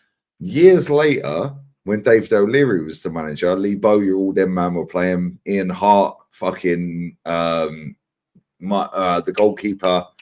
What was his name? Fucking Martin in goal, whatever. Yeah, Radabay, all them. They then recreated that. Welcome to hell. Yeah, and then my man gets knifed out and dies. Fucking sad, bruv. Like anyone who dies at football is disgusting. Yeah. However, yeah, back in the day, that was what JEZ is saying now. Now, recreate that in 02. There was no socials, bruv. There's no CCTV. They did, was it 02? When they got Champions League and they played them? Boom. Welcome to hell. Yeah, that's when they got Champions League quarters, or so. I think they got semis under O'Leary. Yeah, they did, because that was Valencia, wasn't it? Leeds and yeah, Valencia. And they recreated the thing. Semi-final. Yeah, bro. And bro, I swear down. Yeah, I swear down. Like when we go back to that, I'll tell you something. Yeah, but real talk, bruv. You do not fuck. Why do you think every time Tottenham go away, they get shanked? Lazio. Every time Tottenham go Italy, they're finished. Yeah, finished. Yeah, Tottenham get weighed in everywhere they go, but they had one of the best firms in the fucking world, bruv. No, but they had one of the best firms. Yeah, but as soon as they went abroad, different story, bruv. Yeah, because the Dutch, the Turkish, yeah, the fucking bro, the Italians, they don't give a fuck, bro. They'll just knife you up. No, but now you can't do that necessarily. Still happens. Only the weirdest one, and Kenny and I chatted about this at great depth off camera once, was the Chelsea-Arsenal Cup final in Cardiff, the FA Cup. And that was a weird day out, because Chelsea did the unforgivable. They actually went and took over the main Chelsea Cardiff pub in Cardiff High Street, smashed all the windows. Chelsea and Cardiff fucking hate each other. And what happened then was that tell them, Jez, tell them. The Soul Crew appeared out of everywhere, up by, I don't know if you know, the Millennium Stadium. Yeah, right. I see Michael Owen break my heart there, Jez. Cardiff Castle, all round there. It was I'm getting a beer. I'll be 1 second. I'm listening. I'll have it on the phone. Battle all before the game. And fucking hate Wells, man. Yeah, I've been there twice. I've lost to Swansea 3-1. Fuck Wenger, and I lost the Cardiff final to Michael Owen, bro. Promoted that season, wasn't it? When they got promoted, Swansea. I'm sure they done it straight away. Bro, I see fucking Swansea beat us 3-1. Soaked like a rat. Yeah. I had to pay 11 quid to get over the fucking bridge. Yeah. The next time I've been there, yeah, before that, I've only been Wales twice, yeah, was fucking Michael Owen broke my heart, bro. I cried all the way home. What's that? What mate, how were we not? That was 2001. 2001 it was. 2001. Yeah. Yeah. That fucker came off the bench, yeah. We won it, didn't we? Double. Yeah. 2001. That fucker came off the bench. I'm just wipe him out. It was like when Giggsy run around everyone. 99. Just fucking wipe the cunt out. Sorry. It was like the yellowy orange, like the dark yellowy orange thing. Only 2 times I've been Wales. I've seen Arsenal lose to fucking Michael Owen. Yeah, and I cried all the way home. Yeah, and I've seen us lose to fucking Swansea, bruv. 3-1 away. And it was pissing down that never had the overhang over the thing in the fucking away end. Yeah. And I got home at 5 a.m. and I had to start work at 8. Yeah. And I was soaked. Yeah, I was fucking soaked and I drove and it was fucking 11 quid to get over the bridge. They don't even pay to get over it. Sorry, Jezza. No, you're right, mate. No, I'm going to listen. I'm going to go for a piss. Go on. Sorry. That was the weird thing, is because the Chelsea lot started, they took over the Cardiff home pub in the High Street, and all hell broke loose because word went out and you had the Soul Crew coming from fucking everywhere. Right. I'm not saying it's all the Soul Crew, but you had Cardiff fans everywhere. It was a running battle. And I chatted to Kenny about it. And he said, yeah, I remember that day. because you were up near. I was up near the Cardiff Castle on the end, what we were going to have at the Millennium Stadium, as it was called then, Principality called now, and it was just madness, absolute bloody madness. There was bottles going everywhere, and it was just fighting all over the place. And getting back to the station after the game, the police were totally out of control. And yeah, it was fucking hell. It's one of the worst cup finals for violence I've ever seen in my life. I won't lie. Seriously. And that was all because Chelsea went and took over their home pub. And all the back in the, that's when Cardiff was still playing at Ninian Park, which is a pretty rough area actually of Cardiff. And they all came out, and oh my days, that was not good. So thank you for that, Chelsea. But the one thing that happened, the one thing I wanted to make a point of, Arsenal and Chelsea all stood together. All the Arsenal and Chelsea fans were stood up against Cardiff because there's no way otherwise. The two firms that Chelsea and Arsenal had at the time could have accommodated it on their own, and it was madness, man. It was madness. It was, yeah, that was a scary day actually. Yes, just quickly, because someone, I was going to mention this, and then someone, who was it that put it in my chat earlier about, here it is, I think it was Mems. Big up, mate. He's putting about, I remember the Galatasaray Arsenal. We all remember it, definitely not fondly, because I think, was it Patrick Vieira and Davor Suker missed a penalty in the shootouts, didn't they? I'm sure it was them two. Was there any rucks that night, Jez? Because I think at that time I was only I wasn't there. 12, 13 or something. Oh, you weren't there, but we didn't hear of anything reported or anything like that. Because I don't actually know where. There was trouble. There was a lot of trouble. There was always going to be a bit, yeah. I wasn't there myself, so I don't know. I don't know, mate. I don't know. But yeah, there was like saying Turkey and Galatasaray. I instantly went back to that as the European final. I mean, that was madness in itself. That final, wasn't it? I'll never forget. What was it? Was it Martin Keown, who was about 4 or 5 yards out or something like that, and he slid it and it shot it straight over the bar, I think, in the first half or something. Yeah. I'm sure it was a blazing miss or a glaring miss like that from Martin Keown. That was ridiculous. That final. I mean, that was probably what I think it might have been the only. That was the first Euro final I think I'd ever seen.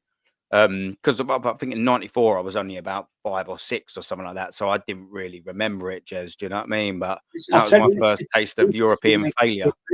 This will make you sick. Go on. Right? I was at the second leg of the Intercities Fairs Cup 1970 at Arsenal with my granddad. My old dear was 1. Wow. There you go. 1970. Madness, I remember it very well. Horrible foggy night, and I was in the upper west with my granddad. Couldn't even see the east stand. It was almost that foggy. It's that bad.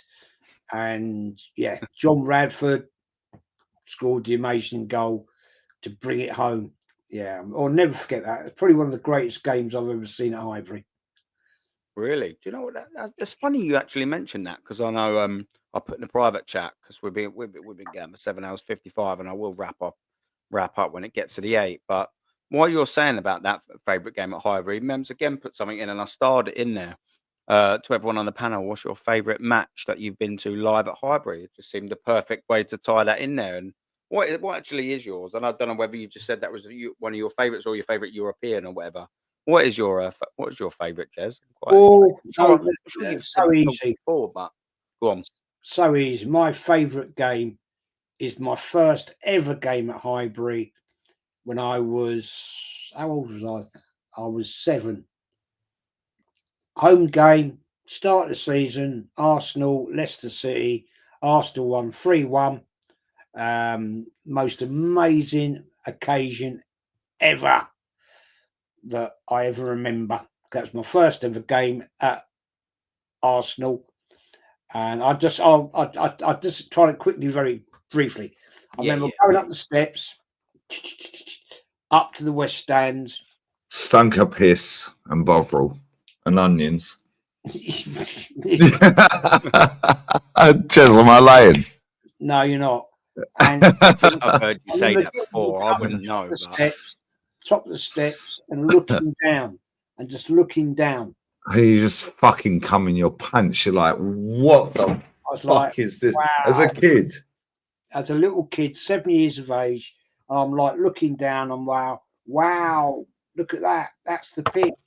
And I remember walking down the steps to get to our seats there.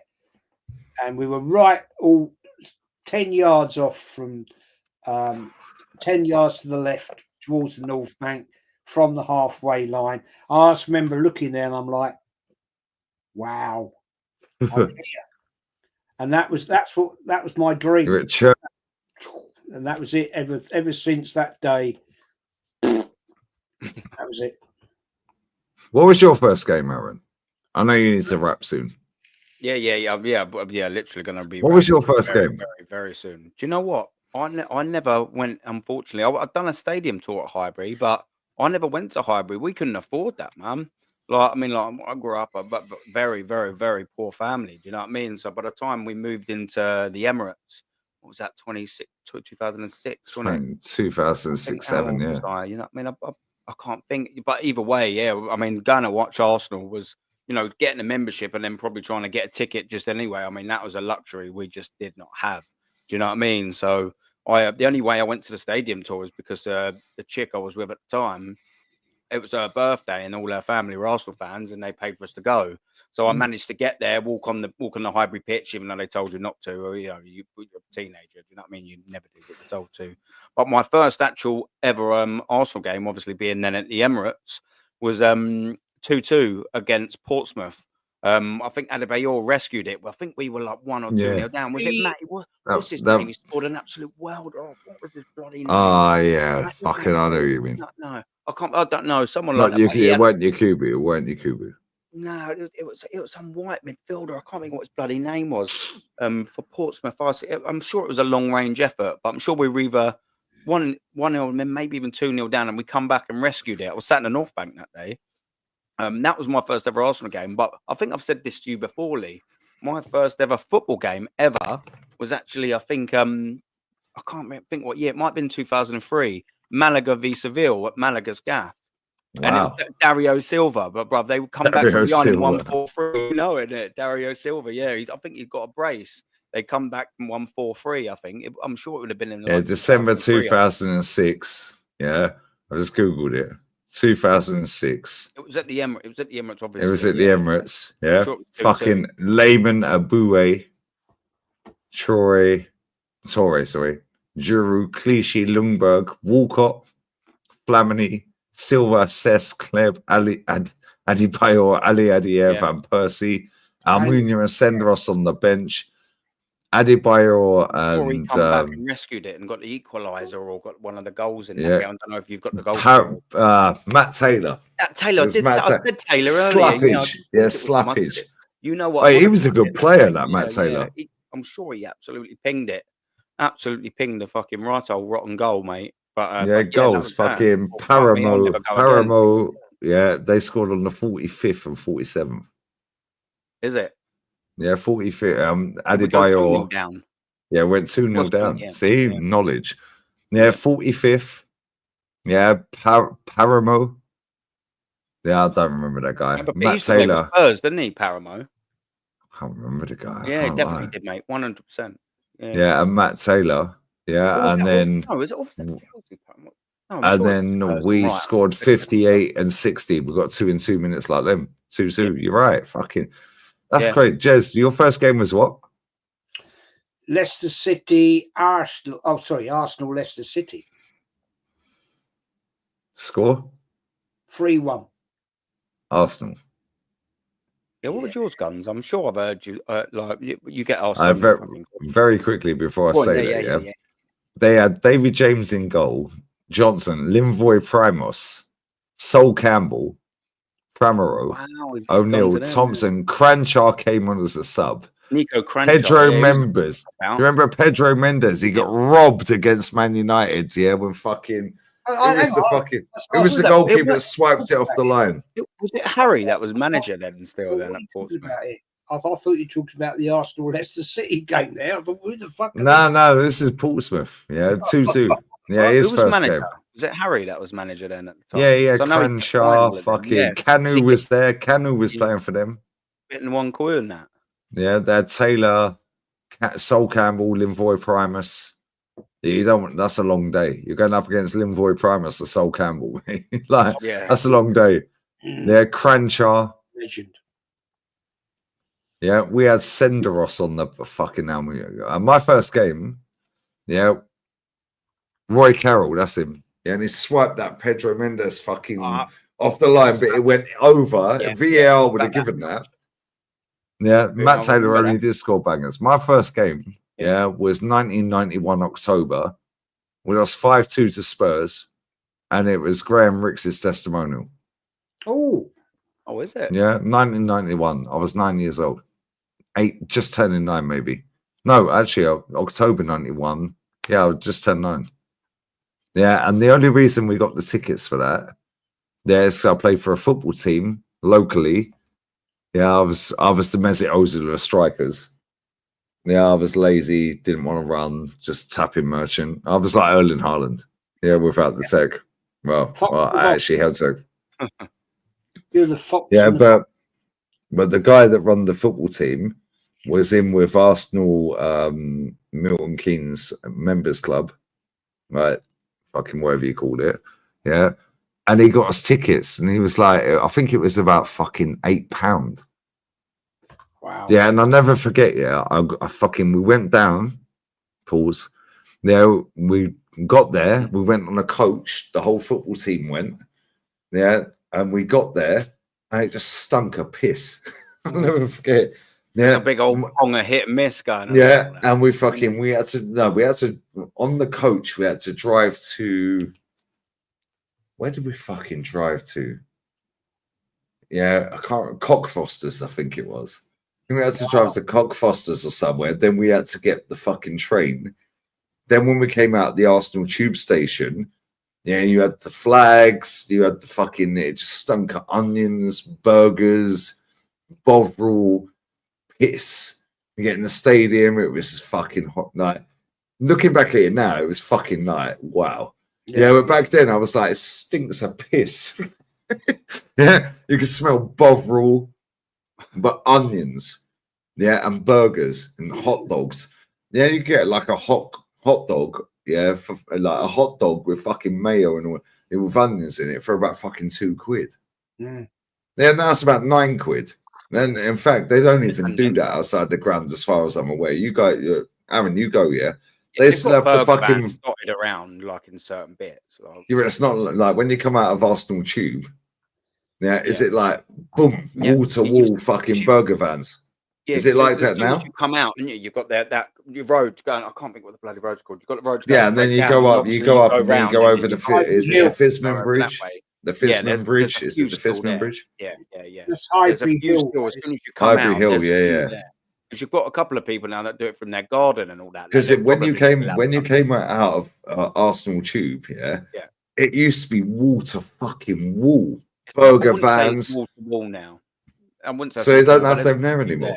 They used to have people with flags everywhere. You had the guy who was the fucking geezer. They still got all the flags and all the like the things like that there. But when you're saying like wall to wall with the food, I think you come out and I think we lost 5-2 to fucking Tottenham, mate. Thing going on there with the food. It's actually not that bad. I'm sure. No, I love all that. Yeah, who was the geezer? Jez, you'll probably remember the black dude. Yeah, right.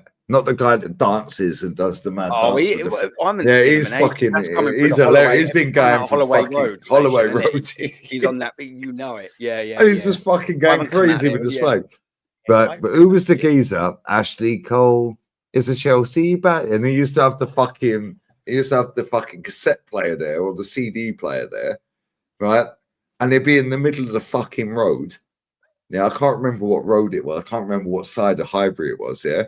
Right, and it was when Ashley Cole transferred to fucking Chelsea. Yeah, and it was who were the band? Are they still going? Yeah, what was the fucking band called? They used to do like songs. Yeah, but they changed the words. Yeah, to Arsenal players. Yeah, and it was Ashley Cole is a Chelsea batty boy. Is a Chelsea bat. What were they What were they fucking called, man? They're still going. They used to sell out events and everything. They were fucking class. Yeah. But the geezer used to have a fucking. He used to have the fucking batteries in the back of it because that was back in the day. Yeah. And he used to have the thing and it would pump it out. I can't remember which side of hybrid it was you come out of. Yeah. Right. And it was just turning into the Emirates at that point. Yeah. And you walk down the fucking road. Yeah. And the food vans are still there. They're cleaning up. The bars are still open. Blah, blah, blah. Yeah. And he'd have the fucking thing in the middle, the CD player in the middle, pumping it out. And they just have them, hundreds of them, £3, £4. Yeah. It's fucking burned off the CD, isn't it? Yeah, but it was, what were they fucking called, man? Yo, chat, come on. Someone in this fucking chat must know, man. I'm going to have to Google that. Yeah, Google Ashley Cole is a Chelsea batty boy. Otherwise, we're going to end up going to 9. I can't let it go for that, man. It's too late. Yes, you can. Nah, no chance. No. After this, I've got to. What do you mean, no chance? Fucking, you ain't built like me, bruv. I know I'm not. I never said I was. I'm absolutely. I was in bed. Well, like I said, there's no digital guns to your nut guns. I did a job, saying. I was in bed. 8 hours 7, mate. Listen, that's not bad for me. A little. So it was a Lily Allen tune. Yeah, but they changed this to Ashley Cole. What was their fucking name? Oh, I don't know that one. Oh no, you'll know it when I see. I'm going to see it in a sec. What was their fucking name, man? Yeah, I'm going to see it in a second. I'm going to see it in a second. What was their fucking name? Fucking Reddit. What was what was their fucking name? They were class. Yeah, they were class. It was a girl with 3 boys or 2 boys that would fucking do this. They'd sell up, they'd be in the pubs and everything. They were class, man. Arsenal away boys. Was it Arsenal away boys? I don't know, mate. I don't know. Mem's Corner, you are correct, sir. That comment, you are correct. Arsenal. Yeah, it was Arsenal away boys. Is that where? Yeah, it was Arsenal away boys. Yeah, Arsenal away boys. Ashley Cole is a Chelsea batty boy. Yeah, I remember that. Yeah. Well, I can't remember the name of the geezer that fucking used to stand outside fucking Highbury. Yeah, and it was all the songs. Yeah, right. And then when we moved to Highbury, I can't remember which side of fucking each stadium it was. Yeah, whether it was Holloway Road or fucking the other side. Yeah. Then when we moved to fucking, no, I genuinely don't know. But he had the big cassette player there or CD player there, and they'd have it pumping. Everyone would be walking down the road, all the food vans are there. Bro, that's proper Arsenal to me. That's proper Arsenal to me. You can't do that shit now. You said you go every week pretty much, Aaron, yeah? Yeah, you got a season ticket. There's hardly any food vans there. It's just not wall to wall, probably like what you quite remember. Nah, you come out of, so if you come out of Arsenal Tube, you used to come out of Arsenal. Yeah, but you used to come out of Arsenal Tube. Yeah, you used to come out of Arsenal Tube Station, yeah, and straight away you could smell onions. Yeah. It was burgers, it was hot dogs. There are flags everywhere. You got anymore. So it's not like that. You still got all of that. So like if you come straight out, you obviously got road straight down, and then you got the. It's all gone out top of my head. But you bear to the road. Gillespie. Yeah. So you bear to the right, didn't you? And obviously turn your left straight away, and that's when you go towards the Friar Bridge, isn't it?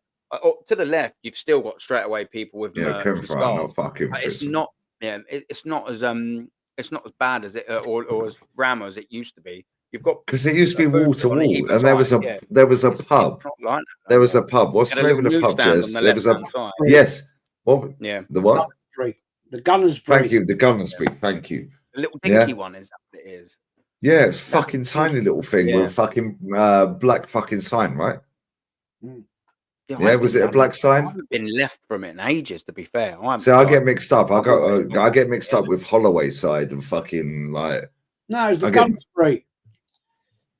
I always get mixed up with the pubs because one side fucking you got Holloway Road fucking shoot. Gunnersbury had the little black sign and had the landlady back in the 80s, 70s always had the little flowers outside on the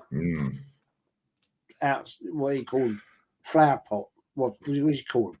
Yeah. Them things. That was the Gunners. It's gone now. Yeah, but they're all gone. It's all bougie now, Jez. It's a shame. And the thing is, if I've not been back to England for what, 4 years? If I go back to England now, it's a fucking different planet, mate. Highbury place, mate. Highbury now is it's nothing like you'd remember. We were there yesterday, putting up at the on. Yeah, Mumsy and that, bless her. And it's a totally different area now. It's not like it was. I mean, have you ever been? Sorry to cut in, Jez. Have you ever been back to Highbury? Because it's all flats now, but they've still got the centre circle in the middle, right? Yeah, I've been there. Yeah, I've been there. What's it like though? Because I've never been there, Jez. It's sad. Is it eerie, sad, like fucking what could have been, reminiscing? Like, what's the emotion you get when you get there? Heartbreak. Because you grew up right opposite that fucking ground, didn't it? Yeah, it's heartbreak, to be honest. I've actually been in where the private flats are. I've actually been in there because I know somebody that's got one, and it's not like it was. It how can I describe it? It takes. How can I describe it? It's sort of like makes you want to cry. Gut wrenching. When you remember the greatness of what happened at that ground, and for me, great times. It's like it takes your breath away, and you think, "Wow, what could have happened?" And it's not. I mean, when I walk down Avenel Road now, I stood outside yesterday, right opposite the East Stand. And I looked straight at the house that I used to look at. Mad. I was like, wow, no. Where was the supporters club? That was Avenel Road, right? Yeah. Still there. Is it still there? Still there, yeah. Still the big fucking 4-story thing. Yeah, still there. Still there. Wow. See, fucking anyone who fucking says my knowledge, you can hold that, mate. Yeah, fuck you. Yeah. Yeah, the supporters club. It was fucking you. It was a big 4-story house, or 3, 4. No, it's still there. Big fuck off, fucking lovely mansion. Yeah, it's probably worth fucking about $500,000. Probably, in fact, probably $1.5 million. More than that now up there. But it had the sign outside. Yeah, and you had to walk in. Yeah, and you walk in. It was like everyone. Right. No, it's still there, mate. That's still there. That's still there. So out of all the things that have shut down, that's still there. That's fucking crazy. It's Arsenal Supporters Club. That's still there. Yeah, it's still there. So do they own that property? Or do Arsenal own that property and they just fucking rent that to the person who fucking... What you got to remember is Arsenal Holdings still own Highbury. All those properties, right? Yeah. That's true, actually. All those properties at Highbury are mortgaged to Arsenal Holdings. So they still own it. Say I'm fucking off of Avenel Road, Gillespie Road. Yeah, it's all the old North Bank, East and West and North. Right, they own all of that. It's Arsenal Holdings. Right. Yeah, people don't know this shit, Jez. It's. I mean, I know this because the only reason I know this is the fact that when Arsenal wanted to develop, what they wanted to do was move the east and the west facades and take all the houses in Avenel Road and Highbury Hill, right? But Islington Town Council wouldn't let them do it. They said no. That's why Arsenal had to move. Fact, if Islington Town Council said yes, then you'd have no Avenel Road anymore. You'd have no more of Highbury Hill, right? Because that would have then extended the stadium by about another 25,000 seats, but they wouldn't allow it. So that's crazy. Had to move. And Arsenal were offering big money for all the houses in Avenel Road. You only come down Avenel Road, right? From the south, you come down, you've got to come down Avenel Hill. And that bit, you got the clock in down Pomerol. Yeah. And you go up Highbury Hill. They want to buy all of that. But you always get that fucking old guy who goes, "Fuck off, I ain't moving." Well, we have this in Spain, Jez. Yeah, I drive down fucking toll roads in Spain. You have this big fucking house, yeah, but there's a massive fucking intersection, Spaghetti Junction, and this geezer's got a fucking house down there. I'm not moving. Fuck you. But now he's looking at a motorway. It's like, because he fuck off. Yeah, I ain't moving. Now, there's a lot of these people around that area. Yeah, it's the same when fucking Donald Trump brought the fucking, what's the golf course up in Scotland? Oh, Turnberry. Yeah, and he was like, that's his guy. They were like, fuck off. He's still going through court cases for that shit, by the way. Yeah, he's still going through court cases for that shit. They're like, fuck off. You owe us millions, mate. Still got a lot of court cases that he's going through, old Donald, though, to be fair. It is what it is. But no, real talk, though, yeah? Right? This is why when I see people that like disrespect, Aaron, you got a season ticket. Yeah? Jez fucking knows everything about Arsenal, and if he don't, it ain't worth knowing. Yeah, unless Kenny knows it. Yeah, or DJB knows it. Yeah. But I educate myself off of you. Yeah, Jez, when you sit there and I'm just like, fucking hell. Yeah, but I know a lot about the club because I educated myself on the club. Because remember I said I fucking knocked on some geezer's door in Stevenage. Him and his missus, they cooked me dinner. I sat there for fucking 8 hours. Yeah. I'm on commission. He took me up into his fucking loft. He's like, I'll give you the fucking red currant. I was like, no, I don't want nothing, bro. Yeah? And he couldn't go to the games anymore, so he gave the ticket. That was before they started doing this bullshit ticket exchange, yeah? Yeah, then he bought the windows. Yeah, the sales rep turned up whilst I was having dinner with them. Mm-hmm. I was just a door knocker. Mm-hmm. Yeah, the sales rep's talking to them while I'm still sat there eating dinner. Yeah, his whole house was a shrine. Yeah, it's like I've watched Turkey. I know you don't particularly fucking agree with a lot of Turkish Jez. Yeah, no right. But when he was sat on and I caught the back end of his stream, and that's when I was like, yo, let me watch Adolescence.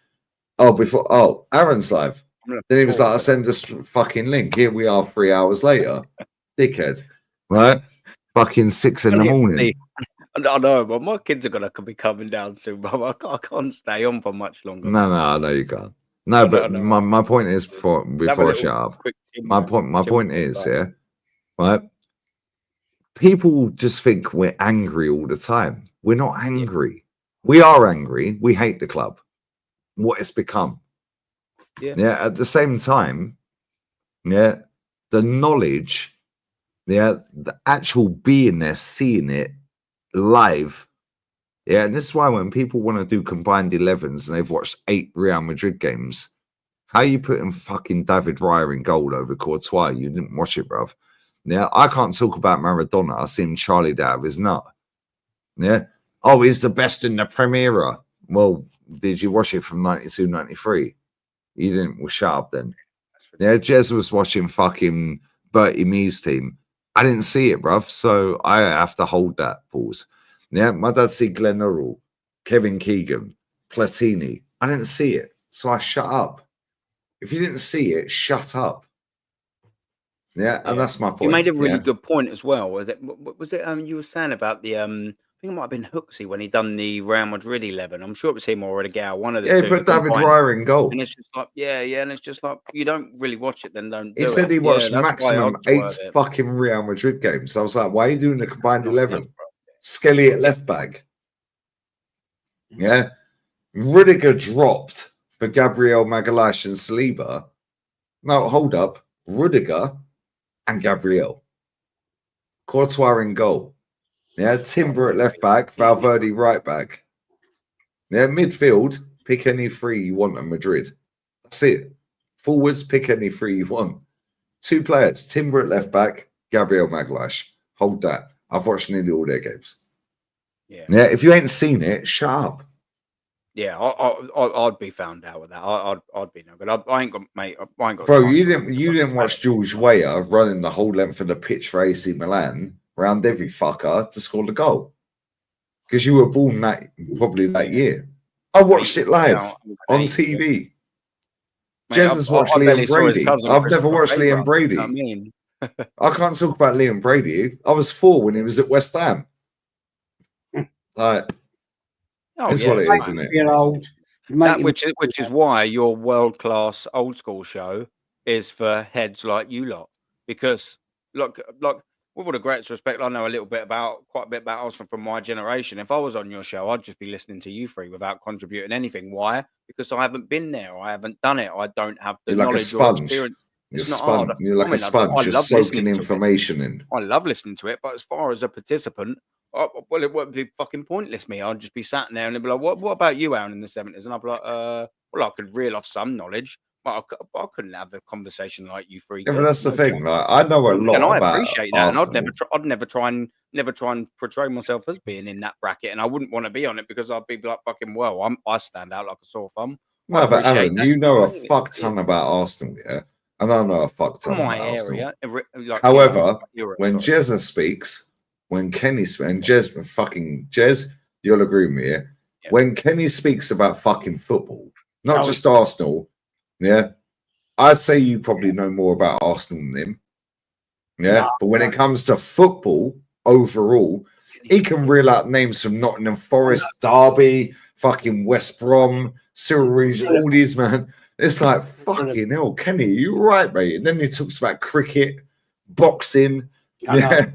It's a fucking, it's like a, but when it comes to Arsenal, for me, yeah, Jez, you know more than anyone I've ever seen in my life, mate. Yeah, more than anyone. Yeah, but between you, Kenny, and bless up Matty, man, for throwing that fucking link out. Matty, I love you, my guy. Throwing that link out, DJB, yeah, market opportunity, boom. Yeah.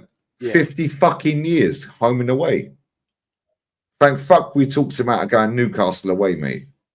He's for this community, DJB has been a proper credit, in it, man. He's settled in lovely with what you've got going on, Lee, and as far as you as well, Jez. Do you know what I mean? He's settled in perfectly. No, but between old school Kenny, Jezza, and DJB when they do their shows, bro, you can't fucking buy that shit. Nah. Yeah, but the thing is, no one else does it on YouTube. No one, bro. That's fucking. That's like 170 years of fucking knowledge. The thing is, Lee, nobody fucking watches them. No, but Jez, fuck that. Don't watch the numbers, Jez. You're doing it because you want to do it. Fuck the nut, Jez. I say it all the time. They all love it, man. When I speak to DJB about it, and when I've been streaming with him quite a bit more regularly, and I know you do loads anyway. But when he's jumped off with you, Jez, or whatever he's about to do it, he always speaks to it, and he loves it. He absolutely loves it. But he's not doing it for the clout. Neither is Jez. Like Jez, it's a hobby. Yeah, Kenny, he ain't got a channel. If he had a channel, it'd bang.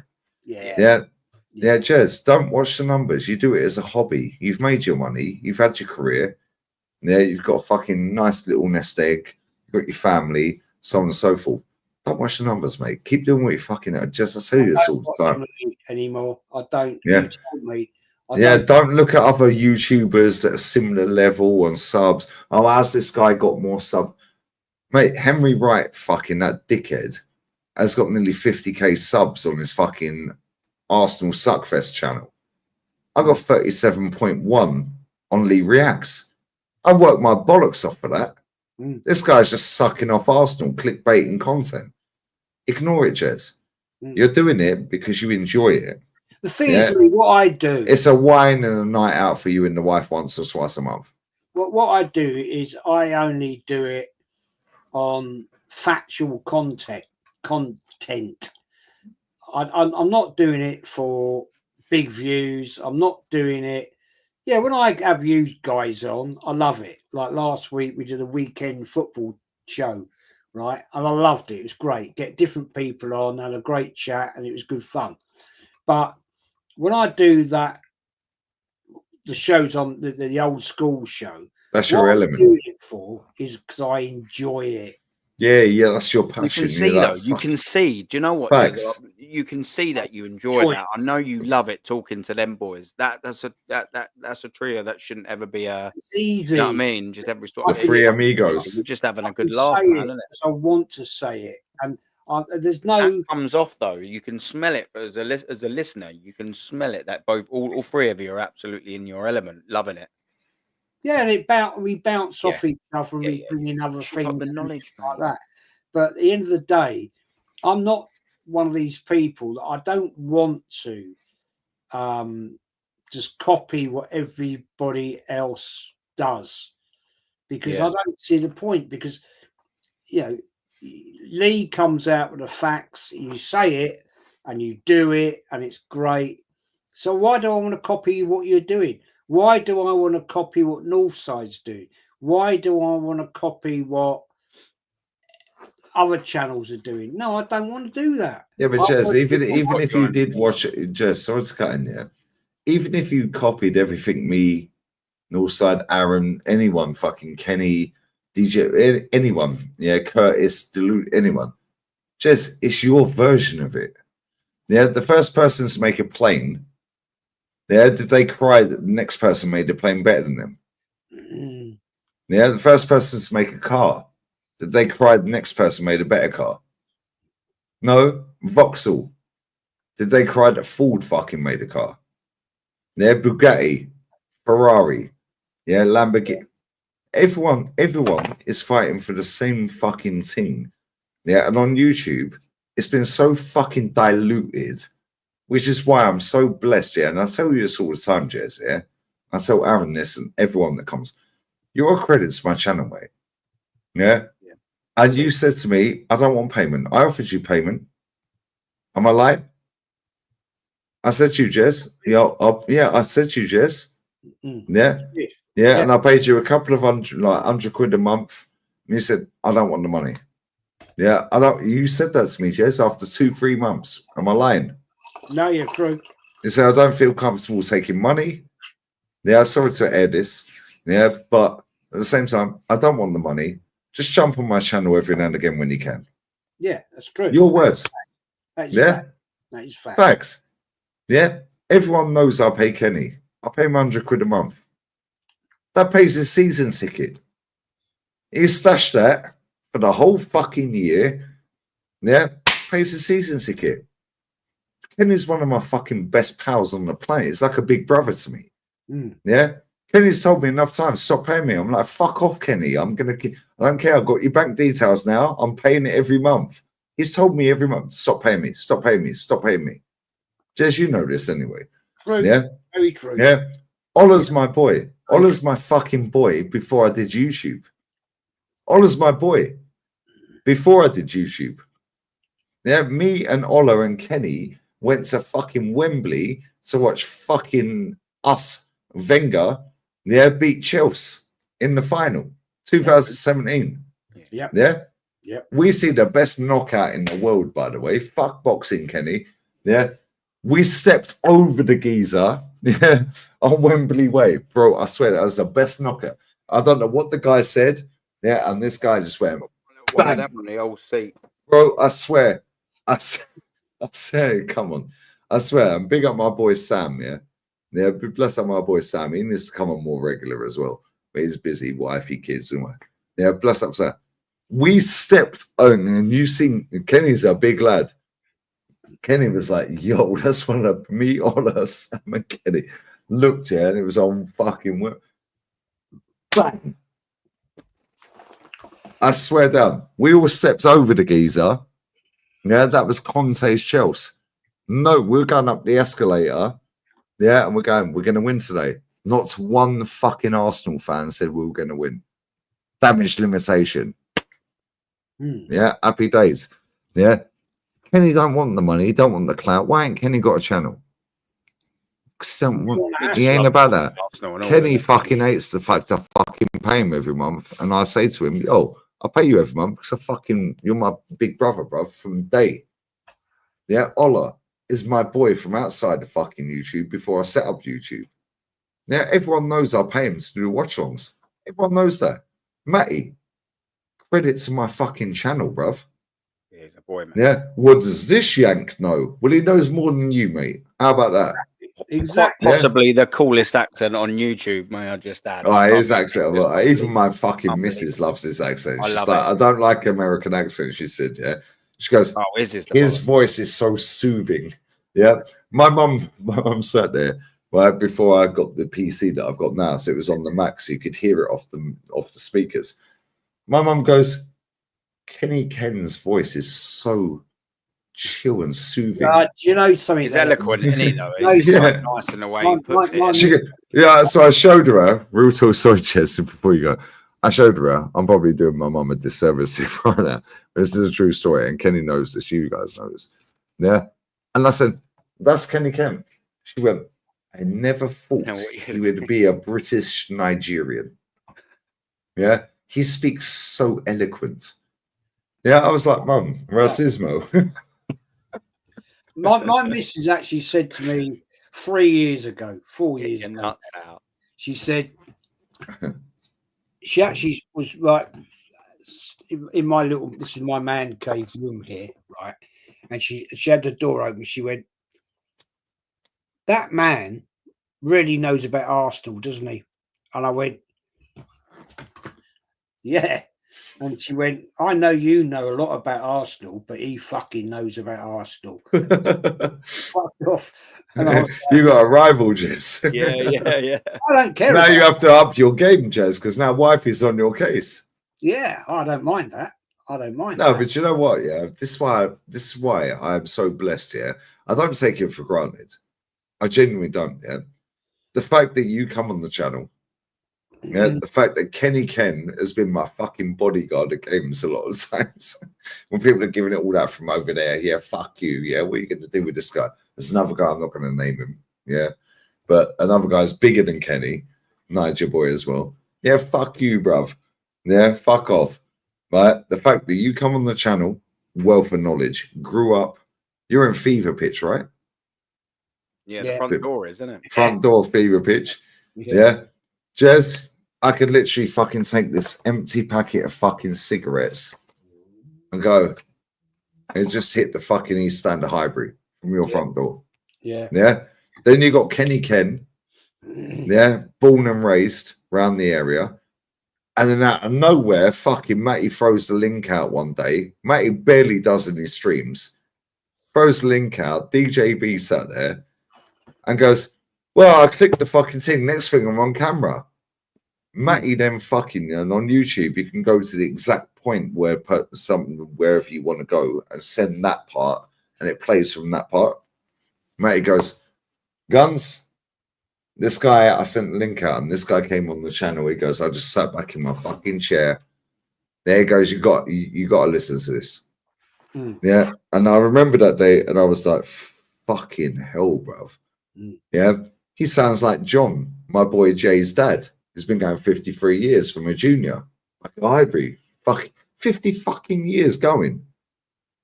Yeah. DJB. Half a century, bro. I think, Lee, you're very lucky in the fact that you've got Kenny, you've got. I'm extremely lucky, Jez. DJB. You. Matty. Ola. Aaron. Sorry, go on. Aaron, I was going to say, Ola, Matty. That is a big credit to your channel because nobody else, Lee, nobody else has got any of that. Nobody else has got any of that fact. You have no other Arsenal channel of any credibility, right? I mean, we can talk about a certain channel, but let's not bother. They are all arse wipes, right? You've got probably the most knowledgeable, and I'm going to throw myself into this. Yeah, hundreds. You're the most knowledgeable fan I've ever met, mate. Knowledgeable Arsenal fan base on your channel than any other channel. Facts. No, that is fact. That is fucking fact. No, it is. I mean, you got. Well, I think just you three, just DJB, Kenny, and yourself, just them three alone. Aaron's probably the youngest. You've then got. Yeah, but he goes every week as well. Yeah, that's with his credibility. That is the point. That is the point I'm trying to make. So even though he's the youngest, he's got credit in the banks. He goes every week, Jez. Yeah, that's the point I'm trying to make. Is you still go, right? You still go. DJB still goes. You've got Kenny still goes, right? I don't go anymore because I don't want to go and I can't be asked to go. I've spent way too much money on this club, and I think 2,586 fucking games is enough for me. Thank you very much. Right? So, that's better fucking museum than Arsenal Museum. You know what I'm saying? Fact, the chat don't miss a beat either, man. I have got more than they have got. I won't lie. No, you have. You got better merch and memorabilia than they have. I have. Yeah, you have. I've seen it, Jez. I actually spoke to the curator at the Arsenal Museum in 2014, and I said, "Can I have a look at some of the programs from the 20s?" And he said, "What do you mean?" I said, "Well, we ain't got any of them, mate." He said, "You got to have some in the archives, didn't you?"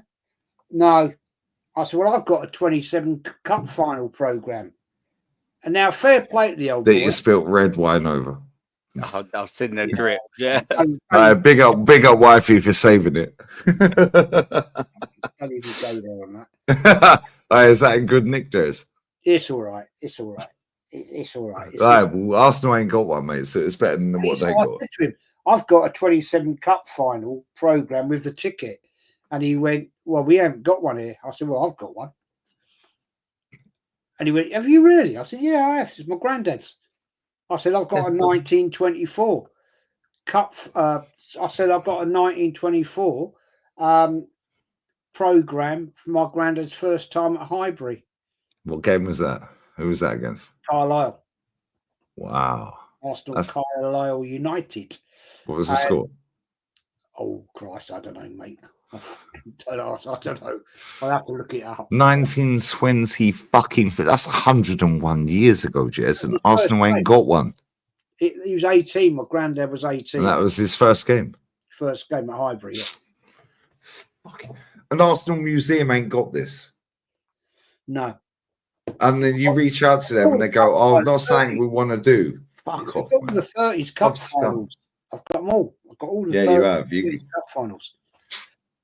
Boys. When you finish out, Jez, I am gonna have to shoot. Aaron's got to go. Yeah, very. Yeah, you can't do nearly 10 hours like me, bro. Look at him. Oh no. Jezza turned up for the near 10-hour stream, didn't you, Jezza? I did.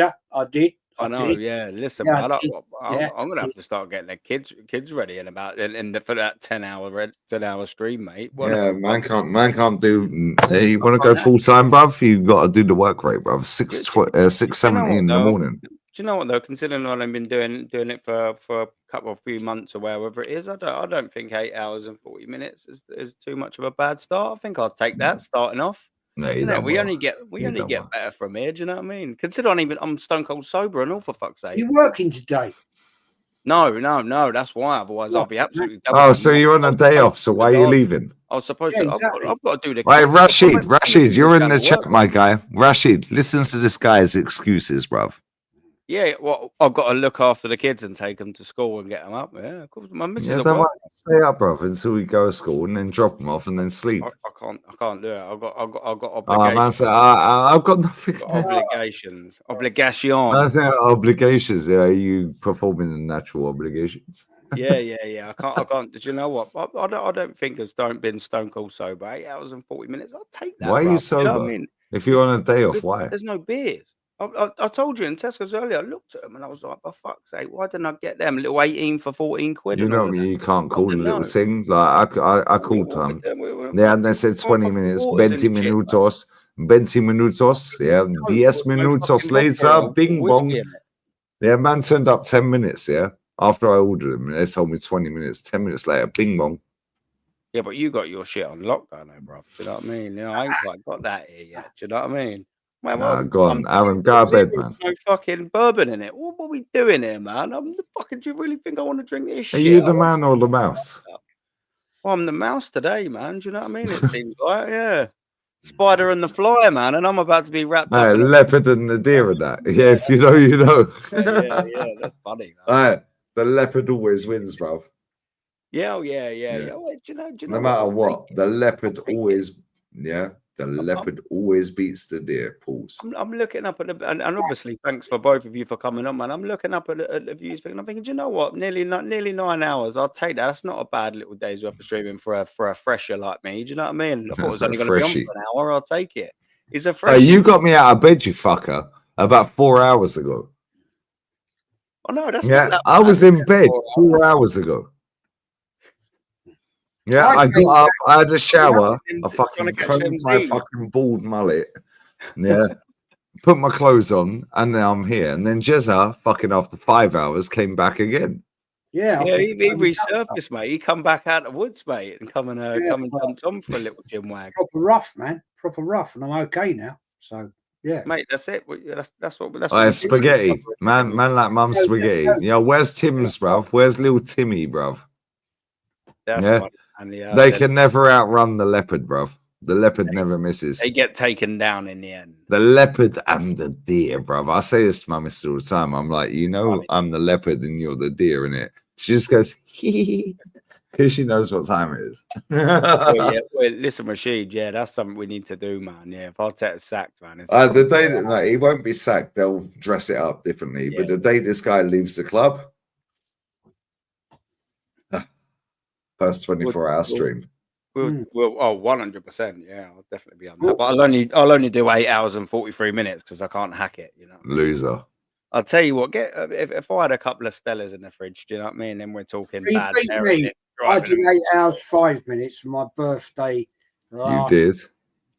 So you beat me. So fair play to you. I don't mind that. Do you know what I mean? It's a nice little notch on the bedpost. We'll go for 10 hours, maybe. Another time. I'm quite happy with a little day's work. Do you know what I mean? I did about 14 hours yesterday. Yeah, but it went on one stream. Yeah. To be fair though, Guns, I went on a fella called Views' channel for an hour last Wednesday. Then I went on with DG at 4 until 6.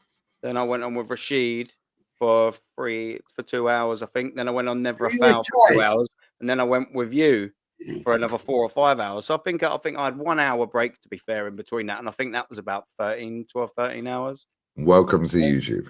Yeah, that's not so it's in there. Do you know what I mean? I'll take it. I might have to do one soon. I haven't done one since I'll do one. I'm gonna do one on my birthday. I'll do one on my birthday. I'm gonna do a 12-hour. Your birthday's May, right? Yeah, 31st. I was gonna say, yeah. See, I know. I'll be 64. When's my birthday? I bet you don't know. I do actually. I've got it on my phone. I'll give you a clue. Kieran's in the FC. You're July, yeah? No, June. Is it June? Is it? Gemini, baby. I know it is. Kieran's in the FC. We're a Scorpio in the building over here. Do you know what I Yeah. mean? So you're December, right? I'm October. Sorry, Scorpio. Yeah. June 5th, DJ Crane knows. Come on. June the 5th, you are? Yeah, Kieran's in the FC. On my phone. It's going bless. And you know what's mad? I know your birthday because one of my pals lives around the corner. Guna, he hates ARTETA as well. His birthday is the same day as yours, Jez. Yeah, I know Ola's birthday. Yeah, because my daughter's birthday is the same day as Ola's. I know Kenny's birthday. Yeah, because my youngest brother's birthday is the same day as Kenny's. Yeah, it's like anyone else, fuck off. I don't know. Sorry, I forgot. Yeah, my missus, 24th of June. I'll never forget that. It's funny because the ex-bird I was with before, her birthday was 24th of June. Yeah, but Leo Messi is the GOAT. He was born 24th of June. Right? But in Spain, 24th of June is the only day you're allowed to have a barbecue on the fucking beach. It's called San Juan. Oh, I think you've mentioned it when you're about to go and do it. Yeah. So the wifey, Leo Messi shares her birthday, his birthday with her. Kieran Tierney shares his birthday with me. All goats are born in June, bro. Kieran Tierney, Leo Messi, you know what I mean? Yeah, you know. I'll give you that.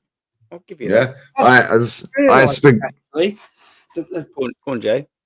The wife's actually in the other bathroom. I just realised The other bathroom. He's got multiple bathrooms. What wing? What wing, Jez? South. The east wing. The east wing. She East wing 1. Gets her national pension this year. Hey, cheers. I swear down, yeah. My dad posted on his Instagram. I'm not going to share his fucking Insta yet, but I'll say this real quick, yeah. Fix that window screen then, Jeff. Right. My old man, yeah. My old man posted this the other day. I'm not going to share his Insta. Last time I shared his Insta, first DM was, "Your son's a nonce." My dad shared the other day, "Used my bus pass today. Hilarious. Lol." Yeah.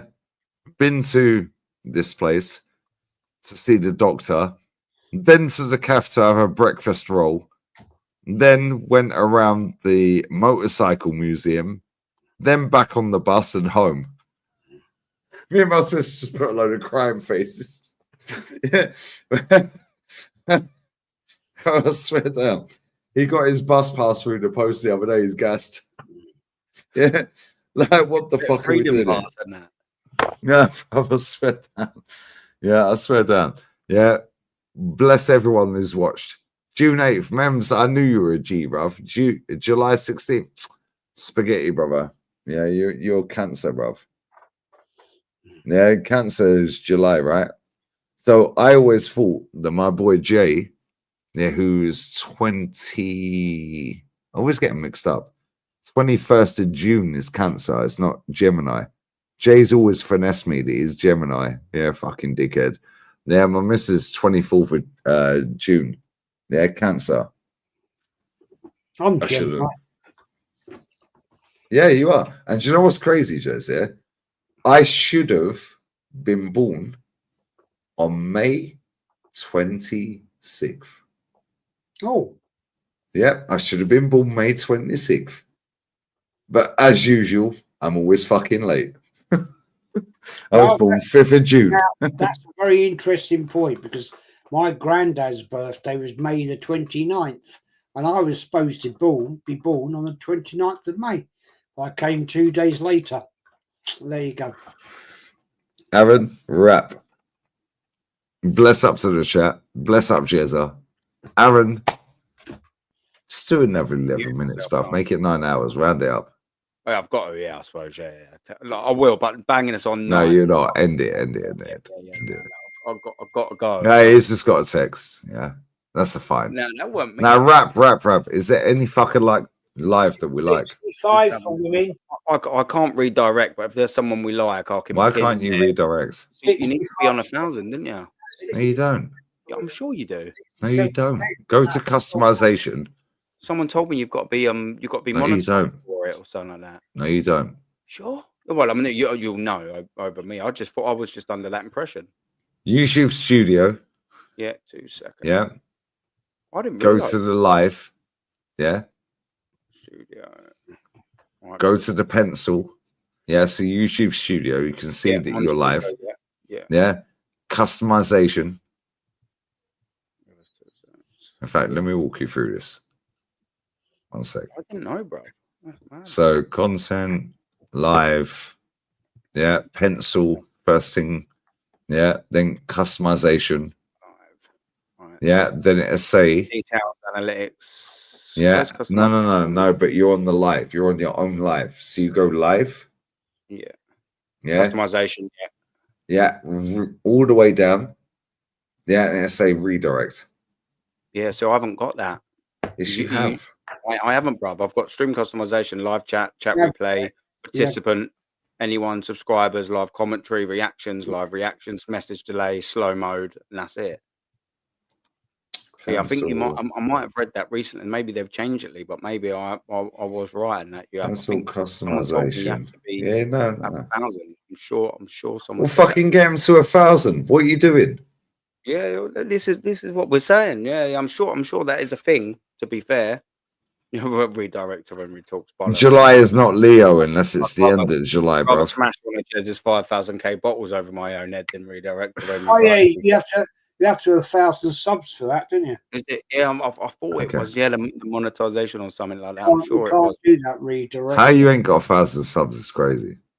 Yeah, Mate, I don't even think I've got anywhere near 500 yet. Do you know that? I don't know. But I don't even know. Yeah, I don't even know. How many you got? Oh yeah, that's someone said Josh has put. I'll get under 400, so it must be 386. Yo, sub 400.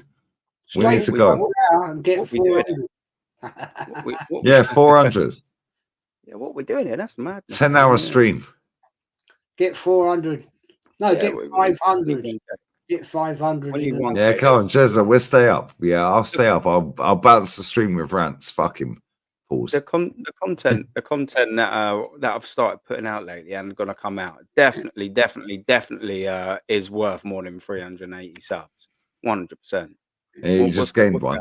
Yeah, well done. I'll take that. Why do you guys wear earphones? Why do you wear earphones? No, because we're on a PC. I just assumed if look, this is where I'm really shit with. What earphones you got, Aaron? Because I need earphones. Yeah, because this one's fucked. This one's fucked. Yeah, and this one I can turn it up and down. Yeah, but this one's fucked, and it's plugged into the gaming PC. But you're an iMac, aren't you? iPad. These ones are PS5 ones. Sorry. You're on an iMac thing, aren't you? No, I'm on a gaming PC. You used to have a iPhone. Yeah, I've got a Mac in front of me. Yeah, so I used to do it off of that, so I didn't need earphones. Yeah, but then I've got a fucking gaming PC. Yes, now I need earphones. Otherwise, I can't hear you because I've got the monitor and it don't come through the monitor. I'm on this iMac thing, and I'm just the iMac. You're cool. And I've got 4K on this. I've also got a separate camera if I need it now, but I'm not set up for that super silly, expensive, stupid thing. Yeah, so I just use the ordinary microphone. Yeah, so I can't do that on here because I've got a fucking monitor there. I've got another monitor there, but then I've got this fucking shit. Yeah, with a USB. Yeah, fucking plugged into the gaming PC. But this one's dead. Yeah, this one's fucked. Can't hear nothing out of this. No, I thought it's pointless having that on. Yeah, and when I have that on, I'm shouting. So I don't know how loud I am. Yeah, so I should do that. And this one, I can turn up and down. Well, I can turn them up and down anyway. But this one cuts in and out. So I need decent earphones. Yeah, and I said this the other day on the stream. Yeah, I was like, I need decent earmuffs. I didn't realise that. I thought you were on your whatever. I was going to buy an iMac, but that PC is sick. I'm looking for I'm going to be looking into getting myself new headphones for my deck soon. So whatever ones I get up there, I'll send you because they'll be proper studio quality ones. My ones up there, they're old. They're fucked. So I'll send you the link of what ones I get. These are PlayStation 5 ones. It's just so I didn't have to waste money or use my ones up there. Do you know what I mean? So I wouldn't get these, obviously. But the ones I get up fucked. There, it's chopping them out on these because they're fucked. And it's plugged straight in with a USB. Jez, just quickly, it's chopping them out. This is where my computer knowledge is fucking wank. You're sitting there, right, Jez, with obviously no headphones on, and your mics, I'm assuming, is coming out your computer or whatever. How are you not getting feedback from the speaker on the laptop going in there? That's why I don't ever do it. I haven't got any iMac speakers. I'm on a iMac. What's all built in? It's all built in. So it's on iMac. It's the same when I was on Mac. Yeah, I was on Mac, and it just did the Mac. You just never get the feedback. Because I always think, how is you not hearing double up? But there you go. I'm fucking useless. No, I was on Mac before. Yeah, I got my Mac in front of me. Yeah, and I'll do it off the fucking Mac speaker. Yeah, but I'd fucking get the talk back off the Mac. So I just switch cameras, but I haven't got the settings right. I haven't got the settings right on that. Oh, what to sort out contrast and all that shit on that. Yeah, so it's all a bit. I need to set the settings for that right now. But yeah, see, things like that are above my station. When I first started this, especially, I used to have a MacBook Air, but I didn't really ever use it for a load of things. I just used it for basic internet shit and wanking, obviously. And yeah, I mean, come on, let's just be honest. We're all fully grown men here. Do you know what I mean? I do that off the monitor, bruv. Do that off the monitor, bruv. And I just put the volume on 4. The interesting thing is, when I used to first started on Lee's channel 5 years ago, 6 years ago, Jess. Oh, fucking hell, whatever it was. Maybe 7. I bought this camera, and do you remember, Lee? I had it on my desktop. It used to buffer, didn't it? It's always a problem. Yeah. That was 6, 7 years ago, Jez. Yeah, I could never get it to work. When you bought that iMac, perfect. Yeah, it was like that was 2 years ago. Well, I don't know. 2.5, yeah. I nicked the YASS one actually. And then she nicked your car, Jess. Don't worry about that. Yeah. and I bought this one 2 years ago. The fair exchange. And this camera, it's a great camera. It's 4K. I'm listening. I'm going to get cigarettes. 1 sec. I'm listening. It didn't. I could never get it to sync. It was buffering all the time. It was a pain in the ass. But on here, it works brilliantly. It works. I mean, I've never set it up properly. It's all a bit high red. It's all a bit. The colours were a bit shit. But yours on here though, yours will only render to 1080p because of this StreamYard thing that you've bought, innit? Because I think the middle one, you've got the free StreamYard, didn't you? And then the core only lets you go to 1080p, doesn't it? And then the full one, I can't have dual camera. I can have dual camera if I was to pay that stupid money a month. But I've only got one camera allowed. But I can switch between the two cameras. That's the only way I can do it.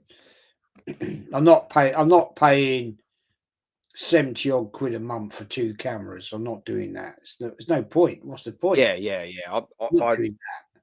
Yeah, and then I think it lets you go up to 4K. But what's the dip? Like, who fucking care? There probably ain't much of a difference. I think if you're probably like a professional sort of like photographer or doing something with more detail, maybe that'd be thing. But you've only got your face, you know what I mean? Your face on the screen. What's the fucking difference at twice the price, isn't it? Mate, I only accidentally clicked on it, like on that StreamYard, yeah. You like when you go on there, I had the core one or the free one, whatever it was, and it was like you have to put your bank details in, didn't you? And then it just basically there's your now. So I was like, oh, I wonder if I click on this, like if it will give you like a discount stream or something like that. And it's like, welcome, you're on. I was like, oh, I just fucking bought it. I was like, oh, you thought at least when you click the buy now one, it at least give you on another window in it to just basically say, I'll confirm it. I clicked it, and it was just like, there you go, you're on. Oh, well, fuck it. There we go. Why not? I don't see the point. Well, not for me. What's the point of having 2 cameras? So I don't see the point. Yeah. I could. When I move out this gaff, this camera's sick. I can't lie. This camera's sick. I can sit there right now. Yeah, I can turn the brightness up. Yeah, it's good camera, that. Yeah, I can turn it all the way down. I like your zoom thing, man, that you do. Yeah, I can turn it all the way down. Yes, now I'm fucking suntanned. Yeah, I can turn it all the way up and down there, right? And it's good. Yeah, I like the camera. Yeah, but at the same time, I look at it and I'm just like, bro, I could do the whole zooming thing. Look, this is Berta tomorrow at the game. They're going to be zooming in. Oh yeah. Oh, I'm looking. Fuck the set piece, coach. Yeah, Berta. Yeah, I can zoom it in. Yeah, right. This camera cost me, I think, maybe 290 euros. Yeah, and it cost me about fucking 90 euros to get in the country. Has it been worth it? 100%. Yeah, and Faz, that dickhead, when they did the tier list, was like, oh, Lee Gunner's camera and his thumbnails. Fuck your thumbnails, bruv. You know, why am I going to make a thumbnail with me on the thumbnail when YouTube would generate a fucking thumbnail of me on the thumbnail? Like, why am I going to waste my time, bruv? Yeah, a man said my camera's dead. Like, what are we doing? Faz, fuck you. Yeah, get cooked by your wifey, bruv. Now, like, real talk. Yeah, get cooked by your wifey, bruv. Yeah, I love Faz. Yeah, but at the same time, I can change so many settings on this thing. It's crazy. Yeah, I can zoom in. Position 1. Watch this. Position 1.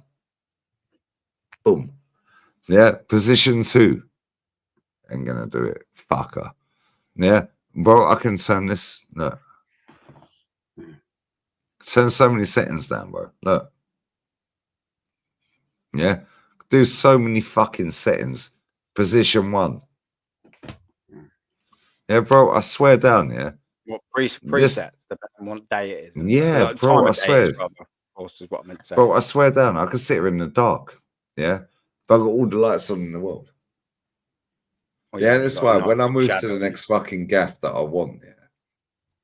When I move to the next gaff that I want, bro, I'm doing away with this fucking camera. Yeah, I'm doing away with the lights. Yeah, these lights, fuck, I ain't got them anymore. Bro, my eyes are dead, bro. Yeah, I'm going to sit there. I'm going to have a whole setup with fucking ambience. Yeah, with his fucking, it reminds me of Mickey Flanagan. The ambience. Ambience. I love ambience. Yeah, but I'm going to sit there with his fucking strobe lights in the background. Like the ambience lights that change the mood lights, yeah? Right? Bro, I swear down, look, I can change the fucking color right now. Look. Turn it up. Yeah, I could turn it down. Change my color right now. Yeah, keep changing it. Keep going darker. Yeah, and I'm sat here with lights on. Another level I'm not ready to go. Yeah, but this camera cost me fucking couple of €100, bro. Yeah, you'd expect to. Yeah. No, but this is the thing, yeah. It's like, I look at it and I'm just like, look how bright I am. Yeah, fuck that. Yeah, you have to fuck around with the fucking thing. 9 hours. We done it. I will wrap, but big up, man. I'm starting to flag now. Gotta get it one last. I can zoom it out real quick. Hey, Aaron, you're into guitars. You're into guitars, aren't you? Yeah. I mean, I can only tell you an offline story, not one for online. But yeah, I do appreciate. I used to, practice on the acoustic, but it's been a long time. But I love that music, especially electric. Massive fan of that sound. Let me just show you something. Oh, hang on.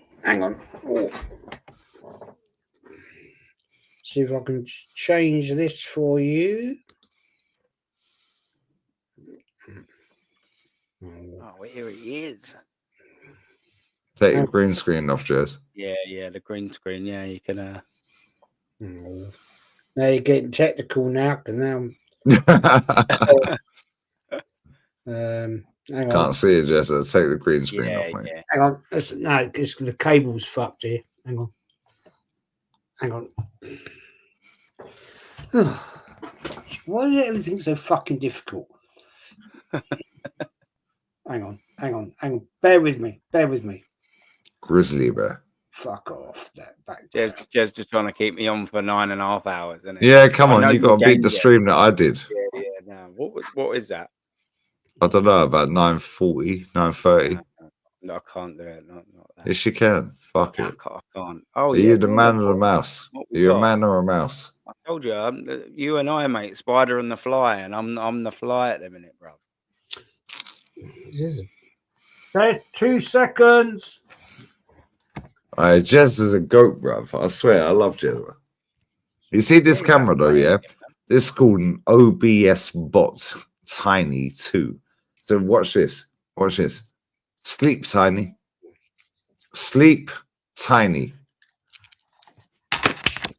High Tiny.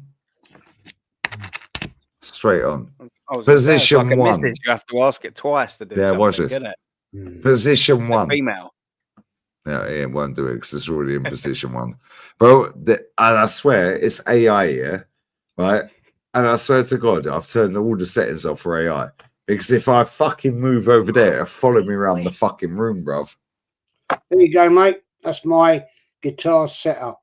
All right, look at Jezza, bro. I know, man. All right, what guitars are they, Jez?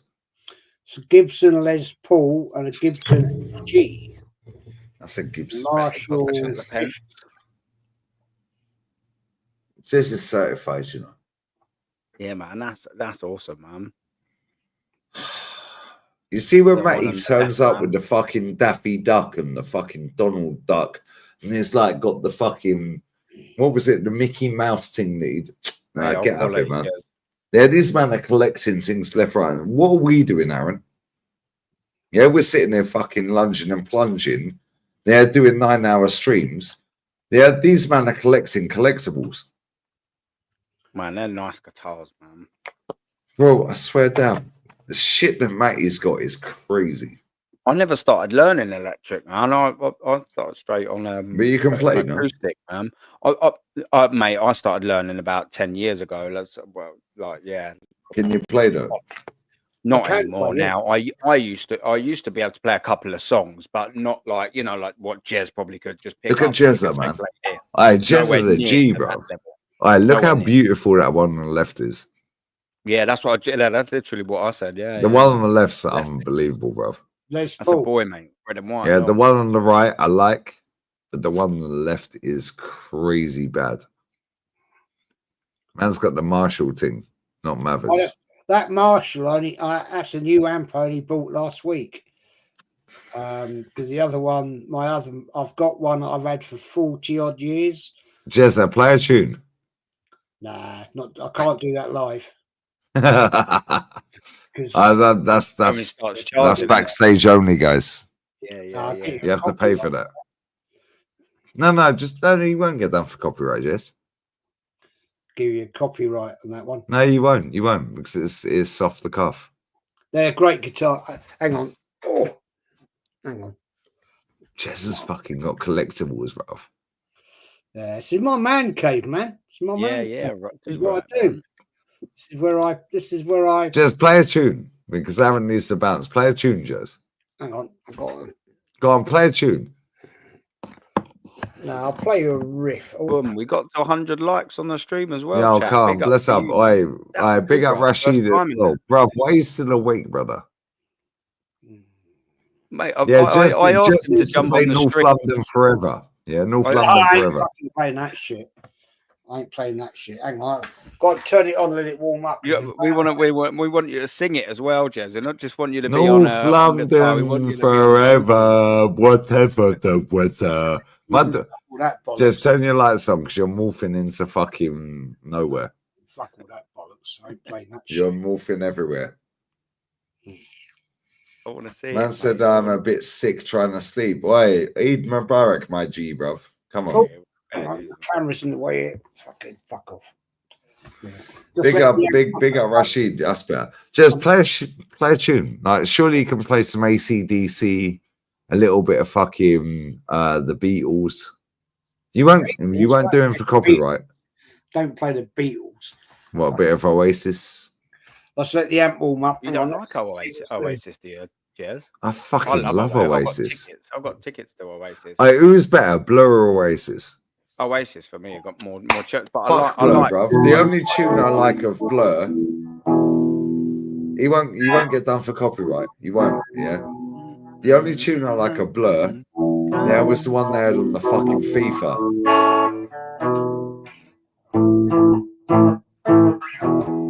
Go on, Jezza. Hey, Jezza's a bad man. I love Jezza.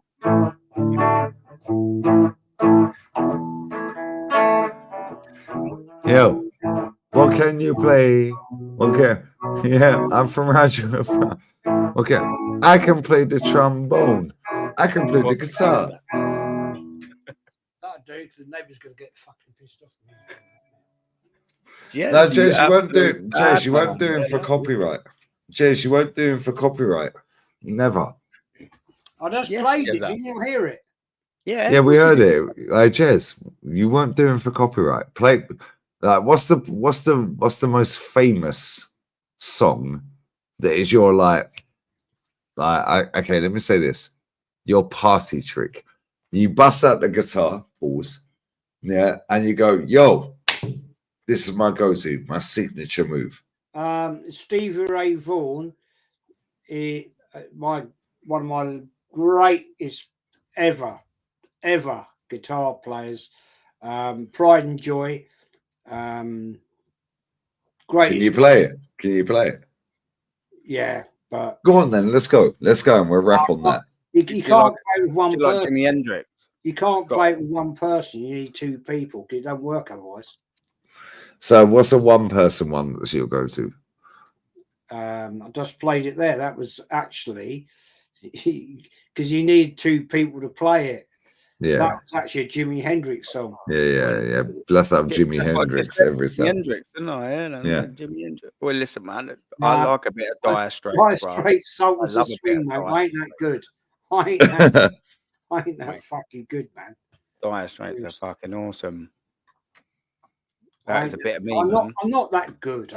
Who was the fuckers with the big beards? Because my dad loves her. ZZ Top. ZZ Top. Can you do ZZ Top? Yeah. Yo, the youngins in the chat don't know who ZZ Top is, bro. Yeah, I know. Yeah, man. Yeah. Bit of Phil Collins. Can you do a bit of Phil Collins or a bit of Chris Rea? Pause. I'm not good, man. Nah, come on, Jez, man. You got fucking sick guitars, bruv. You must be good. No. They're not ornament. Look at the grin on his face. They're not ornaments, are they, John? No, he knows what he's doing, bruv. He can handle a guitar, bruv. Yeah, of course he can. Yeah, bro, I can't play a guitar. Do you know what's mad, yeah? Very quickly, because I know you want to rap on there. I know the kids and the wife again. Yeah, you've been trying to rap for about the last 7 hours. You got me out of fucking bed, motherfucker. Hold that. In fact, you were live for about 4 hours before I jumped on. Yeah, hold that. Right? Now, welcome to the World of League Gunner. Right?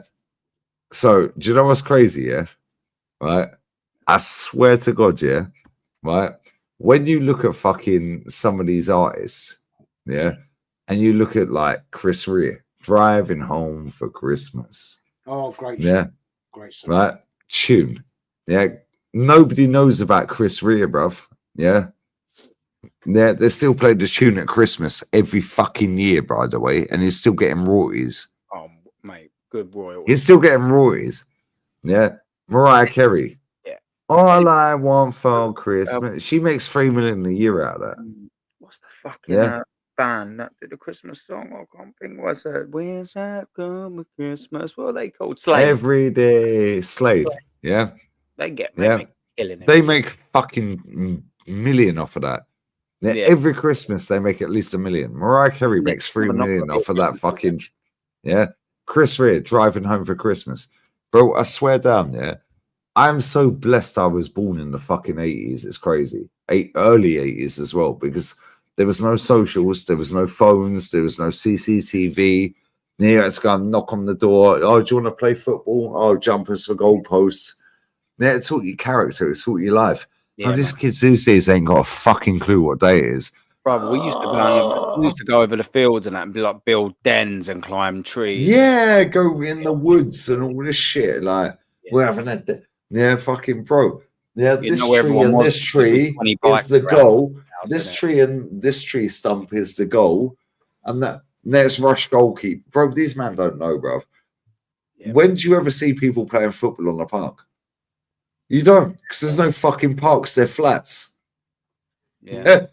Bro, no character building, bro. They make friends online. Yeah, friends online. Yeah, anything you do is scrutinized now. Bro, I can sit there and say Welbeck's better than Salah. Yeah, cool.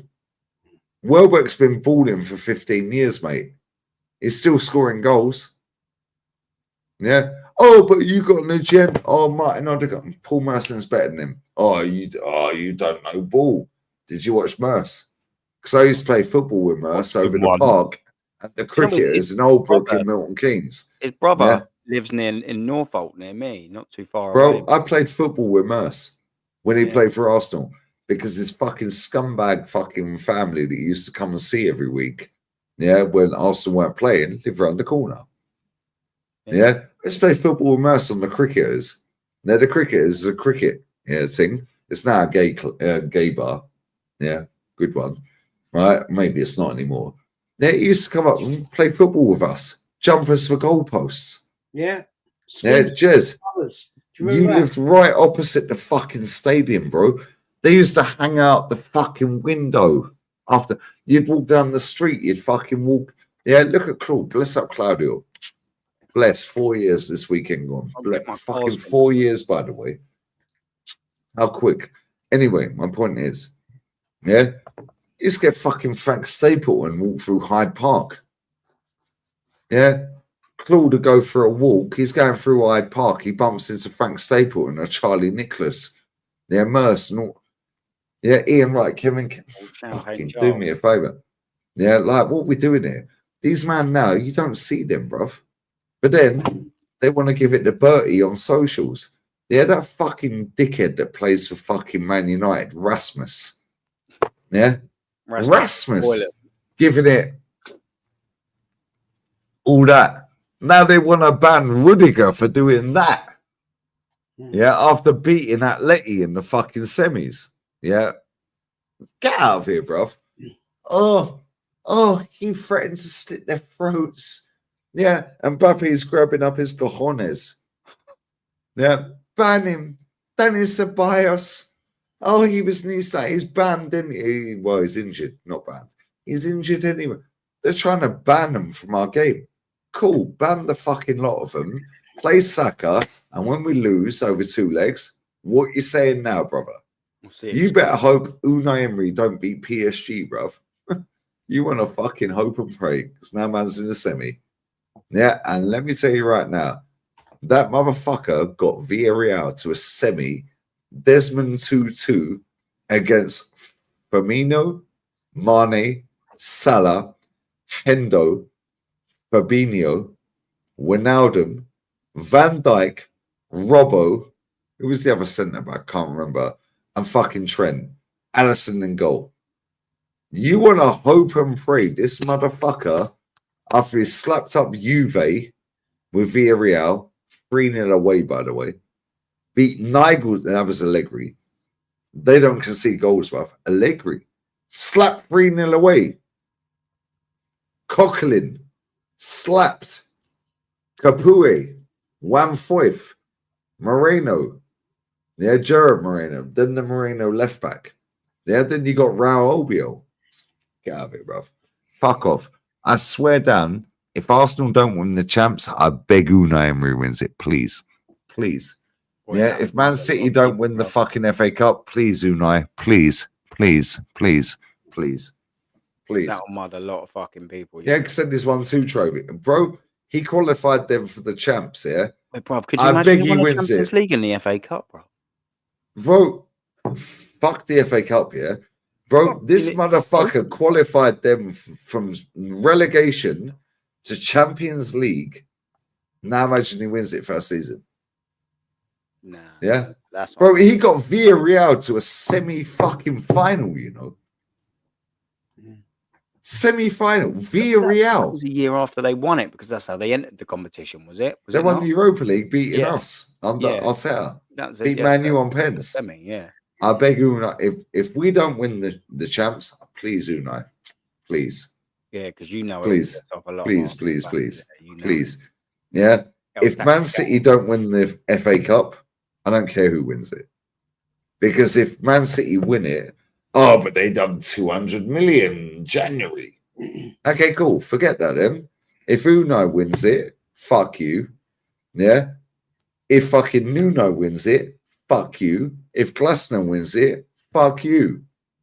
Yeah. I beg that Chelsea win the conference. I beg that Spurs. Well, I don't beg Spurs. Fuck Spurs. Yeah. Man United, fuck them as well. Bigger fucking wankers than Spurs. But if they win that Europa League, oh my fucking days, bro. Yeah. Oh my days. And Newcastle have already won. So what phase are all this? Oh, but Arsenal are scary. Oh, Arsenal fear and hate grows. Saka and Arteta, yeah, trigger rivals.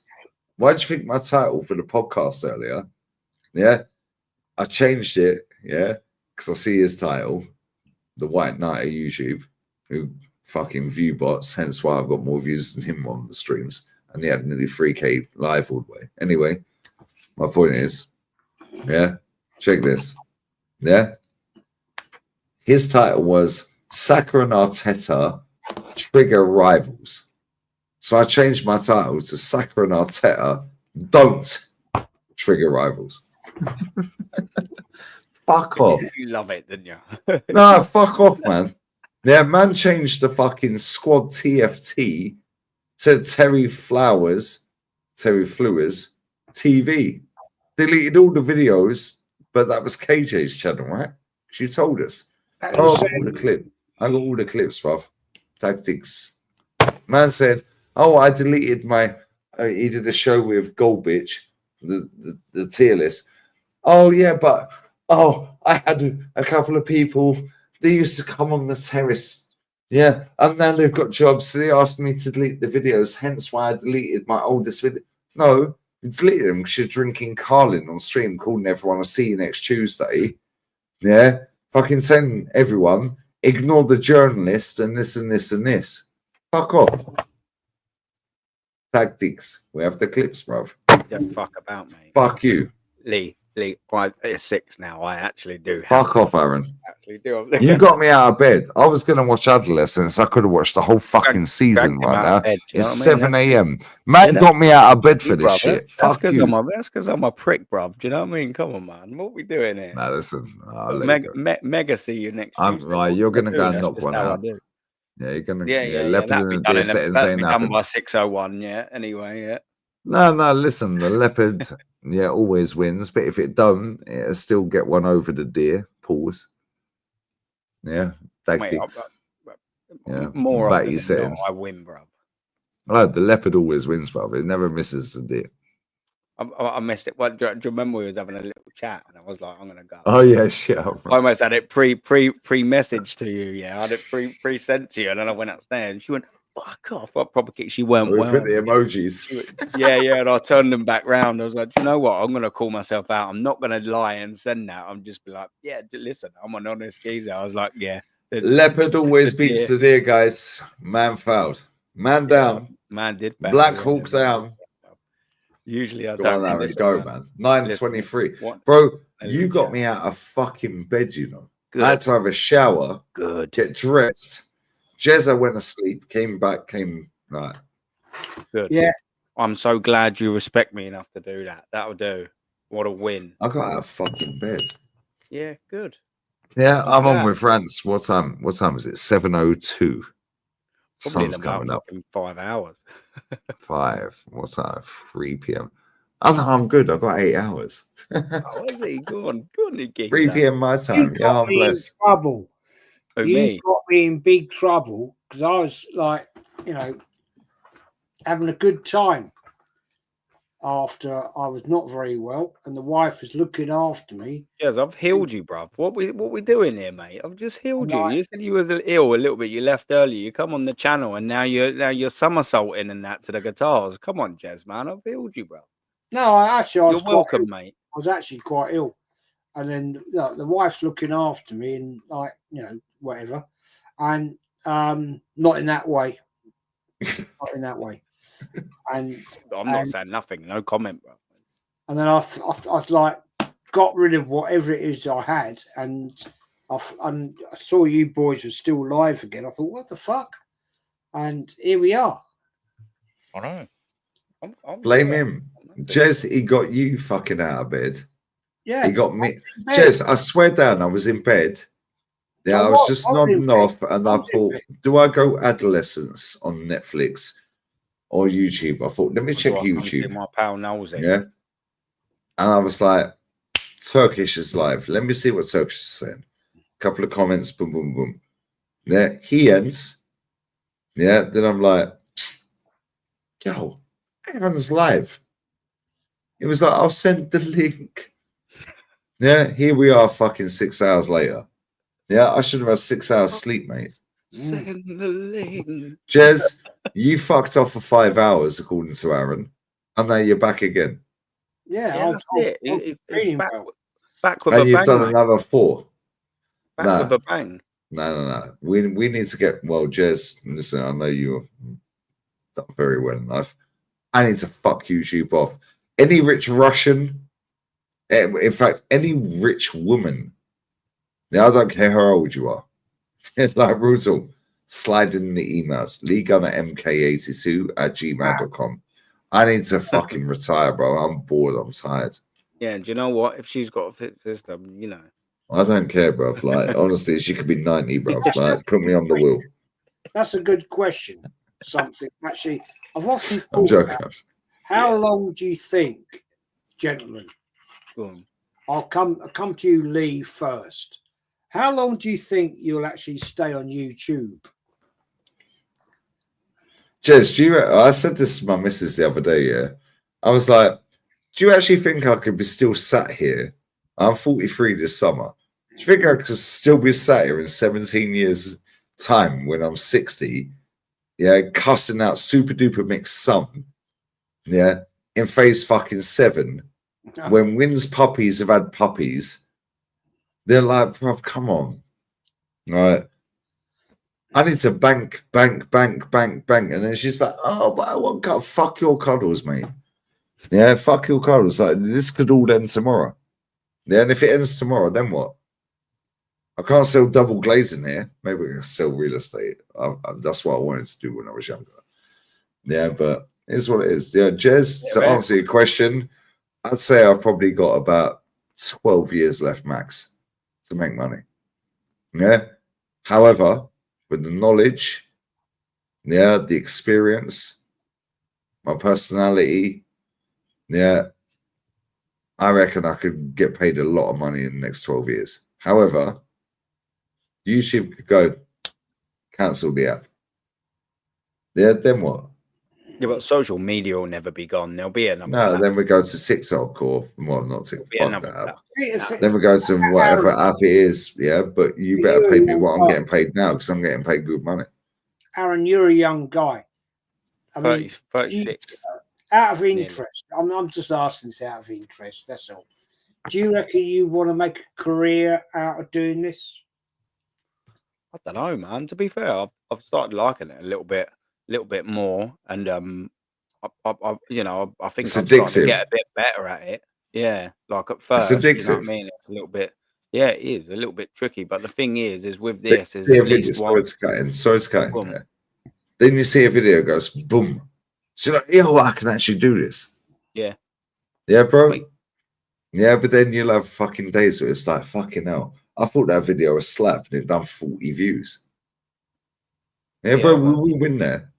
Yeah, then you do a video you think shit, and then you get fucking 40,000 views. Like, what the fuck? Yeah, bro, every day, consistent. Every day, same time. Same time, every day. Everyone knows when Corey's on, EastEnders, Hollyoaks. Yeah, 6 p.m. news, 9 p.m. news, 10 p.m. Everyone knows, bro. It's not rocket science what I do. Yeah, I'm not the oracle. I'm not the best of the best. I'm not. I believe in my head I'm the best YouTuber, and I fully believe that. However, yeah, every day, bro. If you want to do it full time, and I did it I didn't do it full time. I was doing my job, and I had a target in my head of how much I need to earn to quit. I did it in 6 months. Yeah, and now I have to make it work.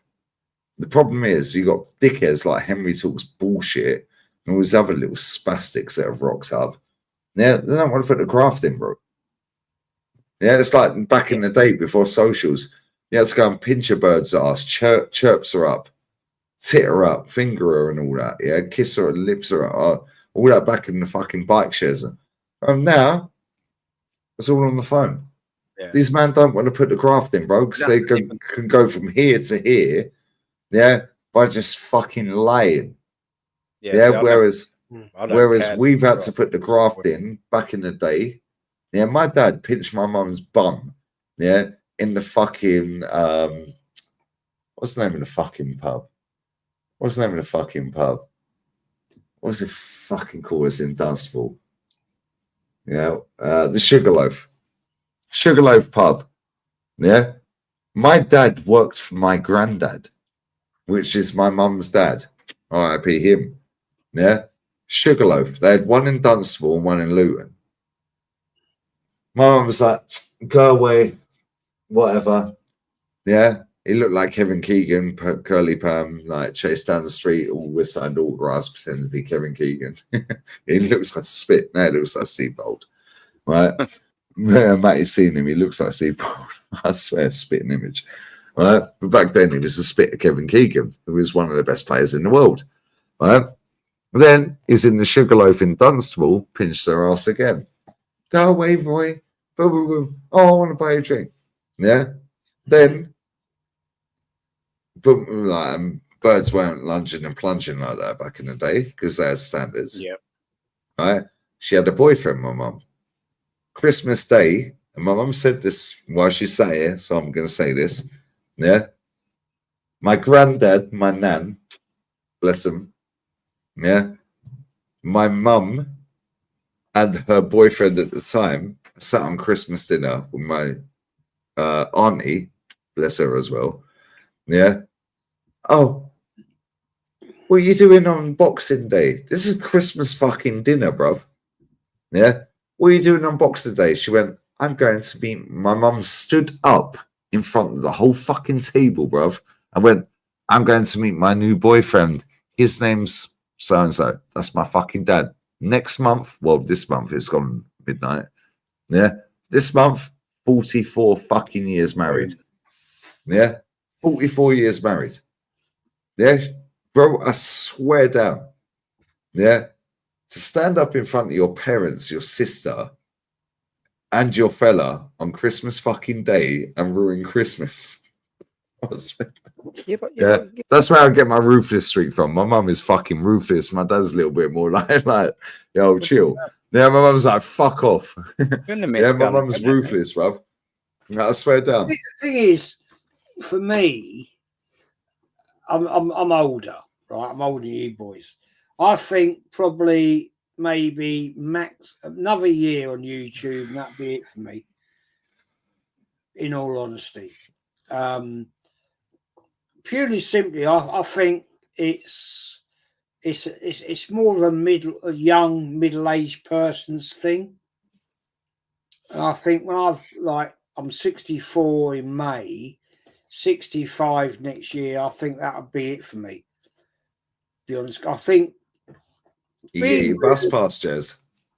Huh? You get your bus pass like my old man got. When did you get that? I think that'll be it for me personally, because I think there comes a point in time on social media where older people become sort of like irrelevant. No. I think so. Personally, for me, I think it'd be a year, and I'd think, nah, not for me anymore. It's one of them things, though. You'll know, isn't it? Sorry? You'll know, I think. It get to that stage, maybe, like you said, in that year. Yeah. Yeah. Well, I'm bored of fucking working. I don't want to work. Yeah. Like, my missus turned up tonight, yeah, and I see in her fucking eyes, she was like, oh, can we have a fucking drink and a cigarette together? I was like, I'm on a fucking watch along. Now I was like, I'm working, right? And she's like, so I came and sat back down. It was still on mute. Yeah, and she went, oh, well, I'm going to go home then. She lives half a kilometre around the corner. Yeah, so I didn't unmute it. I'm sat here and like, fucking headache. Yeah, I love going on the shows like tonight, Lee's show earlier. I love doing my own stuff. I love doing it, but I think it will become, for me, a point in time. A bit of a chore. I think I will become irrelevant. No, Jez, fuck off. No, I think I will. I think I will become irrelevant because it will become a point in time in life that people say, well, this guy's 65, he's an old... Jez, I'm going to still be sat here when I'm fucking bald, and I'm nearly bald. Yeah, the camera don't do my hairline justice, by the way. It makes it worse. Okay. Yeah, it does. It makes it worse. Yeah, Jez, I'm going to still be sat here in fucking 15 years' time kicking off about fucking wins, puppies, super duper mixed sun in phase 7. They're still crying we ain't won nothing. Yeah, and this is why I say to her, to be fair to her, she gets here, but she's a female. Yeah, and backstage I'll tell you, yeah, like she's been ill. Yeah, and she's time of the month. Yeah, but other things as well. Yeah, it's like she's wanting to cuddle. She's wanting me to chill with her. And I'm like, I'm on a fucking watch along. Yeah, I'm like, what are we doing here? Yeah, like I said earlier, I fucking walked her down the street to go Romania and getting a and bless up to her, yeah. She fucking knew. She said, yeah, the night I was cooking that OF thing, yeah. Like, I think you had a bit too much to drink. I was like, no, I'm good. I said, pay for the taxi to go down the toll road, pay the extra €4 to go down the toll road, €3, whatever. At the end of the fucking toll road, there was a roadblock police. I would have been breathalyzed over the limit. Thank fuck she said that. But when she got in the cab, yeah, can you transfer me 500? Yeah, I transferred her it. Nobody cares. Bro, I done 900. I said this in the chat, Jez. 900 on fucking tires, air filters, brakes, and I think my car. But the fact that I can do that, there comes a point I'm happy with that. I think there comes a point in time that, respectfully, for myself, you become irrelevant. No, Jez, fuck off, man. No. Jez, as long as I'm fucking living and breathing, mate, you're not irrelevant. No, but I think respectfully to somebody like myself, personally, there comes a point in time where you have to say, no, it's not a job. It's not the income. No, I don't make money out of YouTube. No, I know you don't. But I don't make fuck all out of it. I think last month I made 140 quid. Right? It's can't like, even buy you a decent bottle of wine, Jez. Well, not if he's drinking bottles. No, but Jez, you don't do it as a fucking. You do it as a money. I'm not a hobby. Money, guys. I'm not in it for that. No, you're not. I enjoy it for the fact of talking to people. I try and put out there my personal opinion about Arsenal and try and educate people. That's what I do it for. Right? But there will become a point in time when I have to say, it's enough. You know, I mean, much I love being on your channel, being on with Aaron, being on with Rashid, being on with all the other great YouTubers that I go on. I do get that. I love it. But I think sometimes I do sometimes think, you know, is it really worth doing this anymore? And that's how I look at it. I'm being honest with you. I am being honest with you. Because, you know, I am the elder statesman. And sometimes I think, maybe next year when I'm 65, I think I'll kick it in the head. You know? Never. Yeah, but it's one of them things though. You're putting like a limit on something. You might get to that year and you might go, do you know what? Maybe next year is going to be the year that, kind of like what I've done with this stream. Yeah, I don't need to leave in this minute. And then all of a sudden it just goes another hour. That's probably what it's going to be like. Nearly 10 hours, mate. You'll get to next year. I guarantee you, Jez, and you'll go, do you know what? I've probably got another year in me here. And then so forth. Yeah, Jez, did you do this with your business? Oh, I don't think I've got this anymore. When wifey wants attention, the kids need fucking nappies. Yeah, the kids need fucking attention. They're going through fucking school. Yeah, school uniforms. Oh my God, now they got measles. They got mumps. Do you remember mumps? Nobody gets mumps anymore, Jez. Do you remember I had mumps? Mumps was fucking horrible, by the way. I had mumps, actually. I had mumps, yeah. Nobody gets mumps anymore. I've never heard anyone say I had mumps. Jez, I had mumps. That shit was horrible, man. It fucking hurt. It's like fucking things that you. It's horrible, man. I never had the mumps, actually. Bro, that was horrible. Chicken pox. I had chicken pox. Yeah, but if you get it twice, then it's called something else. What's it called if you get it twice? The elder version is, I know what you mean. Oh, what's it fucking called? It's my sister. Twice. It's just fucking called bad luck. Lee, next year, next year, my wife retires from work, and you know we got this place in France, right? And we rent the thing with the fishing. Yeah, we've currently rent it out. Our plan is now next year when she retires next year this June, that's it. We're going out there. So you're going to sell the gaff? Yeah, we're going to sell the house here, and we go out to France. Yeah, you always love France. I know you do. I know you do. Our dream place in Bone. We spent a fortune on that bloody house. Yeah, and the guys like fishing. I love fishing. I love it. It's my life. You're fishing instead of just a wishing. That's our aim. Next year, next June, we'll sell up here. Let me ask you this, Jez. Sorry to cut in there. Let me ask you this here. Your wife don't need to work. No, she doesn't. Why does she work? Because my mum don't need to work. Yeah, my dad's retired. Yeah. My mum works, and this is why I ask you this here. She loves it. My mum works because, like she didn't work until I got to about 12, and I'm the oldest, and from oldest to youngest is 6 years. My youngest brother's deaf and blind. Yeah, 25% vision, 20% hearing, whatever, yeah. Right? He goes all around the world. He's fucking cake. He's got more money than all of us. He goes all around the world watching England. Yeah, Derby County for no apparent reason, right? But my mum said that and she's worked in McDonald's twice, best company she's ever worked for. She said it here, factually, anyone who's listening.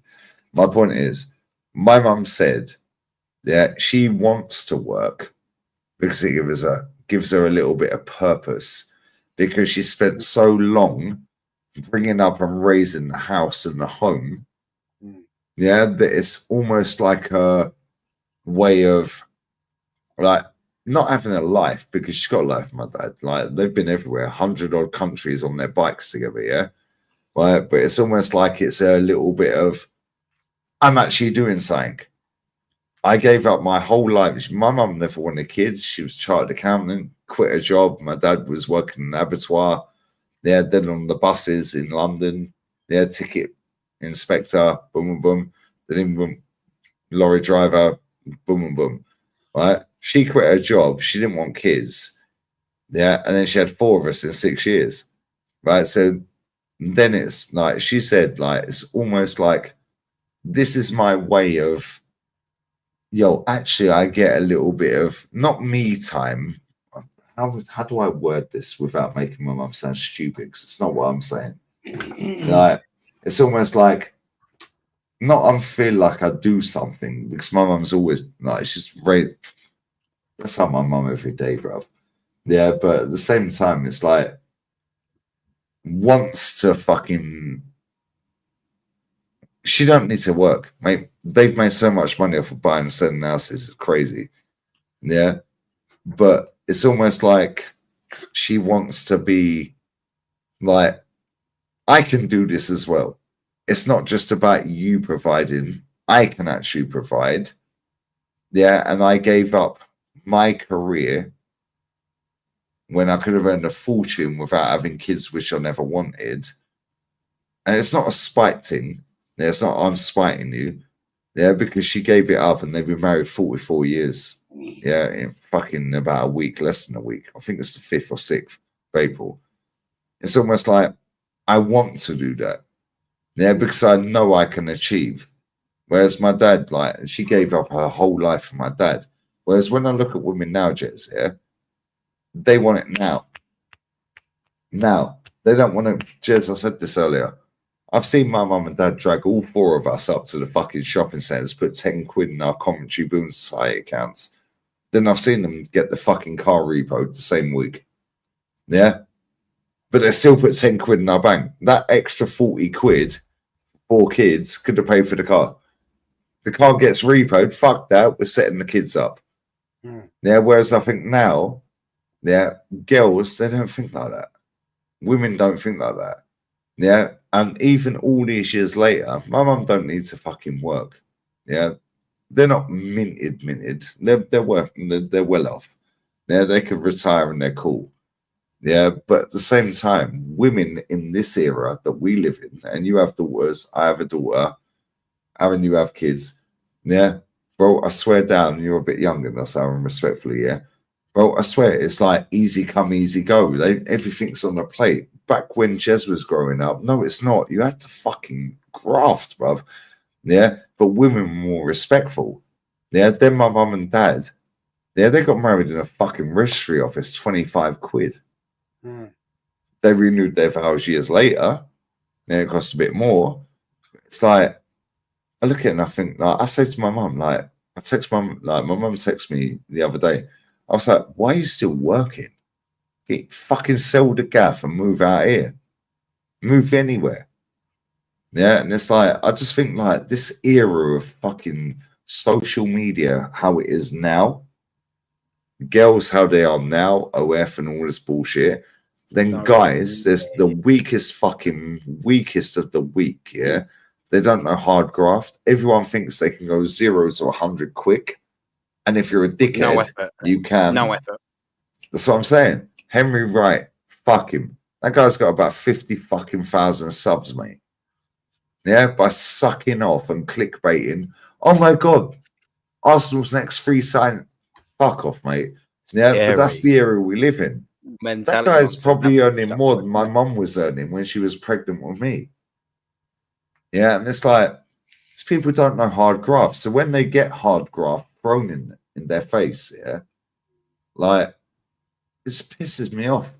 Yeah, but then, Jez, when you're saying, oh, I'll quit next year, blah, no, fuck that, Jez, because your time's not done. Yeah, if there's a market for that, there's a market for that. Bro, there's a market for girls getting their gash out and fingering themselves. I think what the point is, Lee, right, is we're doing 10, by the way. Is the fact that I think the fact is go at 10. Because we're doing 10. That's the 10. Yeah, 10. That beats mine, so you can have that record. 10. Sorry, Jezza. Yeah, I can't. I think the thing is, it becomes a point when the people think it's irrelevant, and I don't want to become irrelevant, and that's personal because I get a lot of people say, "Oh, you're too old, Jez. You want to fuck off YouTube, blah blah blah." I get that. I get that. I understand that because I am old. And but I get that. I understand that. I understand that because yes, I've been around a long time with Arsenal, and a lot of young people don't understand what's going on. So my point I'm trying to make here is, right, I want my wife to give up work. I want her to give up work.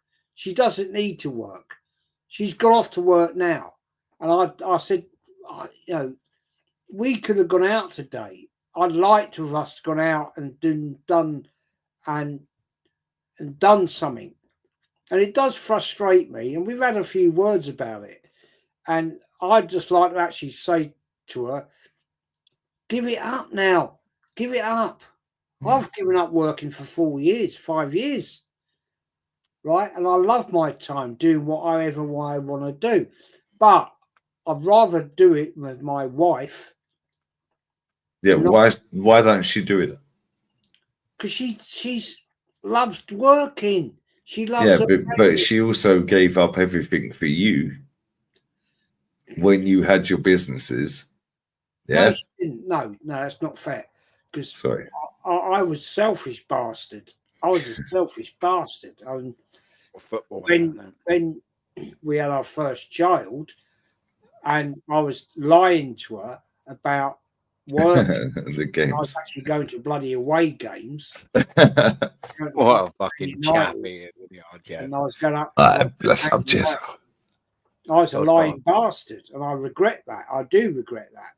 But and how long have you been married? I'll be 35 years. 35 years. 36 years. I lie. 36 years this year. Yeah, 36 years. Was she working at the time though, Jez, when you were doing this? We were both working. Yeah. Yeah. Yeah. Yeah. We had no money. Not really. We didn't have. And you were spunking it on fucking away tickets to Newcastle and Sunderland and fucking Walsall and that. Yeah, I was lying. Yeah, pretending you're working. I was a lying bastard. I admit. I'm ashamed of it because. No, don't be ashamed, Jez. That's character building, and she stayed with you, and she understands. And she knew. But back then, women were built different, Jez. Yeah. Why is she still with you 30 odd years later? Why? Because she's in love with you. You're in love with her. You have kids, so on and so forth. And back then, when you met, actually, I'm wrong. It's 38 years, actually. Yeah, and guess what, Jez? Back then, you can't split up. You have to stay together and fucking pattern it and work it out. Traditional. Yeah. It's unconditional, mate. You have to fucking work it out. Same with my mum and dad. This era is different. Now it's, oh, fuck off. He's a scumbag. Oh, she's this. Blah, blah. And it's easy to fuck off. Why? Social media. Every fucker's sliding in your DMs. Yeah? So it's easy to get, oh, shit. Somebody else has messaged me. Oh, grass is greener. Yeah, back then, didn't have that shit. You had to work it out, mate. Otherwise, you were the fucking idiot of the area. Oh, what? You split up with? Oh, what? You split up? Couldn't do that. Weren't allowed, mate. You get ridiculed. You'd be banished. Your name's Mud. Jez, am I lying? No, you're true. You're true. You're true. But the fact is, what I'm trying to put to you is this, right? I want to get out of this country. I want to go back. I want us to go to the place we've spent 3 years rebuilding. 3 years. Right, we've spent a fortune on that place, and I want us to go out, enjoy the rest of our lives, and enjoy it and die. Right, and that's it. Enjoy it and die. Love it as fuck, innit? I fucking love you, Joey. Enjoy it and die. Why not, innit? Well, we've spent a fucking have a bit of fun and then fucking die, you know. But I've got no ambitions in living in this bloody country. I'm never going to go back to the Emirates. I don't give a flying fuck about the club in that way anymore. That's wrong with me. And people go, oh, fucking hell, Jez, you don't love Arsenal. Well, I don't give a fuck about the Muppets when they call me that, because I've watched this club more times than most people have ever in their lives, right? I spent an absolute fortune. I've lied my way through when I was a young man married, getting to Arsenal, going to games away, yeah, and shouldn't have done it, yeah, lying my life. And I said to her, let's just fucking go over there, right? We can do it. We've got everything we need. We've got the money. We can go over there and live a life. But she just wants to keep living her dream of working. My mum's the same, mate. My mum's the fucking same. My mum's the same, mate. I said to her, you don't need to work anymore. You don't need to work anymore. My mum's the same, Jezza. I swear. Next year, let's sell the house. Let's sell this house. It's a 5 fucking bedroom house. It will sell tomorrow. Right? Well, this part of the house is 5 bedrooms, isn't it, Jez? Sell it. The West Wing. Fuck off back to. Let's go over to France. She loves it there. I love it there. It's a beautiful place. It's got fantastic restaurants, fantastic place to live in Beaune, in Burgundy. Yeah, Burgundy's nice. But she won't. My mum's the same. My mum's the same, Jez. Jez, my mum works in McDonald's twice. Yeah, you've heard me say this before. Best company she ever worked for. She was doing drive-through. Yeah, they were fast-tracking her to management and all that. She's worked in 2 different fucking locations around the UK. Yeah. This woman was a chartered accountant when she met my dad. He was working in a fucking abattoir. Then he was a fucking bus conductor, London buses. Yeah, then he's a lorry driver, bobblehead, driving all around Europe. Yeah, my dad's retired now. He was a lorry driver 40 fucking years, mate. Yeah? Like, what are we doing here? But I feel like these women, doesn't matter how old they are, they're programmed very similar. It's almost like it's not a fuck you. It's not that. It's almost like I want to prove that I can provide as well, kind of thing. Because my mum don't need to work, Jez. Same as you saying your wifey don't need to work. My mum don't need to work. They don't need to keep fucking buying and selling fucking houses. They just bought a fucking gaff, Jez, yeah? What a load of bollocks. They bought it out, bro. No mortgage. Yeah? It's like, how about fuck that off? Yeah? Collect all the money in and fuck off to where you want to go. Yeah? But my mum's like, no, because she now has to have her. Because she gave it all up, pause, for my dad. Yeah? Sacrificed her life, her career for my dad. Women now don't do that, Jez. Yeah, so my mum and dad's era, similar to your era, Jez. Yeah, it's almost like the women are now not revenge, but it's like they're getting their time to have their freedom, kind of thing. Because they gave it all up in the beginning. And it's like the elder women of that era. It's almost like it's not they're scorned women or anything like that. It's almost like they want to go, yo. Yeah, I can do this as well. Yeah, you're 65 this year. Yeah, my mum's just turned 60. Give it up now. Where's my fucking mum? You don't need to work. 64. I think my mum's 64. The trouble, I'll tell you what it is, Lee. Right, I'll tell you what it is the fact grandchildren. Yep. Because she will, like, tonight, well, no, this morning now, she's just gone off, right? She's driving down to go and spend the day. She'll take the grandson to school because Jodie's got to go to work. She won't be back till tomorrow. And then at the weekend, right? Not this weekend, sorry. Monday, next week, she'll go up to the other one at Towchester, Toaster, see the granddaughter. And I'm like, that's what the drama is. And I'm like, my argument is with her now. Well, we spent a fucking fortune rebuilding this place in France. I mean, we spent a fortune. Yeah, you have. I know that. It's right? Beautiful, by the way. 3 years we spent rebuilding that house, right?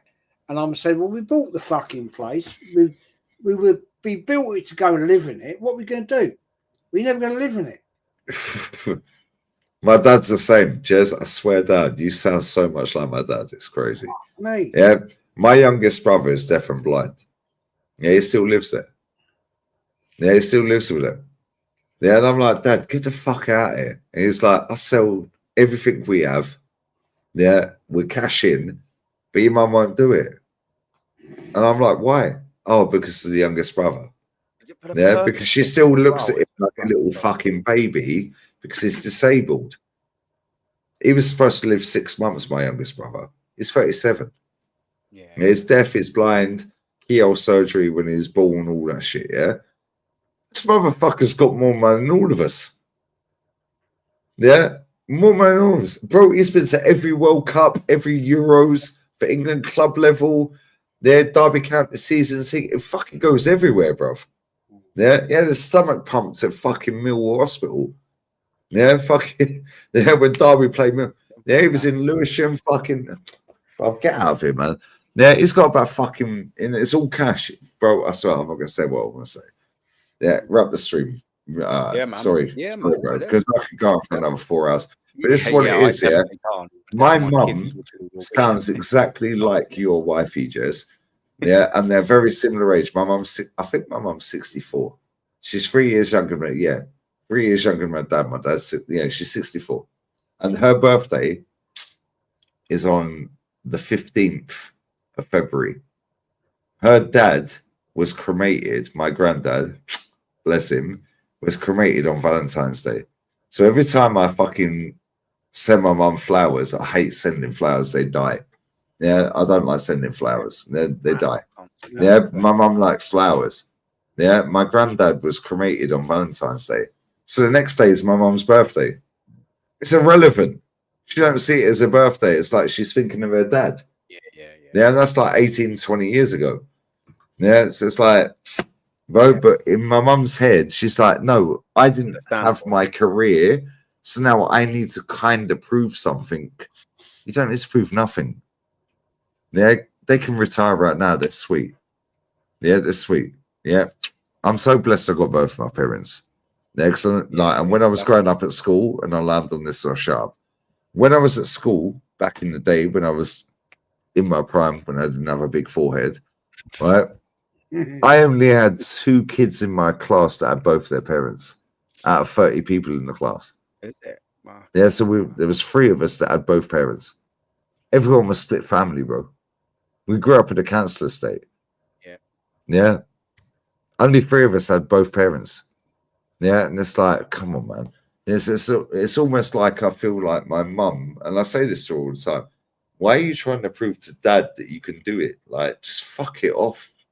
Oh, but fuck him. Tell him get a gaff. They can go Brazil for a World Cup, Russia, Germany for every fucking game. They go Derby home and away. Yeah, he gets up at 4 a.m. to get a train. Yeah, let's go Millwall away. Yeah, from Carlisle. Yeah, he can get 4 connections. Fuck him. Oh, but I can't. My dad would fucking do it like that. Yeah, and I'm going to end on that. Sorry, I'm going to shut up. Boys, we will wrap it up there. Lee and Jez, man, thank you very much. Static, yeah, still going, man. Yeah, you beat my longest stream as well. Come on. That'll do. That'll teach you to fucking wake me up, innit? Yeah, I'll take it. That'll teach you to fucking wake me up. 10 hours. Hold that. Yeah. Boom. You woke me up and got me out of bed. So fair play. 10 fucking hours. Wouldn't have been able to do it without everyone on the stream as well. To be fair, do you know what I mean? We can't just give Man's got the do-rag on. He's got the beats on. Like, oh no, this is the old flat cap, man. A bit of San Francisco 49ers. I wish they were a little bit better than they have been. They remind me of Arsenal, just absolute shite.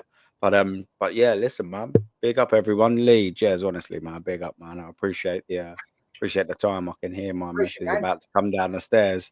So I'll wrap up chat. You've also been absolutely fantastic, man. I will wrap up now because everyone's coming downstairs now. But big up, man. Love always, man. Absolutely fantastic. This has been the best stream I've been on, man. Wicked. Take care. Chat first class. Don't forget to drop a like and a subscribe, man. If you haven't done already, it massively helps. And don't forget, all the guys' links are in the description. So don't forget to sub to everyone else. Yeah, absolute legend. Take care, everyone.